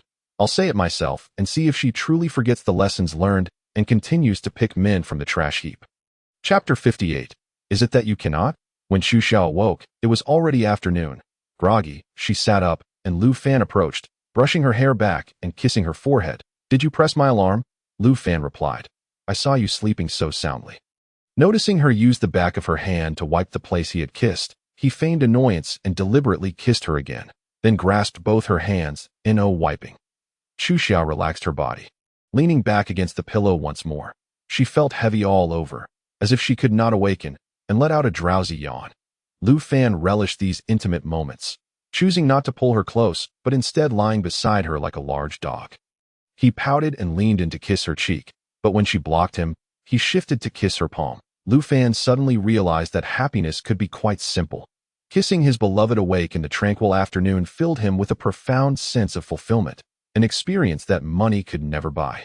One that only Xu Xia could provide. Just as they were lost in their tender moments, a phone call interrupted them. Xu Xia answered. It was Qiao Nian, informing her that someone was waiting for her in the office. Reluctantly, she got up and changed her clothes to head out. Lu Fan wanted to accompany her, but was dismissed with a single sentence. Idle men typically possess little charm. Luo Fan found himself momentarily choked, watching with wistful eyes as Xu Xia departed. Just then, he received a phone call from Chu Cheng, inviting him to an evening social engagement. After a lengthy monologue from Chu Cheng, noticing Luo Fan's silence, he inquired, "What's the matter? Why aren't you speaking?" Luo Fan furrowed his brow and let out a soft hiss, pondering for a moment before seriously asking, "Am I really that unappealing?" Upon arriving at her office, Xu Xia was greeted by the sight of Jiang Suizhou seated in her boss's chair, legs crossed, and exuding an air of interrogation. "What brings you here so suddenly?" she questioned, puzzled. Jiang Suizhou, hearing her query, raised his eyelids and remarked in a low voice, "Have I disturbed your sweet dreams?" Startled, Xu Xia quickly quipped, "Did you install surveillance in my office?" However, Jiang Suizhou remained expressionless, his gaze fixated on her with an intensity that belied his calm demeanor. "I wasn't aware you were attracted to someone like Luo Fan. Had I known, I would have introduced you to several handsome gentlemen of that ilk to spare you from your current state of hunger." Xu Xia blinked in confusion and asked, "What are you talking about? What's your purpose here?" Jiang Suizhou's eyes remained locked onto her, meticulously capturing every nuance of her expression. After a few seconds of contemplation, he instructed, "Take out your phone." Rolling her eyes internally, Xu Xia complied, eager to finish this interaction, only to hear him say, "Unlock it." Just as she did, he snatched the phone from her grasp. "What exactly do you intend to do?" She glared at him. Jiang Suizhou, his gaze still on the phone, replied with 2 words, "Solve the case." He bypassed other applications, directly accessing the call log, his expression shifting to one of revelation before he powered off the device and returned it to her. The entire process taking less than 20 seconds. Tilting her head, Xu Xia mused, "You cracked the case that quickly?" Jiang Suizhou emitted a vague, non-committal hum, his otherwise inscrutable face revealing a hint of satisfaction. "So, what brings you here?" Xu Xia pressed. Rising to his full height, he approached her, casting a tall shadow that enveloped her. With a slight arch of his brow, he provocatively stated, "Didn't you previously claim the child was mine? Upon reflection, I believe it is my duty to fulfill my responsibilities as a father." Recalling a prior conversation in Shengjing, Xu Xia's expression faltered, her eyelashes fluttering as she replied, "That may not be necessary." This momentary reaction did not escape Jiang Suizhou's keen perception. He stepped closer, narrowing the distance between them, and inquired, "Why is it no longer necessary for me to take responsibility?" Upon hearing this, Xu Xia bit her lip, a habitual gesture that betrayed her uncertainty. Jiang Suizhou remained patient, waiting for her response. After a pause, she looked up and asked, What exactly happened after I got drunk at the soiree? At her question, Jiang Suizhou's eyes tightened slightly, the depths of his gaze resembling a stormy sea, obscuring his thoughts. Oh, you truly wish to know? He queried. Chu Xia nodded. Jiang Suizhou placed his strong arms on either side of her, effectively trapping her. She felt his deep, magnetic voice enveloping her. What will you offer in exchange? Her ears tingling, she averted her gaze and murmured, forget it then. Yet Jiang Suizhou was relentless, his warm breath making her ear feel flush. Do you need me to remind you of what you promised me previously? With her hand pressed against his chest, she leaned back, attempting to escape, but he held her firmly in place, making retreat impossible. Their eyes locked, and she heard him assert, you promised to entrust your heart to me. Such honeyed words seemed incredulous to Chu Xia. In truth, Jiang Suizhou was inherently proud, disdaining any means of coercion to win her over. What he desired was her genuine affection. He had always been the most patient of hunters, waiting endlessly. Yet when he heard another man's voice on the phone, his patience abruptly waned that moment. He raised his hand and gently pressed his fingertip against her lips. Noticing the mark she had left with her teeth, she observed his lowered gaze. Her breath unconsciously slowed. She felt as if traversing a field of grass taller than herself. With Jiang Suizhou lurking like a lion, focused and concealed. You may not wish for me to take responsibility, but you publicly declared the child was mine, tarnishing my reputation. You must take some responsibility for that. So, he pressed, fixing her with a steady gaze, propose to me. Chu Xia, rephrasing his words, earnestly asked, are you out of your mind? Jiang Suizhou shot her a sidelong glance, lightly touching her lips with his fingertip, stating, let us practice a bit. Start by kissing me. Disinterested, she turned to leave, but he casually remarked, don't you want to hear how old Master Jiang reacted upon discovering your father's whereabouts? At his words, Chu Xia froze, a desire to transform into a pufferfish and prick him with her quills overwhelming her. After glaring at him for a moment, she resignedly grasped his arm, rose onto her toes, and leaned in to kiss him, only to find she fell short. Her pride wounded, her eyes widened in disbelief. Meanwhile, Jiang Suizhou stood there, showing no intention of bending down to accommodate her, merely gazing down at her with an amused smirk. His chest vibrated with a low, muffled laugh, causing her cheeks to flush. Turning to flee, Jiang Suizhou seized her wrist, pulling her back. In that fleeting moment she turned. He leaned in, enveloping her in an intoxicating aura of masculinity, and kissed her abruptly. In that instant, the weighty thump of his heart resonated through his firm, heated chest, leaving Chu Xia momentarily dazed. After the kiss, she steadied herself by grasping his arm, feeling the heat radiating from his taut muscles akin to molten lava. Instinctively retracting her hand, their bodies were pressed closely together, and she could easily sense his arousal. Embarrassed, Chu Xia pushed against him, her ears tinged with warmth as her gaze inadvertently drifted to the tented area. Her mind a tumult of thoughts, one resounding loudly, was Jiang Suizhou a quick draw? Did he possess such prowess? Oh my God! Did I just ask that out loud? She exclaimed, startled by her own audacity. Jiang Suizhou was momentarily stunned, his previously teasing smile replaced by a rigid line of surprise. Narrowing his eyes, he retorted, why not give it a try? Swallowing hard, she chuckled awkwardly. No, thank you. His expression darkened as his hand, resting on her lower back, began to glide up her spine. The heat radiating from his palm through her clothing sent ripples of shivers down her back. Attempting to escape, she found Jiang Suizhou seemingly anticipating her thoughts.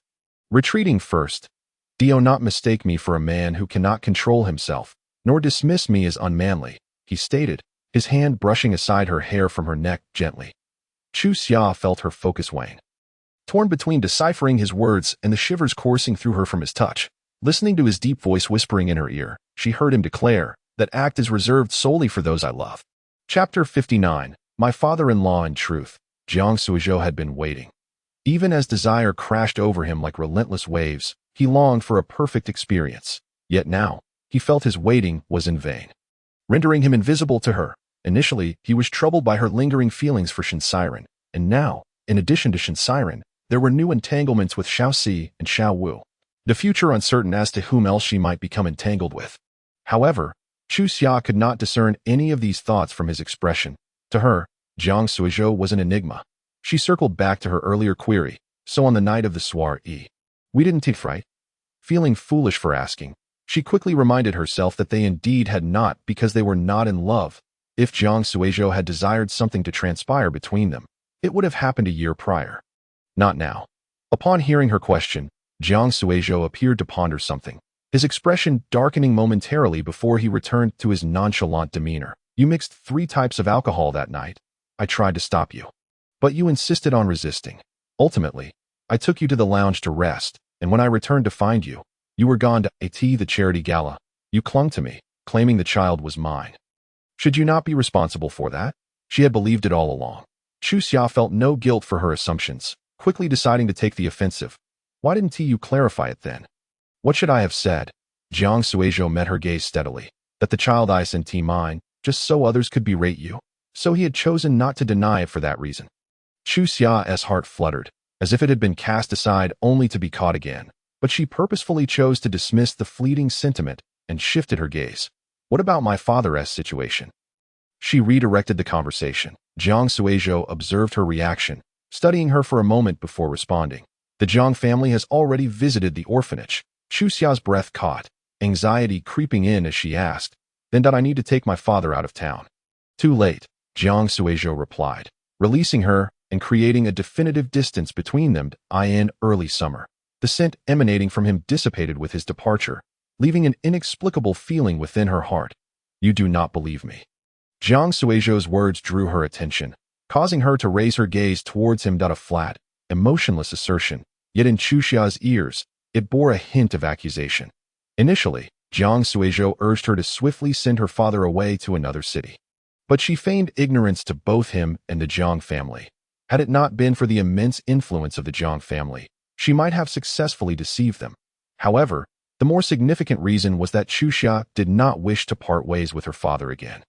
Silently, she turned her clear, dark eyes, then took a step forward, reducing the distance between them once more.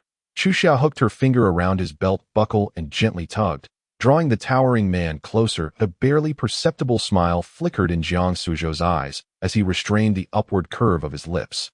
Deliberately maintaining a cold expression, observing her playful maneuvering, she softly murmured, Help me just this once, Jiang Suizhou. You are all I have left. This statement acted like a spell. Jiang Suizhou was aware it was her tactic.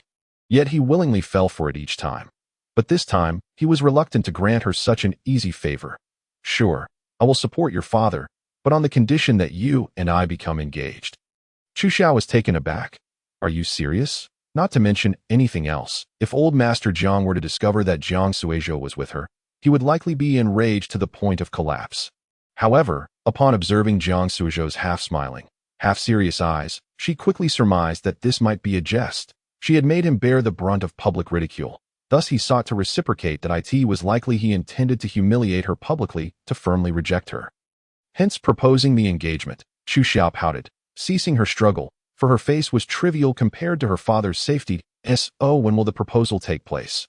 Are there any venue requirements? Jiang Suizhou regarded her in silence for a few moments, lowering his gaze, seemingly lost in thought, before finally responding, Shouldn't you decide those details, since you will be proposing to me? Ultimately, she heard the man issue an ultimatum. It's best to do it soon. Otherwise, I fear I may wait, but my future father-in-law cannot. After bidding farewell to Jiang Suizhou, Chu Xia brought her father to her apartment. With the recent busyness at the gallery finally easing, she could indulge in sleeping in. Yet her father woke her at 6 in the morning. Groggy, she opened her eyes, fearing something was amiss, only to see her father offering her a cup of water, saying, Xia Xia, drink some water. Finish it before you sleep again. She nearly fainted. Once the water was consumed, her drowsiness dissipated, prompting her to join her father downstairs for exercise. Li Chuqing handed her a skipping rope, but she shook her head, stating she couldn't jump. Why not? Her father inquired throughout the day, persistently questioning her refusal to skip rope. With no choice, she explained. She raised her sports watch for him to see the baby icon displayed. It was a pregnancy monitoring app that could assess the conditions of both mother and baby through wrist temperature and pulse. Because there's a little bean here, I can't jump. She patiently elucidated. Li Chuqing gazed at the embryo-like image on the watch, remaining silent for a long while, seemingly struggling to understand. Thus, Chu Xia placed her hand on her belly and told him, The little bean is here. Li Chuqing's eyes widened. displaying childlike innocence and curiosity. After a prolonged pause, he began to softly repeat Little Bean, his tone particularly gentle, as if afraid of disturbing the fetus. From that day forth, he no longer roused Chuxia in the mornings to drink water. On this particular day, Chuxia overslept and hurriedly prepared to head to the gallery, only to find her high heels missing upon opening the shoe cabinet. Aunt Wang happened to be cooking, so she inquired, "Did you take my shoes for cleaning?" "No, Miss Li," Aunt Wang replied, slapping her thigh. "Oh dear, could it have been Mr. Li? When I arrived, I noticed him burying something in the sandpit. And it looked like your shoes." Chuxia facepalmed and went downstairs to find her father, discovering him squatting in the children's play area, diligently digging in the sand with a shovel, accompanied by a sharply dressed man who was helping him excavate. Jiang Suizhou, her voice was barely above a whisper, almost to herself, yet the man, as if sensing her presence, turned and smiled before holding up her high heel, shaking out the sand. It seemed her Christina Louboutin had been repurposed as a shovel. Furious, she nearly shouted, but her father remained oblivious, reaching for the high heel in Jiang Suizhou's hand and burying it in the sand, while repeatedly saying, "High heels, Xia cannot wear. The little bean might get hurt." Upon hearing this, Chuxia's previously irate expression crumbled. She sighed, standing quietly behind them. Jiang Suizhou remarked, "But she loves wearing high heels. If you forbid her, she will become upset." Li Chuqing replied, "So let us keep it a secret." "Shoo, don't tell Xia. Being upset is not good for the little bean." Jiang Suizhou chuckled, then turned to Chuxia, saying to Li Chuqing, "It seems you understand everything. So how about I become your son-in-law?" Son-in-law. Of course, Xia has a father, but the little bean does not have a father. Do you not want the bean to have a father? Li Chuqing's brows furrowed, his face contorted in confusion. No, it wouldn't do for the child to be without a father. Jiang Suizhou nodded solemnly, then placed an arm around Li Chuqing's shoulders, coaxing gently. "So, how about I become your son-in-law?" Jiang Suizhou. A sharp exclamation interrupted the clandestine conversation between son-in-law and father-in-law as Chuxia approached. Dissatisfied. "How could you even tease my father?" Jiang Suizhou looked at her, replying, "What do you mean by tease?" Chuxia paused, noticing the rare seriousness in his eyes, stirring that strange feeling within her once more. Thankfully, Li Chuqing intervened, breaking the ambiguous atmosphere. "Xia, let us go upstairs and eat." Li Chuqing, fearing that his misdeeds would be discovered by Chuxia, tugged her towards the stairs. Chuxia, feeling irritable, protested, "Dad, I have no shoes to wear." Li Chuqing immediately lowered his head, fiddling with his fingers like a child caught misbehaving. "I'm sorry, Xia. I'm so sorry."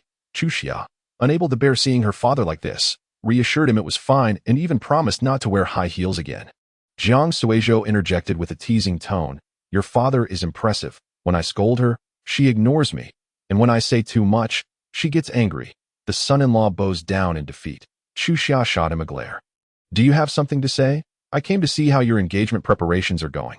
Chuxia was at a loss for words. Eventually, Li Chuqing went upstairs, and she donned slippers to ride in Jiang Suizhou's car to the gallery. The man glanced at her feet before instructing the driver. "First, let us go to the mall." Chuxia cast him a glance, but did not object. Jiang Suizhou exited the car to take a call. They entered the store one after the other. The sales staff, quick to read the room, greeted Jiang Suizhou with a beaming smile upon his entrance, while Chuxia had entered without a word. Upon entering, Jiang Suizhou spotted Chuxia trying on shoes. The sight of her bending down made his heart race, causing him to frown as he approached and gently placed his hands on her shoulders to steady her. "Which pair do you want?" he asked. Chuxia began to direct the powerful Jiang Suizhou to help her try on shoes as if placing an order. The sales staff, seeing this, hurried to assist, but Jiang Suizhou coldly declined. "No need to trouble yourself." The sales associate, intimidated by the pressure emanating from him, stood frozen in place, watching the man help the woman try on shoes. Chuxia tried on several pairs of high heels, ready to ask the staff to package them, when she suddenly noticed Jiang Suizhou squatting in front of her again. Even in his crouched position, he towered over her, lifting her ankle to place her foot on his thigh. "What are you doing?" she asked, attempting to retract her foot, but Jiang Suizhou held on firmly. "How are you going to appease my father-in-law?" he inquired, before slipping a flat shoe onto her foot. The Oxford-style shoe was infinitely more comfortable than a high heel, but clashed entirely with her dress. Chuxia scrunched her nose in distaste. "It doesn't look good." She refused to wear it. Chu Xiao expected Jiang Suizhou to grow annoyed and give up, yet unexpectedly, he scrutinized her for a moment before saying, "It does seem a bit odd." He then selected several different styles of flats, squatting down to help her try each one on. After each trial, he asked, "What about this one?" Ultimately, under Jiang Suizhou's relentless praise, coaxing, and subtle threats, she begrudgingly chose 2 pairs of flats. Jiang Suizhou pulled out his card to pay for all the shoes she liked, including the high heels. He did not prohibit her from wearing high heels, but rather provided her with an alternative of flats. As she was about to leave, they passed by a maternity and baby store. Noticing her lack of interest in entering, Jiang Suizhou shot her a sidelong glance and remarked, "You're buying shoes for yourself, but not for the little bean?" Reluctantly, Chu Xiao was drawn into the baby store. She had to admit that all the baby items were adorable, so small and cute. Holding a pair of tiny sneakers in her palm, which was only the size of her hand, Jiang Suizhou looked over, a soft smile gracing his face. They selected numerous small clothes and shoes. Chu Xiao chose neutral colors suitable for both genders. When she glanced at Jiang Suizhou, however, she found that the large man was holding nothing but pink pajamas, a pink pillow, and pink bibs. Just as he reached for a pink dress, Chu Xiao quickly interjected, "That may not be wearable." Jiang Suizhou paused, a hint of regret crossing his face as he said, "If only it could be for a daughter." In early summer, Chu Xiao hung the dress back up, acknowledging it was her daughter as well as his. Jiang Suizhou glanced at her, lowered his gaze in silence, and simply picked up the pink dress again, placing it into the shopping cart before pushing it away. It was only after the man had walked several steps away that Chu Xiao blinked in confusion. That wasn't he just angry? Why? She ambled over to Jiang Suizhou's back, noticing he was walking slowly, seemingly waiting for her. Yet when she approached, he ignored her. Consequently, Chu Xiao turned her face away, choosing not to speak to him. While waiting in line to check out, she initially stood behind him. But 2 children ran past, playfully jostling each other. Chu Xiao instinctively moved aside. Jiang Suizhou turned, placing his palm gently on her lower back, guiding her to stand in front of him. He then leaned against a nearby shelf, creating a protective space for her. Observing his silent demeanor, Chu Xiao asked, "Are you upset because I didn't let you buy the pink dress?" Jiang Suizhou continued to gaze ahead, unperturbed, and replied, "I want a daughter too." Chu Xiao retorted, "Then you should have one yourself. At this." Jiang Suizhou's gaze shifted to her face, pausing for a few seconds before stating, "I want you to bear it." This statement held more than one implication. Chu Xiao was momentarily taken aback. Until they finished checking out, his words echoed in her mind. Once in the car, she rested her chin on her hand, looking out the window, yet her thoughts strayed far from the scenery. Jiang Suizhou had always maintained an ambiguous attitude towards her, often discussing matters of the heart in a half-joking, half-serious manner. But today, he felt particularly strange. Suddenly, Chu Xiao felt a surge of restlessness.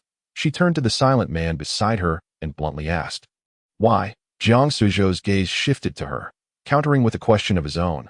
"Why ask why?" "Because I don't understand why." "Why don't you understand?" Their conversation had devolved into a circular argument. Both stood their ground, unwilling to reveal their true feelings. Since hearing her earlier comment in the baby store, Jiang Suizhou had worn a bland expression, not looking at her now but letting his eyelids droop, appearing somewhat disinterested. After a moment, he said, "Let me ask this. On the day of the charity banquet, Shen Siren was also present. Why didn't you say the child was his?" Chu Xia tilted her head in confusion. "Because the child isn't his." Jiang Suizhou fixed her with a deep gaze. "That child is not mine either, so why do you say it is?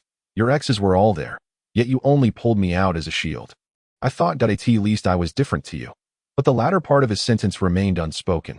Thus, when Chu Xia claimed her child had nothing to do with him, Jiang Suizhou realized that he, too, held no significant place in her life. Chu Xia parted her lips, wanting to explain that she genuinely believed he was the child's father at the time, but the words lingered unspoken.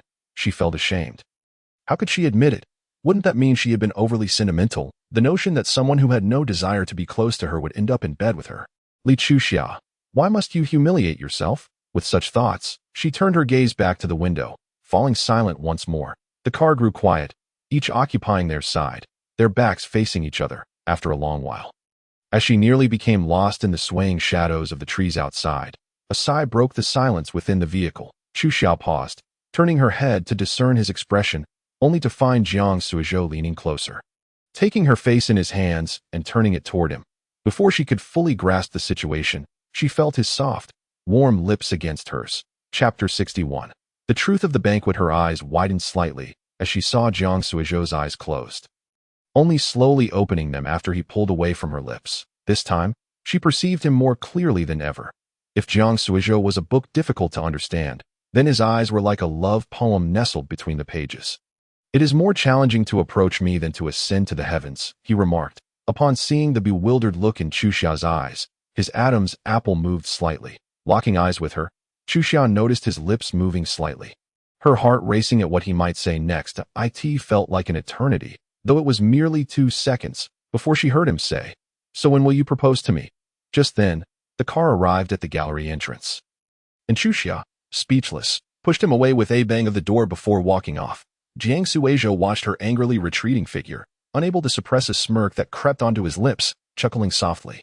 Luo Fan was oblivious to how a single phone call from him had ignited a sense of rivalry in his competitor. Prompting a swift escalation, he had intentionally refrained from visiting the gallery for several days, immersing himself in a busy schedule, projecting the image of a successful individual. After several days of this, he could no longer resist and concocted an excuse to see Chu Xia. "It's Chu Cheng's birthday. Will you accompany me?" Luo Fan leaned on her desk, speaking amicably. "But I've already told him I would go. It would be rude to cancel. You can just go. If you don't go, then I won't."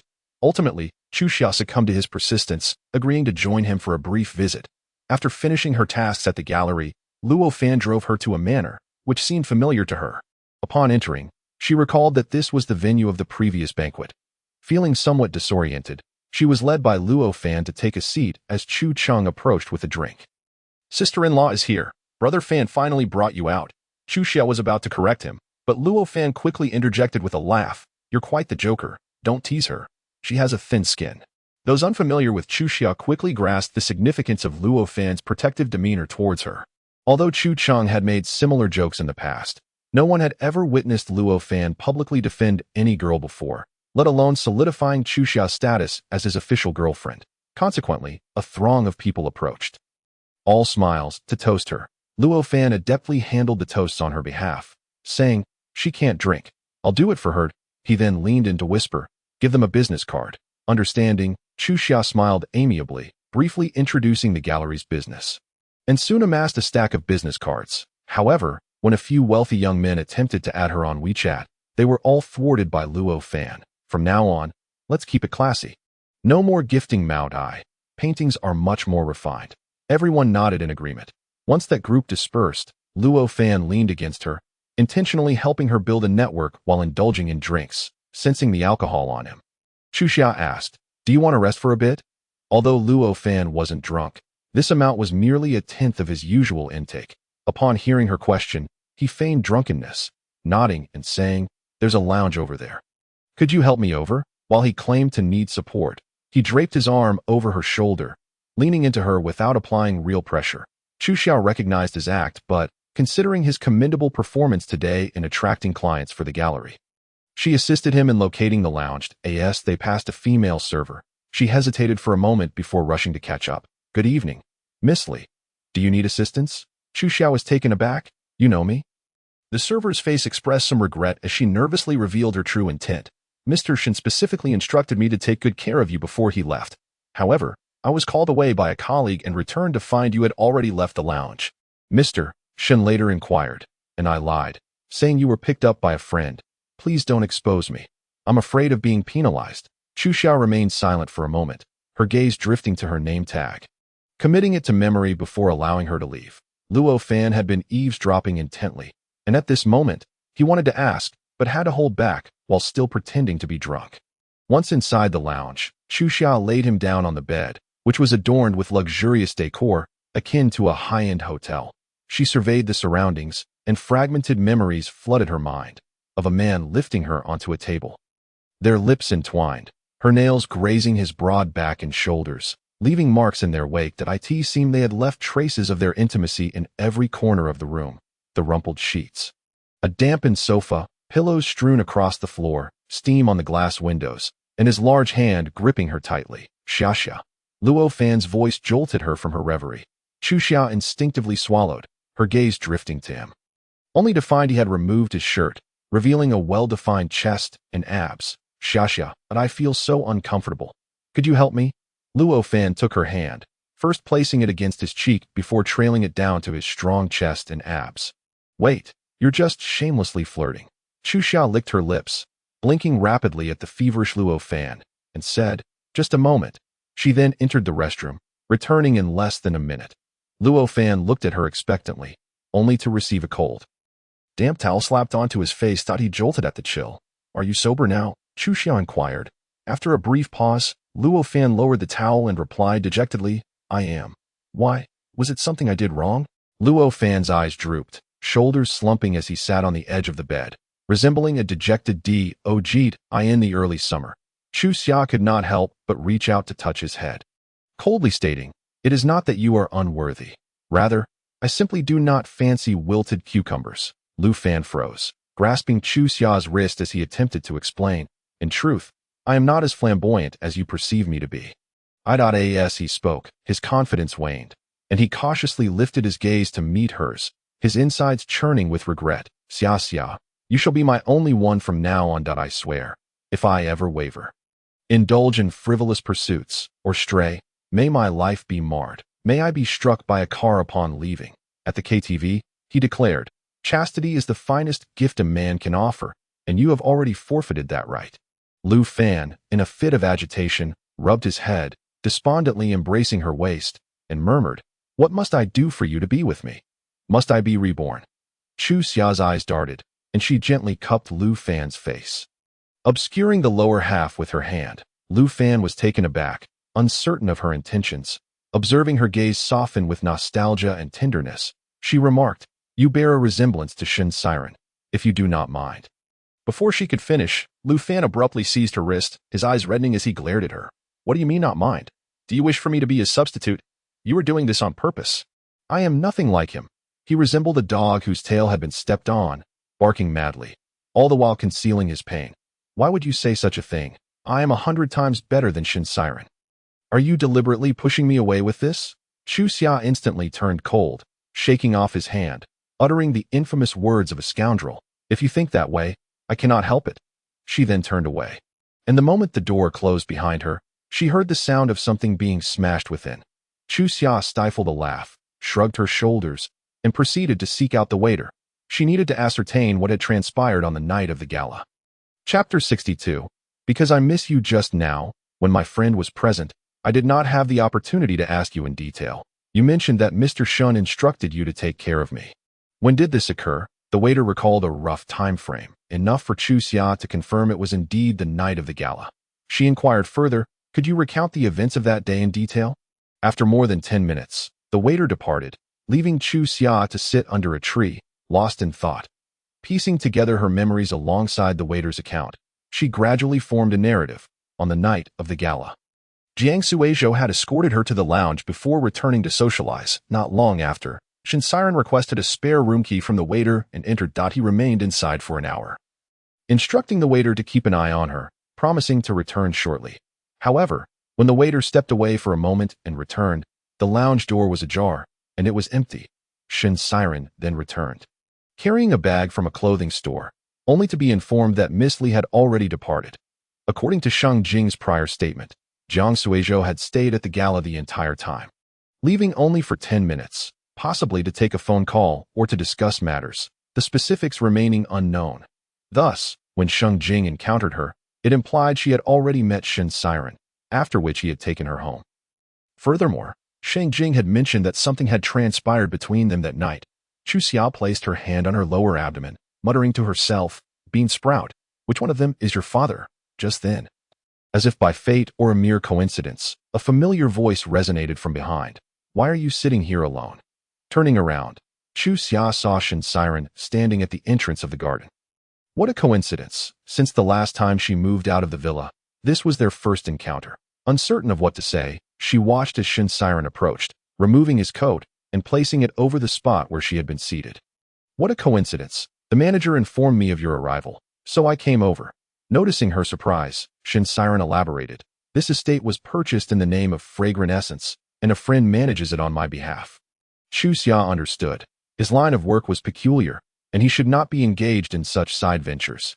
Yet, sharing such a secret with her was akin to placing a noose around his own neck. Chu Xia proactively assured, "I will not speak of it." However, Shin Siren had a different point to convey. Do you not recall? That year we went on vacation, you did not want to leave, saying it would be wonderful if there were a similar vacation estate in Jing City. Chu Xia's expression faltered as she lowered her gaze, replying, "I was young then and spoke thoughtlessly. That is all in the past." Shin Siren's demeanor, however, was one of sorrow. He stood silently before her, lost in thought for a long while. Chu Xia contemplated leaving, but as she took a step, she hesitated and after a few seconds, asked, "At the gala, you pretended not to know me. Why did you later enter my room?" As Shin Siren reached for his coat. Her inquiry halted his hand midair. Slowly retracting it, he cast his gaze downward, his voice barely above a whisper. "Without seeing you, I felt as though I would perish that time." He had only recently returned to Jing City, with Zhang's family keeping a close watch and various forces observing him. Due to work obligations, he was subject to internal scrutiny, which meant his phone was monitored around the clock. He could not reach out to her during such a sensitive period. Yet, upon seeing her before him, Shin Siren lost control. That he maintained a facade of normalcy, but his hand trembled uncontrollably around the wine glass. No one knew what methods he had employed to refrain from rushing to her side. Upon learning from others that she was Jiang Suizhou's companion, his mind shattered like a splintered board, drowning out all surrounding sounds. That he longed to see her, to inquire about her relationship with Jiang Suizhou, to embrace and kiss her. If he could not achieve this, his heart would surely explode. Shin Siren could not recall how he managed to navigate through the crowd. Upon entering her room, he found her curled up and asleep beneath the covers. And in that moment, the yearning he had accumulated over 2 years surged forth like a flood. He kissed her recklessly, waking her, though she seemed only partially aware, her eyes glistening with unshed tears upon seeing him. "Chu Xia, do not see or why?" As he uttered those words, his own face was already damp, his voice thick with emotion. Chu Xia lifted her hand to wipe away his tears, mumbling incoherently, You finally came to see me." Shin Siren could no longer contain himself, pulling her into a fierce embrace, repeatedly apologizing. Her words were jumbled, laced with the faint scent of alcohol, as she expressed her grievances. To Shin Siren, it felt as though scissors were slicing at his heart. He could not help but draw closer to her, inhaling the long-forgotten familiar scent, still yearning for more. As their passion escalated, the temperature in the room rose, fogging the glass, leaving behind a layer of mist, enveloping them in vapor. After their fervor had subsided, Shin Siren implored, "Give me time. I will make my parents accept us. Chu Xia, you must grant me this time. Do not be with Jiang Suizhou. Do not be with anyone else. I have returned. All I need is a little more time." Finally, he gently kissed her back, assisting her in donning her gown. However, lacking a replacement undergarment, he ventured out to buy her clothes, only to return and discover she had already left with another. At that moment, he stood frozen, believing she had ultimately chosen Jiang Suizhou. Therefore, a month later, when he received her message again, aside from the involuntary inability to meet, he felt resentment. Yet, when he saw Chu Xia emerging from the CF, holding an umbrella, he realized he had long lost the power to choose. Shin Siren loved Chu Xia as if it were a script written by the heavens, impossible to alter. Even though that love had been sealed away for 2 years, it still surged forth uncontrollably. Upon returning to Jing City, his first act was to have his confidant discreetly investigate her circumstances over the past 2 years. However, when he held all the documents in his hands, he lacked the courage to open them. He feared seeing her still harboring pain from their relationship, or worse, having moved on entirely, leaving him behind. In his turmoil, Shin Siren opted to lock the file in his safe. Yet, upon witnessing her surrounded by Lu Fan and Xing Jing, the very thing he dreaded most came to fruition. She seemed to have moved on, embarking on a new chapter in her life, advancing so swiftly that no matter how he chased, he could not keep pace with her. Time returned to this moment. Shin Siren gazed into Chu Xia's eyes, his heart swelling with a tingling pain, as if he had just completed a surgery, stitching their love between skin and flesh. His voice trembled, desperately suppressing his emotions as he pleaded, "Chu Xia, I miss you. Can we not part ways again?" Chapter 63, Can you give me another chance? Upon hearing Shin Siren's words, Chu Xia stared at him in a daze. A gust of wind swept through, lifting their hair and the edges of their garments, the leaves rustling in response. leaving an atmosphere of silence between them. How could she describe her current feelings? It was akin to her childhood desire for a Barbie doll. Every time she passed a shop window, she refrained from asking her father for one, knowing how hard he worked to earn money, only stealing glances. Now that she was grown and could easily acquire a Barbie doll, she found that she no longer desired it. Chu Xia lowered her eyelids, feeling an indescribable emotion as she murmured, "We are completely out of sync." He stepped forward, his voice trembling as he declared, "This time it will be different, and no matter where you are, I will relentlessly enter your orbit until our paths intersect." Chu Xia silently gazed at the ground, watching the fallen leaves whirl in the wind, feeling a wave of helplessness wash over her. She softly replied, "What does it matter if we intersect? It's merely repeating past mistakes." Even if the emotional nod of their father was absent, familial obstacles remained. Although Shinsiren could shield her from parental opposition today, exhaustion would inevitably set in. To expect him to remain caught in the middle for a decade would surely erode even the deepest affection that in the Shun household. She was perpetually an outsider. Previously, her love for him had compelled Chu Xia to placate his unaccepting family, yet now it felt utterly meaningless. No one was at fault. But why should she endure the injustice? After a brief silence, she deemed such entanglement cruel to both of them, inhaled deeply, and said, "I plan to be with Jiang Suizhou." Before she could utter the words of her shield, a sudden sharp pain gripped her abdomen, causing her to double over. Shinsiren, alarmed, rushed to support her. Noticing her furrowed brow and inability to speak from the pain, he swiftly slipped his arm beneath her knees and lifted her, summoning a doctor. The estate's physician, unfamiliar with obstetrics, recognized her as the apple of Shinsiren's eye and gravely advised it would be prudent to take her to the hospital for examination. His words sent Shinsiren's heart racing. He drove Chu Xia to the nearest hospital, cradling her the entire way, refusing to let her walk even a single step. Meanwhile, Lu Fan had repeatedly called Chu Xia, growing increasingly anxious, realizing he may have spoken too harshly. Upon returning to the gathering, he discovered Chu Xia's phone in her bag. Overhearing a conversation among Chu Cheng and others, a late-arriving young man exclaimed, "Guess who I just saw?" Chu Cheng retorted, "Spit it out." The man continued, "I just saw Shinsiren anxiously carrying a woman outside, his face full of concern. What kind of girl must she be to fluster him so? Something's definitely off." Lu Fan's expression shifted drastically. He bolted out the door, inquiring with the manager, and then sped away, entirely forgetting he had been drinking tea at the hospital. Although Chu Xia's pain had subsided, Shinsiren insisted on a thorough examination. She was now 9 weeks pregnant, and during the ultrasound, she was greeted by the rhythmic sound of the embryo's heartbeat. Despite being no larger than a plum, the thump-thump echoed strong and steady.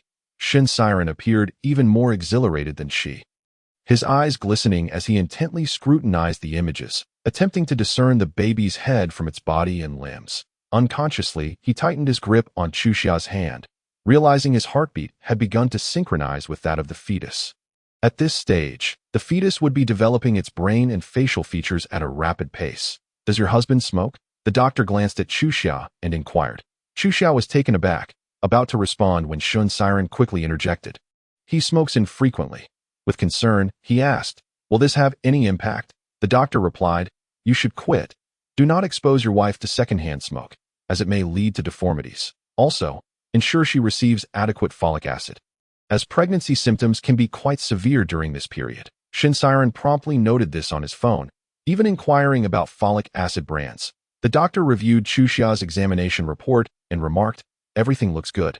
But the expectant mother is underweight. Is it due to pregnancy symptoms affecting her appetite?" Chu Xia reassured, "It's manageable. Everything is normal." The doctor shook his head, declaring, "That won't suffice. Your weight is below the standard." Shinsiren immediately questioned, "What are the implications? Premature birth, inadequate fetal development, and so forth. That if you wish for your child to be healthy in the future, you must be diligent. You are already parents," the doctor admonished. "It's my fault." "Thank you, doctor," Shinsiren replied, gently patting Chu Xia's head, softly comforting, "It's all right, I'll talk to Aunt Wang when we get home. You needn't be overly anxious." Chu Xia wanted to point out that he seemed the more anxious one.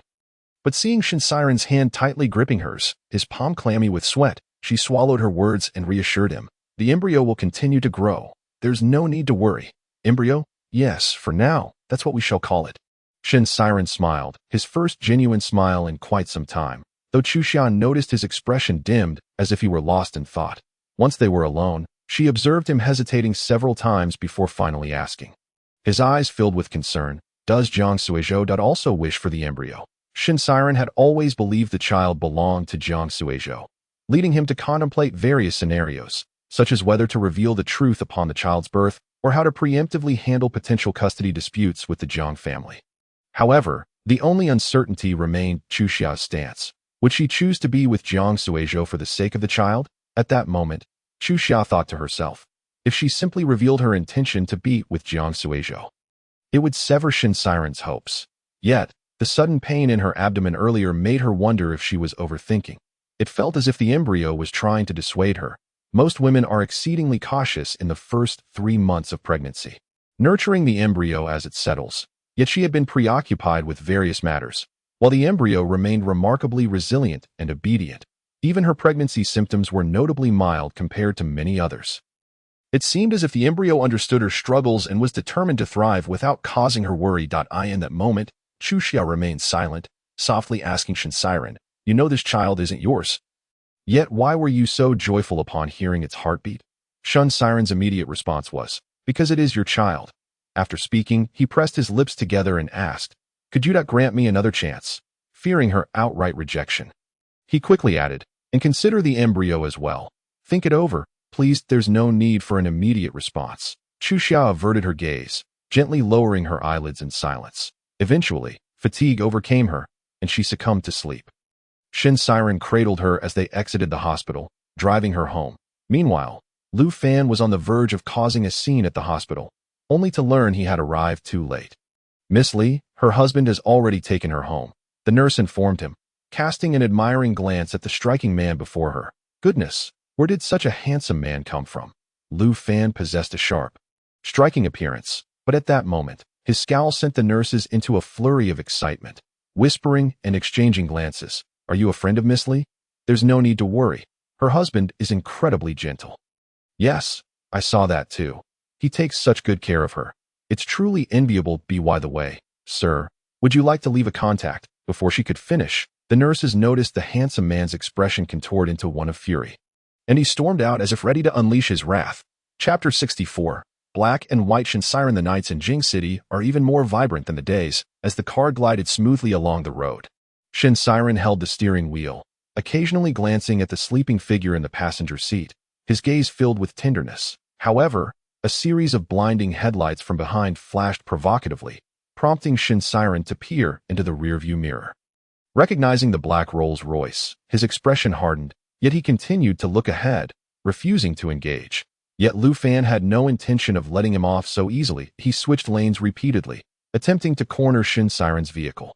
Due to work requirements, Shin Siren drove an understated car, but the tinted windows were imported from abroad, rendering the interior invisible from the outside.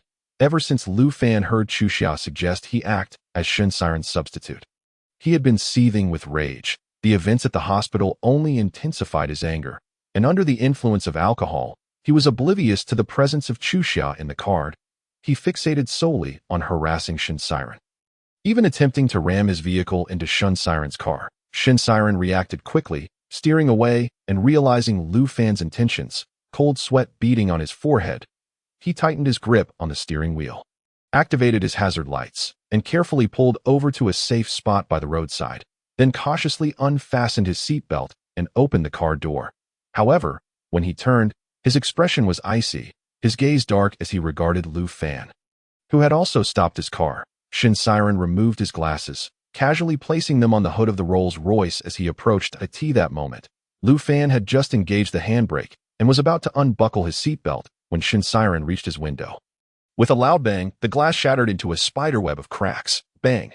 A second strike followed as Shin Siren used his suit sleeve to smash through the window. Lu Fan instinctively raised his arm to shield himself from the flying glass shards.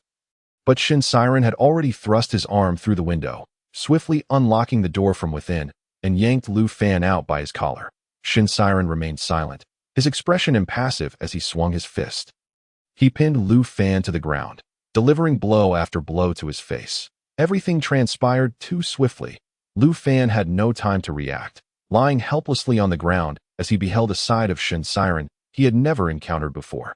Typically, when people fight, emotions such as anger or excitement cause their pupils to dilate and facial muscles to tense.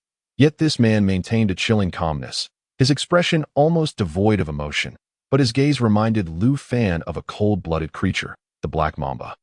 Lu Fan struggled to retaliate, but Shin Siren deftly twisted his arm behind his back. Shin Siren forcefully pressed his head against the ground, leaning in close to Lu Fan's ear, and with a soothing yet icy voice. He inquired, "Do you have any idea that she is in the car?" Upon hearing this, Lu Fan's previously struggling movements came to an abrupt halt, his mind blank. Indeed, Xia Xia was in the car. After regaining his senses, a sudden wave of intense dread surged within him, and his back became instantly drenched in cold sweat, the wind causing the hair on his body to stand on end. Unbeknownst to him, the strength he had possessed had dissipated, and Lu Fan stood in a daze, witnessing Shin Siren already striding ahead, methodically wiping the blood from his hands with his torn suit. Leisurely adjusting his cuffs and collar, before casually donning the glasses resting on the hood of the car, reverting to the refined gentleman he had always been. Observing this scene, an inexplicable fear crept up Lu Fan's spine. At that moment, he suddenly realized that someone who could return from a demotion to the fierce arena of power in the capital was far from the simplicity he had presented to the world. There exists a certain type of individual who never proactively offends or attacks others, yet when pushed to their limits, they strike back like a venomous serpent, catching their adversaries off guard. They rarely take action. But when they do, it is assuredly lethal. And for Shin Siren, that limit was Li Chuxia to AT this moment. Shin Siren stared down at Lu Fan expressionlessly. "Even if she and I are no longer together, a person like you will never have the chance to get close to her." Detecting the disdain in his words, Lu Fan's resentment flared up once more, and he glared at Shin Siren. Gritting his teeth, "What kind of person do you think I am?" Shin Siren's gaze at that moment was akin to that directed at a trivial piece of refuse. With Chuxia absent, he did not conceal his malice. Sneering, a juvenile, impulsive, self-righteous individual. "Without your father, you are nothing." With that, he walked back to his car. Lu Fan stood there, stunned, gazing blankly at the black Audi as it vanished from his sight, unable to regain his composure for a long time. Not far away, someone was recording the entire incident with their phone. When Chuxia awoke, it was still the middle of the night, and she had no recollection of how she had returned to her bed. Rubbing her eyes, she felt the urge to use the restroom, only to collide with Shin Siren, who was emerging from it. A pair of warm, slightly heated hands steadied her shoulders, followed by a gentle voice. "You're awake?" Chuxia's mind rebooted after a few seconds, and she replied, "You didn't leave?" Shin Siren, maintaining a stoic expression, replied, "There was a problem with the car." After a brief pause, he added, "If you find it inconvenient, I can leave now." Chuxia opened her mouth, intending to politely suggest he depart, but her stomach audibly protested at the most inopportune moment. "Hungry? I'll make you something to eat," Shin Siren declared, immediately darting to the kitchen, not allowing her the chance to respond. After emerging from the restroom, Chuxia curled up on the sofa, watching Shin Siren skillfully chop vegetables and boil water. The house was serene. Her father had gone to help old Wu with his harvest and would be staying there for the night. Leaving just her and Shin Siren in the apartment, he wore a fuchsia apron tied around his waist, a stark contrast to his refined appearance, yet somehow amusing in its incongruity. She noticed that Shin Siren had a bandage wound on his hand, but chose not to inquire about it. Shin Siren moved about with practiced ease, occasionally glancing at her as she reclined on the sofa with a pillow, his gaze softening unconsciously. Once the meal was prepared, they sat across from each other at the dining table. There were 4 dishes and a soup, all of which were her favorites from before. Shin Siren served her a piece of sweet and sour pork. She hesitated, but ultimately took a bite, only to feel nauseous immediately and rush to the restroom. Covering her mouth, Shin Siren quickly followed, holding her hair back, his face etched with concern as he handed her a cup of water and a towel. "Aunt Wang mentioned you've been sensitive to flavors lately. I might have added a tad too much vinegar. My apologies, that's not the reason," Chuxia replied after washing up, drying her chin with a towel, and stated blandly, "It's just that I no longer enjoy sweet and sour pork." Shin Siren was momentarily taken aback, feeling as though his heart had been struck. After a moment, he managed to recompose his expression. "All right, I'll remember that." Ultimately, she only took a few bites of the meal. Shin Siren furrowed his brow with worry, inquiring, "Is there anything you'd like to eat? I can go buy something. Isn't your car broken?" He fell silent. Noticing the furrow in his brow, Chu Xia sensed he was grappling with whether or not to speak the truth. But she chose not to press him too hard. Perhaps Shin Siren believed that a clean break was akin to a boomerang returning after many years, but Chu Xia genuinely wished for just that. Understanding his love and knowing his goodness, she hoped they could each shine in their own way. Even in separation, she never intended to hurt him or stand against him. Thus, she propped her chin in her hand, her eyes glimmering as she said, "I crave Lao Gan Ma, the dry-fried chicken shreds kind." Later, Shin Siren ventured out in the middle of the night, scouring several blocks until he finally found a 24-hour supermarket. Returning with Lao Gan Ma and preparing a Lao Gan Ma fried rice according to her request. Even as he watched her enjoy the spicy dish, he couldn't help but sample it himself. Taking one bite after another, Chu Xia raised an eyebrow upon witnessing this. See, no matter how wealthy or influential a man is, he cannot escape the allure of Ms. Tao Bihua. The following morning, Shin Siren departed early for work. Yet by her bedside, there was warm water, a prepared breakfast on the dining table, and a neatly folded blanket on the sofa, remnants of his overnight presence. Chu Xiao realized that now, regardless of whether Shin Siren entered or exited her life, her emotions remained undisturbed. She proceeded to the gallery as usual, discovering that Lu Fan had been waiting in the office for quite some time. Upon seeing Lu Fan, who appeared quieter than usual, her first question was, "What happened to your face?" Chapter 65. A wayward son's return is worthless. However, Lu Fan did not respond to her inquiry, but instead placed Chu Xiao's bag and phone in front of her. "Your phone is charged. Someone called you last night. You might want to check." Chu Xiao scrutinized him for a moment, suspecting he had been out drinking with Chu Cheng and ended up in a fight. She opened her phone and discovered that Jiang Suizhou and Sheng Jingshi had both called her the previous night. Who were they? Lu Fan feigned ignorance. Chu Xiao shot him a glance and asked, "Did you not answer?"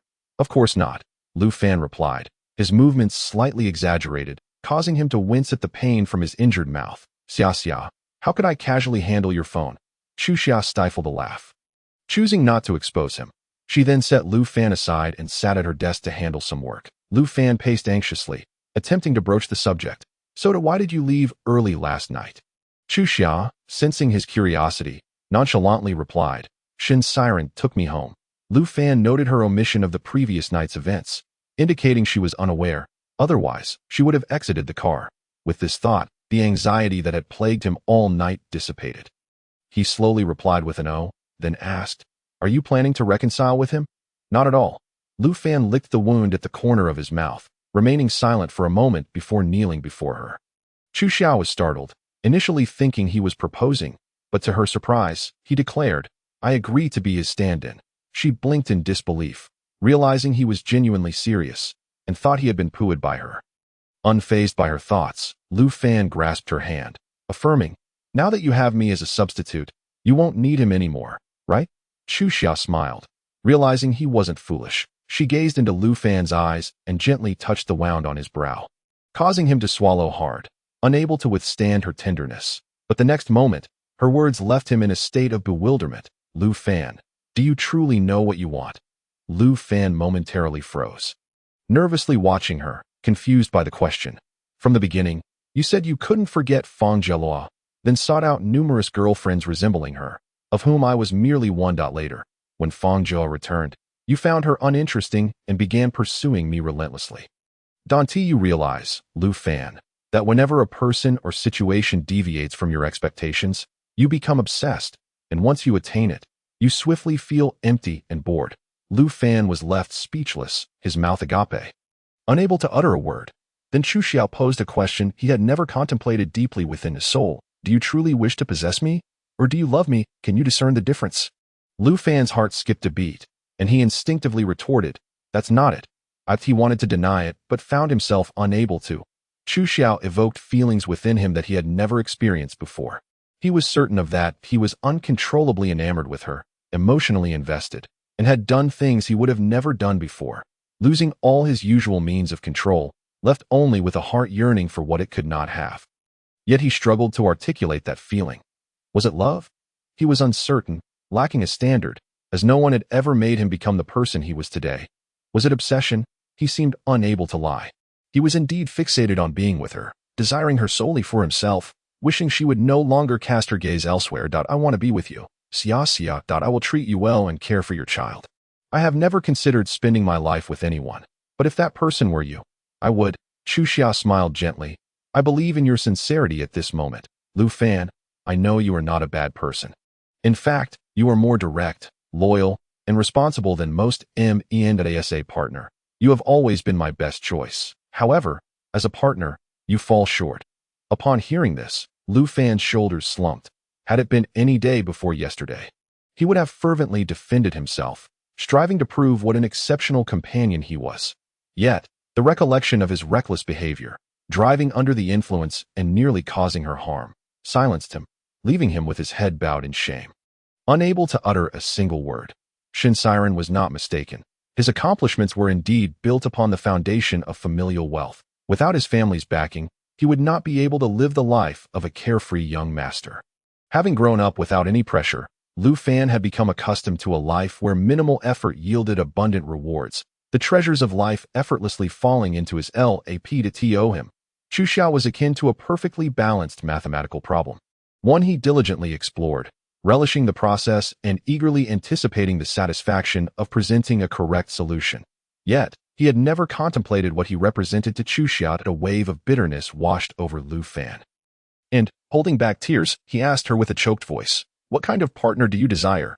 Chu Xiao tilted her head in contemplation and replied, "In my childhood, I often went hungry. Later, when conditions improved, I ate to my heart's content, even to the point of straining my stomach." Lu Fan was perplexed by the connection to his earlier question, but he listened intently. However, this sense of deprivation did not cease with a stomach ache. "I only feel secure after I am full. You inquire about the kind of partner I wish for, and I suppose it would be someone who, despite believing my eating habits might lead to discomfort, would not intervene, choosing instead to accompany me after meals as we digest together. Someone who loves me as I am, rather than the polished version of myself. Someone who embraces my pains, my stubbornness, my flaws, and my quirks, just as they cherish my virtues. Love me for who I am, not for who you wish me to be." Upon hearing this, Lu Fan's heart ached, his brows furrowed as he lowered his gaze, tears threatening to spill onto the ground. Though he quickly brushed them away as if by chance, the corners of his eyes and the tip of his nose reddened, and he feigned strength by keeping his gaze downcast. Chu Xiao was uncertain if he could comprehend her words, which were rather abstract, but she watched as Lu Fan rose from the ground and gently embraced her. This embrace was different from those before, imbued with solemnity, caution, remorse, and determination. "I understand now, Xia." Lu Fan refrained from uttering any additional words, suppressing his emotions as he departed. Chu Xiao paid little mind to this incident, continuing to immerse herself in her tasks with unwavering focus. In the afternoon, Su Qingyang arrived at the gallery with his competition piece, entering with an expression of sheer disbelief, inquiring, "Is that Rolls-Royce outside President Lu's car?" Xiao Nian was astonished. "Yes. Why hasn't he left yet?" Su Qingyang replied, I just saw President Lu sitting alone in the car, crying." Following that day, Lu Fan's visits to the gallery diminished significantly. Each time he came, it was for serious matters or to introduce collectors to ex-muse. Recently, Lu Jinghua had been in high spirits, with business partners frequently asking, "Old Lu, have you encountered some good fortune lately?" He smiled, the creases at the corners of his eyes deepening. "You have no idea. My troublesome son has made some progress." The others were taken aback to learn that the second heir of the Lu family, Lu Fan, had joined the family conglomerate and was diligently working for his father. Chu Cheng happened to be at the dining table at the time and nearly choked upon hearing this. He was incredulous and rushed to the Lu group, barging into the office only to find a well-groomed man seated inside. "Young Master Lu, here are the documents you requested." The secretary brushed past Chu Cheng as he exited. Chu Cheng let out a scoff, glancing at Lu Fan and saying, "Dude, have you been possessed? Even the secretary is male?" "I don't have time for you," Lu Fan replied curtly without looking up. Chu Cheng clicked his tongue, raising an eyebrow. "I came here to take credit. You should thank me." Lu Fan shot him a glance, his eyes clearly conveying a message of disapproval. Chu Cheng boasted, "The girl you brought last time, you're serious about her, right?" Upon hearing Chu Xiao's name, Lu Fan finally regarded him with a scrutinizing gaze, his brow furrowing in suspicion as he asked defensively, "Why? I did something good today. Your dad asked me why you've changed so much lately, no longer going out or drinking, and whether something had stimulated you." I told him it was because you were in love. Lu Fan sprang from his chair in a fit of agitation. Chapter 66. An ultimate assist? You've got to be kidding. Why would you tell him that? Seeing Lu Fan genuinely angry, Chu Chang was taken aback and protested. I was just trying to help. Adding to the chaos, Lu Fan seized his car keys and stormed out. Upon arriving at the gallery, he noticed old Lu's driver waiting at the entrance. He hurried inside, anxious that his father might say something along the lines of, I'll give you 500,000 if you leave my son. It was not unfounded for Lu Fan to have such thoughts. Old Lu had indeed done something similar in the past. Initially, Old Lu had presented Fong Jielaw with two options: marry Lu Fan after graduation to help him settle down, or accept a sum of money and study abroad. Lu Fan quickened his pace, searching the gallery, and finally spotted Chu Xia and Old Lu in a small exhibition hall. Old Lu stood with his hands clasped behind his back, intently observing a painting, while Chu Xia smiled as she explained it to him. Dad? Lu Fan's call made both Chu Xia and Lu Jinghua turn around, and his voice carried an unmistakable tone of resentment. Chu Xia merely observed as Lu Fan approached, drenched in sweat, frowning as he confronted his father. Why didn't you inform me you were coming? Lu Jinghua, realizing Lu Fan's words were directed at him, kept his gaze on Chu Xia and scoffed. Do I need to report my whereabouts to you? Lu Fan felt his face heat up at his father's crudeness in front of Chu Xia and called out once more, Dad. His expression filled with exasperation. Chu Xia chuckled, attempting to mediate. Mr. Lu, if you wish to view the exhibit, X-Muse welcomes you anytime. She had just learned that Lu Jinghua was not highly educated, having started as a factory worker.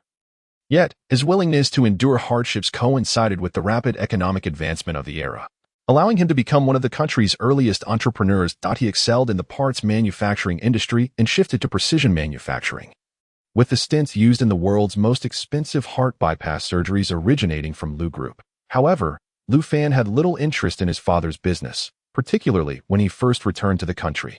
Believing traditional manufacturing to be outdated and vehemently resisting the idea of working in the family conglomerate, he wondered how his mindset had changed. Can you understand this? Hurry back. My mom is waiting for you at home. Lu Fan urged. Lu Jinghua ignored him, smiling kindly at Chu Xia, saying, Miss Li, please continue. Lu Fan gaped in disbelief as he watched his father enthusiastically following Chu Xia. Like a diligent student, Chu Xia's voice was soft, her explanations fluid and paced, infused with professionalism and humor, making it easy for anyone to absorb that in that moment.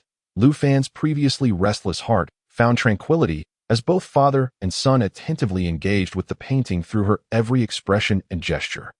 This is the story behind the painting, Mr. Lu. What do you think? Chu Xia, as a matter of professional habit, inquired about the buyer's intentions, though she had no intention of pushing for a sale, considering she was unsure of Lu Jinghua's purpose for visiting today.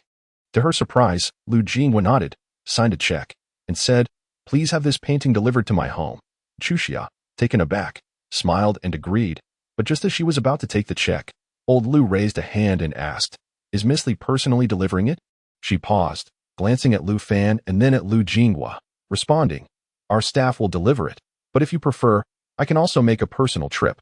Lu Jinghua nodded, insisting that Miss Li come to the house. We have no one knowledgeable about such matters, and you can help us select where to hang the painting. Chu Xia reluctantly agreed and went to arrange the subsequent details, seizing the opportunity while she was away. Lu Fan leaned in close to his father, whispering, What exactly are you trying to accomplish? Old Lu shot him a look, scolding, Useless. How long are you going to chase her without success? I have to step in. Lu Fan was stunned. Dad, what do you mean? You don't oppose this. Xiaoli is wonderful. Why would I oppose? In truth, Lu Jinghua had not articulated the fundamental reason for his approval of Chu Xia, his son, whom he could not manage, was willing to settle down and work in the family group because of her. This directly alleviated his concerns. Lu Jinghua was aging, and he feared that when he closed his eyes, Lu Fan would still be so immature, leaving his life's work to be taken over by outsiders. He could not bear the thought of it. You're of an age to start a family. Don't spend all your time in frivolity. Treat Xiaoli well. I can see she is a girl who has endured hardships, far better than those previous girlfriends of yours who only thought of spending your money. Lu Fan wanted to argue that he had spent the most on her, but fearing his father might misconstrue Chu Xia's intentions and tarnish his favorable impression of her, he repeatedly promised to pursue her earnestly. After Chu Xia arranged for the installation of the painting, she informed Lu Jinghua to return home, stating she would visit the Lu residence later with the staff. Old Lu nodded, and as he left, he pointed at Lu Fan, saying, "Leave this kid here. He can help you carry things and show you the way." That evening, Chu Xia and her team arrived at the Lu residence after the installation was complete.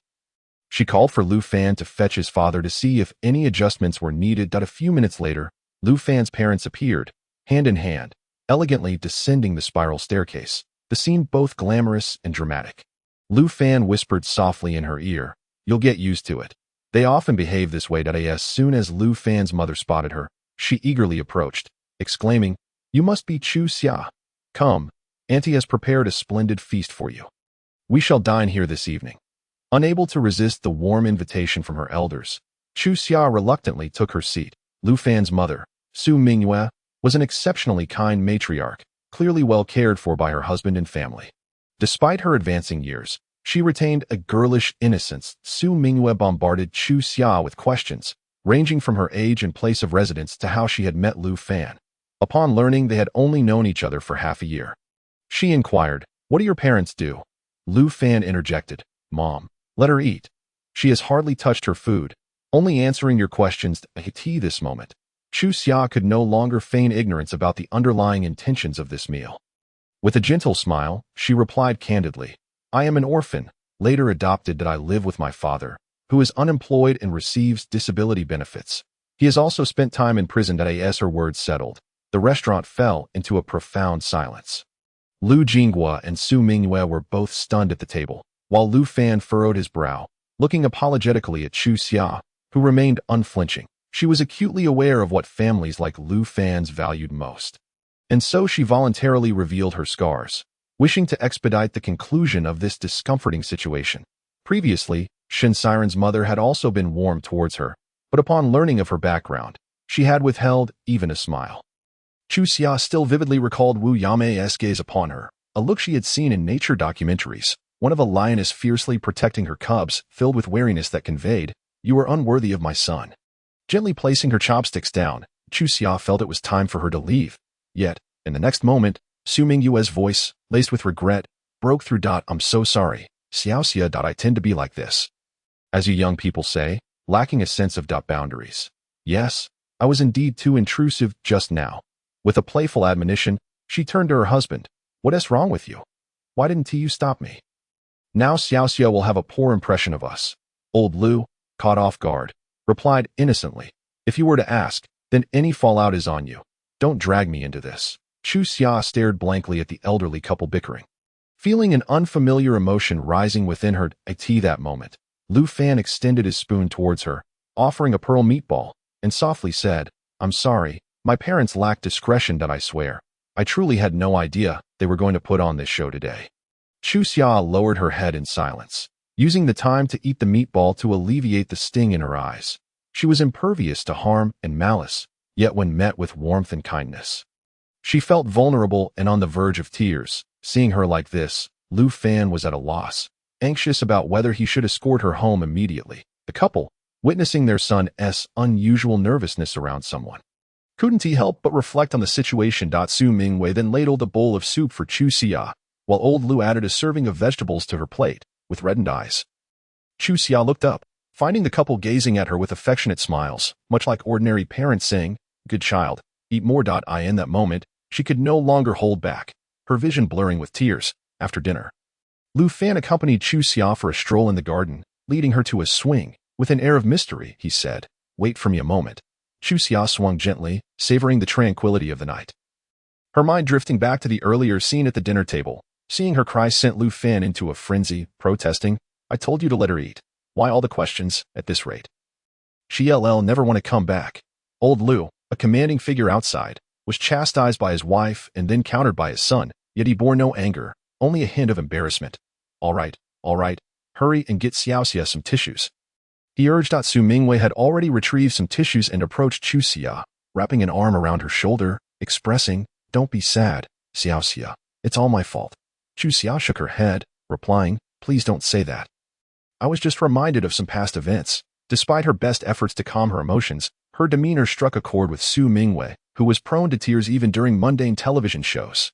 Overcome by Chu Xia's sentiments, she embraced the girl, and began to weep alongside her. Su Mingyue had longed for a daughter, but had never been blessed with one, and seeing Chu Xia's red-rimmed eyes and nose, a testament to her previous suffering, yet still managing to empathize with others, filled her with compassion. The scene became quite lively as the Lu family found themselves unsure of whom to comfort first, creating a rather dramatic atmosphere. While the household staff observed with accustomed indifference, perhaps it was the sudden vulnerability combined with an illogical embrace that fostered a unique experience, allowing Chu Xia to feel a rare warmth amidst the chaos, thereby bridging the gap between her and Lu Fan's parents. At that moment, seated on the swing, she gazed up at the stars, pondering that perhaps this was the reason behind Lu Fan's immaturity. A child raised in such an environment, rich in both love and material comforts, would naturally adopt a relaxed approach to life. What reason would there be to strain oneself? A twinge of envy for Lu Fan washed over her. Suddenly, she felt a nudge against her leg. Looking down, she saw a large golden retriever sitting at her feet, affectionately nudging her calf with its head. She instantly smiled and called out, "William." William's eyes sparkled like shiny black grapes. Watching Chu Xia with utter trust, a yellow rose clutched in his mouth. As she reached out to take it, William stubbornly held on, yet his eyes brimmed with anticipation. She playfully asked, "Do you want me to play with you?" William sprang up on his hind legs, ready to dash off at any moment. Chu Xia tossed the rose far away, and William leaped to catch it mid-air, the fragile petals scattering as he returned, leaving only the stem behind. Silly dog. Lu Fan, witnessing this, emerged from behind a tree, exasperatedly pointing at William's head. "You can't even deliver a flower properly. What use are you?" William whimpered innocently at him. Chu Xia covered the dog's ears and said, "Don't listen to your dad. You're the best little dog." She buried her face in William's fluffy fur, while he sniffed her with his wet nose, licking her palm. In that moment, Chu Xia felt she could forgive the entire world. Seeing her spirits lift, Lu Fan couldn't help but smile as well. He then produced a bouquet of yellow roses from behind his back, turning slightly shy as he presented them, saying, "Here." The yellow roses were an unspoken apology. His heart raced. Although he had given flowers many times before, mostly to appease holidays or impress girls, he had never felt so nervous as he did now. Unable to meet her gaze, Chu Xia took the bouquet, noting the rough and hastily tied bough, yet the thorns had been carefully removed, each bloom vibrant and full of life. She accepted Lu Fan's gesture with a smile, saying, "Thank you for today. I'm just glad you're not sad anymore," Lu Fan replied, joining her on the swing, their gazes drifting aimlessly yet often catching one another's. When he noticed she was paying attention, he inched closer, pausing for a few seconds before inching even closer, feigning a stretch while cautiously reaching his arm behind her. When Chu Xia turned to look at him, he quickly reverted to scratching his head. With a twinkle in her eyes, Chu Xia remarked, "Lu Fan, you seem to have matured a bit." Lu Fan appeared slightly taken aback, playfully flicking her forehead with his finger. "I'm still 2 years older than you." As they drew nearer, Chu Xia finally noticed Lu Fan's long eyelashes, paired with his chiseled brow and deep-set eyes, giving him a captivatingly tender gaze, even when he was merely looking at the dog. Feeling her eyes linger on him in silence, Lu Fan's heartbeat quickened, overwhelmed by the intensity of their gaze. He could scarcely bear it, and the next moment, he succumbed to a playful jest. Pretending to sniff her, using humor to mask his racing heart. "You smell like puppies now." Chu Xia chuckled softly and patted the narrow gap between her and Lu Fan, saying, "Good dog, come here." William promptly jumped onto the swing, his tail wagging joyfully as he settled between them, shattering Lu Fan's last hope for closeness. Inside the villa, Su Mingyue and Lu Jinghua glanced through the window, witnessing the serene scene of the trio swinging gently in the evening breeze, exchanging knowing smiles without intruding. When Chu Xia finally departed from the Lu household, Su Mingyue gifted her with an abundance of exquisite bird's nest and peach gum, along with a handwritten recipe. The family saw her to the door, insisting Lu Fan ensure she returned home safely. Lu Fan drove her to the foot of her apartment building, wanting to escort her to the entrance. But when she declined, he felt a pang of disappointment. However, he quickly recovered, telling Chu Xia, "My parents really like you. If you have the time, come over to our house more often, and William likes you too." Chu Xia expressed her gratitude before parting ways. After the car door closed, Lu Fan didn't drive away immediately. Instead, he stepped out to light a cigarette, leaning against the car roof, counting the layers of the night sky above. He observed the corridor light on the floor where Chu Xia resided illuminate, confirming her safe arrival. Yet, even until the light dimmed, his gaze lingered there. In the desolate darkness below, Lu Fan resembled a dog waiting for its master. Gazing upward and murmuring to himself, "There is still me. I adore you the most." Meanwhile, Chu Xia pushed open the door to her home, casually calling out while changing her shoes, "Dad, Lu Fan's mother gifted me a plethora of bird's nest. Should I ask Aunt Wang to prepare some for you tomorrow?" No sooner had her words left her lips than the living room erupted with the jubilant sounds of a game. Accompanied by the mechanical announcement of a KO, Chu Xia paused in surprise, her steps halting as she entered the living room. There, on the carpet, sat a man casually with his legs crossed, his shirt sleeves rolled up to his elbows, and 2 buttons of his collar undone, exuding an air of nonchalance that, when paired with his striking features and physique, radiated a unique allure. Gripping a game controller, he stared blankly at the television screen, seemingly oblivious to her presence. Beside him, Li Chuqi cheered exuberantly. I won! I won!"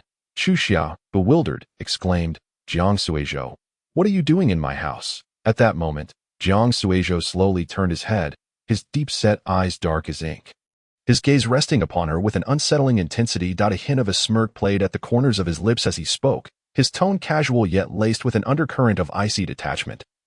"When you marry Lu Fan, don't forget to inform me. I shall certainly attend to toast your nuptials." Chapter 68. A moonlit kiss. Chu Xia shot him a perplexed glance. Who was getting married to him? They had merely met the parents. Was that not a sign of good fortune ahead? Lu Fan's father purchased a painting. I merely went to oversee the installation and seized a meal in the process. Upon finishing her explanation, Chu Xia felt no obligation to elaborate further. The memory of his teasing in the car was still fresh, stirring a vexation within her. "You should leave. Please refrain from showing up uninvited next time." Her tone bore a hint of impatience, rendering even Li Chuqi hesitant to laugh, as he quietly set down the controller, observing the two. Jiang Sou's eyes darkened momentarily, but he quickly regained his composure, rising silently to retrieve his jacket from the sofa. Brushing past her without a word, Chu Xia furrowed her brow slightly, surprised by his unusual quietness today. Ordinarily, he would have fired back with a retort. She turned to call after him, only to find Jiang Suizhou had already departed without a backward glance. In a fit of irritation, she kicked the controller at her feet. He comes and goes as he pleases, truly treating this place as his home. What a dog! Xia, don't kick it. That's a gift, Li Chuqi remarked, lifting an oversized box. It's from my son-in-law. It's quite entertaining. Chu Xia frowned, correcting him. Dad, he is not your son-in-law. He is a fox. He will devour us. Do you understand? Li Chuqi's brows knitted in confusion. But he is quite nice. He played in the sand with me. I mentioned how boring it is living in a tall building. And he bought a gaming console, even set it up, and played with me. Chu Xia was taken aback, pausing for a few seconds before inquiring, "Does Dad not enjoy living here?" Li Chuqi lowered his gaze, fidgeting with his hands, unable to meet her eyes. "I like planting vegetables with Uncle and playing soccer with the children, drawing flowers on the ground. Here, I cannot go out freely, and there are no familiar faces." Upon hearing this, Chu Xia felt a tangle of emotions. She believed she was protecting her father, yet in reality, she was depriving him of joyful experiences. She had completely overlooked that Jiang Suizhou had recognized this and had even helped her care for her father's feelings.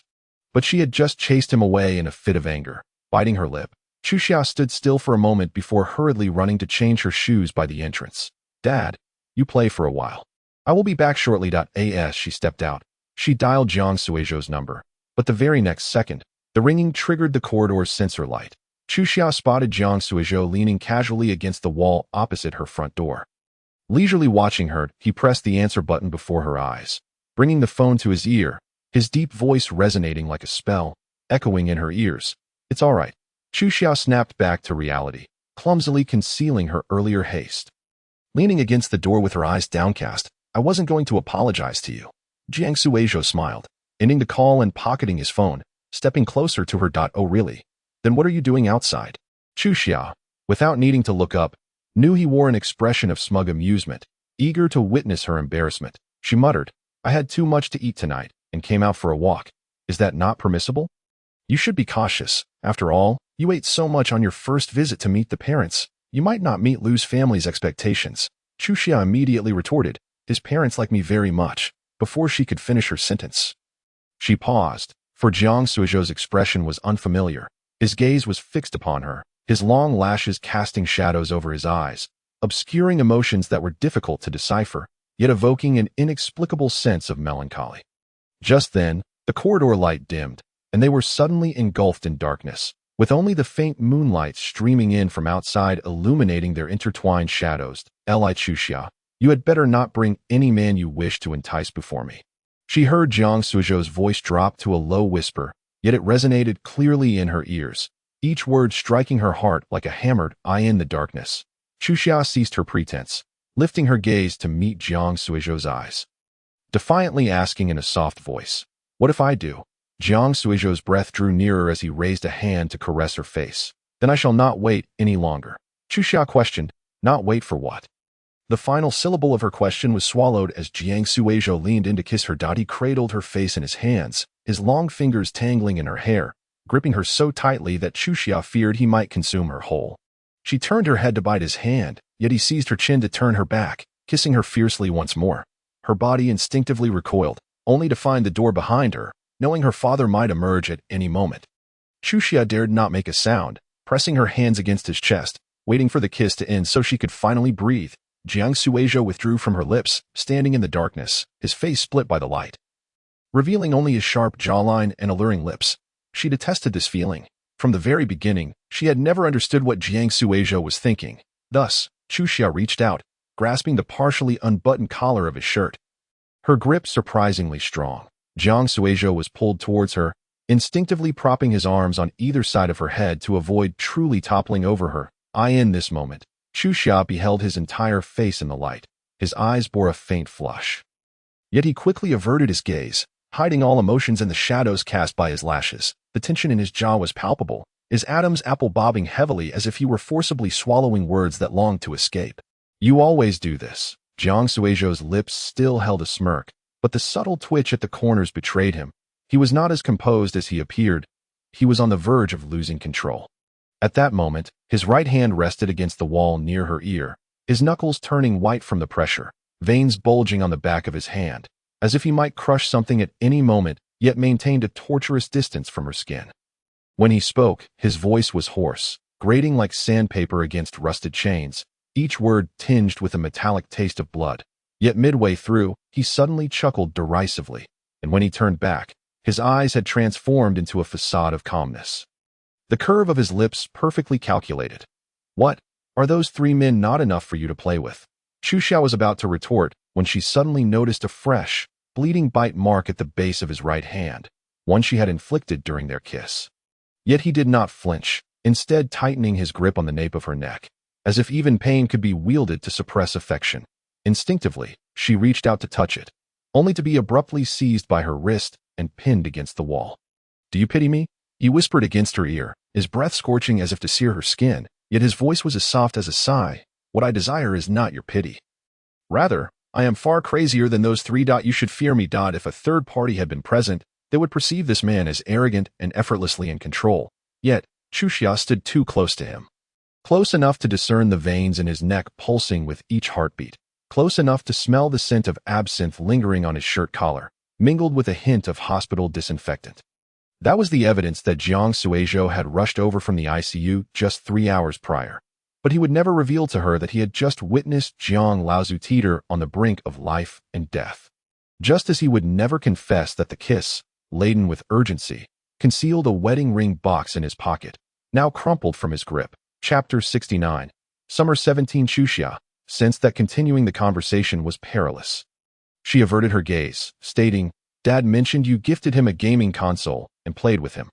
"Thank you." As she gently twisted her wrist, Jiang Suzhou immediately released her. The remnants of unrestrained desire lingered on him as he silently watched her. Unyielding in his silence, Chuxia grasped his large hand, carefully inspecting the wound in the moonlight, asking, "Do you want to go inside and apply some ointment?" Jiang Suzhou remained mute, seemingly irritated. Irritated that she could so easily dismantle his emotions. "No need. I came to inform you that the Jiang family has not laid a hand on your father, not because the past is forgiven, but simply because they have other matters at hand. For safety's sake, it would be best to send him to my place." Chuxia hesitated, "But then I would be separated from Dad." Jiang Suzhou smiled and revealed his true intentions. "You can come to see him often. I have no objections." Having said that, He gently pinched Chu Xiao's soft cheek as a substitute for goodbye before departing. It was not until the sound of the elevator doors echoed that Chu Xiao snapped back to reality, confirming that the events that had just unfolded in the corridor were not merely a figment of her imagination. The following day, Li Chuqi, with her backpack slung over her shoulders, boarded the car sent by Jiang Suizhou under Chu Xiao's advice. She truly felt incapable of taking care of her father and did not wish to confine him at home. Jiang Suizhou assured her that he would arrange for bodyguards to accompany her father during outings, alleviating her worries. However, this change meant that instead of returning home directly from the gallery, Chu Xiao was now fetched by Jiang Suizhou's driver to check on her father's condition. Furthermore, it seemed that Jiang Suizhou was quite free lately, as he was always at home and would invite her to join him and her father for dinner. The three of them interacted quite naturally. Chu Xiao observed her father and Jiang Suizhou becoming increasingly familiar, even exhibiting a brotherly camaraderie, which eased her concerns and silenced on this day. As usual, Chu Xiao was picked up and taken to number 5 Huading Road. Li Chuqi clamored for barbecued meat, prompting Jiang Suizhou to have everything arranged on the terrace, where he personally grilled the meat. Premium beef ribs were cut into several small pieces, sizzling and crackling, stimulating one's appetite. Chu Xiao's current culinary preferences were quite unpredictable. She would alternate between craving light flavors and bold ones. Yet, when she saw Jiang Suizhou place a piece of meat on her plate, she instinctively swallowed slightly. Observing her eyes widen with desire for the meat, Jiang Suizhou couldn't help but smile, but his hand deftly diverted, placing the first piece into Li Chuqi's plate instead. Your father eats first. Chu Xiao noticed the smile at the corner of his mouth and shot him a glare, rising to fetch the meat herself. 5 minutes cooked, just right. However, just as she grasped a piece, Jiang Suizhou's tongs caught hers. My dear lady, you cannot consume undercooked food. He then handed her a plate, gently instructing, go, the smoke is too thick over here. Returning to her seat with the plate, Chu Xiao discovered it filled with perfectly trimmed, smaller pieces of lamb chops, tender and devoid of any unpleasant odor, each piece grilled to a delightful crisp on the outside while remaining succulent within. Most importantly, compared to the meat he had just placed on her father's plate, it was far less greasy. She turned to Jiang Suizhou, noticing him wearing gloves and holding the tongs, his eyes slightly squinted against the smoke. She wondered when he had prepared this for her. Was he intentionally teasing her? As Chu Xiao savored the grilled meat, her thoughts drifted back to the year they had lived together. After breaking up with Shin Siren, she had developed an aversion to food, often vomiting after eating even a little, surviving on chilled yogurt to soothe her stomach. Jiang Suizhou had tirelessly fed her every day. Chu Xiao found him bothersome and once deliberately vomited on him. Yet, contrary to her expectations, he did not react with anger. Instead, he calmly wiped her clean with a handkerchief before tending to himself, returning to watch her eat. That day, feeling guilty, she managed to eat an extra spoonful of porridge, prompting Jiang Suizhou to affectionately ruffle her hair and praise her. You did wonderfully today. In the following days, she would receive countless compliments from him for being able to eat just a little more than the previous day. A seemingly trivial achievement that nonetheless filled her with a sense of accomplishment. Chu Xiao found his excessive praise childish, akin to coaxing a child, yet she began to look forward to their mealtime together. Jiang Suizhou would typically dine at home unless he had social engagements, so they developed a mutual understanding of each other's dietary preferences. He would often mischievously serve her the okra she despised. At this moment, as Chu Xiao bit into the flavorful lamb, her taste buds were met with a familiar sweetness. He had remembered to add half a spoonful of honey to the marinade. She suddenly looked up at Jiang Suizhou, only to find him chopping okra with scissors, mixing it into her father's dipping sauce, his movements so natural, as if he had performed this task countless times. Meanwhile, her own dipping sauce contained only the seafood sauce and sesame salt she favored. It was amusing to recall how he had once mocked her for discarding okra soup when she had hidden in the kitchen. Picky eaters deserve to be malnourished, he had teased, in the midst of the smoke and heat. A bead of sweat slid down Jiang Suizhou's neck, disappearing into his collar like rain into a deep pool. Chu Xiao found her gaze inexplicably following that droplet, only to notice that the third button of his shirt had been replaced. It was the strawberry-shaped resin button she had forced upon him after tearing off the button of his sleepwear during a fit of anger. The childish trinket now looked out of place on his tailored shirt, its edges polished from wear. What are you daydreaming about? Jiang Suizhou suddenly pushed a cool cup of bayberry juice towards her, the condensation dripping onto the wooden table. Drinking something sour will feel refreshing. Chu Xia stared blankly at the fragments of bayberry leaves stuck to the rim of the glass. This was a distinctive feature of the bayberry tree they had encountered while living abroad. In the past, during June, he would climb a ladder to pick the freshest fruits, while she would intentionally shake the ladder from below, and he would simply toss a bayberry down to land on her head. At that moment, Li Chuqi suddenly rushed over with a charred corn kernel, exclaiming, "Son-in-law, here, this is for you." Chu Xiao watched as Jiang Suizhou accepted it with a straight face, quickly hiding the corn kernel in a tray as her father turned around. A few kernels falling out. She gazed at the charred outline on the table and was reminded of that stormy night when Jiang Suizhou had brought her home. She had been feverish and delirious, distrustful of everyone, adamantly refusing to take medicine. After she spat out a fever-reducing capsule she had held in her mouth, he caught it in his palm and offered her another, which she also rejected. She recalled how he had silently held on to that sticky mass until the capsule dried up in the lines of his palm, yet he continued to coax her to take her medicine.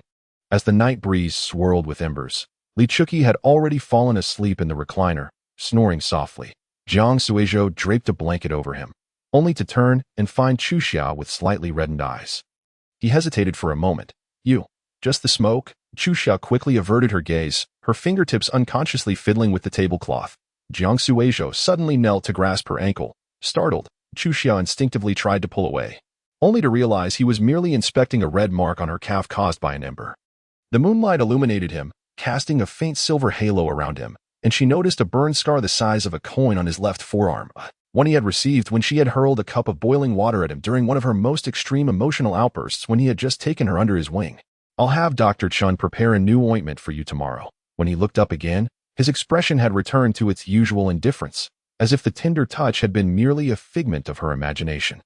"Your blood clotting function is still 30 slower than that of a normal person. You're so delicate. Don't blame it on me." Chu Xiao was taken aback. She had a tendency to bruise easily from the slightest contact. Her gums bled often, and even small cuts took longer to stop bleeding than usual. Yet these intimate details about her were remembered better by another person than by herself. She shifted her gaze, attempting to distract herself, only to catch sight of the inscription at the bottom of his watch's dial. It was not J.S.Z, but rather summer 17. The temperature she had once casually mentioned was ideal for chilled bayberry juice. Chapter 70. Confrontation. The meal had plunged her into a whirlpool of memories. Ultimately, after Li Chuqi had fallen asleep, Chu Xia decided to head back directly. Jiang Suizhou remarked, "Wait for me to change my clothes to drive you." He believed the smell of oil and smoke clinging to him would only exacerbate her morning sickness. Chu Xia evasively replied, "The driver will do. I'm leaving." She hurriedly changed her shoes and made to leave. But Jiang Suizhou called out from the doorway, "Why are you running? I want to chase after you. Just walk slowly." Chu Xia, however, walked as if pursued by ghosts. She feared that if she slowed down even a moment longer, she would be overtaken by an emotion known as self-delusion. Yet, despite claiming he wouldn't chase her, Jiang Suizhou had already stepped swiftly behind her. Upon reaching the doorway, they both halted simultaneously, under the dim glow of the streetlight. Shin Siren stood before the car, gazing at them with icy eyes behind his glasses. Shin Siren's lips curled into a slight smile, yet there was no warmth in it. He spoke softly to Chu Xia. "Uncle Liao has taken a leave. I was worried you wouldn't find anyone if you took the car, so I came myself. In truth, Chu Xia had been informed by Uncle Liao the moment Jiang Suizhou had first picked her up. Yet, she had reassured herself. It was just once. It didn't matter. After all, he was Duya's father. There must be some matter to discuss between them. However, when Shin Siren learned that Chu Xia had been visiting No.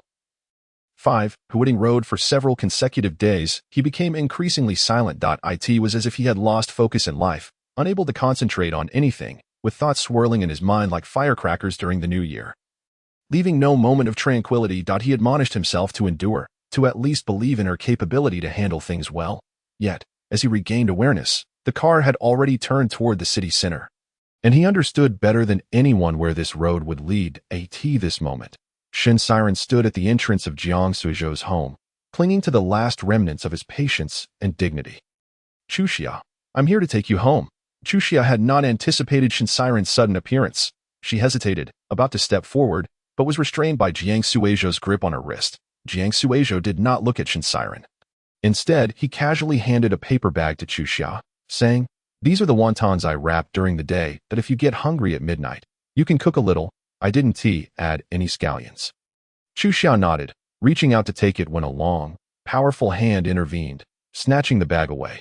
She currently could not consume anything from the refrigerator that had been left overnight. Shin Siren, abandoning his usual gentleness, stood forcefully before Jiang Suizhou, coldly stating, "I will take care of her. There is no need for you to concern yourself, young Master Jiang." Jiang Suizhou maintained a smile, yet his eyes were already laden with frost. The two had occasionally crossed paths at work, yet belonged to different departments, only meeting during significant meetings. However, ever since Jiang Suizhou was reported by Shin Siren, the former has withdrawn into the shadows while the latter has been elevated in status. For the past 2 years, they have maintained an outward semblance of tranquility, despite the underlying currents of animosity that could easily lead to a shipwreck. Jiang Suizhou, as if he had heard an amusing jest, scoffed.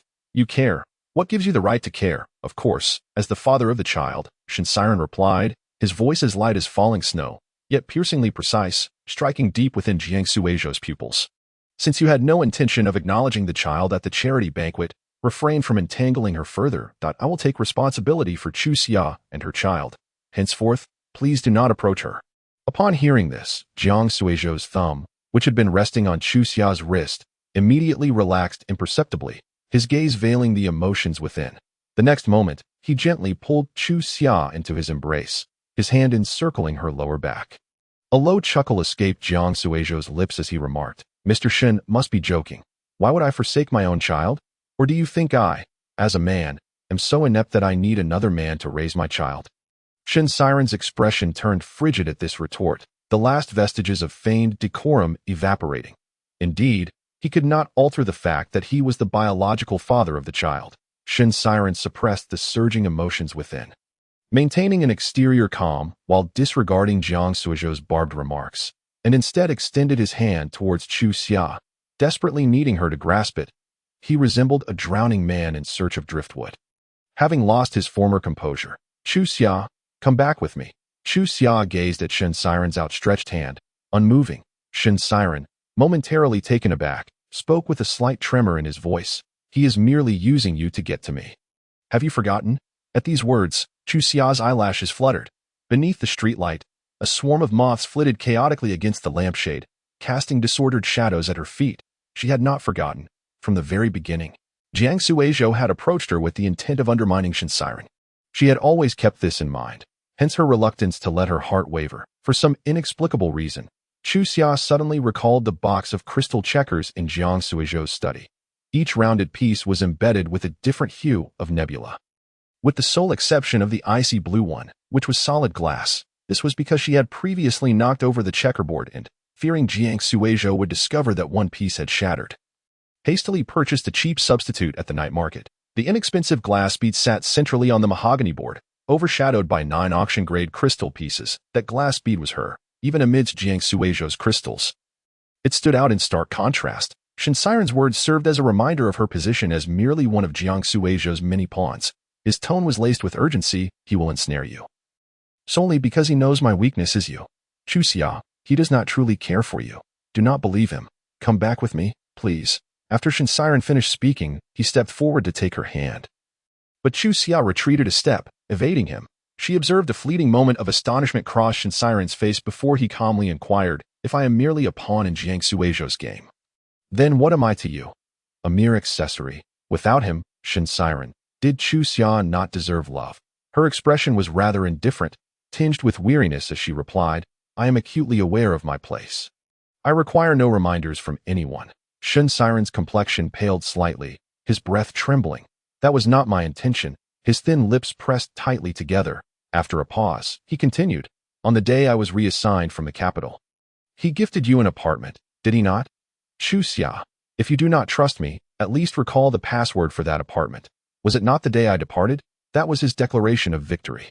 The previously silent Jiang Suizhou suddenly released his hold around Chu Xia's waist. This subtle withdrawal caused her fingertips to tremble momentarily. Then, she witnessed Jiang Suizhou loosening the collar of his shirt, pulling from his neck a silver chain. At its end dangled an icy blue glass bead, nestled within a circular setting, shimmering with the radiance of the galaxy under the moonlight, precisely the one she had secretly placed within the checkerboard years ago. "Mr. Shun, are you perhaps overestimating your importance?" Jiang Suizhou grasped the glass bead, yanked it sharply, and the silver chain snapped. He then placed the bead into Chu Xia's palm, his large hand enveloping her small one. Gripping it firmly, his words seemed directed at Shen Siren, yet they resonated with Chu Xia as well. That I have only ever used 2 dates for the password, one of which is the day I gifted her the apartment. Beyond that, there is no deeper meaning. He cast a scornful glance at Shen Siren, his eyes glinting with sharp intensity. "To deal with you. I do not require pawns. Moreover, the worth of Li Chuxia is determined solely by herself. Neither you nor I possess the right to define it." Upon hearing this, Chu Xia felt her heartbeat intensify, reverberating against her eardrums. She remembered that time. She had fled his home in anger after witnessing his confrontation with Shen Siren. Although he had subsequently found her, he did not take her back directly. Instead, he brought her to that apartment. Jiang Suizhou had entered the date of that day as the password on the keypad. He had said, "I have written your name on the title of this apartment. Should you ever feel anger towards me again and have nowhere to go, come here. Do not wander aimlessly, at the very least. Let me know where to find you." That day marked the moment she gained a safe haven. Chapter 71. The chauffeur Jiang Suizhou. It seemed that after that day, Jiang Suizhou refrained from any further attacks against Shen Siren. Occasionally, he would bicker with her due to Shen Siren's presence, vowing that one day he would ruin him, but more often than not, it felt like a warning directed at her. "Should you dare to seek him out again, I will ensure Shen Siren cannot find refuge even outside the city. You think of him, but does he remember you? Do you truly believe there is a future for you both? What do you truly love about him? Do not forget, you are merely evidence of Shen Siren's crimes. As long as I am alive, there is no chance for you together." These words had once incited a deep-seated aversion within Chu Xia. Yet now, as she reflected upon them, she recognized the hidden sentiments within Jiang Suizhou's words. He did not wish for her to remain trapped in the past. He loathed witnessing her suffer due to Shen Siren's illness.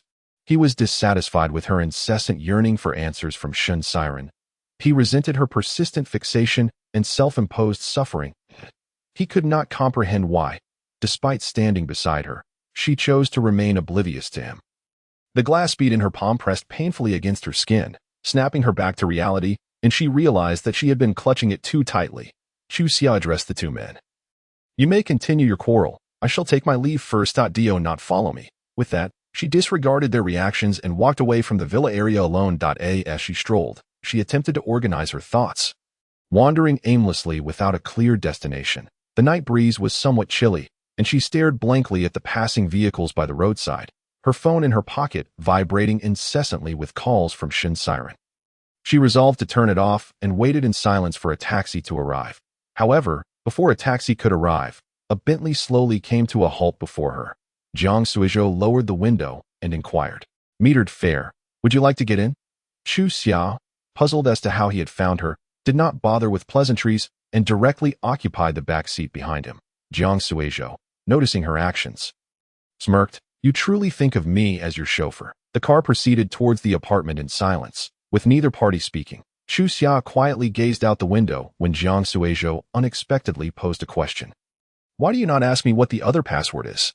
He had told Shen Siren that he only used 2 dates for the password, the other being the day she and Jiang Suizhou had parted ways. Chu Xia, already aware of this, refrained from asking.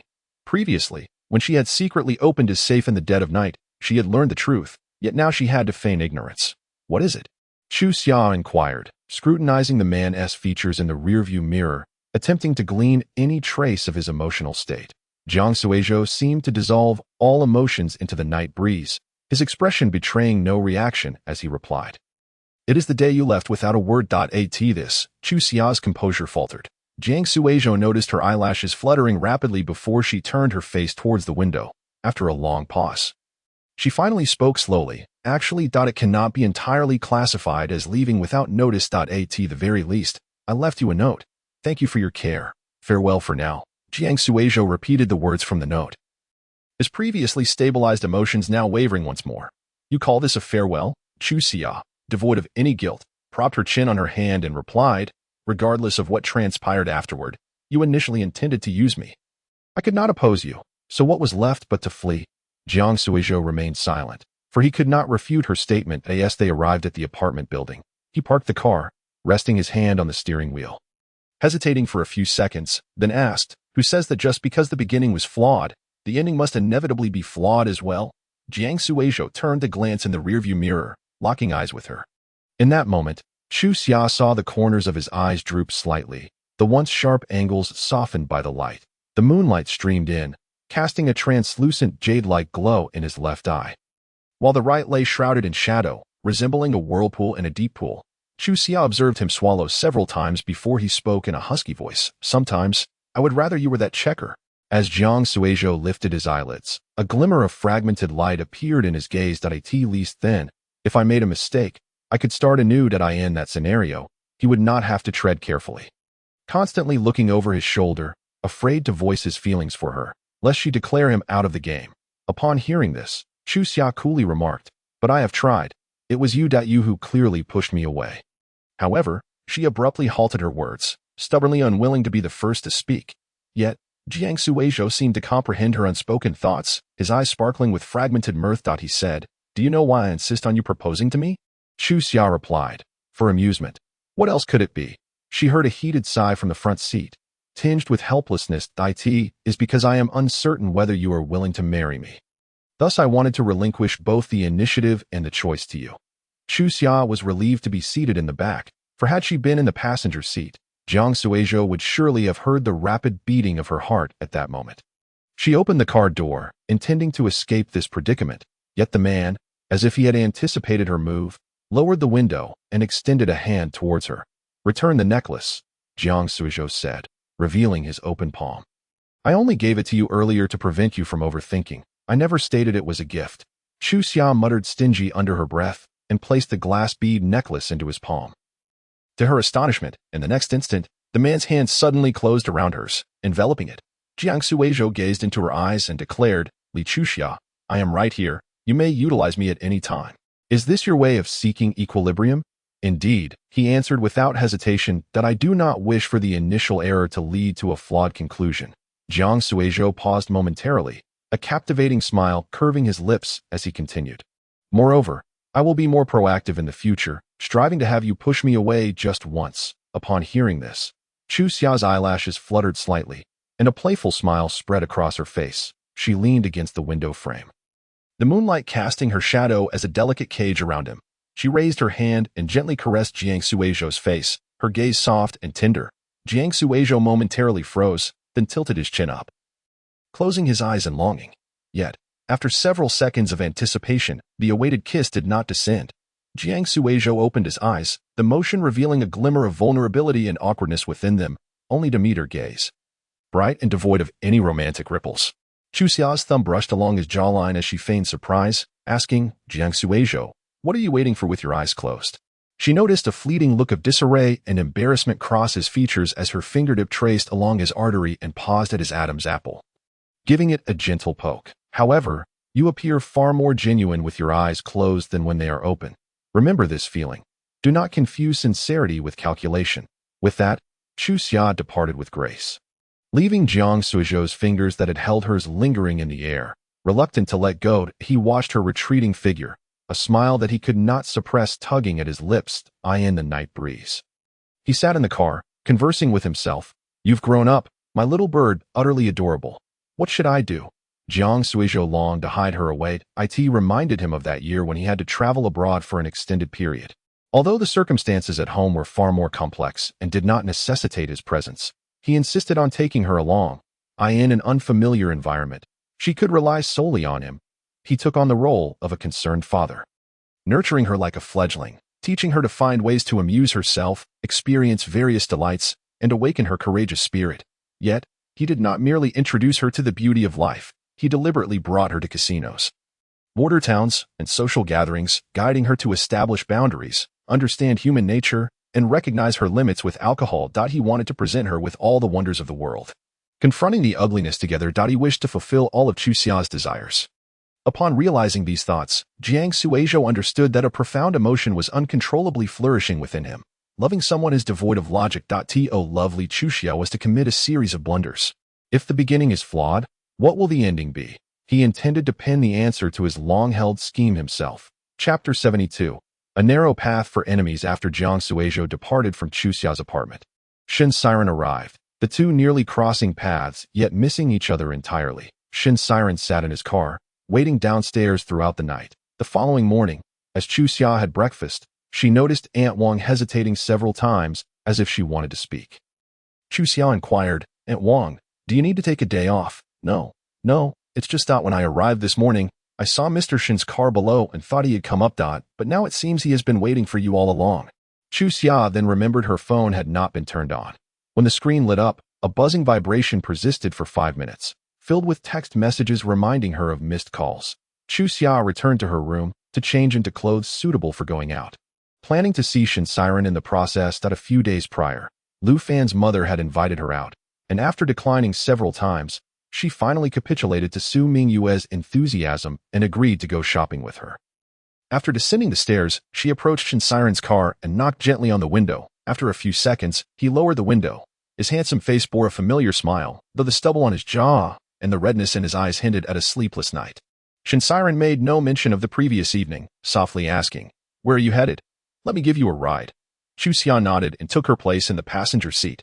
She glanced at his complexion and asked, "Did you not sleep all night?" Shin Siren pressed his lips together, then smiled slightly, merely saying he was fine.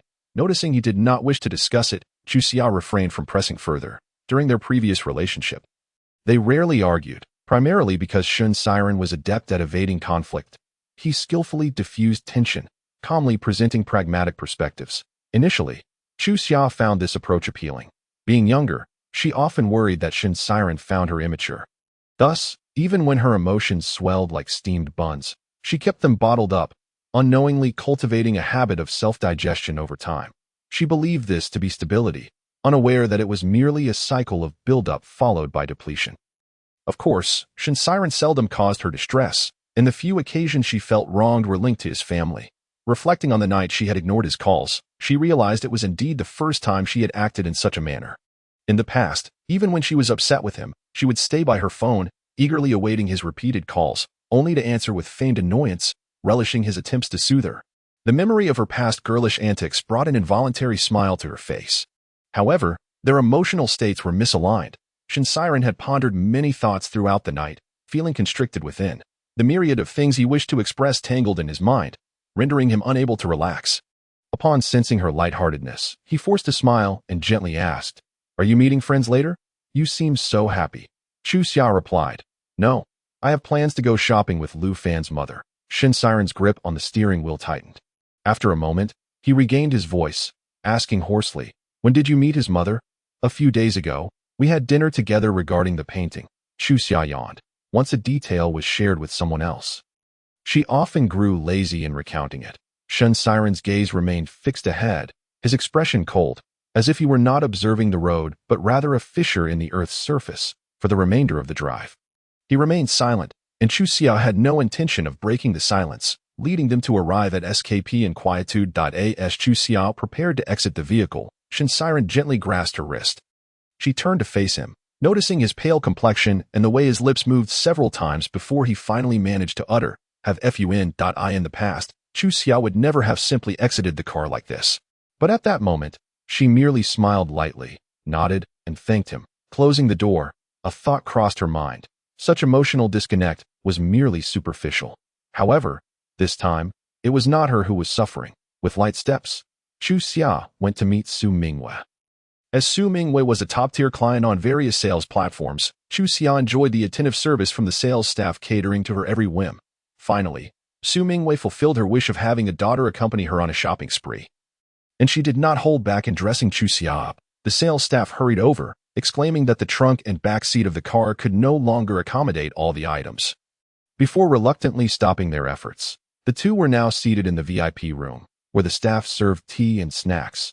The sales associate, beaming with delight, approached and said, "Mrs. Liu, you've arrived. This must be your daughter-in-law. She is truly a beauty." Upon hearing this, Chu Xia wanted to deny it, but Su Mingwei erupted into laughter, saying, "Why would she be my daughter-in-law? She is my daughter. Don't you see the resemblance?" The sales associate promptly agreed. Bringing forth 2 large boxes, Chu Xia watched in astonishment as the associate opened them, revealing nothing but platinum bags crafted from rare leather. It was well known that acquiring such bags required a minimum spending threshold, and they were rarely displayed publicly, let alone those made from rare materials that Su Mingwei however, seemed unfazed, elegantly holding her teacup, glancing at the bags, and nodding. Both of these would suit Xia perfectly. Please wrap them up. Chu Xia nearly exclaimed Mom at that moment. With such dimensions, leather, and style, she could easily auction them and open 2.5 galleries. She protested, and Su, this is far too extravagant. Su Mingwei kindly grasped her hand, saying, you didn't eat well when you came over last time, and I feel so guilty. Please don't refuse. Afterward, she winked at Chu Xia, adding, today, I'm using Lu Fan's card. If you don't spend, nor do I, how will he and his father be motivated to earn? Just as Chu Xia was about to respond, a familiar voice echoed from the entrance of the VIP room. What's going on? Upon making a phone call to inquire about the availability of goods, only to be informed that they are, in fact, out of stock. I demand that your manager come to meet me. As Chu Xia glanced outside, at that precise moment, a salesperson entered with a POS machine, requesting Zuminju's signature. Just as the door was closing, she unexpectedly locked eyes with Wu Yamei outside. Wu Yamei paused for a moment, then swiftly stepped forward to obstruct the closing door. It's you.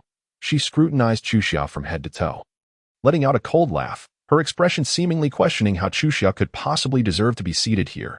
You cannot afford this bag. It should be given to me. After finishing her remark, Wu Yamei offered a composed smile, adding pointedly, this is a gift I bought for Siren's fiancé. Even although you are an orphan, I believe you possess a good heart and will not contend with me. As senior, Chu Xia had grown accustomed to Wu Yamei's manner of speaking.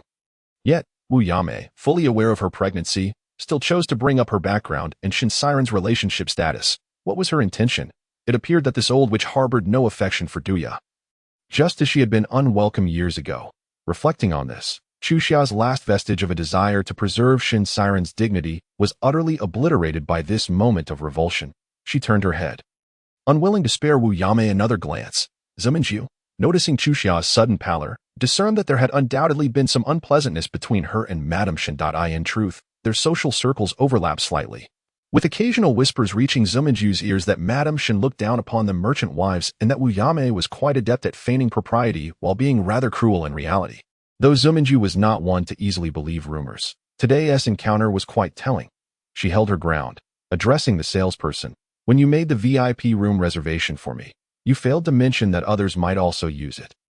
The salesperson immediately apologized, attempting to usher Wu Yamei out, but Wu Yamei was not the type to tolerate such affronts. She was accustomed to being courted wherever she went. Madame Lu, is it? Wu Yamei declared, striding in with an air of superiority.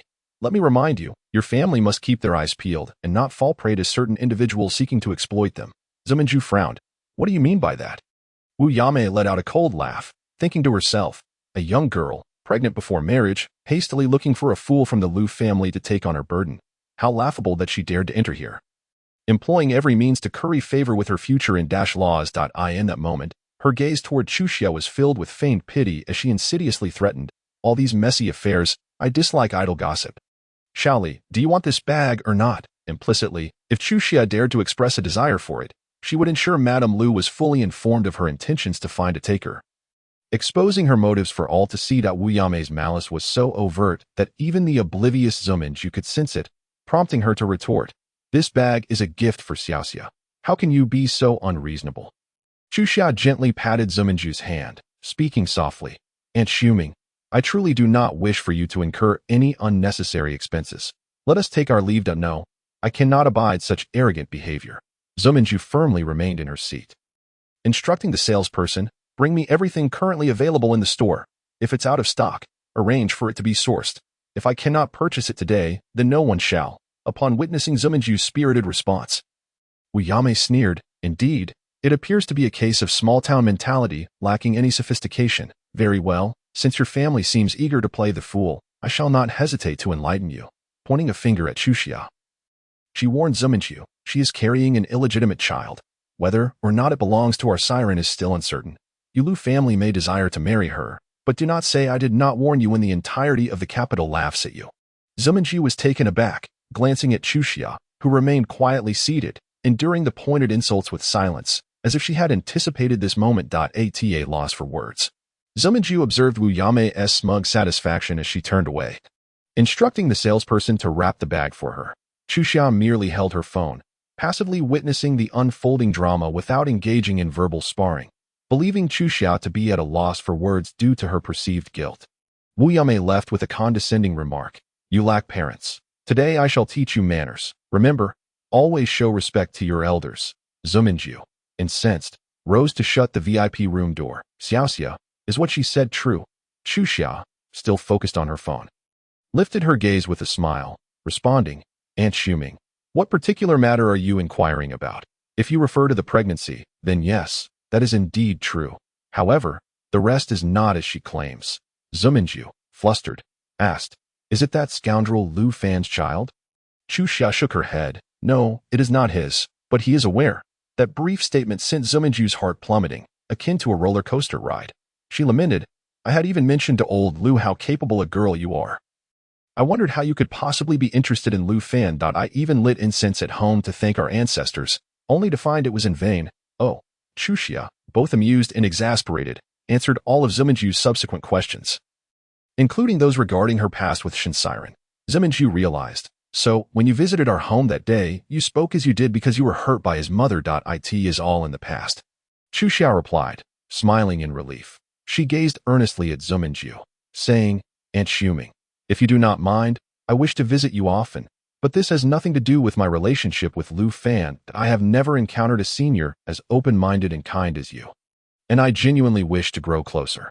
Upon hearing this, Zuminju was immediately moved to tears, fanning her eyes with a tissue, reproaching gently, You child, why do you always speak such sentimental words? From now on, you are welcome to visit me whenever you wish. Chu Xia was not disheartened by the earlier uproar. Rather, her sincere interaction with Zuminju brought them closer together. After bidding farewell to Aunt Shuming, she received a call from Jiang Suizhou. 20 minutes prior, while Wu Yamei was passionately berating her, she had secretly recorded the entire exchange and sent it to Jiang Suizhou with a message that read, Sir, I shall report this to the authorities. Where are you now? I shall come to fetch you. Jiang Suizhou's voice was taut. I am already home, Chu Xia replied, glancing at the pile of luxury bags at the entrance, adding, I returned with quite a haul. Hearing her voice without any issues put Jiang Suizhou at ease, and he exhaled quietly, his tone returning to its usual nonchalance. What do you wish to do? Chu Xia inquired. Did you see that Patek Philippe watch Wu Yamei had in the video?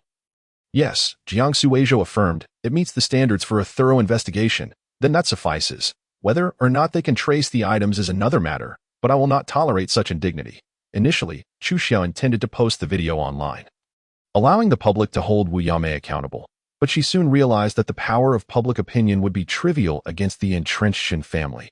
She resolved to act only when absolutely necessary, ensuring that her strike would be decisive, a lesson learned from Shin Siren. The value of that bag, coupled with the watch she possessed, could potentially tarnish Shin Xinyuan's reputation irrevocably. Sometimes, Chu Xia found it perplexing how Shin Siren could have a mother so foolish and detrimental to his interests. It was evident that living in a life of luxury had dulled her sense of awareness regarding potential dangers. Jiang Suizhou fell silent for a few moments, his tone uncharacteristically hesitant. To my knowledge, Shin Xinyuan's background is not entirely clean. This situation could escalate or diminish. I am unsure what extent you wish for me to pursue. Moreover, are you not concerned about Shin Siren discovering this? Chu Xia expressed her confusion. You seem quite preoccupied with your opponent's well-being. I am not concerned for him. Jiang Suizhou refuted, but then fell into contemplation, leaving Chu Xia with the impression that he was considering something else. However, she did not allow any misplaced sympathy for Shin Siren to sway her resolve. With a faint smile, she calmly stated, The extent of your actions is a matter for your Jiang family. The final outcome is solely the consequence of the Shun family's actions, and none of it concerns me. I am merely an ordinary whistleblower, but I firmly believe that there is nothing new under the sun. She would not initiate an attack on others, but would never remain passive in the face of bullying. Understood, Jiang Suizhou replied, as if they were casually discussing what to have for dinner. However, a week later, Shin Xinyuan was unexpectedly taken away by internal authorities. Rumors began to circulate, with many curious individuals eager to uncover the nature of the Shin family's predicament. Those who caught wind of the situation wore expressions of deep concern, writing the character for corruption in their palms and exchanging meaningful glances, instantly conveying the gravity of the investigation. Chu Xia was not fully informed of the specifics, but based on her understanding of Jiang Suizhou and the long-standing conflict between the Shun and Jiang families, she surmised that the issue would not simply fade away. This man differed from Shen Siren in his relentless approach. He would persistently push forward until the results aligned with his expectations. In many respects, Jiang Suizhou's determination surpassed that of his peers, a level of tenacity that could only be described as unyielding. Once he set his sights on a path, he would pursue it to the end. After Shen Xinyuan's downfall, Chu Xia had anticipated that Shen Siren would be the first to call, but unexpectedly, she received a call from Shen Fuyu instead. Upon arriving at the tea house, she recognized a familiar vehicle parked outside. Though she had no time to dwell on it, entering the private room, she found Shen Fuyu seated next to Wu Yamei. Early summer, Chu Xia felt a sudden jolt, as if struck on the back of her head. She had not anticipated that the one wielding the stick would be Shen Fuyu. After all, they were indeed family. In just over a week of absence, Wu Yamei appeared pallid and significantly emaciated. Her expression taut with anxiety. After taking her seat, Chu Xia remained silent, waiting for the intentions of the person across from her to be revealed. Shen Fuyu, with a hint of remorse, stated, "Chu Xia, I apologize. If I had mentioned my mother would be coming, you would have refused to meet. Let us get straight to the point." She placed her phone gently on the table, an action that immediately aroused Wu Yamei's vigilance. "Are you recording? Show me your phone." Chu Xia cast a cold glance, her palm resting on her device, unceremoniously replying, "If you insist on this, then there is no need to discuss anything today." Shen Fuyu quickly grasped her mother's arm. Frowning, "Mom, did you not agree to remain silent?" Wu Yamei had no choice but to sit there, seething with resentment. After a moment of hesitation, Shen Fuyu asked, "Chu Xia, can you save my father?" Upon receiving a document from her, Chu Xia glanced at it and looked back at Shen Fuyu, saying, "You want me to change my testimony?" Shen Fuyu's face grew serious as she replied, "To be frank, it's not just my father who is under investigation. My brother is implicated as well. For the sake of my brother, could you lend a hand?" She hoped to see even the slightest change in Chu Xia's expression, yet her face remained inscrutable. Shen Fuyu pressed on, "Do you not care at all for my brother? He has been struggling with various inspections, suffering from insomnia every night, and was interrogated for 24 hours by the relevant authorities.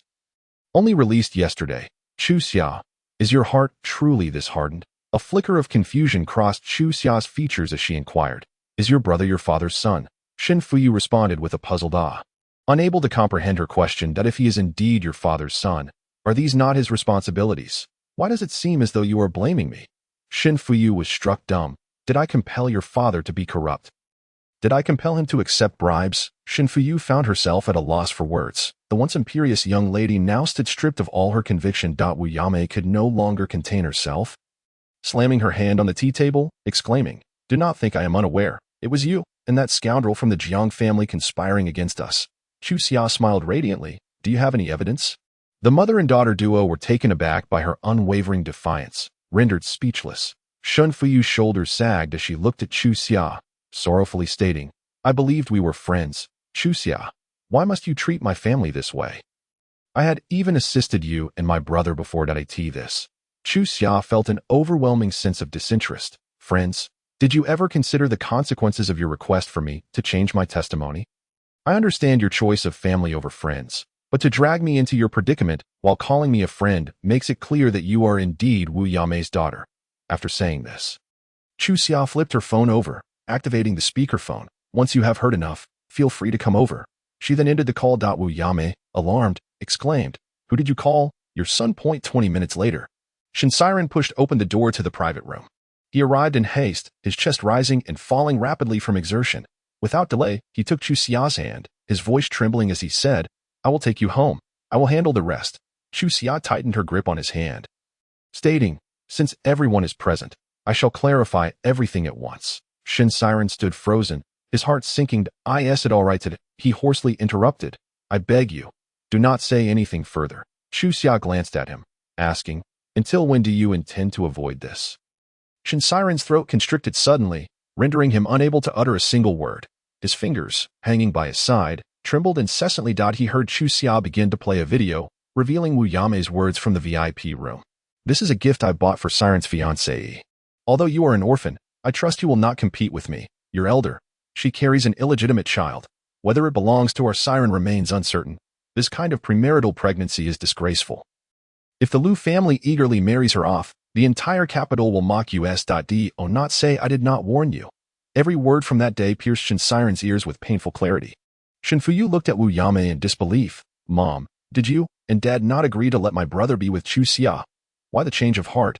And what is this about a fiancé?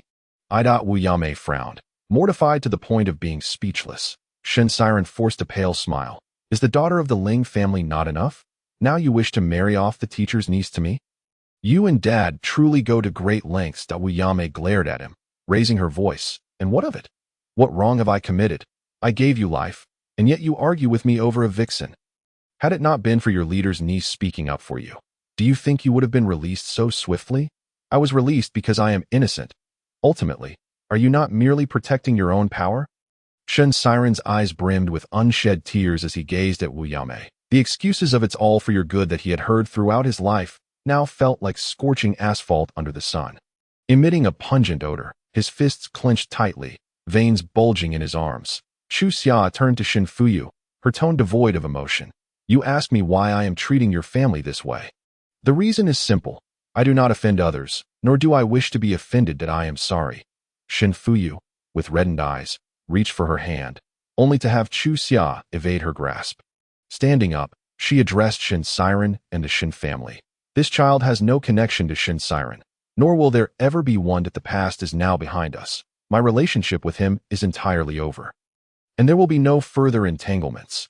You need not worry about that. Should I ever hear insults directed at me or my child again, I will ensure you receive double the retribution. And I will keep my word. After declaring this, she took the hot tea on the table and splashed it across Wu Yame's face. Here's to you, Wu Ai. This incident regarding your husband serves merely as a warning. Should you continue to refer to me as a child without parents, I will ensure your children suffer the same fate as mine. After completing her actions, Chu Xia straightened her back and strode toward the exit. Wu Yame, in a fit of rage, seized the kettle from the stove and hurled it at Chu Xia. Amidst Shin Fuyu's screams, Chu Xia felt a warm body press against her from behind.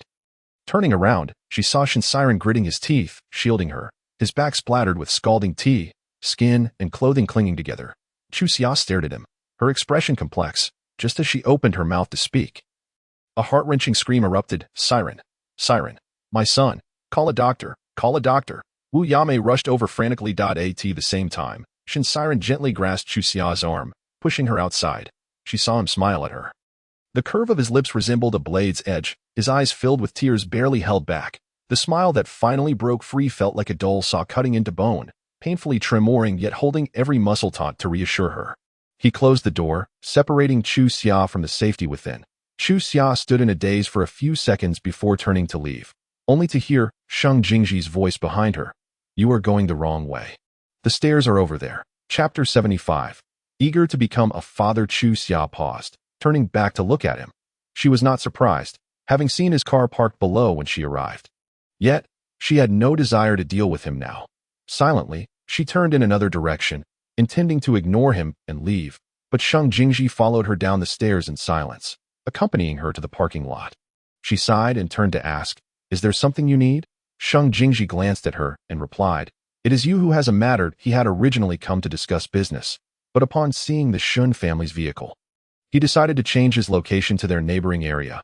Unexpectedly witnessing a dramatic scene unfold as he exited, he saw fragments of the teapot flying out from the private room, steam still rising from the spilled water on the ground. In that moment, his heart clenched, fearing she had been scalded. Thankfully, it was not her. Yet, just as relief washed over him, despair settled in. He had believed he had adjusted to life without her, had stopped drinking. And when she crossed his mind, it no longer pained him. Yet, upon seeing her lost in thought before the closed door, he needed no evidence to know that she was far from indifferent. And he was not as healed as he had thought. Let us go. I will drive you home. Upon hearing this, Chu Xia shook her head in refusal, attempting to call Uncle Liao for a ride. But Sheng Jingji swiftly snatched the phone from her. She watched as his fingers deftly manipulated the screen before returning it to her. What did you do? I removed my number from the blacklist. In the end, Sheng Jingji managed to get her into his car. Observing Chu Xia sitting as far away as possible, as if she wished to meld into the door, he felt a wave of suffocation wash over him. So, now you cannot bear to exchange a single word with me? Chu Xia rested her chin on her hand, gazing out the window, and replied coolly, I have no desire to hear barking. Shang Jingji chuckled in disbelief. You have ceased even to act in front of me. Do you offer a performance fee? You have so many demands. He watched as Chu Xia maintained her impenetrable demeanor, his teeth grinding in frustration. Yet he felt a pang of compassion for her given the earlier events. You have severed ties with the Shin family. Do you truly plan to raise the child alone? Is there a problem with that? In the early summer, did you catch a glimpse of him, wondering if it was during the liberation that you were left behind? Or does your soul truly dwell in the Stone Age? Shang Jing, with a cold smile, remarked that you could only express your anger towards me. When Shin Siren hit you with the teapot, you merely stood there, speechless. Chu Xia murmured, I simply did not perform well this time. She should have splashed the water and fled, but that would not have been dignified. Unbeknownst to her, Shang Jing was unaware of her inner turmoil, and in his frustration, he raised his voice. Do you still expect there to be a next time?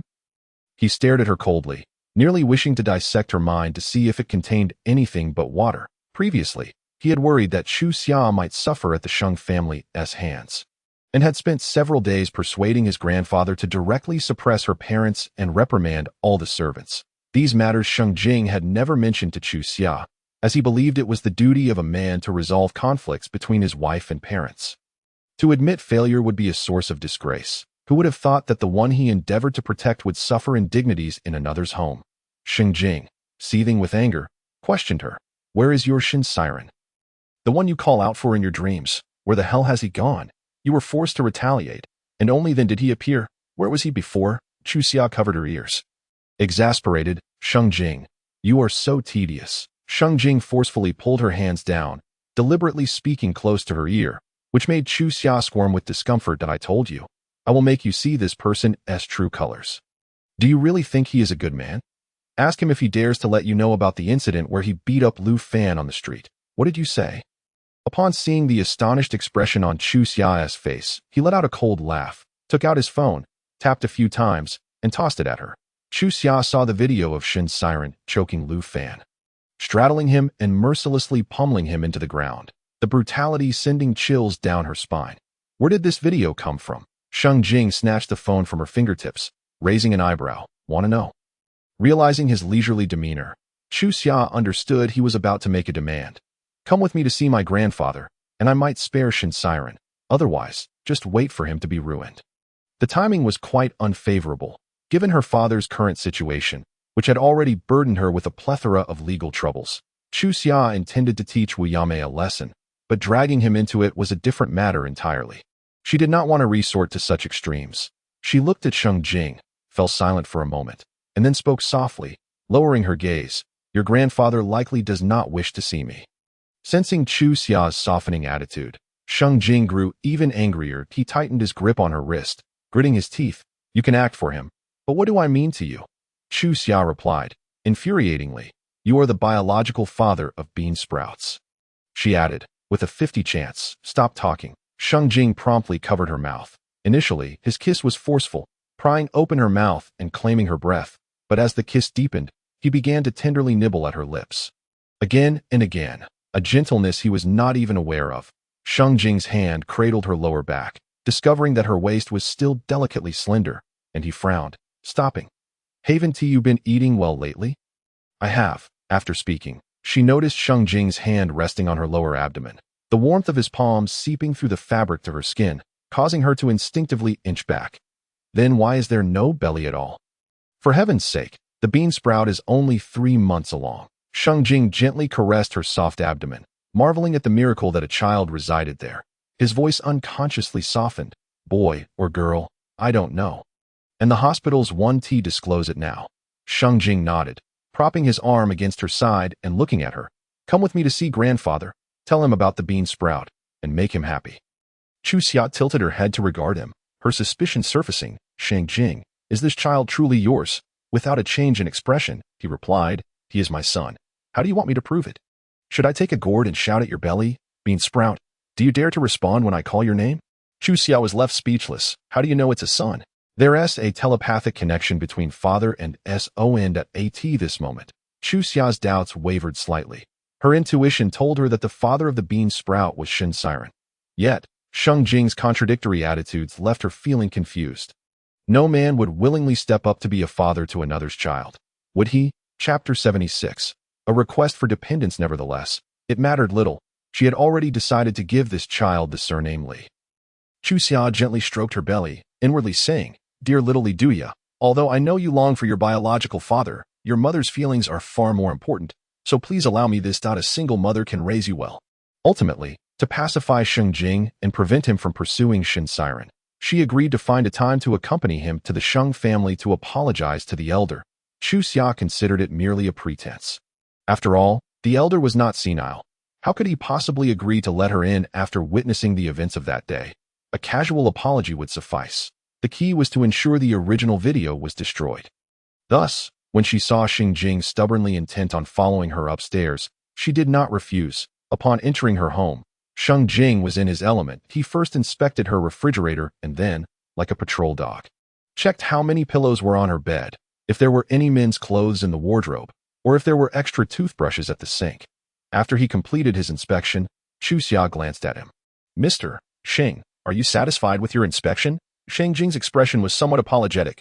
Just as he was about to speak, he caught sight of a man's t-shirt hanging on the balcony. He immediately tilted his head back and let out a cold laugh, his prominent Adam's apple bobbing up and down, and it took him a while to regain his composure. However, remarkably, Sheng Jing did not explode with rage. He pretended not to see anything and walked straight over to kiss her. Chu Xia was taken aback by the sudden kiss, pushing against his shoulder. "What are you doing?" But Sheng Jing did not give her the chance to speak, cupping her face with both hands and kissing her deeply, passionately. The man, breathless, warned her, "You despise my temper, don't you? If I feel like getting angry, I will kiss you instead." I promised I would change. Quitting smoking requires compensation, let alone quitting her. During this time, Sheng Jing had been weighing whether it would be easier to forget her or to indulge her. Before he could reach a conclusion, she unpredictably disrupted the life he had painstakingly arranged, his life without Li Chuxia. "I can turn a blind eye. I will consider your affair with Shen Siren as closed." Chu Xia, listening to his soliloquy, was at a loss for words. So what? What exactly do you want to say? After a moment of silence, Sheng Jing said, "Can we try again?" Upon hearing this, Chu Xia turned to leave, but was pulled back into his embrace.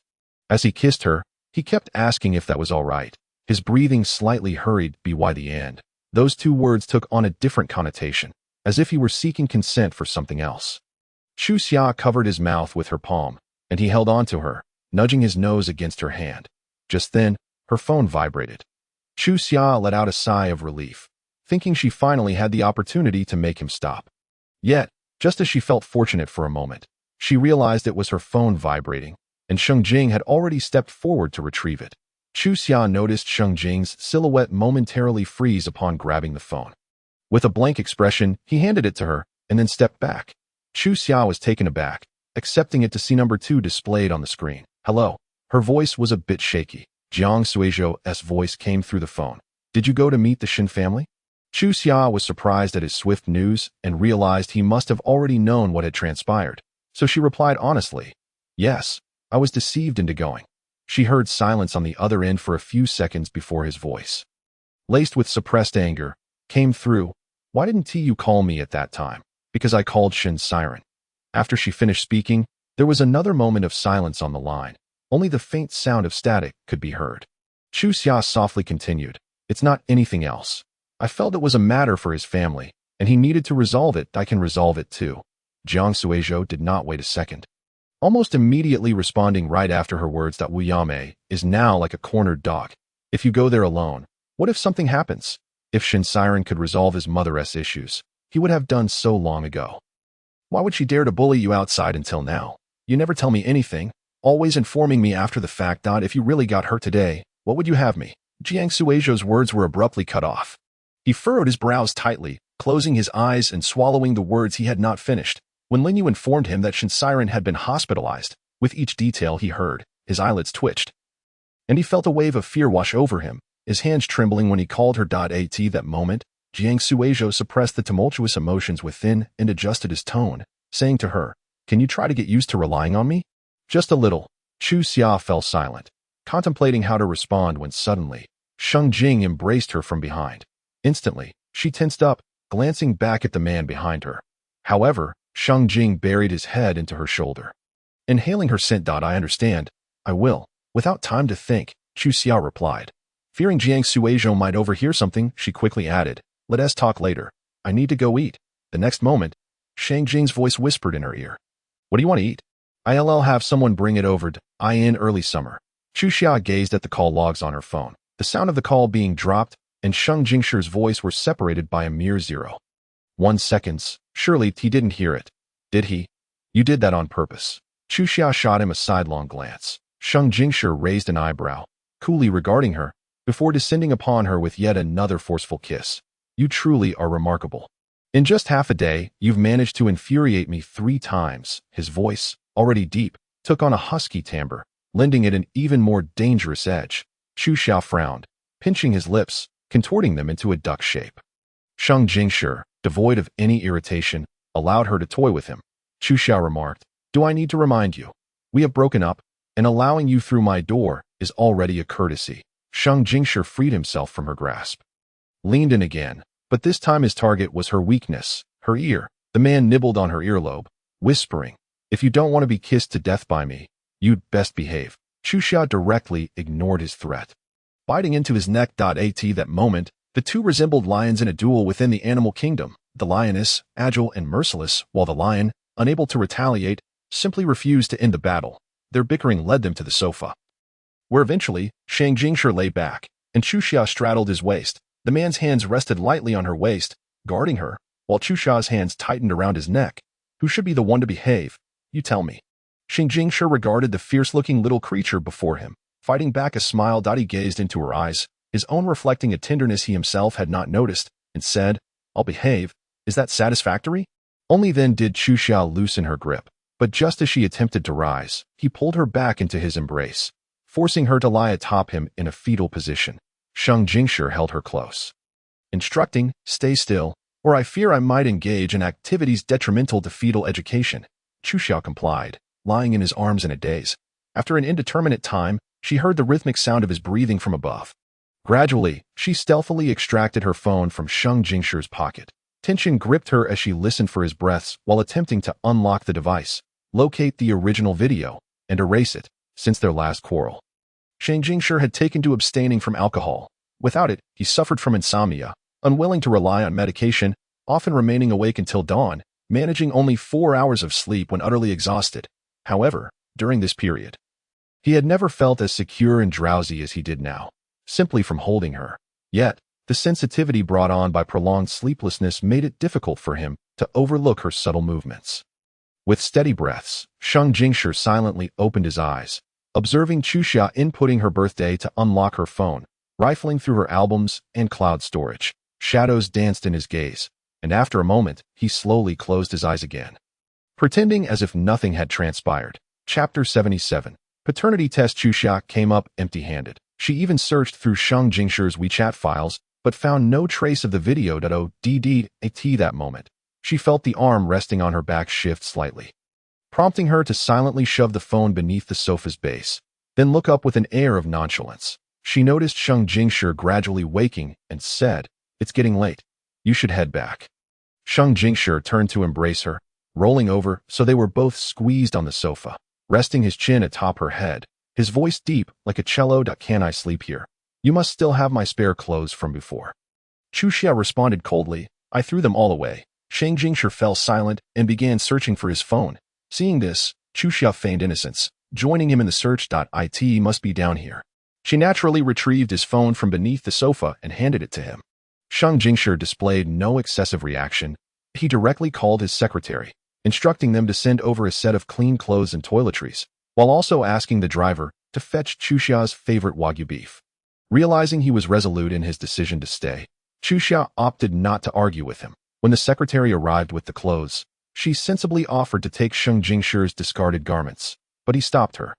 Shang Jingshi opened the washing machine in her home, tossing in his entire set of haute couture, pressing a few buttons haphazardly, and upon seeing the machine commence its cycle, he walked away. The consequence of washing haute couture, of course, was that it would be ruined.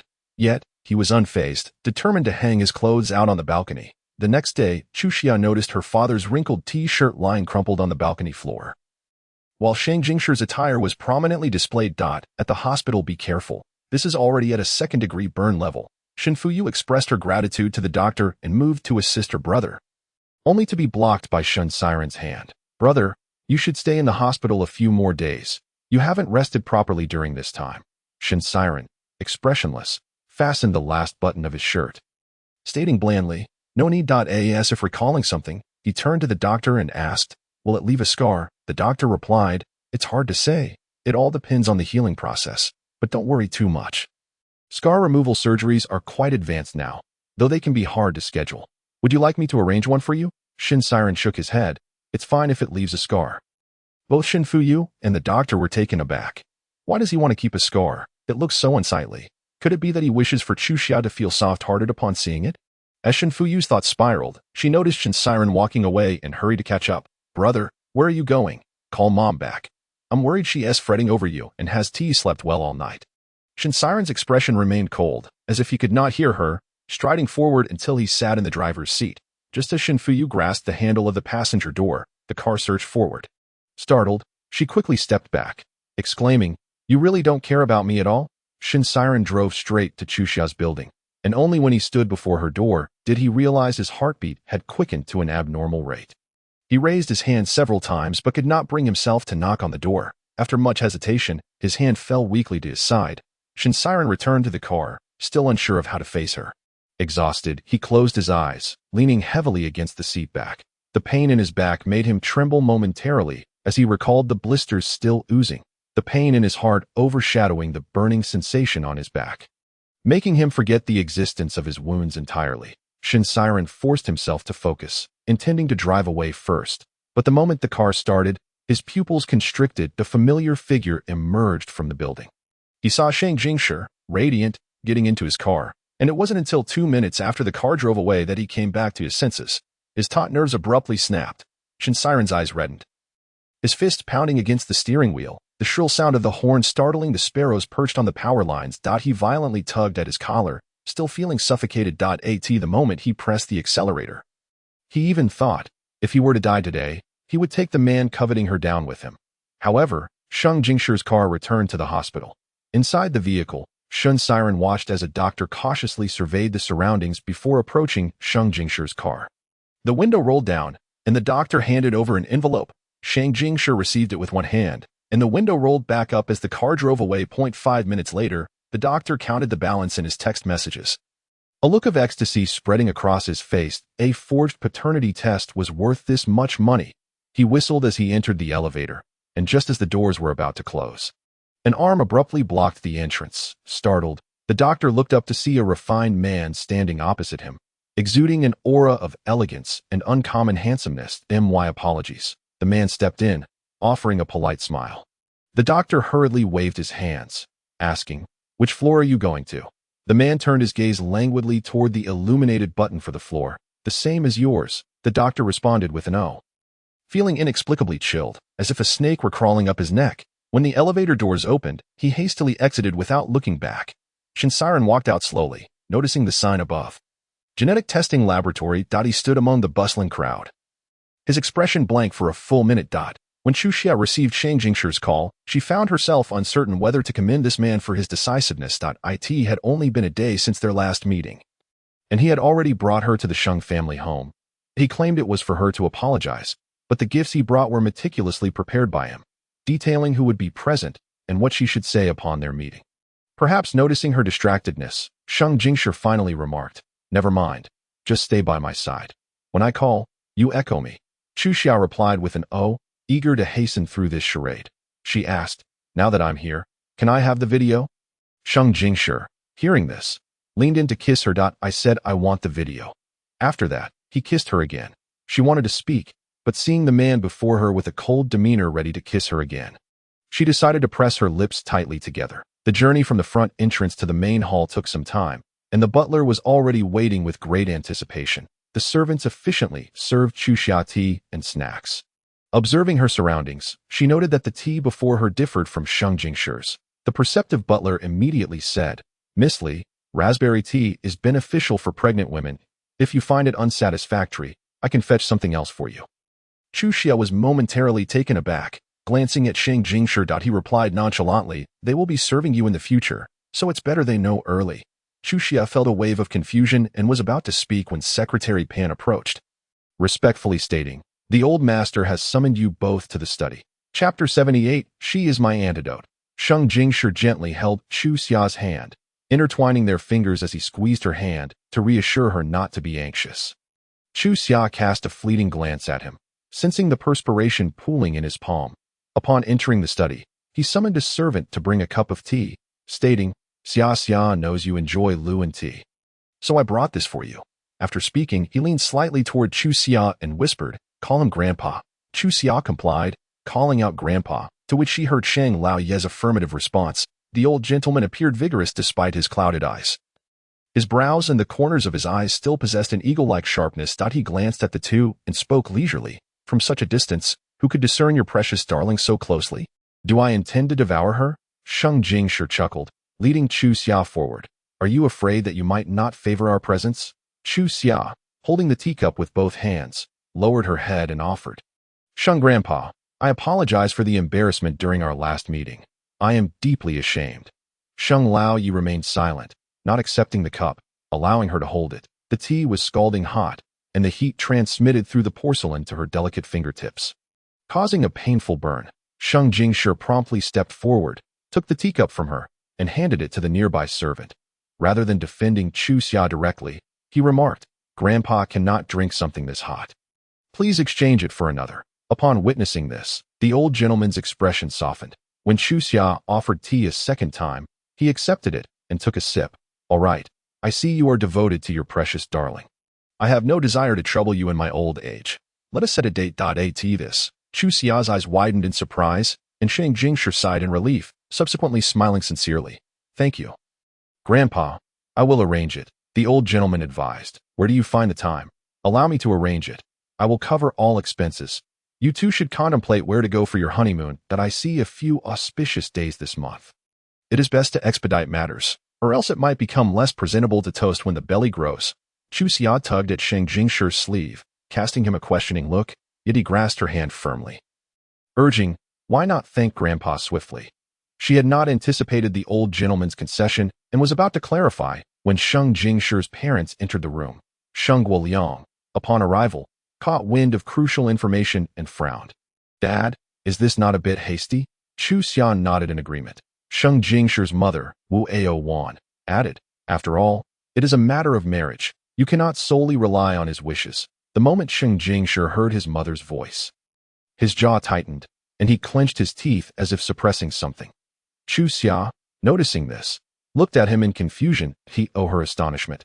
Sheng Jingshi suddenly embraced her, disregarding the presence of elders. He lowered his head, inhaling the fragrance of her hair, and after a couple of minutes, his physiological nausea began to subside. Except for Sheng Lao Yi, everyone in the room looked astonished at Sheng Jingshi's actions. The old gentleman sighed heavily and glanced irritably at Wu Wan, saying, "Stop talking. Is it your marriage or your son's? She is not living with you, so why meddle so much?" Wu Wan turned away in silence, her expression sour. Shang Guoliang hesitated, hinting, "While his mother and I also engaged in a love match, at least we were well-matched." As soon as he finished speaking, Shang Jingshi coldly retorted, "What does being well-matched matter? We still each play our own games." Wu Wan turned pale, and Sheng Guoliang angrily pointed at him, scolding, "Is this how you speak to your parents?" Chu Xia felt she had overheard something she should not have, and instinctively stepped back behind Sheng Jingshi. "Enough." Shang Lao Yu struck the floor with his cane forcefully, commanding, "Jingshi, take your wife out for a stroll." This was a clear indication to dismiss the younger generation and confer privately. Chu Xia remained vigilant, fearing that the old gentleman's words carried weight, and dreaded that this affair might spiral into confusion. Just as she was about to speak, Shang Jingshi firmly took her out of the study. Once in his room, she immediately interrogated, "What exactly do you intend to do?" Sheng Jingshi, loosening his cuffs without lifting his gaze, replied, "Can't you tell? I want to marry you." Chu Xia looked at him, bewildered. "Have you finally lost your mind? This is not normal. Is wanting to marry you not normal?" Shang Jingshi rolled up his sleeves, leading her to the sink and running cold water over her fingertips. "Grandpa has called out, and you've offered him tea. You cannot back out now. You only said that was to make amends." Chu Xia shot back. "Moreover, what did you tell your grandfather? He should have known about my pregnancy after the charity gala." How could he possibly agree to you marrying me? My son, his great-grandson. Why would he disagree? Yesterday, Shang Jingshi had shown the forged paternity test to his grandfather. The old gentleman fell silent for a while, then raised his cane and struck him. Shang Jingshi did not shy away, enduring the blows while asserting, "Grandpa, I must take responsibility for her." The old gentleman, filled with anguish, questioned, "Why must it be her? I feel disgusted by other women." This was not an exaggeration. He truly felt a visceral revulsion, a nauseating urge to vomit. Other women reminded him of the moment his mother had strayed, and the aftermath was a profound loathing. Over the years, he had tried various remedies, even consulting foreign psychologists, to no avail. "Grandpa, only she is my antidote." Sheng Laoyi sighed heavily, his heart aching. "Jingshi, but that child does not love you, even if they have only met once." With his discerning eye, he could not be mistaken. That girl has no interest in him. Instead, it is my grandson who gazes at her with such longing. Do you think marriage is merely about love? Marriage is not love, especially for families like ours. While it seems there are many choices, they all come with a price. Otherwise, why have your parents not divorced despite their relationship being in such disarray? Because pulling one thread unravels the whole tapestry. Marrying someone who does not love you will bring you a lifetime of suffering. Sheng Jingshi's eyes reddened as he murmured, "I know she does not love me, but at least I have the means to keep her by my side." That he swallowed the bitterness, slowly kneeling before the old gentleman and earnestly bowing his head. "Grandpa, I implore you to support me." "Sheng Jingshi, can you not be so obstinate?" Chu Xia's voice interrupted his reverie. Sheng Jingshi pretended not to hear, turning to fetch burn ointment to apply to her fingertips, observing his impenetrable demeanor. Chu Xia furrowed her brow in contemplation before deliberately challenging his limits. "Even if I marry you, I will not be yours alone, nor will I compromise to become the obedient and docile figure you envision." The cotton swab in Sheng Jingshi's hand snapped in response, his gaze filled with resentment. Yet, the tumult of emotions dissipated almost instantaneously, and he quickly resumed his composed facade. "That I understand, which is why I do not mind an open marriage." Chu Xia was taken aback. "Oh, you even comprehend what you are saying." Sheng Jingshi leisurely tightened the lid of the ointment, gently blowing on her fingers, then interlacing his fingers with hers until their palms met. 10 fingers entwined. As I said, I can turn a blind eye." Chu Xia felt somewhat dazed. Was this truly Sheng Jingshi, the same man with an intense need for control and heavy suspicion? The one who had threatened to end his life if she dated another man after their breakup? Sheng Jingshi raised his hand, gently brushing his fingertip against her lips, that he suddenly posed an abrupt question to Chu Xia. "Do you know why my parents arrived late today?" Chapter 79. Open marriage. Because my father lives in the east of the city while my mother resides in the west. They have long been separated. After my father discovered my mother's infidelity, there was a commotion, but my grandfather disapproved of their divorce. The interests of both families are intertwined, and he encouraged reconciliation rather than separation. My father, unable to bear it, intentionally sought revenge by straying. Sheng Jingshi recounted this calmly, revealing a side of himself that Chu Xia had never seen before. He had always been the one to solve problems rather than share them. "But my father does not realize that my mother genuinely loves that man. This is not a fleeting affair." They initially quarreled, even brandishing knives, arguing daily. Occasionally, they would resort to physical altercations. After a couple of months of intense disputes, they eventually reached a point where they could no longer argue. That day, I realized their relationship had reached its end. She witnessed Sheng Jingshi's self-deprecating smile before he abruptly shifted his tone. "So what I want to convey is that I am quite familiar with the model of a marriage where each party plays their own game. As long as you return home every day, I can overlook what transpires outside." Chu Xia expressed her confusion. "But you clearly do not have to repeat your parents' pattern." She gazed into Sheng Jingshi's eyes, articulating her innermost thoughts for the first time. "You are an independent individual. You cannot inherit the misfortunes of your parents' marriage. You deserve to have someone who truly loves you and to establish a healthy marital bond." Sheng Jingshi stared deeply into her eyes, his Adam's apple bobbing as he hoarsely inquired, "Then that person cannot be you?" He was not surprised to see Chu Xia momentarily stunned into silence, and thus he smiled wistfully, stating, "My choice has never been about the marriage model, but rather about choosing you. Even if it means replicating the marital model I despise and repeating the pain my parents endured, I wish to keep you." However, these words would forever remain unspoken by Sheng Jingshi. Once uttered, he would lose all leverage. He adjusted his expression, returning to his usual demeanor. You say you dislike me controlling you. Therefore, I grant you freedom. After our marriage, you may pursue any endeavor you desire. I shall invest in your gallery and connect you with artistic resources from both domestic and international circles, enabling you to ascend to the pinnacle of the industry within 2 years. I shall not sign a prenuptial agreement. Everything I possess is yours. Upon hearing this, Chu Xiao did not rejoice prematurely, but instead inquired, "What are the conditions?" Shang Jingshi gazed at her, responding, "The condition is no divorce." He embraced Chu Xiao, whispering in her ear, "It matters not if you feign it, but you must maintain the pretense for a lifetime." Ultimately, as Chu Xiao departed the Shang residence, she did not obtain the original video. For Shang Jingshi declared that after they received their marriage certificate, he would destroy the original footage before her eyes. Meanwhile, Mr. Xing seemed to have conveyed something to Sheng Guoyang and Wu Aojuan, as their attitude towards her shifted to one of resigned blessing. Shang Jingshi advised her not to concern herself with his parents' demeanor, asserting that they would not cohabit post-marriage, as a separate residence would be prepared. Before Chu Xiao left, she heard him ask, "When can I meet your father?" She felt somewhat resistant to such a hurried pace, turning her face aside to say, "I have not agreed to that." Shang Jingshi gazed at her for a long moment, almost self-torturously stating, "So you do not care about Shinsiren's well-being?" He threatened her with another man, a move that would not bring him solace. If she acquiesced, it would signify Shinsiren still held importance in her heart. Conversely, if she was indifferent, he would miss the only opportunity to grasp her. Shang Jingshi subjected himself to torment, regardless of how Chu Xiao responded. It was an ordeal for him. Chu Xiao, being astute, refrained from giving a definitive answer, instead pausing momentarily before suggesting, "Why don't we try it your way first? Perhaps you will discover that you cannot truly accept this so-called open marriage." The following day, Chu Xiao drafted a trial marriage agreement.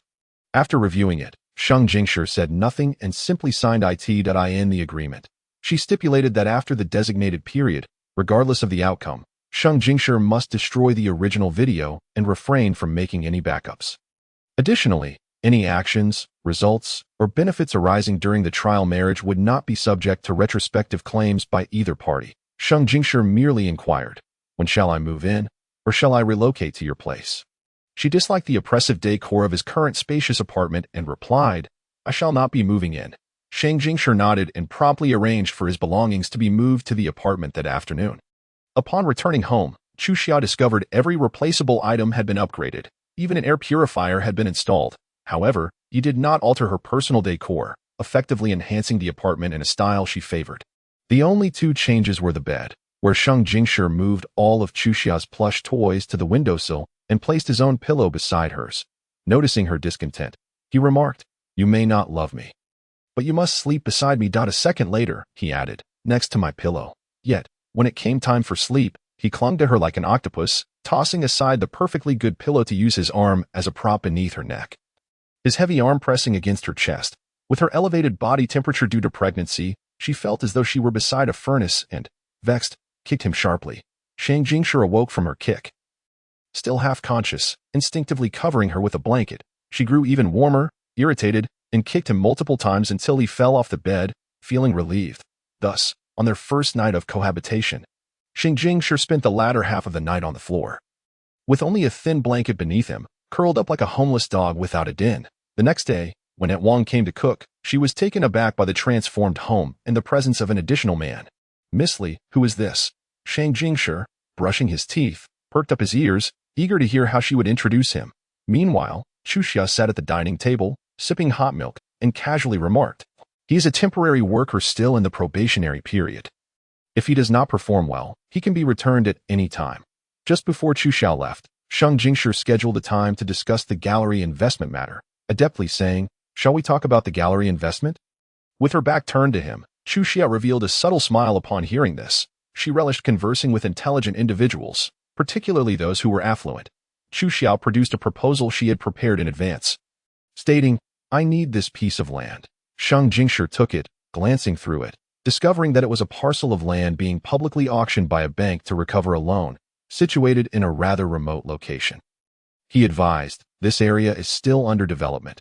Establishing a branch of your gallery here may not be prudent." Who said, "I intend to open a gallery." Chu Xiao looked at him, her eyes sparkling with fragmented brilliance. I aim to create a landmark. A flicker of surprise crossed Xing Jingshi's eyes. Once he confirmed her seriousness, he asked merely, "How much do you need?" Chu Xia beamed. 40 million. From the moment she proposed a trial marriage to Shang Jingshi, her desires extended beyond merely obtaining the original video. In the face of opportunity, romantic sentiments were cast aside. Chapter 80. Emotional Game. Chu Xia had been eyeing this land for quite some time. Initially sparked by Shen Siren's mention that the government planned to develop this area into a secondary urban center within 5 years. Chu Xia's fingertips glided over the satellite map on her tablet, magnifying the drab expanse of desolate land into pixelated blocks. Presently, it appeared to be a construction site, but in 5 years, it would become prime real estate.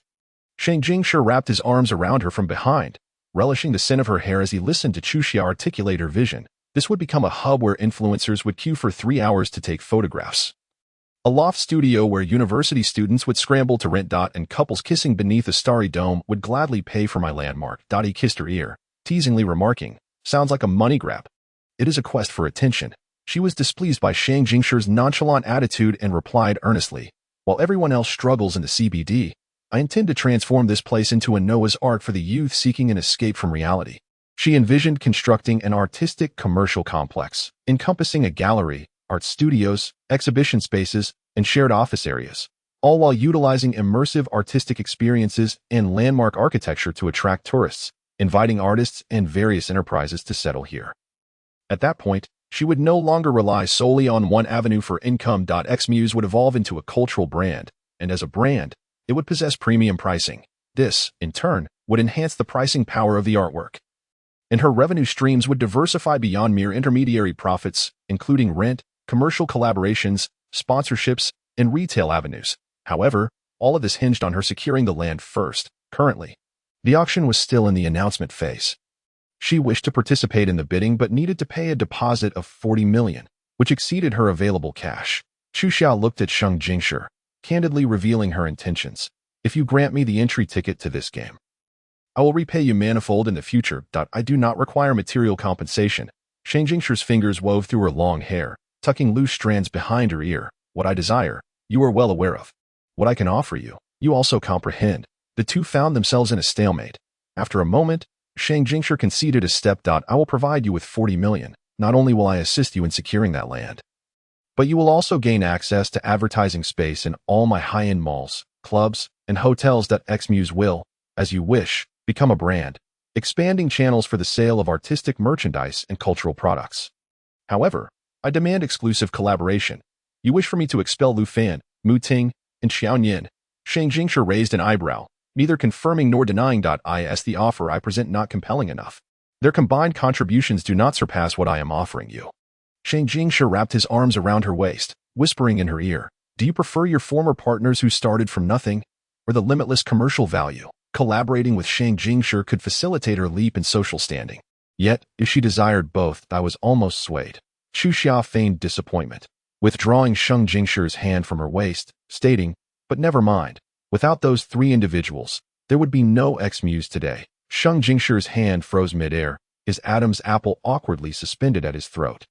And it took several seconds for him to regain composure. He scoffed, suppressing his displeasure, and remarked, "I fail to understand.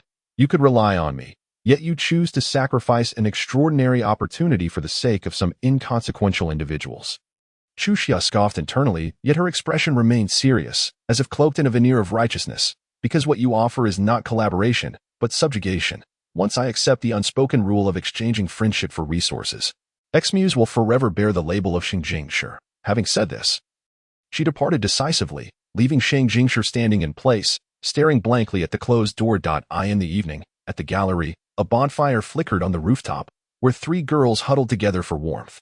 Chu Xia recounted her rejection of Shang Jingshi's offer to the two, and Mu Ting's eyes glistened with unshed tears. In truth, you could first deceive Shang Jingshi out of his money, and we could join later. As long as Xmuse thrives, this matter is trivial. Xiaoyan, not one for sentimentality, jokingly remarked, "I never thought you would truly forsake your roots for wealth." Chu Xia tossed her meticulously crafted business proposal into the bonfire, stating in the astonished gazes of her companions, "Since there is no revolutionary base, let us resort to guerrilla warfare. I will make capital seek me out." She spent an entire evening discussing her preliminary concept with 2 individuals, and by the following day, she resolved to establish a mobile art pop-up shop, transforming a shipping container into a portable art capsule. However, upon the launch of this concept, industry experts publicly derided it, suggesting that female entrepreneurs often indulge in fanciful ideas and would be better off at home nursing their children. Chu Xia and her companions paid no heed to these disparaging remarks, remaining steadfastly focused on their vision.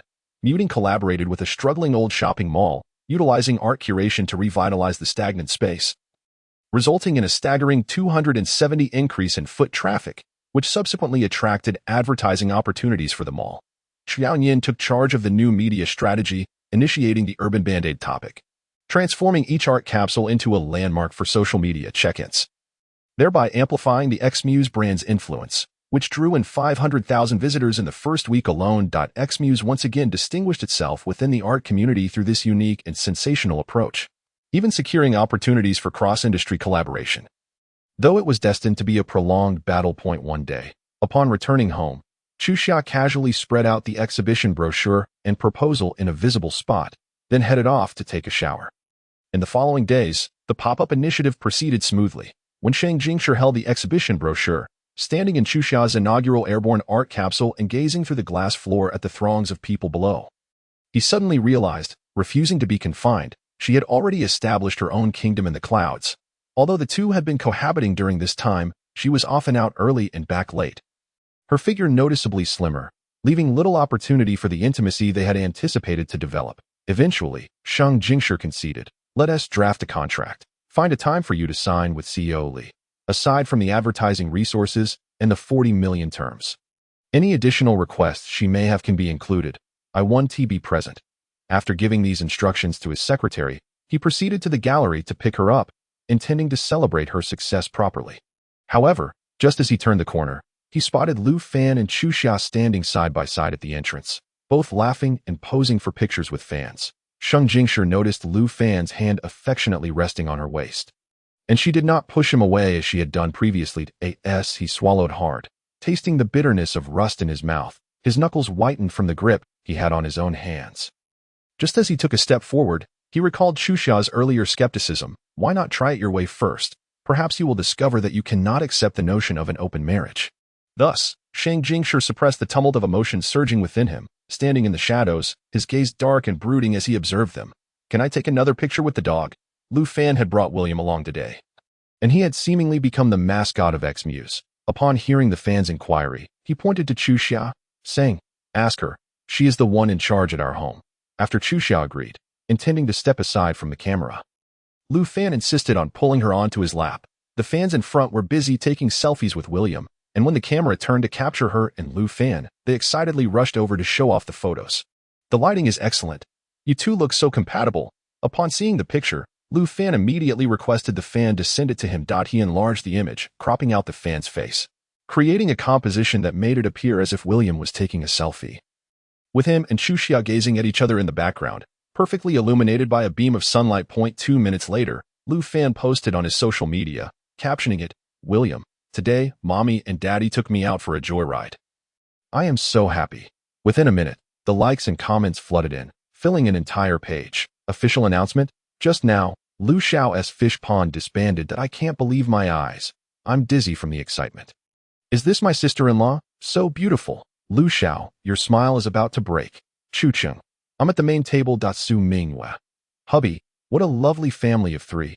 Chu Xiao remained oblivious to his antics, only puzzled by why Lu Fan was constantly grinning at his phone. As she turned, a familiar silhouette caught her eye in her peripheral vision, causing her to pause momentarily. "What are you looking at?" Lu Fan leaned closer, following Chu Xia's gaze, but the empty corner revealed no one. "Nothing." Before she could finish her sentence, she sneezed twice in quick succession.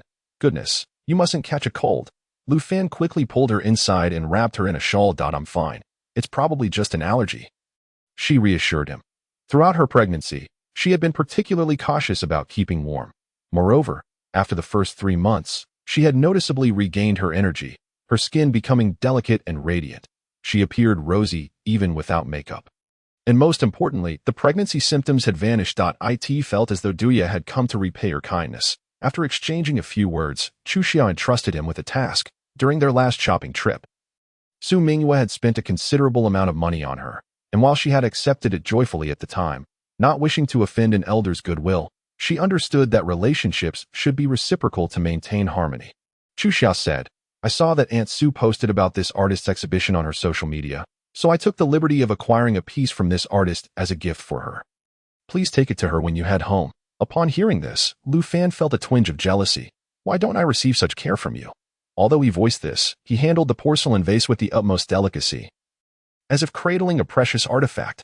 Xia, why don't you come home with me? If you personally hand it to her, she'll be even happier. Chu Xia shook her head, insisting it was not a particularly valuable item, and urging him not to make a big deal out of it. Lu Fan glanced at the delicate willow vase in his hands, thinking to himself that it was indeed precious. If he were to accidentally damage it, he would face a mix of repercussions. Just as he was about to persuade her to join him for dinner, Chu Xiao's phone rang. She answered briefly and hung up. Who was that? He inquired nonchalantly. The driver that I'm going to see my father today. Upon hearing this, Lu Fan dropped his facade, pressing her for details, and soon learned about her arrangement to leave Dia at Jiang Suzhou's house. He could no longer remain composed. After hesitating for a moment, he asked, Are you planning to be with him for Dia's sake? Chu Xiao was taken aback, taking a moment to process his question. She understood that Lu Fan, like Shen Siren, presumed the child belonged to Jiang Suizhou, while Jiang Suizhou himself was aware that the child was not his and had never inquired about the child's paternity. Now, Sheng Jingsher was insisting that the child was his. Yet she felt in her heart that Dia should belong to Shen Siren, but that no longer seemed to matter. Chu Xia sighed, adhering to the principle of not complicating matters further, and told Lu Fan, Dia is not Jiang Suizhou's. You needn't worry about it. Lu Fan blurted out in surprise. Then whose is it? But as soon as he asked, he regretted it, realizing it could only be one of the other two men. His expression darkened, and after a moment of silence, he seemed to make a resolute decision. Xia, I'll come to pick you up tomorrow to take you somewhere. Where to? You'll find out when the time comes. Seeing the mysterious air about him, Chu Xia decided not to press further. She patted William on the head and got into the car sent by Jiang Suizhou. These past few days, Jiang Suizhou had been busy dealing with matters concerning Shen Xinyuan. When Chu Xiao arrived, only her father was at home. They had dinner together and took a walk in the garden, during which Chu Xiao began to feel increasingly cold and quickly called Dia back inside. The house on Huading Road had a distinctly European style, and Jiang Suizhou, being quite particular about aesthetics, had decorated it like a palace fit for European nobility. Chu Xia had someone light the fireplace, and only then did she begin to feel warm. She snuggled up to her father as he read her a storybook. The crackling of the fire was incredibly soothing on a chilly winter night. When Jiang Suizhou returned, he found both father and daughter sprawled on the carpet, leaning awkwardly. He shrugged off his coat, driving away the chill from his own body before picking up Chu Xia. However, the moment he touched her, his brow furrowed in concern. He raised his hand to her forehead, and the heat radiating from her skin transferred to his palm instantly. Call Dr. Chun and have him come over immediately. After issuing this command to the servant, he carried Chu Xia upstairs, momentarily forgetting about Duya. He placed her on the bed in his own room, wetting a towel with alcohol diluted in water, but then hesitated, realizing she was pregnant and unsure if she could tolerate alcohol. He returned to the bathroom to wring out a towel soaked in warm water instead, sitting at the edge of the bed to cool her heated skin, his movements so practiced they seemed ingrained in his very DNA. Their initial interactions had begun with him caring for her fever. Jiang Suizhou recalled that vividly, he had stood at her bedside, using physical methods to cool her down because she refused to take medicine.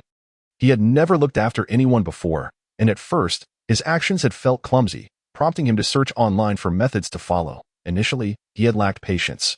But upon learning that Chu Xia had taken a bottle of sleeping pills and was unable to eat after having her stomach pumped, he thought to himself that he couldn't let her perish like this, especially since he had yet to deal with Shen Siren. Thus began the cycle of sunk costs, from a spoonful of porridge, a single pill, a towel. To the ever-delayed revenge against Shen Siren, repeatedly convincing himself it was merely a means to an end, as his heart began to rise and fall uncontrollably because of her. At this moment, Jiang Suizhou wished only for the illness to manifest in him instead. Chu Xia felt a burning pain in her eyes and a sore throat, and in her dazed state, she caught sight of Jiang Suizhou sitting beside her bed, gazing at her with tenderness as he brushed her hair away from her forehead. He kissed her eyes repeatedly, then traced down her nose to her lips, but Chu Xia, in her feeble state, raised her hand to block him. You might catch it. She suspected that she had contracted the flu due to the large crowd earlier in the day, possibly from an infected individual. Otherwise, it would not have escalated so quickly. "Did you know your voice sounds like Donald Duck right now?" Jiang Suizhou playfully teased her, taking her feverish hand and planting a gentle kiss upon it, leaning in closer still. The hour was late, and he had already kissed her moments ago. After speaking, he leaned in for another soft kiss, akin to a comforting gesture. Chuxia, suppressing the pain in her throat, murmured, "It might be the flu. It really can be contagious. So this is the oath I take." Jiang Suizhou gently patted her head, urging her not to speak further. When Dr. Chen arrived, he confirmed that Chuxia was not suffering from the flu, but rather had tested positive for a virus. This was a more troublesome predicament, as Miss Li was currently pregnant, and it was best that she refrain from medication. Upon hearing this, Jiang Suizhou's heart tightened, though his face betrayed no emotion as he calmly instructed. "Send me all available methods to make her comfortable, Mr. Jiang. Miss Li needs to be isolated. It would be best if you also refrained from." Jiang Suizhou interrupted, "I cannot allow her to suffer alone."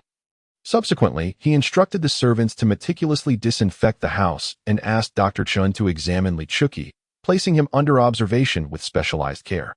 Late at night, Lin Yu received a call from his boss and, upon hearing Jiang Suizhou request the transportation of a ventilator, pulse oximeter, and various medical equipment, he feared that the old master was finally nearing his end. Meanwhile, in the apartment, Xing Jingshi sat alone before a candlelit dinner, staring blankly at his phone. Chapter 82. The grave of attire. He dialed that familiar number once more, a sequence he could recite by heart. "Hello, the user you are calling is currently busy. Please try again later. Sorry, the subscriber you dialed." With a sharp crack, Xing Jingshi crushed the glass in his hand, shards embedding into his flesh, blurring the line between wine and blood. His hands were a mess of broken pieces as he violently swept aside the meticulously arranged dinner. The clash of knife and fork against the wine glass produced a jarring sound, the tablecloth stained by the spilled wine, spreading a vivid red. Xing Jingshi felt his heart burn with pain. The veins on his neck bulging from the strain of suppressed rage, his bloodshot eyes filled with intense hatred. In despair, he rose and, stepping on the shards of glass, made his way to the bedroom. Collapsing onto the bed, burying his face into the pillow she had once slept on. It is said that when one experiences intense desire for another, their sense of smell becomes exceptionally acute. One can detect a mere 0.0001 micrograms of hormonal residue lingering on the collar of the other's sweater, a concentration akin to identifying a drop of blood in the vast Pacific Ocean. However, when love ceases to exist between two individuals, merely a one-sided yearning remains, the sin of the other becomes a mausoleum of attire. Xing Jingshi knew all too well that this was an improper obsession, one that would lead him into cyclical torment, subjecting him to the backlash of his own possessiveness, yet he found it impossible to extricate himself rationally. Just then, a sound echoed from the doorway. Xing Jingshi immediately raised his head, intently confirming that the door would open in the next moment. Yet, moments later, the door next door closed, taking with it his last shred of sanity. In the dimly lit room, a pair of bony hands violently crumpled the pillow, exerting all their strength to suffocate his face within its embrace. The man shouted in a release of pent-up emotion, his anguish evident as the veins at his temples throbbed. All his sorrow was buried within the pillow, emitting muffled sounds unheard by anyone else. Time passed, and after the emotional outburst, Xing Jingshi lay peacefully on the bed, resembling a corpse awaiting death, with only the large damp stains on the pillow serving as evidence of his continued existence. Slowly, he closed his eyes, a tear slipping down his cheek. In the darkness, he muttered to himself, "Is it too much to ask for you to come home every day?" Because he could not take fever-reducing medication, Jiang Suizhou spent the entire night physically cooling Chuxia. Every 30 minutes, he would check her temperature, recording her readings in his phone's memo, just before dawn. Chuxia finally broke her fever. He was finally able to close his eyes for a brief moment. Gently lying beside her, his large hand enveloping her small one, in the quiet room. Only their breaths remained audible. The shadows beneath the curtains shifted from the center of the floor to the corners. When Chuxia awoke, it was already the afternoon of the next day. The sensation of skin soreness had subsided, but her body still felt weak and listless. As she turned her head, she was greeted by the sight of his magnified, handsome face. His hair was slicked back, still bearing traces of unwashed styling gel, the exposed forehead and high brow forming a perfect arc, yet a faint crease of worry marred his brow. Chuxia raised her hand. gently touching Jiang Suizhou's furrowed brow, smoothing out the lines. Despite her careful touch, he suddenly opened his eyes wide, startled, weariness evident within them. Awake? His voice was hoarse as he reached for her forehead, asking, "Thirsty? Or is something bothering you?" Chu Xiao paused for 2 seconds before hoarsely responding, "Jiang Suizhou, you sound like Donald Duck." Jiang Suizhou was taken aback, then laughed, replying, "I'm Electric Mickey." He checked her temperature once more, confirming there were no signs of a recurrence. Then instructed a servant to bring food to the door. Only after the servant left did he bring it in himself. Chu Xiao attempted to call Muting to inform her of her illness, only to discover her phone was inexplicably dead. How strange. Just as she was about to turn it on, Jiang Suizhou snatched it away to "It's probably out of battery. That I had Lin Yu relay the message to you early this morning. Just focus on resting for the next few days." With that, he took her phone to the study to charge. The meal for the ailing was sumptuous, but unfortunately, Chu Xiao found herself unable to eat. Noticing her intention to set down the spoon, Jiang Suizhou immediately adopted a serious expression, saying, "No, but my throat hurts with every bite." Chu Xiao's face contorted into a small frown. Thus, Jiang Suizhou hastily consumed a few bites, took his medication, and then began to focus on feeding her. As Chu Xiao struggled to swallow, her expression was one of extreme discomfort, her eyes turning red after just a few bites. Jiang Suizhou, suppressing his own heartache, fed her another spoonful. "Doesn't it hurt?" she asked in confusion. "This should be a specific strain. Why are the symptoms different?" "It does," Jiang Suizhou replied, his expression neutral as he continued to feed her. "But I once ate sand mixed with rice as a child, so I've built up a tolerance. Why would you eat that?" Chu Xiao looked at him in bewilderment. Zixing loved to play pranks. That one sentence plunged Chu Xiao into silence. Seeing her reluctance to eat, Jiang Suizhou said, "Would you like to hear about my brother and me?" Chu Xiao hesitated for a few seconds before nodding, then eat half a bowl more. "And I'll tell you." Thus, Chu Xiao picked up the spoon, slowly eating her meal, while Jiang Suizhou's hoarse voice began to narrate, "When I was young, I despised Zixing. I wished he had never been born.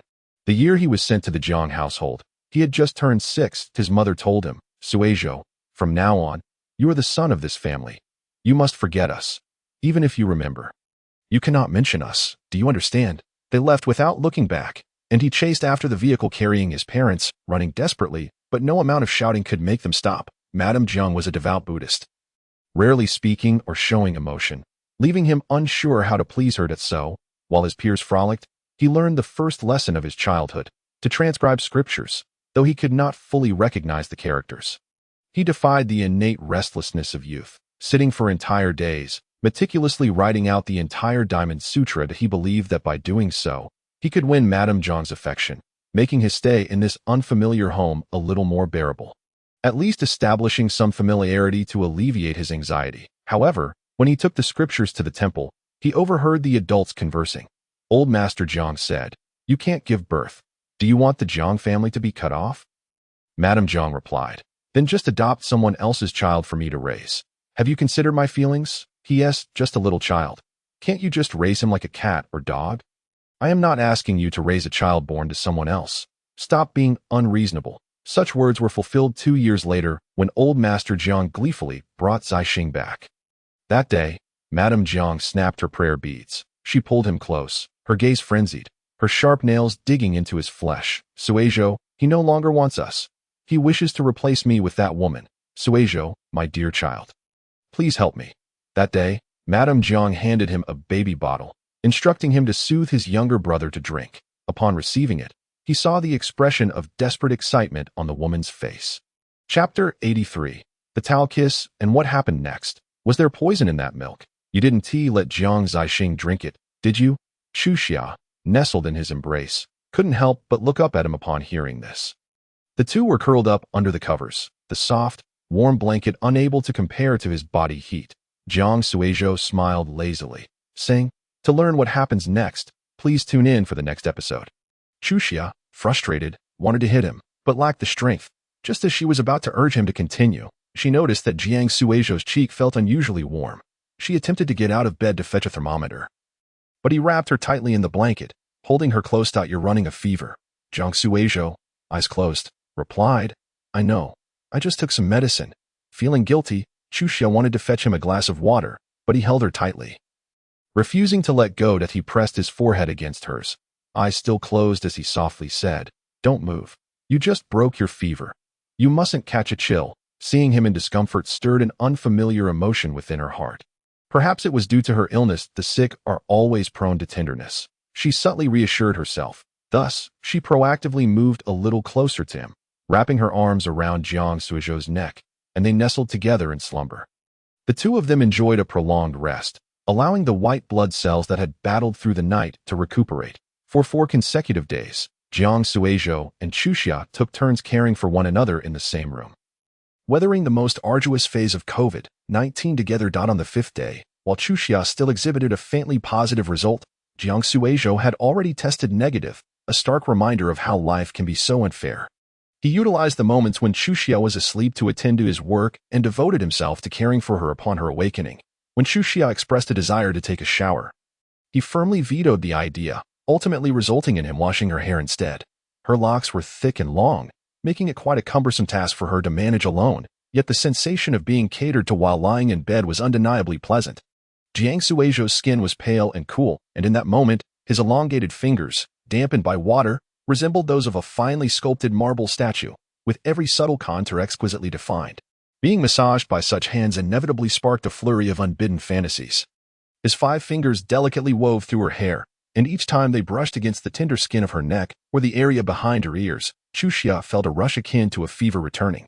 "Are you done yet?" she urged, eager to conclude this unusual experience. Jiang Suizhou wrapped her damp hair in a towel and retrieved a hairdryer, gently blowing and drying her hair.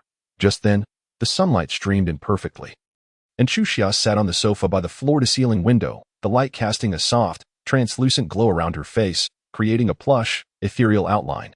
Jiang Suizhou gazed at her cheeks and the tousled hair he had blown into disarray, unable to suppress the upward curve of his lips as he murmured to himself, just like a newly hatched bird, "How adorable." Chuxia, her thoughts concealed beneath the towel, failed to hear his words due to the roaring of the hairdryer. So she looked up at him. In that fleeting moment, the towel slipped from Jiang Suizhou's hands, obscuring her vision. Beneath the towel and her semi-damp hair lay her pert nose, delicate chin, and glistening lips. Jiang Suizhou instinctively lifted his hand to caress her face, realizing that her visage was nearly the same size as his hand. "What did you just say?" Chuxia inquired, attempting to pull the towel away, only to have Jiang Suizhou gently grasp her chin. His ardent breath drew near, and his lips, with an insistent intensity, met hers in a tender yet passionate kiss. Jiang Suizhou hesitated to end the kiss, wishing to deepen it, but saw that Chuxia had already lowered the towel, her dark, luminous eyes fixed on him. In that moment of connection, she effortlessly captured his heart. His gaze did not waver. Instead, it lingered on her eyes, his Adam's apple bobbing slightly.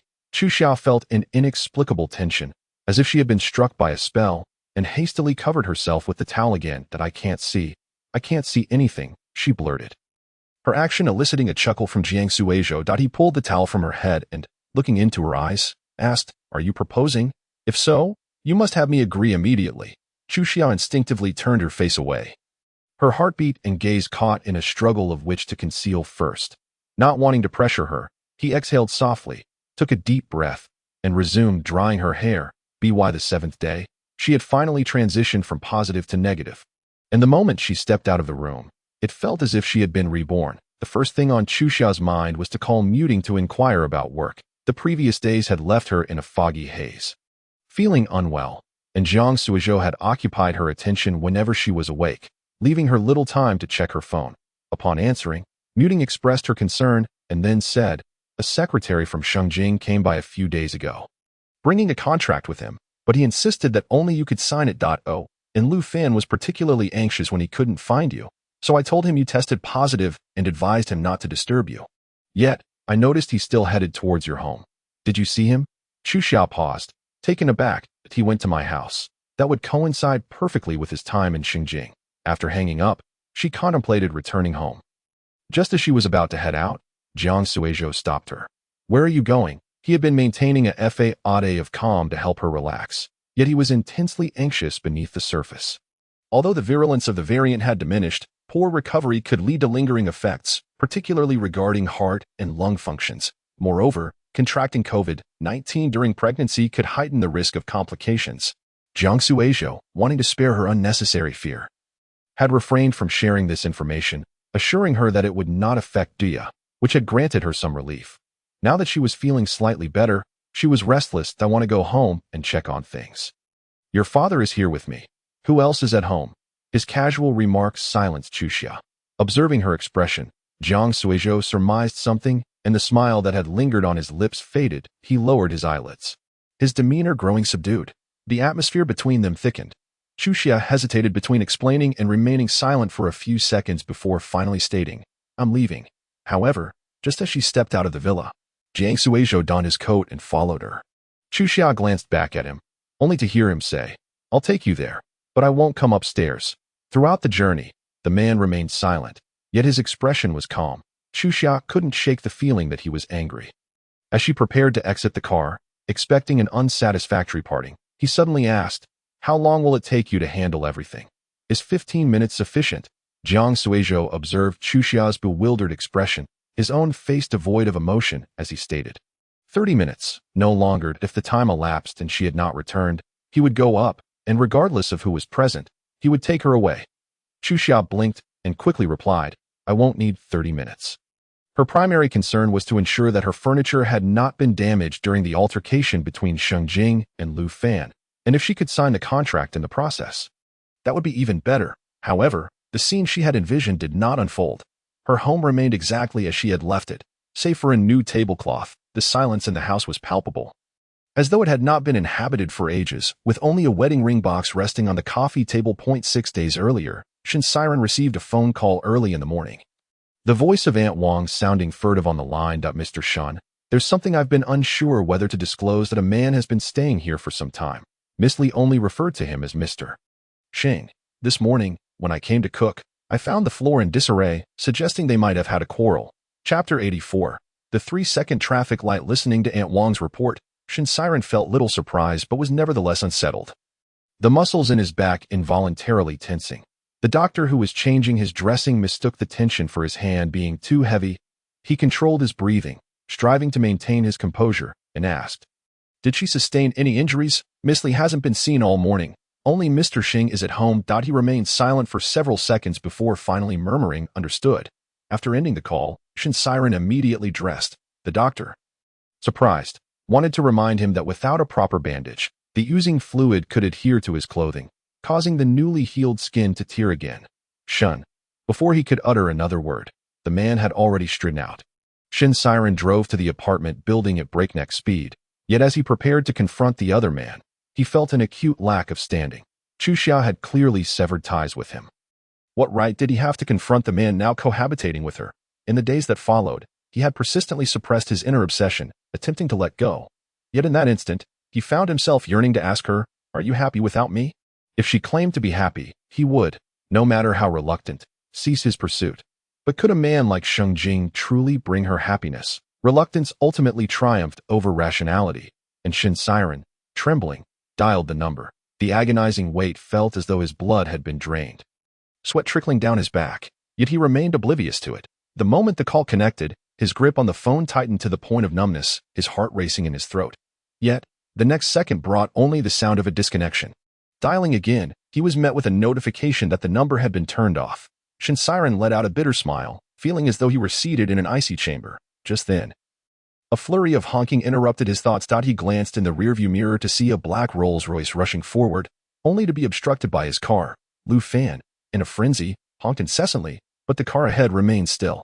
He unfastened his seatbelt and exited the vehicle, approaching the driver's window. When the window rolled down to reveal Shin Siren inside, Lu Fan was momentarily taken aback. Why are you here? Shin Siren had switched cars that day, resulting in Lu Fan's failure to recognize him. Ever since their last encounter where Lu Fan had been roughly handled, he perceived Shin Siren as a duplicitous character and felt trepidation towards him. If Chuxia were to be with such a complicated individual, it would only drain her emotional reserves over time. Move your car. I need to get through. Lu Fan turned to leave, but Shin Siren's emotionless voice halted him. She isn't home. Impossible. Lu Fan's frustration flared, unwilling to waste time in this manner, promptly stating, Chuxia is ill. If she isn't home, where could she be? Shin Siren paused, furrowing his brow as he scrutinized Lu Fan before quickly asking, Is she really not home? Can you reach her? Lu Fan shook his head. He had made several calls, all of which she had declined, and he only learned of her illness from muting at the gallery. Wait, she mentioned going to Jiang Suizhou's place to see her father yesterday. Upon seeing Lu Fan's realization, Shin Siren pressed the accelerator, executing a rapid reverse that wedged the front of the Rolls-Royce into a dead end. Lu Fan, furious, shouted, "Are you out of your mind? Where is she? You lunatic! If you don't tell me, you won't leave today." Luo Fan gazed at the somber man before him, realizing that he had long since lost his usual composure. Even discarding the veneer of gentility he typically wore, with a mocking smile, he deliberately provoked Shin Siren, saying, "So it turns out you were so inconsequential to her that she didn't even inform you of her visit to Jiang Suizhou. Yet just yesterday, Xia shared her plans with me. We even agreed to meet today." Shin Siren's grip on the steering wheel tightened, forcibly suppressing the sharp pang in his heart. He let out a cold laugh and retorted, "Even if she were to choose the father of her child, it would never be you." Unwilling to concede, Luo Fan replied, "Jiang Suizhou is not the father of the child. Moreover, I have no qualms in telling you that I am meeting her today to sign a family trust. Xia has already met my parents, and our entire family adores her. Shin Siren, a qualified ex, should act as if he is deceased. Xia no longer loves you. I may have been somewhat muddled in the past, but rest assured, I will never grant you the opportunity to rekindle your relationship with her." Having said this, Luo Fan abruptly exited the vehicle, striding away while dialing for someone to pick him up. Meanwhile, Shin Siren remained rooted in the car, his mind echoing with the words, "Jiang Suizhou is not the father of the child." Luo Fan's assertions lacked any substantiating evidence, yet they stirred life into Shin Siren's heart, which had been as stagnant as a pool of stagnant water. He recalled a scene from the hospital not long ago, tapping the edges of his phone in contemplation. After a lengthy pause, he picked up the phone and called Shin Fuyu. "Brother, what's going on so early in the morning?" Shin Siren spoke rapidly, his usual calmness replaced by urgency. "You mentioned encountering Chuxia in the hospital, which is how you learned she was pregnant. I need every detail. Don't leave out a single word." Shin Fuyu obediently recounted the events of that day. After listening, Shin Siren inquired, "Did she say it herself? The child isn't from Xinjiang, is it?" "Yes, she initially deceived Lingsu, but when I asked her who the child's father was, she did not respond." "How many weeks was she pregnant at that time?" Shin Fuyu recalled carefully. "It was noted as 5 weeks on the pregnancy test." Shin Siren fell silent, a tumult of complex emotions swirling in his eyes. Shin Fuyu asked, "Why are you asking this? Are you planning to forge a paternity test to convince mom?" After a brief pause, Shin Siren muttered to himself, "If the child is mine, is there even a need to forge a paternity test?"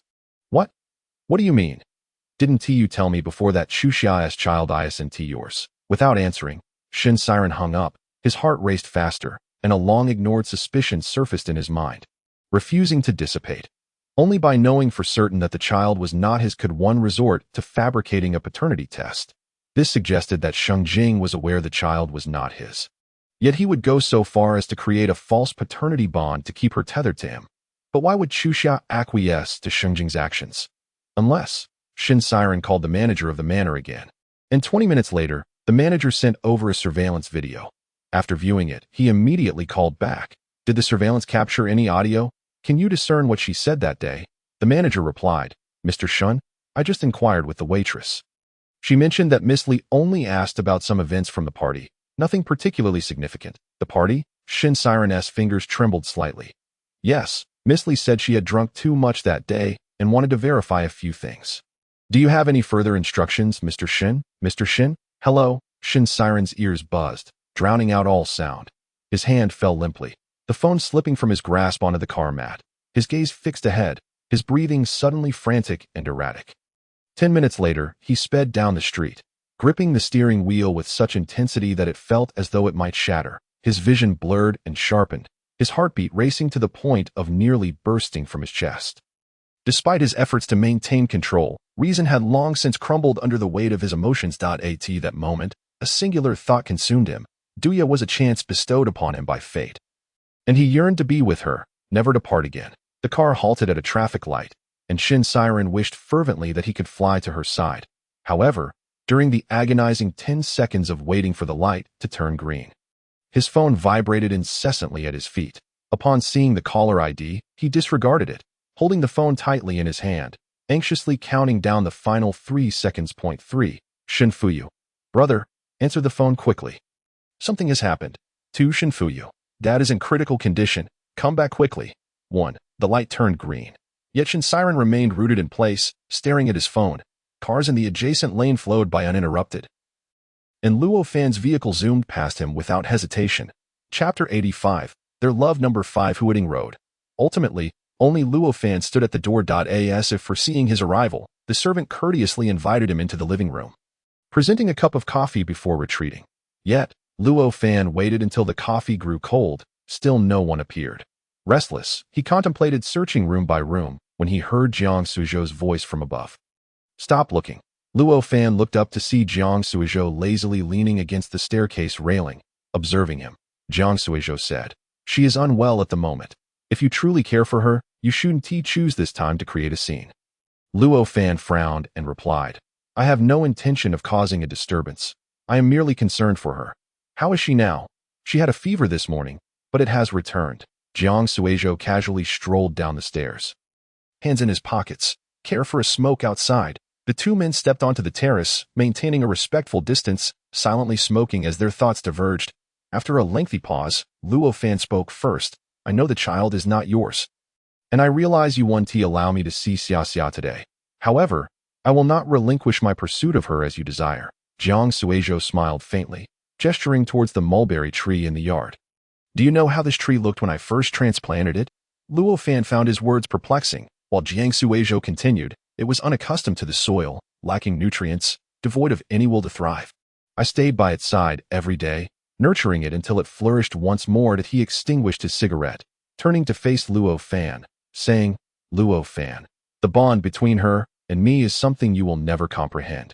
If one day she declares her choice of you, I shall respect her decision without a single word of protest, but I will spend my life observing you, to see if you can truly bring her happiness.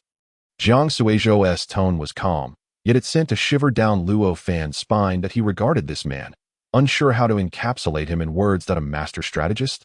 He certainly possessed such an aura, but it felt insufficient. After much contemplation, until Jiang Suzhou finally showed him to the door, Luo Fan discerned the perfect description. This man resembled an invisible dome, his boundaries undetectable, only to be noticed when one looked up in need. Realizing he had long provided shelter. Hospital. Shinsiren stood numbly outside the operating room, watching his weeping mother and helpless sister, his heart frozen in a state of numbness.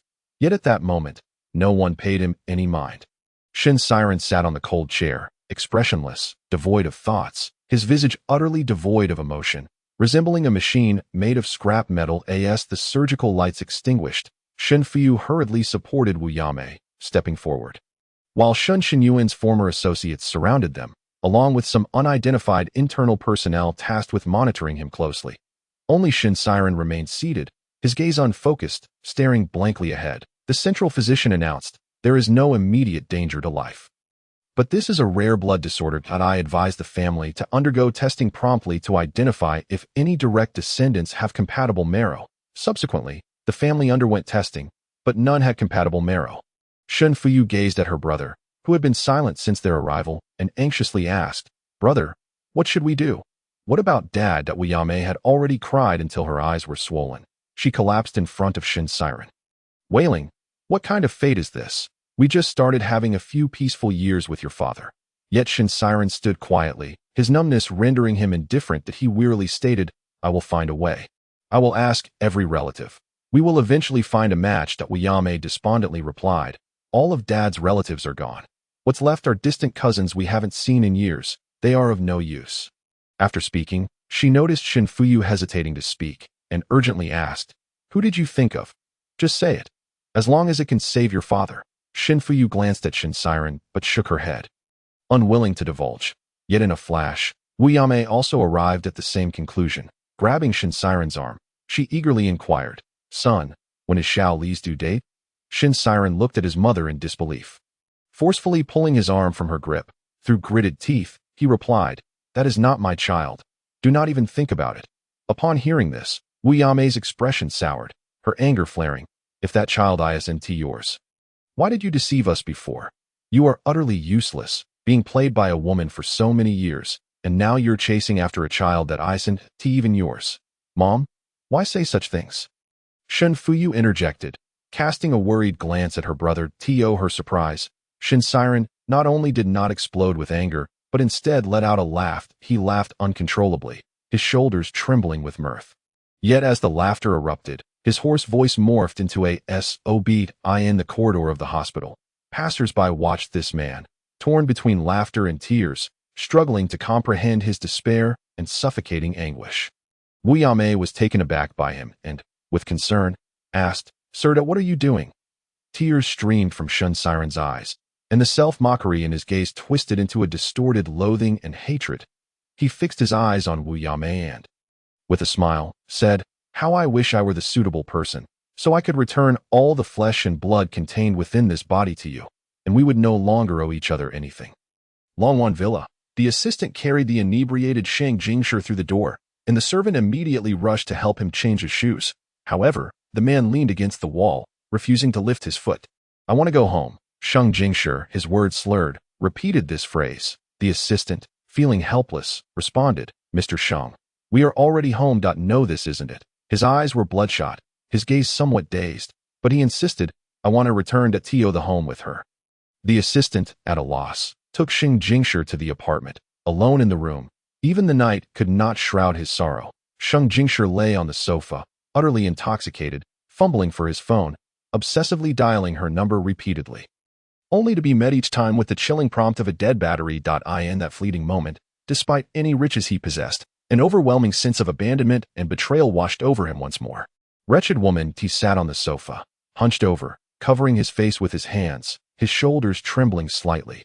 Eventually, he could not recall how he fell asleep, and when sunlight spilled onto his face, it was already midday the following day. Looking at his disheveled reflection in the mirror, he saw the imprints of sleep etched on his face, a layer of stubble adorning his chin, and his hair resembling a bird's nest, entirely devoid of his usual polished appearance at the office. He splashed a handful of water on his face to rouse himself, forcing himself to regain composure. But upon lifting his gaze, he noticed her toothbrush placed alongside his own, causing his heart to constrict uncontrollably. "You promised not to care about her. You can do this," Shang Jingshi admonished himself in the mirror. After tidying himself up, the man donned a new suit and tied his tie, transforming back into the impeccable adult he once was. Before leaving, he retrieved a ring box and set it on the coffee table. It was a custom piece he had commissioned from a designer at Van Cleef Arpels a month prior. Just before they closed their doors, Shang Jingshi thought, "This woman is materialistic and greedy, selfish and unfeeling. Therefore, the diamond must be larger, lest she find an excuse to refuse it." Chapter 86. The Final Showdown. The three-way battleground. That moment, Chu Xia held the engagement ring, contemplating for a moment, before dialing Shang Jingshi. The ringing tone persisted for over a dozen rings. She surmised he was in a meeting and was about to hang up when a hurried hello resonated from her phone. "It's me." On the coffee table, before she could finish her sentence, a growl erupted from the other end. "Li Chuxia, what the hell do you think I am? You just vanished without a word. Do you really think I can't do anything about it?" Chu Xia rubbed her ears, fiddled with her nails, and hastily concocted, "I fell ill. It's COVID-19. I was afraid of infecting you, so I've been isolated in the hospital these past few days." She heard Shang Jingshi fall silent for a moment. And then his voice, hoarse, demanded, "Which hospital? You don't need to come. I'm already fine. Which hospital? Don't make me worry." Zizi. While Chu Xia pondered how to handle him, Shang Jingshi keenly remarked, "Have you gone home?" "I just went home to grab a few things. I'll be leaving soon." After she spoke, she heard a rush of noise from the other end, followed by Shang Jingshi's unstable breaths. "Let me see you." Chu Xia wanted to refuse, but then his voice, nearly breaking down, echoed in her ear, "I must see you." Before she could finish her protest, the call was abruptly terminated. Almost immediately, a threatening text message arrived. "If I don't see you when I return, I'll upload the video online immediately." Chu Xia sighed, resigned, and messaged Jiang Suizhou, "I need a bit more time. Perhaps you could head back first?" She then watched as her message was read but ignored. Such a temper. After muttering to herself, she figured Jiang Suizhou had probably already sped off. Fine, that would make things simpler. She had initially planned to deal with Shang Jingshi today, but fate seemed to think she had too little on her plate. As soon after, Lu Fan's call came through. The moment she answered, he bombarded her with questions. "Xia Xia, Mu Ting said you reached out to her. How are you?" Are you better now? Do you need to go to the hospital? Can I come take care of you? I'm already fine. Halfway through her sentence, she choked on her own saliva and began to cough. Upon hearing this, Lu Fan immediately said, "Wait for me. I'll come find you at Huiting Road." Wait. Coughed out, "I'm not there. No, please don't come." But Lu Fan only heard what he wanted, declaring, "I'll be there soon," before hanging up. Not. After a fit of coughs, the feeling of suffocation faded, and she wished she could simply pass out on the spot. She truly wanted to shout, "Do these men have nothing better to do?" Exasperated, Chu Xia took a sip of water to catch her breath when a knock at the door interrupted her. Did they think they were on a roller coaster, arriving so quickly? She opened the door to find Jiang Suizhou, tall and imposing, standing in front of her. He glanced at his watch and raised an eyebrow, stating, "Time's up." Chu Xia's eyes widened, and she inhaled sharply. Jiang Suizhou strode in without hesitation, surveying the surroundings with a skeptical glint in his eyes. "No one is here. Then what are you lingering about for?" Chu Xia felt her throat dry, starting to fabricate. "My purified water ran out. Could you buy some?" Jiang Suizhou gazed at her in silence for a moment before bursting into laughter. A knowing look flickered in his eyes as he smirked. "Can't you just call for it? Delivery takes 3 hours. I want it now," she added hastily, fearing he might take offense. "Of course, such trivial matters are beneath you, Jiang. I should just go buy it myself." With that, she made her way to the door, quickening her pace. She thought if he wouldn't leave, she would, and if things escalated, she could keep her distance from the scene. But Jiang Suizhou swiftly stepped forward, gripping her by the nape of her neck. "It's too cold outside. Wait for me at home." Before leaving, Jiang Suizhou cast a lingering glance at her, leaving her puzzled about his intentions before stepping out. Once the door closed, Chu Xiao paced in the living room. What to do?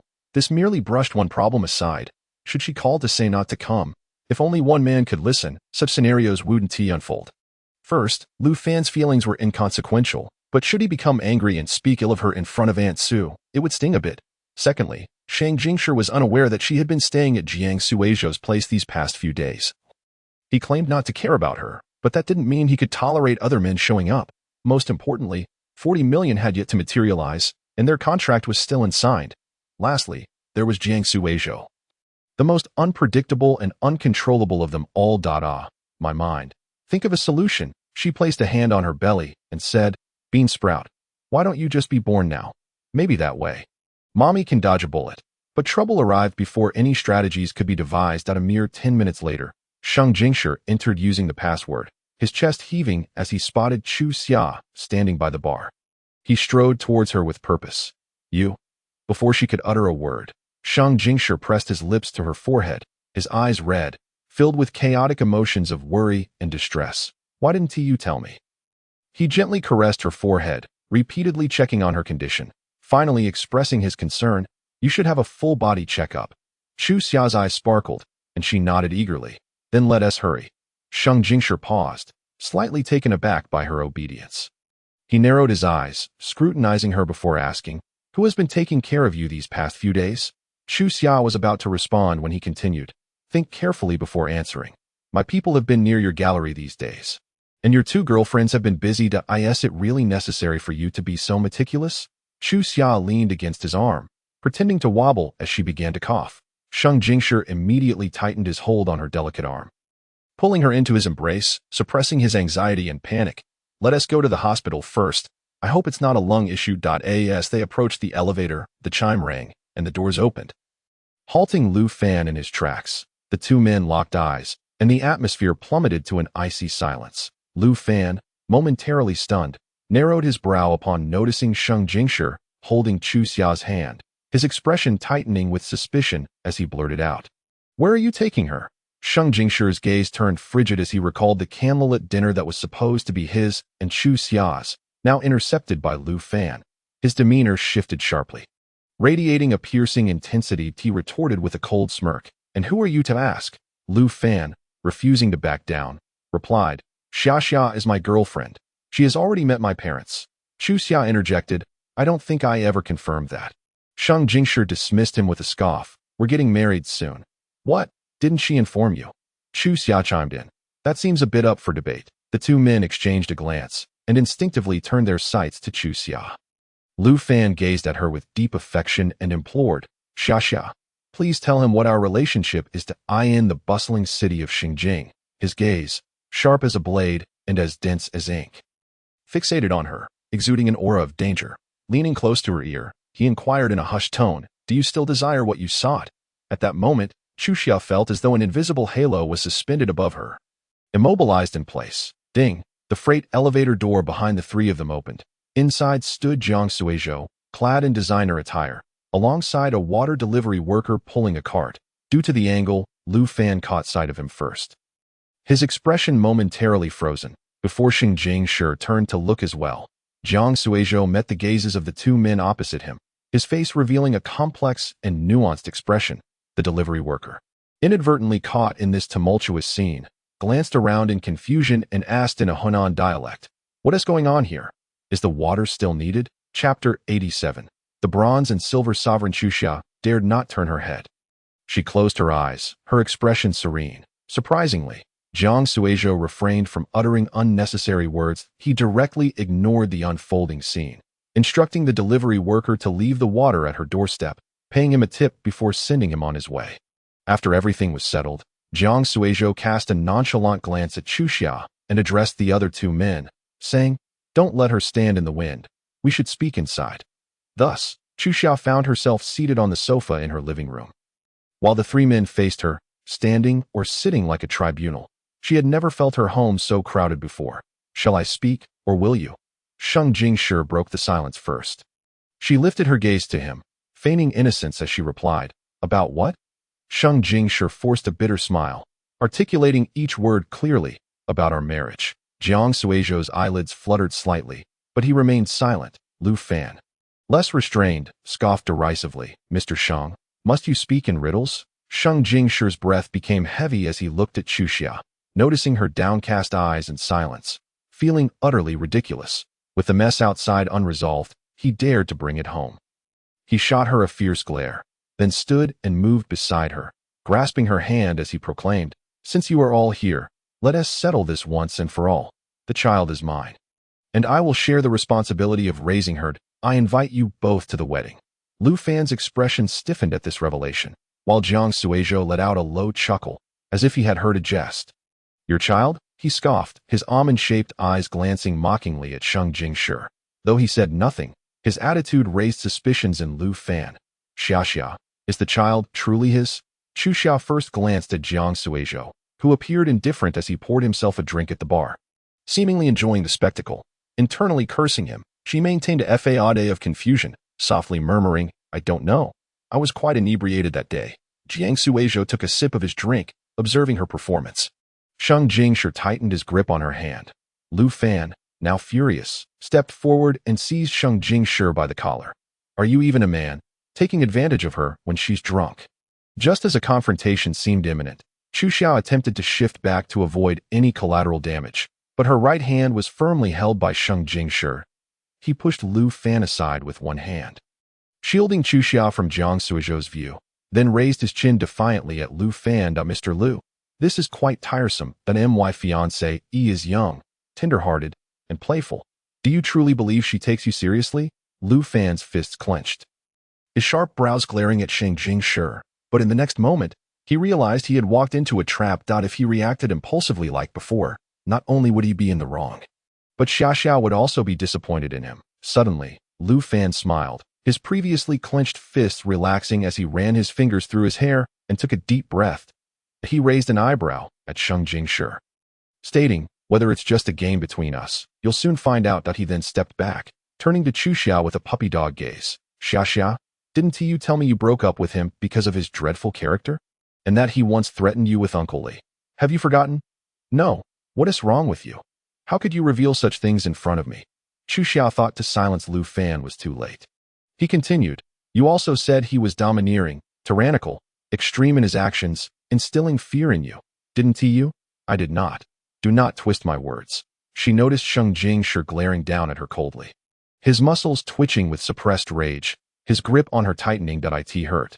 Chuxia pretended to struggle a bit, then lowered her eyes with a furrowed brow, feigning a sense of grievance, biting her lip and turning away. This little act drew a suppressed smile from Jiang Suizhou, but left both Lu Fan and Xing Jingshi feeling unsettled. Lu Fan felt regret, believing he should not have said those things that put her in a difficult position. Sheng Jingshi was consumed by pure resentment. He was all too familiar with her demeanor and had once been completely captivated by her. Yet now, knowing her true nature, he still could not help but release her hand, fearing she was truly in pain. But Chu Xiao raised her eyes, delivering a decisive blow to Sheng Jingshi that I merely agreed to give it a try. Why must you always be so domineering? Domineering? Sheng Jingshi suddenly felt short of breath, his rage boiling over as he exclaimed, "How dare you agree to my terms? You invite them here.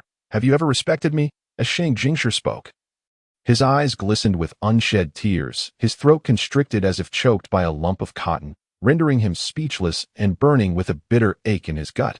Jiang Suizhou, who had remained silent, now coldly interjected, "Don't shout at her. If you can't speak civilly, then say nothing." Seizing the moment, Lu Fan sat beside Chu Xia, gently massaging her hand. "Xia, why don't you come home with me today? My mother has been worried about your illness and has been asking about you daily. She even cooked soup, saying it would help with your recovery." Just as Chu Xia was about to ask what kind of soup, Sheng Jingshi growled, "Li Chu Xia, you dare go?" She looked at Sheng Jingshi in confusion. "Why can't I go? Are you going to lock me up like before?"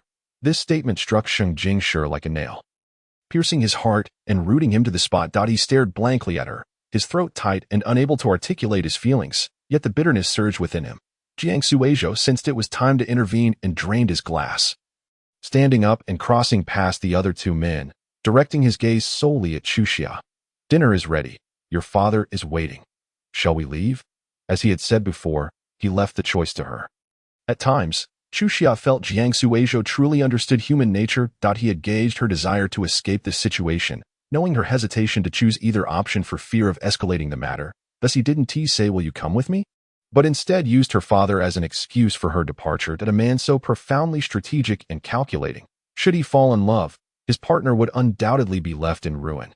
Chu Xia did not wish to be that person, for she feared losing. Suppressing her true feelings, she subtly sidestepped the issue, saying, I almost forgot. My father is still waiting for me." Seeing her genuinely ready to leave with Jiang Suizhou, both Sheng Jingshi and Lu Fan frowned in unison, exclaiming, Xia, wait a moment. You dare leave, and I'll immediately release the video." In the chaos, Jiang Suizhou caught a crucial piece of information. He shot a cold glance at Sheng Jingshi and turned to Chu Xia with a questioning look. "What video?" Chapter 88. Her game the video of Shun Siren beating Lu Fan on the street. After speaking, she observed Jiang Suizhou's expression noticeably pale, a slight smirk playing at the corners of his mouth. Ultimately, it seemed her connection with him was still tied to Shun Siren. Jiang Suizhou appeared numb, accustomed to such revelations, yet the bitterness lingered in his mouth, his chest heavy with discomfort. Chu Xia never felt the need to explain herself to men, nor would she make an exception for Jiang Suizhou. She merely cast a gentle glance his way before turning back to Sheng Jingshi, stating, "Today, I can comply and stay, but remember, a leverage that is overused will inevitably lose its power. When that day comes, I hope you can still offer me some other value. Otherwise, you can leave. A mere bully who knows only how to threaten," Chu Xia thought to herself. Upon hearing her words, Sheng Jingshi felt as though his heart were bleeding. Unable to draw a breath, his eyes reddening as he glared at her. If only he had other means to keep her, yet he felt utterly powerless. Lu Fan, upon hearing the mention of the video, felt a twinge of guilt and turned to Chu Xia, asking, Xia, do you know?" Chu Xia, pressed for time, replied blankly, "Know what?" Lu Fan feared she would be upset or disheartened if she learned of his near miss with causing her an accident. And so he quickly added, "Nothing. I'll come to see you next time. Take care of yourself. I'll keep an eye on the gallery." Jiang Suizhou recognized she intended to stay and suppressed his tumultuous emotions, maintaining a calm facade as he simply stated, "I'm leaving," before decisively turning away. That he refused to allow himself to glance back at her, fearing that any delay would compel him to forcibly take her away. Chu Xia watched him depart without a backward glance, her eyes downcast, saying nothing. The apartment was left with only Sheng Jingshi and her, both ensnared in silence. Chu Xia did not wish to engage in conflict with him. Moving to the kitchen to pour herself some water, only to hear hurried footsteps approaching from behind. The next moment, she felt the warmth of his body pressing against her back. Sheng Jingshi embraced her from behind, his voice choked with emotion. "You truly are quite disappointing to me." He lowered his head, burying his nose in the nape of her neck, inhaling her scent, unable to restrain the warmth swelling in his eyes. Chu Xia silently repeated 40 million 3 times in her mind, then adjusted her expression, turning to embrace the man and began to console him. The notion of reciprocity in love proved futile. And I dislike the threatening demeanor you adopt. It is rather unbecoming. That's because you were the one who went back on your word first, witnessing Sheng Jingshi becoming agitated once more. Chu Xia stood on her tiptoes and kissed him, instantly silencing him. He wrapped his arms tightly around her waist, kissing her with trembling eyelids, his lashes still glistening with tears. Subsequently, the two shared an unspoken understanding to refrain from mentioning the events of that day. Chu Xia chose silence to avoid complications, while Sheng Jingshi, fearing the strain on his heart, preferred to spare himself the anguish. They dined together, taking care to rest early for her well-being. Sheng Jingshi remained effortlessly placated. What troubled Chu Xia more was another matter. Number 5, Huading Road. Li Chuki stood at the door, anxiously scanning the surroundings, while the housekeeper had reminded him several times, "Mr. Li, perhaps you should eat first. Where is Xia Xia? Why hasn't she returned yet?" Li Chuki paced restlessly, worry etched on his face. "Xia Xia is sick. Xia Xia is sick." The housekeeper, seeing no way to persuade him, began to keep the food warm. While Li Chuki continued to wait at the door until darkness enveloped the sky, when Jiang Suizhou finally returned. Upon seeing Li Chuki, who was still scanning the area, Jiang Suizhou remarked, "She won't be coming back today."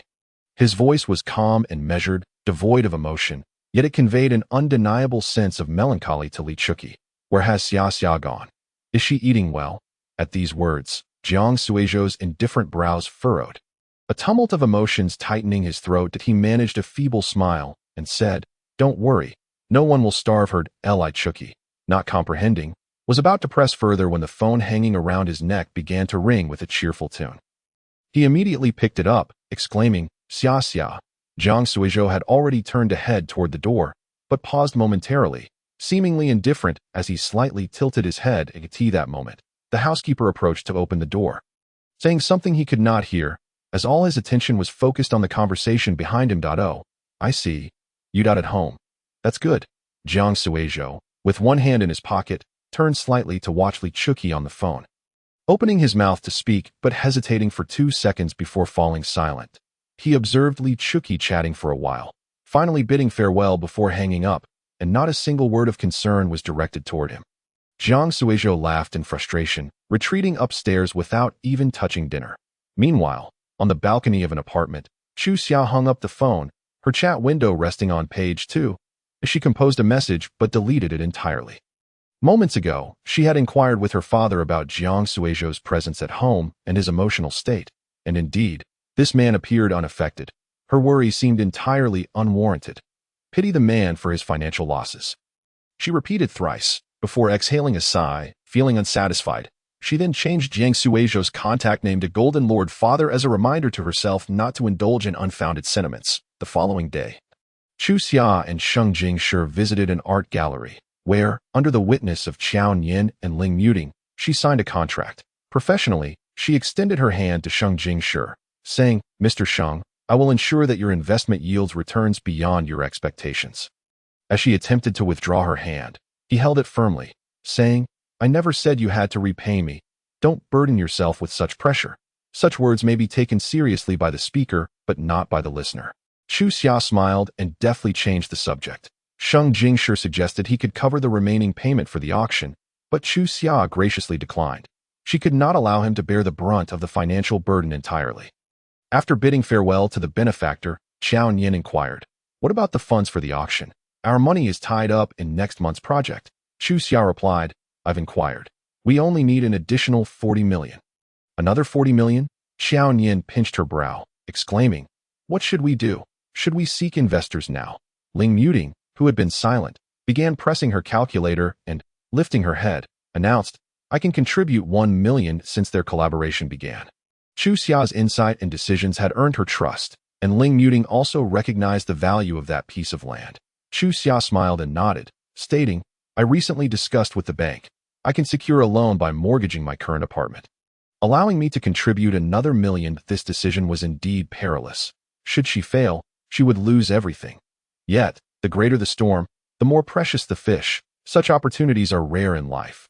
If she succeeded, it would mark a turning point for ex-muse in her own life. Upon hearing this, Xiao Yin gritted her teeth and closed her eyes, declaring, "Then I will join too. But I only have 200,000 and no problem. I'll find a way for the rest," Chu Xiao assured. Extending her hand, Ling Muting and Xiao Yin placed their hands atop hers, and the three girls exchanged smiles, chanting encouragement in unison as they raised their hands high. Sunlight streamed through their fingers. Casting dappled shadows, they clutched the light tightly, as if grasping their future. Chapter 89. The Insurance of Humanity. Upon returning, Su Qingyang heard about this matter from Xiao Yin and secretly gathered all his savings to approach Chu Xia the next day. He scratched his head and said to her, "I'm not very knowledgeable about these things, but I want to use this portion of money as Xiao Yin's share." Chu Xia did not accept it but countered, "Have you discussed this with Xiao Yin?" Su Qingyang stammered, blushing. "I wanted to give her a surprise." Chu Xia tapped her fingers on the table twice, pausing for a few seconds before saying, "If she is unaware, I want he take this money." Subsequently, Su Qingyang sought out Xiao Yin and returned to Chu Xia's office with her. Chu Xia noticed that Xiao Yin seemed more reserved than usual, a glimmer of understanding flickering in her eyes. Before signing, she asked Xiao Yin once more, "Are you certain? Have you informed him about the risk and return rates of this venture?" Xiao Yin hesitated, but Su Qingyang stepped forward, saying, "Sister Chu Xia, my money is her money." Thus, Chu Xia refrained from further discussion. With Su Qingyang's contribution, they now had 700,000 remaining. Chu Xia was not concerned about sourcing the funds. Either Lu Fan or Jiang Suizhou could easily assist her. Yet she chose not to do so, because men and women perceive matters differently. If one were to ask a man what he has invested in a relationship, most could logically enumerate their contributions, articulating each with quantifiable value. However, when inquiring of a woman, her immediate response is often a blank mind, followed by recollections that may lead to self-doubt or fear of appearing overly calculating. Any man, no matter how deeply in love, harbors an internal ledger, though he may not readily share it. Chu Xia allowed herself to owe men in matters of affection, but refused to incur debts in matters of interest. For interests serve as humanity's insurance. Once removed, one cannot predict the entities that may emerge. Furthermore, she would not grant any man the opportunity to press her under the guise of love and sacrifice. The next day, Chu Xia arranged to meet Su Mingyue, detailing the project and her vision. Yet, when it came to requesting a loan, she hesitated. Aunt Su was a beloved elder. The thought of her judging Chu Xia over money made her uneasy. As they finished their meal, Chu Xia found herself unable to voice her request. Just as she was about to leave, Su Mingyue grasped her hand and said, "Xiao Xia, can I join you in this project?" Taken aback, Chu Xia noticed the warmth in Su Mingyue's smile. "You young people are so full of ideas, though our initial capital can't quite match yours. At my age, I seek nothing but to provide opportunities for the youth to realize their ambitions." Chu Xia felt a lump in her throat, her eyes reddening as she smiled back. Seeing this, Su Mingyue hurriedly embraced her, exclaiming, "Oh dear, Auntie cannot bear to see you see our wide eye." In the end, Su Mingyue provided her with 4 million. And under Chu Xia's insistence, they signed a profit-sharing agreement, with Chu Xia promising an additional 10% interest upon the project's repayment. With the remaining 3 million, Chu Xia initially thought of consulting Old Wu. But that evening, Lu Fan's call came in first. Xia, why didn't you tell me? My mother just informed me." Chu Xia offered a casual excuse. "I heard Aunt Su mention you were quite busy with the group lately, so I didn't want to disturb you." Lu Fan's tone turned somber. "Do you not want me to join? Who knows if you might withdraw your investment out of displeasure? I swear, I only said that out of anger." Lu Fan felt that the matter could not be clarified, simply pleading, "Can you forget my past mistakes?" Chu Xia smiled. Once, Lu Fan had only been willing to part with a mere 100,000 to dismiss her. Now he was chasing after her with money. "How much more do you need?" Lu Fan inquired. "0.3 million. That I can give it to you right now." "Wait, you need to wait your turn." Lu Fan's alarm bells rang. Hearing her say, "I need to consult others' intentions first," he grew anxious. "Isn't X-Muse originally just between you and me? Others, do they understand art? Do they appreciate your original intent?" In early summer, upon hearing a frivolous young master casually use the term original intention, Chu Xia chuckled, remarking, "Understanding or not is of little consequence. What truly matters is strength. Let us discuss this later." "Wait, don't hang up." She heard a voice call out. Without hesitation, Chu Xia ended the call, only to feel a penetrating gaze from across the table. Jiang Suizhou, seated opposite her, feigned nonchalance as he stirred his coffee, his tone ambiguous as he remarked, "It's uncharacteristic of you to refuse money offered so readily," while serving her father a piece of abalone. Chu Xia replied, "If you wish to join my game, you must abide by my rules." Jiang Suizhou lifted his gaze to meet hers, contemplating for a moment before asking, "May I invest?" Chu Xia elegantly dabbed her mouth. Smiling like a cunning little fox, "You'll have to wait in line." Before departing Jiang Suizhou's residence, Chu Xia informed him that she would accompany Li Chuqi to visit Old Wu the following day. Li Chuqi, brimming with excitement, found it difficult to sleep. After bidding farewell to her father, she noticed Jiang Suizhou engrossed in his iPad on the sofa. Even when she announced her departure, he remained indifferent. Since their last encounter, a subtle rivalry had developed between them. Chu Xia made a face at his back before turning to leave. As soon as the door closed, Jiang Suizhou tossed aside his iPad and approached the window. Not averting his gaze until he saw her get into a car, did he turn to Li Chuqi, questioning, "Why didn't you assist me during dinner?" Li Chuqi replied, "Assist? Assist with what?" Jiang Suizhou coaxed gently. "As your son-in-law, you should support me not only in front of outsiders, but also in front of Xia. For instance, when she told me to wait in line today, what should you have said?" Li Chuqi furrowed her brows, pondering before responding, "You should let your son-in-law cut in line." "No," Jiang Suizhou corrected, "you ought to tell her. Jiang Suizhou will treat you better than anyone else. You must trust him." After repeating this several times under his tutelage, he allowed her to leave. The next day, Chu Xia and her father visited Old Wu, discussing potential investments, only to be met with a straightforward refusal. Undeterred, she maintained her smile and engaged Old Wu in conversation for the entire afternoon before taking her leave, even leaving her father behind. Upon returning to her car, she spotted a familiar figure waiting for her. After a moment of hesitation, the figure called out, "Chu Xia." She approached and regarded Shen Fuyu with a mere nod. Shen Fuyu asked, "May I sit with you for a moment?" Noticing her silence, Shen Fuyu quickly added, "This time it's just me." The two soon found a nearby CAF. "Shen Fuyu, never one for subtlety, candidly expressed, since our last encounter at the tea house, I have felt quite guilty towards you. A couple of days ago, I met Mu Ting, who mentioned that you are currently raising funds." She then handed Chu Xia a check, stating, "Here's 1 million. Though not a significant amount, I hope you will accept it. I am truly sorry." Chu Xia gazed at the check, aware that such funds were not easily acquired. Following the Shun family's financial scrutiny after Shen Xinyuan's incident, the fact that Shen Fuyu could present this sum indicated she had employed some means to navigate the constraints. Chu Xia graciously accepted, assuring her, "Once the matter is resolved, I will return your principal." Shen Fuyu dismissed the notion of repayment, saying, "It's your decision. I am not in a hurry for the funds." During this time, Shen Fuyu had matured considerably, no longer the capricious individual she once was, but someone who contemplated her actions. Nervously gripping her coffee cup, she confessed, "After our family's troubles, my friends have distanced themselves. Fearing association with the Shun family, I often reminisce about the moments with you and my brother. Since your departure, I sometimes feel quite lonely." Chu Xia interrupted, "What exactly do you wish to convey?" Shen Fuyu, her knuckles paling as she took several deep breaths, finally looked at her earnestly and implored, "Could you visit my brother? No, even if you cannot see him, just a phone call would suffice." Just one call. A flicker of confusion crossed Chu Xia's face. What has happened to him?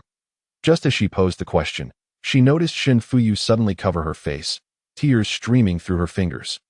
Her expression a portrait of despair. Shen Fuyu sobbed, "My brother, he committed suicide." Chapter 90. Shattered moonlight. Even after leaving the CAF, Chu Xia remained in a daze. Throughout their conversation, Shen Fuyu had skirted around the reasons behind Shin Siren's suicide, only mentioning a quarrel with Wu Yame, assuring her that he was no longer in danger but in a poor mental state. He had ceased communication with others, merely staring vacantly out of the hospital window. "Chu Xia, I beg you, save my brother. I will do anything you ask." Shen Fuyu's plea echoed in Chu Xia's mind, stirring a tumult of emotions within her. I in the face of life and death. All past grievances seemed trivial, and she found herself unable to turn a blind eye to Shen Siren's plight. Chu Xia made her way to the hospital where he was confined. The door to his room stood ajar. A nurse busy adjusting his foredrip. Chu Xia caught sight of Shen Siren sitting alone by the window, his hospital gown hanging loosely on his frame.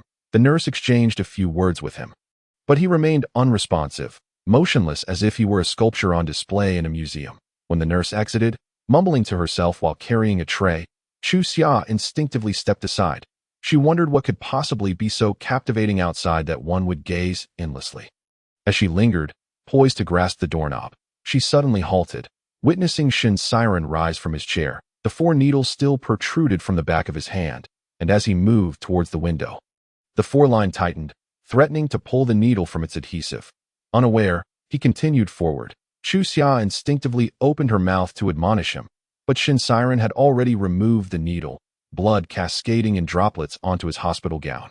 Resembling a blossoming flower. In the next moment, he threw open the window, tilting his head slightly back, his shoulders trembling.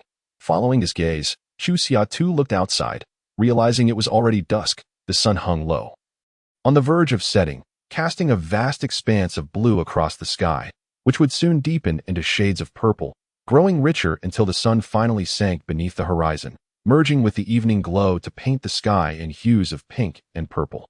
Shin Siren remained transfixed by the view until the last golden-orange ray fell, marking the end of twilight.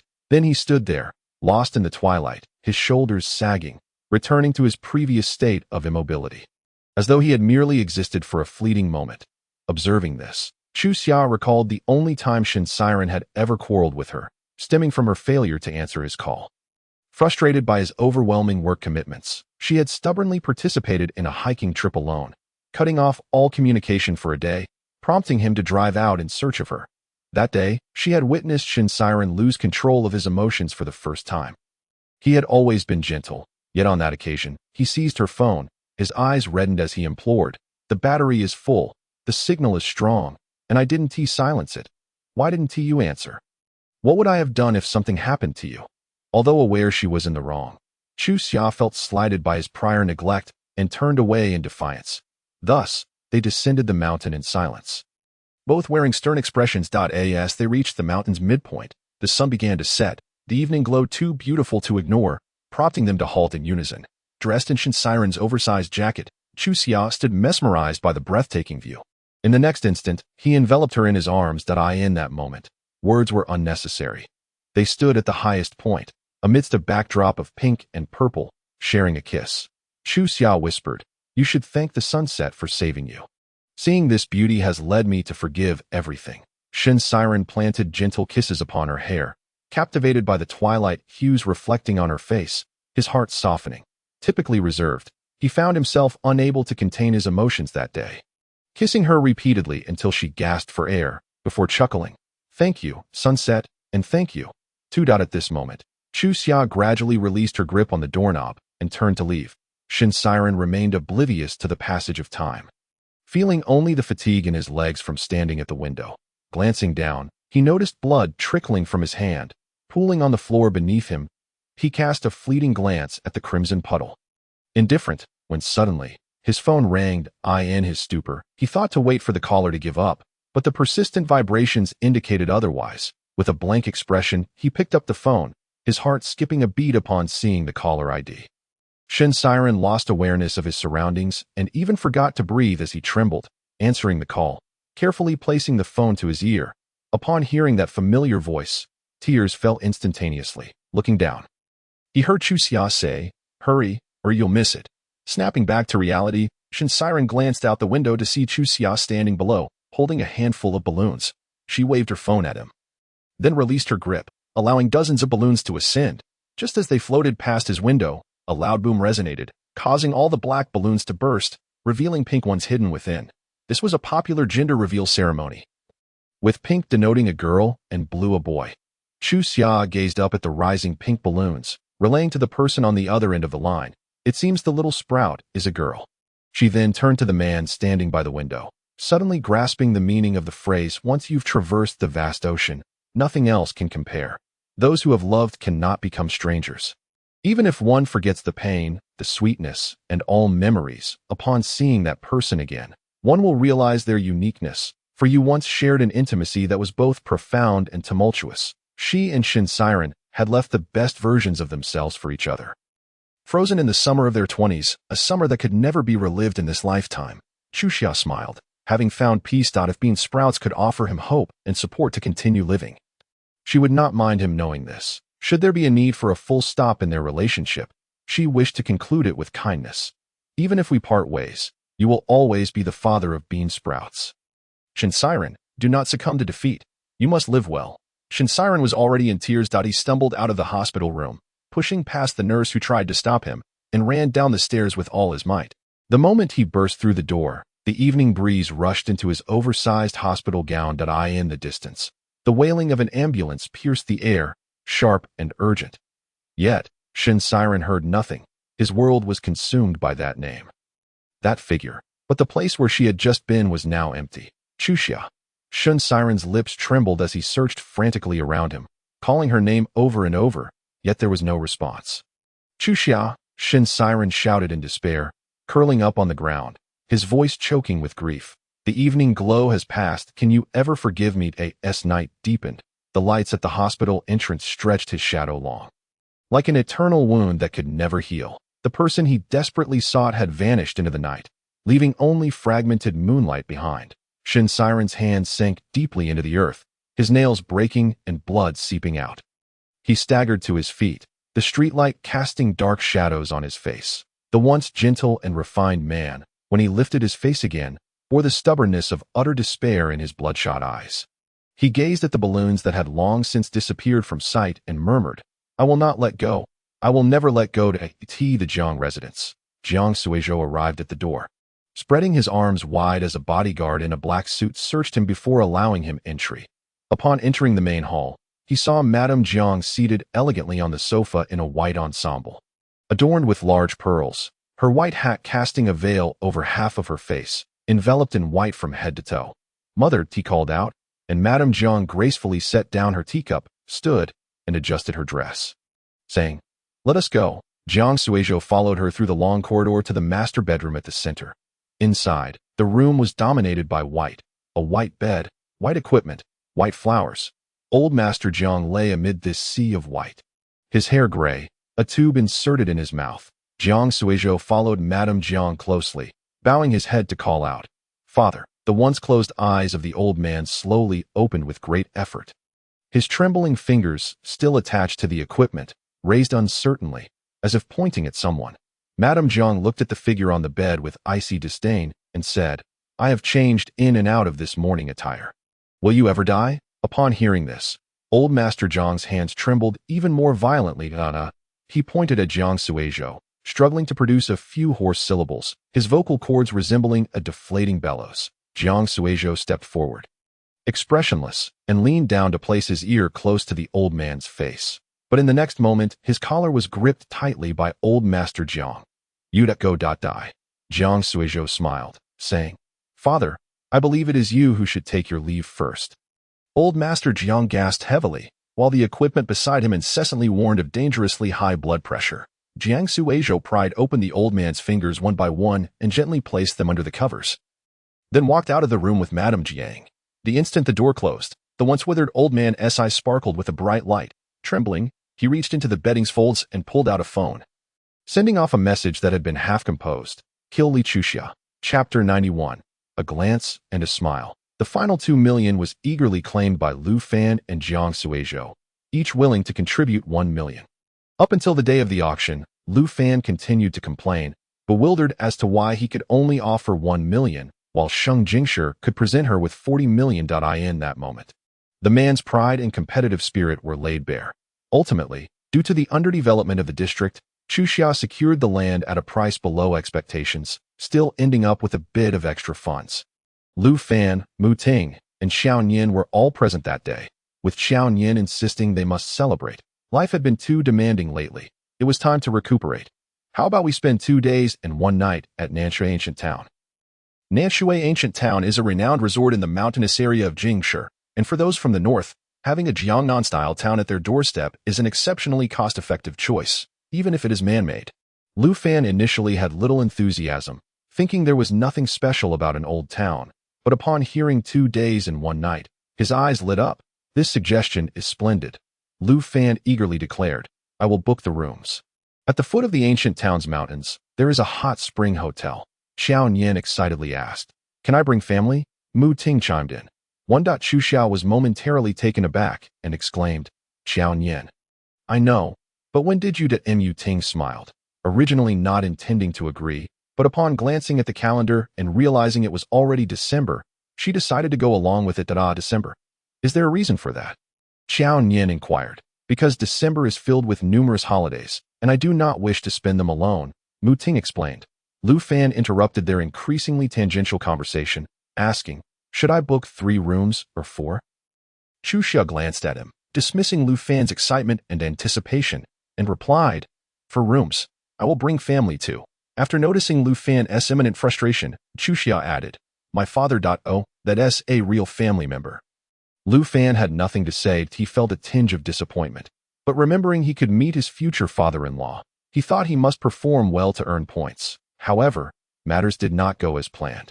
After Chu Xia relayed the news of bringing Li Chuqi to the ancient town, Jiang Suizhou maintained an indifferent demeanor and arranged for room bookings that very night. Meanwhile, Shang Jingshi learned of her plans to stay outside and, upon further inquiry, grasped her approximate itinerary, leading him to also have his secretary book a room in advance on the day of gathering. Chu Xia observed Jiang Suizhou, who had already checked in at the front desk, along with Shang Jingshi, who entered right after him, and Lu Fan, who stood nearby in a fit of frustration. She decided not to go anywhere for those 2 days and simply rest at the hotel. The group arrived on Friday afternoon, spent Saturday exploring, and returned to the city on Sunday, allowing for 1 more day of rest. Chu Xia shared a suite with her father, and after he excitedly toured the room, she led him to the lobby to gather with everyone.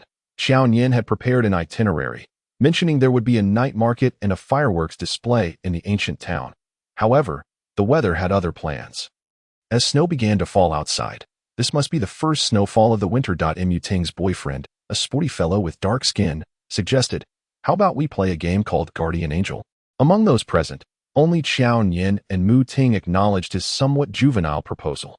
Ultimately, this group of affluent men and their younger companions were not from the same social class, and it wasn't that they intentionally excluded him, but rather the inherent gap was palpable.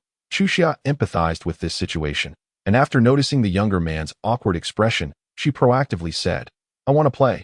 What are the rules? Once Chu Xia expressed her interest, the 3 men began to pay attention to the rules. The sporty young man cheerfully explained, each of us will write our names, draw lots, and whoever's name you draw will be your guardian angel. You must protect this person until the end of the trip, and before leaving, you must give them a gift. How does that sound? Mu Ting asked. Is it a secret from the other person? Exactly. It must remain undisclosed. Sister, I hope to draw your name. Xiao Nian noted the romantic tension between the two with a soft O, but discreetly glanced at Su Qingyang. Lu Fan's gaze turned to Chu Xia.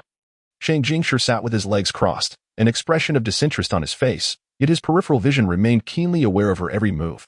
Jiang Suizhou merely smiled, leaning casually on the sofa, his gaze seemingly on the crowd, yet it solely rested on one person. Li Chuqi understood the rules and was the most enthusiastic participant in the room. He and the sporty young man requested a drawing box from the staff. Subsequently, everyone wrote their names on slips of paper and placed them into the box. A group of individuals whose ages summed to over 200 took turns drawing from the box. Chu Xia hoped to draw her own name, but when she unfolded the paper, it bore the elegant strokes of a pen. Jiang Suizhou. It is said that one's handwriting reflects their character, and Jiang Suizhou's was a standard slender gold script, exuding an air of rigidity and aloofness. Chu Xia's gaze instinctively turned towards him, only to find him lounging on the sofa, seemingly indifferent, yet his expression provided no clues. As if sensing her gaze, Jiang Suizhou looked over the next moment, prompting Chu Xia to quickly avert her eyes, though she soon furrowed her brow in annoyance and defiantly looked back.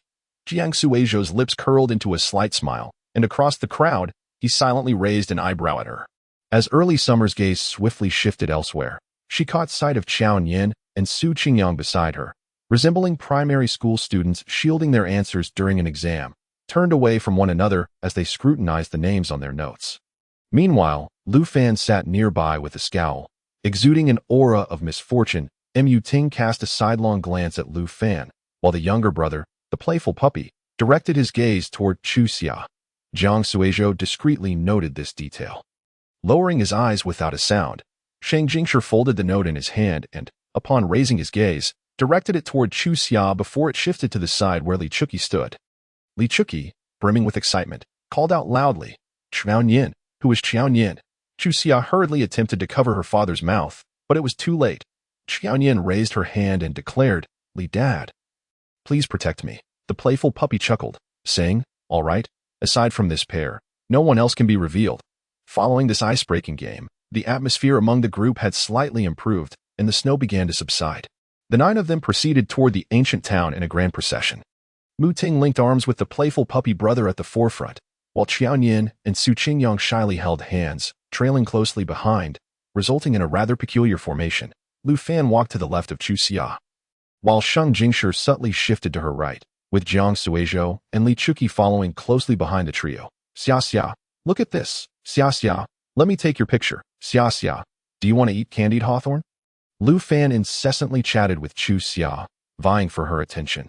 Sheng Jingshi, unable to endure any longer, grasped her wrist and pulled her closer, frowning as he admonished her, "Walk properly." Chu Xia responded with a puzzled expression. Lu Fan retorted sarcastically, "Mr. Sheng comes out to play yet is so serious. Just go back." Sheng Jingshi shot him a cold glare, warning him to mind his own business. Chu Xia, disinterested in their bickering, glanced around, seeking an opportunity to escape the two, but her eyes inadvertently fell upon Jiang Suizhou, who had somehow made his way to the front. She saw him whispering to Mu Ting's boyfriend while casting glances her way. Before they exchanged a handshake. Chapter 92. Jiang Suizhou's wish. "Xia Xia, do you want to eat barbecue?" Lu Fan approached, interrupting Chu Xia's view of Jiang Suizhou. Regaining her focus, she replied, "I'm tired. I want to ride the ferry." Sheng Jingshi nodded, taking her hand and saying, "Don't eat indiscriminately outside. It may not be clean." Thus, Chu Xia sought the opinions of others. Her father intended to join Mu Ting and Xiao Nian for ice skating on the river, while Lu Fan wished to accompany her to the workshop to make rings. Sheng Jingshi wanted to visit the church on the mountain with her. After everyone expressed their desires, Jiang Suizhou glanced at Chu Xia and simply stated, "I'll go pray to the Buddha. You all enjoy yourselves." Chu Xia watched his solitary figure as he ascended the mountain, hesitating to speak, but ultimately saying nothing, between the options of making rings and visiting the church. Chu Xia chose what she desired most, comfortably riding the ferry up the mountain to the location of the fireworks festival. Lu Fan hesitated for a moment before deciding to go alone to make the rings, while Sheng Jingshi chose to compromise and accompany her up the mountain. As the ferry passed by the church halfway up the mountain, the two caught a distant glimpse of it. Coincidentally, there were newlyweds concluding their ceremony, leaving behind a wedding scene yet to be dismantled. Sheng Jingshi, observing the sacred and warm decorations, inquired, "Would you prefer a Western-style wedding or a Chinese one?" Chu Xia was momentarily taken aback. She had never considered this question. Although she initially always thought about marrying a wealthy man as soon as possible, she had no concept or expectations regarding the nature of the wedding itself. Noticing her silence, Sheng Jingshi turned to look at her, his gaze softening. "I once thought that if you had gone abroad with me back then, we would have a garden wedding." He gently squeezed her hand, rubbing it between his own, exhaling a warm breath to dispel some of her chill. Chu Xia looked at Sheng Jingshi and replied, "Well, I don't know if I could lie in front of the priest." She had never deeply contemplated this question, but at that moment, she felt a sense of relief. Thankfully, she had escaped back then. Otherwise, to utter "I do" before God would have surely resulted in punishment. Upon hearing this, Sheng Jingshi's hand stiffened. He lowered his eyes, unwilling to witness her expression as she spoke those words. Then, pretending not to hear, he said, "Let's go," his tone considerably more subdued than before. With 3 hours remaining until the fireworks festival commenced, the crowd had yet to gather, and Chu Xia wished to secure a good spot in advance. The roads on either side were lined with markets, and she casually strolled with Sheng Jingshi. Noticing her lingering gaze on a mask stall, he led her over, picking up a fox mask and placing it over her face. This mask only covered the upper half, featuring a white base with red patterns, adorably pointed ears adorned with 2 small bells that jingled as she walked. Sheng Jingshi observed her wearing the mask, his eyes brimming with affection and mirth. Finding her beautiful, the vendor timely complimented, "You two are truly a match, miss. Why not choose one for your husband as well?" Chu Xia blinked, the mask concealing her expression.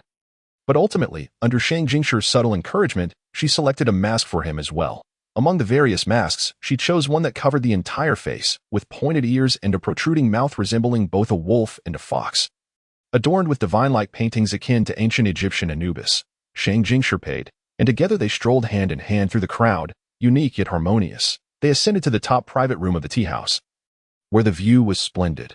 Sheng Jingshi mentioned he would step out to make a phone call, while Chu Xia sat by the window, resting her chin in her hands as she admired the nightscape. By this time, the crowd had begun to swell, the streets bustling with tourists wearing masks. Amidst the throngs, she suddenly spotted a familiar figure standing in the corridor across the way, smoking. The eaves obscured his shoulders and above, prompting Chu Xia to stand and lean over the windowsill for a better look. It seemed as if he sensed her, for he stepped out of the shadow, standing in the interplay of blue and orange lights. Looking up at her, Jiang Suizhou had thus captured a little fox that he tilted his head, the curve of his lips gradually widening, his gaze toward Chu Xia softening. The two stood in contrast, one looking down from above, the other gazing up from below, while the surrounding clamor and noise faded into silence at that moment. Jiang Suizhou extinguished his cigarette and called her phone. Chu Xia stared at him in a daze. And upon answering, she heard his deep voice through the phone. "I found you, my guardian angel." Habitually tilting her head, the bells at her ears chimed lightly. "How did you know?" "Because I am also your guardian angel." Jiang Suizhou retrieved a note from his pocket, unfurling it for her to see, regardless of whether she could read it clearly. "Li, Chu, Xia," he pronounced each character slowly, as if savoring each syllable, reluctant to let go. "Do you want your gift now, or later?" he asked. She should have said later, but Chu Xia hung up the phone and walked outside, her heart racing continuously as soon as she exited the tea house. She saw Jiang Suizhou had already crossed over to her side. He moved through the crowd like a sword cutting through the throng, striding toward her.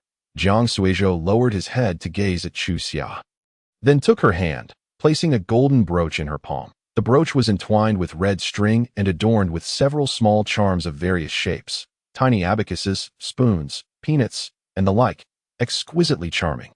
"What is this?" Chu Xia inquired. "A folk custom. Wear it." Jiang Suizhou spoke as if it were a trivial trinket, yet it was something he had specially commissioned after Chu Xia fell ill. The brooch's homophone means "do not startle," symbolizing the wish for a safe birth for the baby. However, the only person Jiang Suizhou truly wished to protect was her. Half an hour prior, he had knelt before the statue, palms pressed together, holding this very brooch. Having been raised by a duplicitous woman, he despised those who were devout, yet today he sincerely prayed on the ground, beseeching the deities for their blessings. If she could deliver safely, he would build temples, craft golden statues, and scatter riches, becoming the most devoted believer. Chu Xia was unaware of his intentions, only finding the small object endearing. She smiled and asked, "Then what do you want?" Jiang Suizhou replied, "I lack nothing, but I wouldn't mind a little extra." He grasped Chu Xia's hand, leading her against the tide of people toward the earlier mentioned temple. There stood a millennia-old ancient locust tree, its trunk entwined with countless wisteria vines, while red silk ribbons and numerous red wish boards adorned its branches. "Let's hang our wishes on the tree together." "This is what I desire," Jiang Suizhou said. Chu Xia happily selected 2 wish boards, deliberately moving to the back of the tree to prevent him from peeking. After both had written their wishes, the monk instructed them to bind the wish boards with red silk and, while standing beneath the tree, throw them as high as possible. If the wish board did not fall to the ground but instead hung from the tree, it signified that heaven had granted their wishes. Curious about what he wished for, Chu Xia held back her inquiry, securely hiding her own wish board. Jiang Suizhou noticed her little secret. His eyes filled with mirth. He generously handed his wish board to her, saying, "Guardian angel, please help me tie the red silk." Chu Xia lowered her head. She easily caught sight of the powerful characters inscribed on his wish board. Chapter 93. The Fireworks Kiss. "I hope Li Chu Xia lives a life of peace." Chu Xia's eyelashes fluttered slightly, and after a 2-second delay, she raised her hand to take it. She tied his wish board with red silk, but just as she was about to throw it upward, he stopped her. "Don't make such a large gesture." Jiang Suizhou took it back, found the right angle, and with a strong toss, both looked up simultaneously. The wish board, amidst its ascent and descent, became lodged between the branches and vines. Jiang Suizhou let out a sigh of relief. When early summer arrived, she awkwardly turned her face away and said, "You must not look, only throw." "How can one throw without looking? What if it falls?" "Then you must not see the contents." Jiang Suizhou chuckled and agreed, obediently averting his gaze as he tossed. As they made their wishes, fireworks erupted behind them. The night descended, enveloping the ancient town in a deep blue sky. In that fleeting moment, countless eyes gazed in the same direction. Bang! Multicolored lights soared into the sky, transforming into thousands of twinkling stars, bursting forth before gently descending. Soon after, the second and third bursts followed. weaving a splendid tapestry of purple, blue, and red across the heavens. Early Summer was lost in admiration, yet felt Jiang Suizhou's hand gently entwine with hers, their fingers interlocking. She turned to look, the sharp contours of his profile illuminated and shadowed by the fireworks' glow. His eyelashes cast delicate shadows on his face, and his eyes reflected the vast expanse of starlight. "What did you just wish for?" Jiang Suizhou inquired. Early Summer recalled the inscription on the wishing card. "I hope Jiang Suizhou's wishes come true." She lifted her gaze slightly, her breath momentarily tightening. The faint scent of gunpowder lingered in the air, and another cluster of fireworks ascended, this time in the shape of a heart, perfectly framing the two of them in the distance. Jiang Suizhou noticed a subtle blush creep to her ears, his Adam's apple bobbing slightly. Amid the continuous bursts of fireworks, both believed the other could not hear their racing heartbeats, in the tumultuous rhythm of her heart. Early Summer turned her gaze forward, feigning nonchalance as she said, "I hope X-Muse flourishes."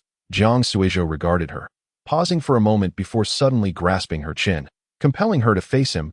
He lifted the fox mask from her face and placed it atop her head, finally revealing her expression. Jiang Suizhou's eyes sparkled with warmth as he looked into hers and said, "Have I ever told you how adorable you are when you pretend to be strong?" With that, he leaned down and kissed her. Early Summer's eyes widened, yet she did not resist as his breath enveloped her. Her lashes, as light as feathers, fluttered down, and amidst Jiang Suizhou's repeated, restrained kisses, her eyes slowly closed. Fireworks continued to ascend, silver beams cascading like waterfalls. Yet, the most beautiful of pyrotechnics became mere background at this moment. Shang Jingshi repeatedly dialed the unanswered phone, standing amidst the bustling crowd, feeling lost and disconcerted. Until the last firework faded from the night sky, he held the mask in his hand and chuckled self-deprecatingly. Just moments ago, he had used the excuse of making a phone call to return to the mask stall, purchasing one for her father as well, not only because the note in his pocket bore the scrawled name Li Chuqi, but also because he genuinely wished to accompany her for a lifetime. Shang Jingshi intended to tell her that all previous immature coercions would never recur, that he would treat her father well, as if they were a true family. The group dispersed too far, ultimately deciding in the chat to return to their hotels separately. When Mu Ting brought Li Chuqi back up, Early Summer was already soaking in the hot spring in her room. She produced a ring box, opened it, and set it beside the hot spring. "Luo Fan asked me to pass this to you," she said. "He was afraid to hear your refusal, so he asked me to do it on his behalf." Early Summer leaned over the edge of the pool, the rising steam casting her skin in a rosy hue. She picked up the ring, noting the engraving of L inside, unable to articulate her feelings. Mu Ting remarked, "I've known Luo Fan since childhood.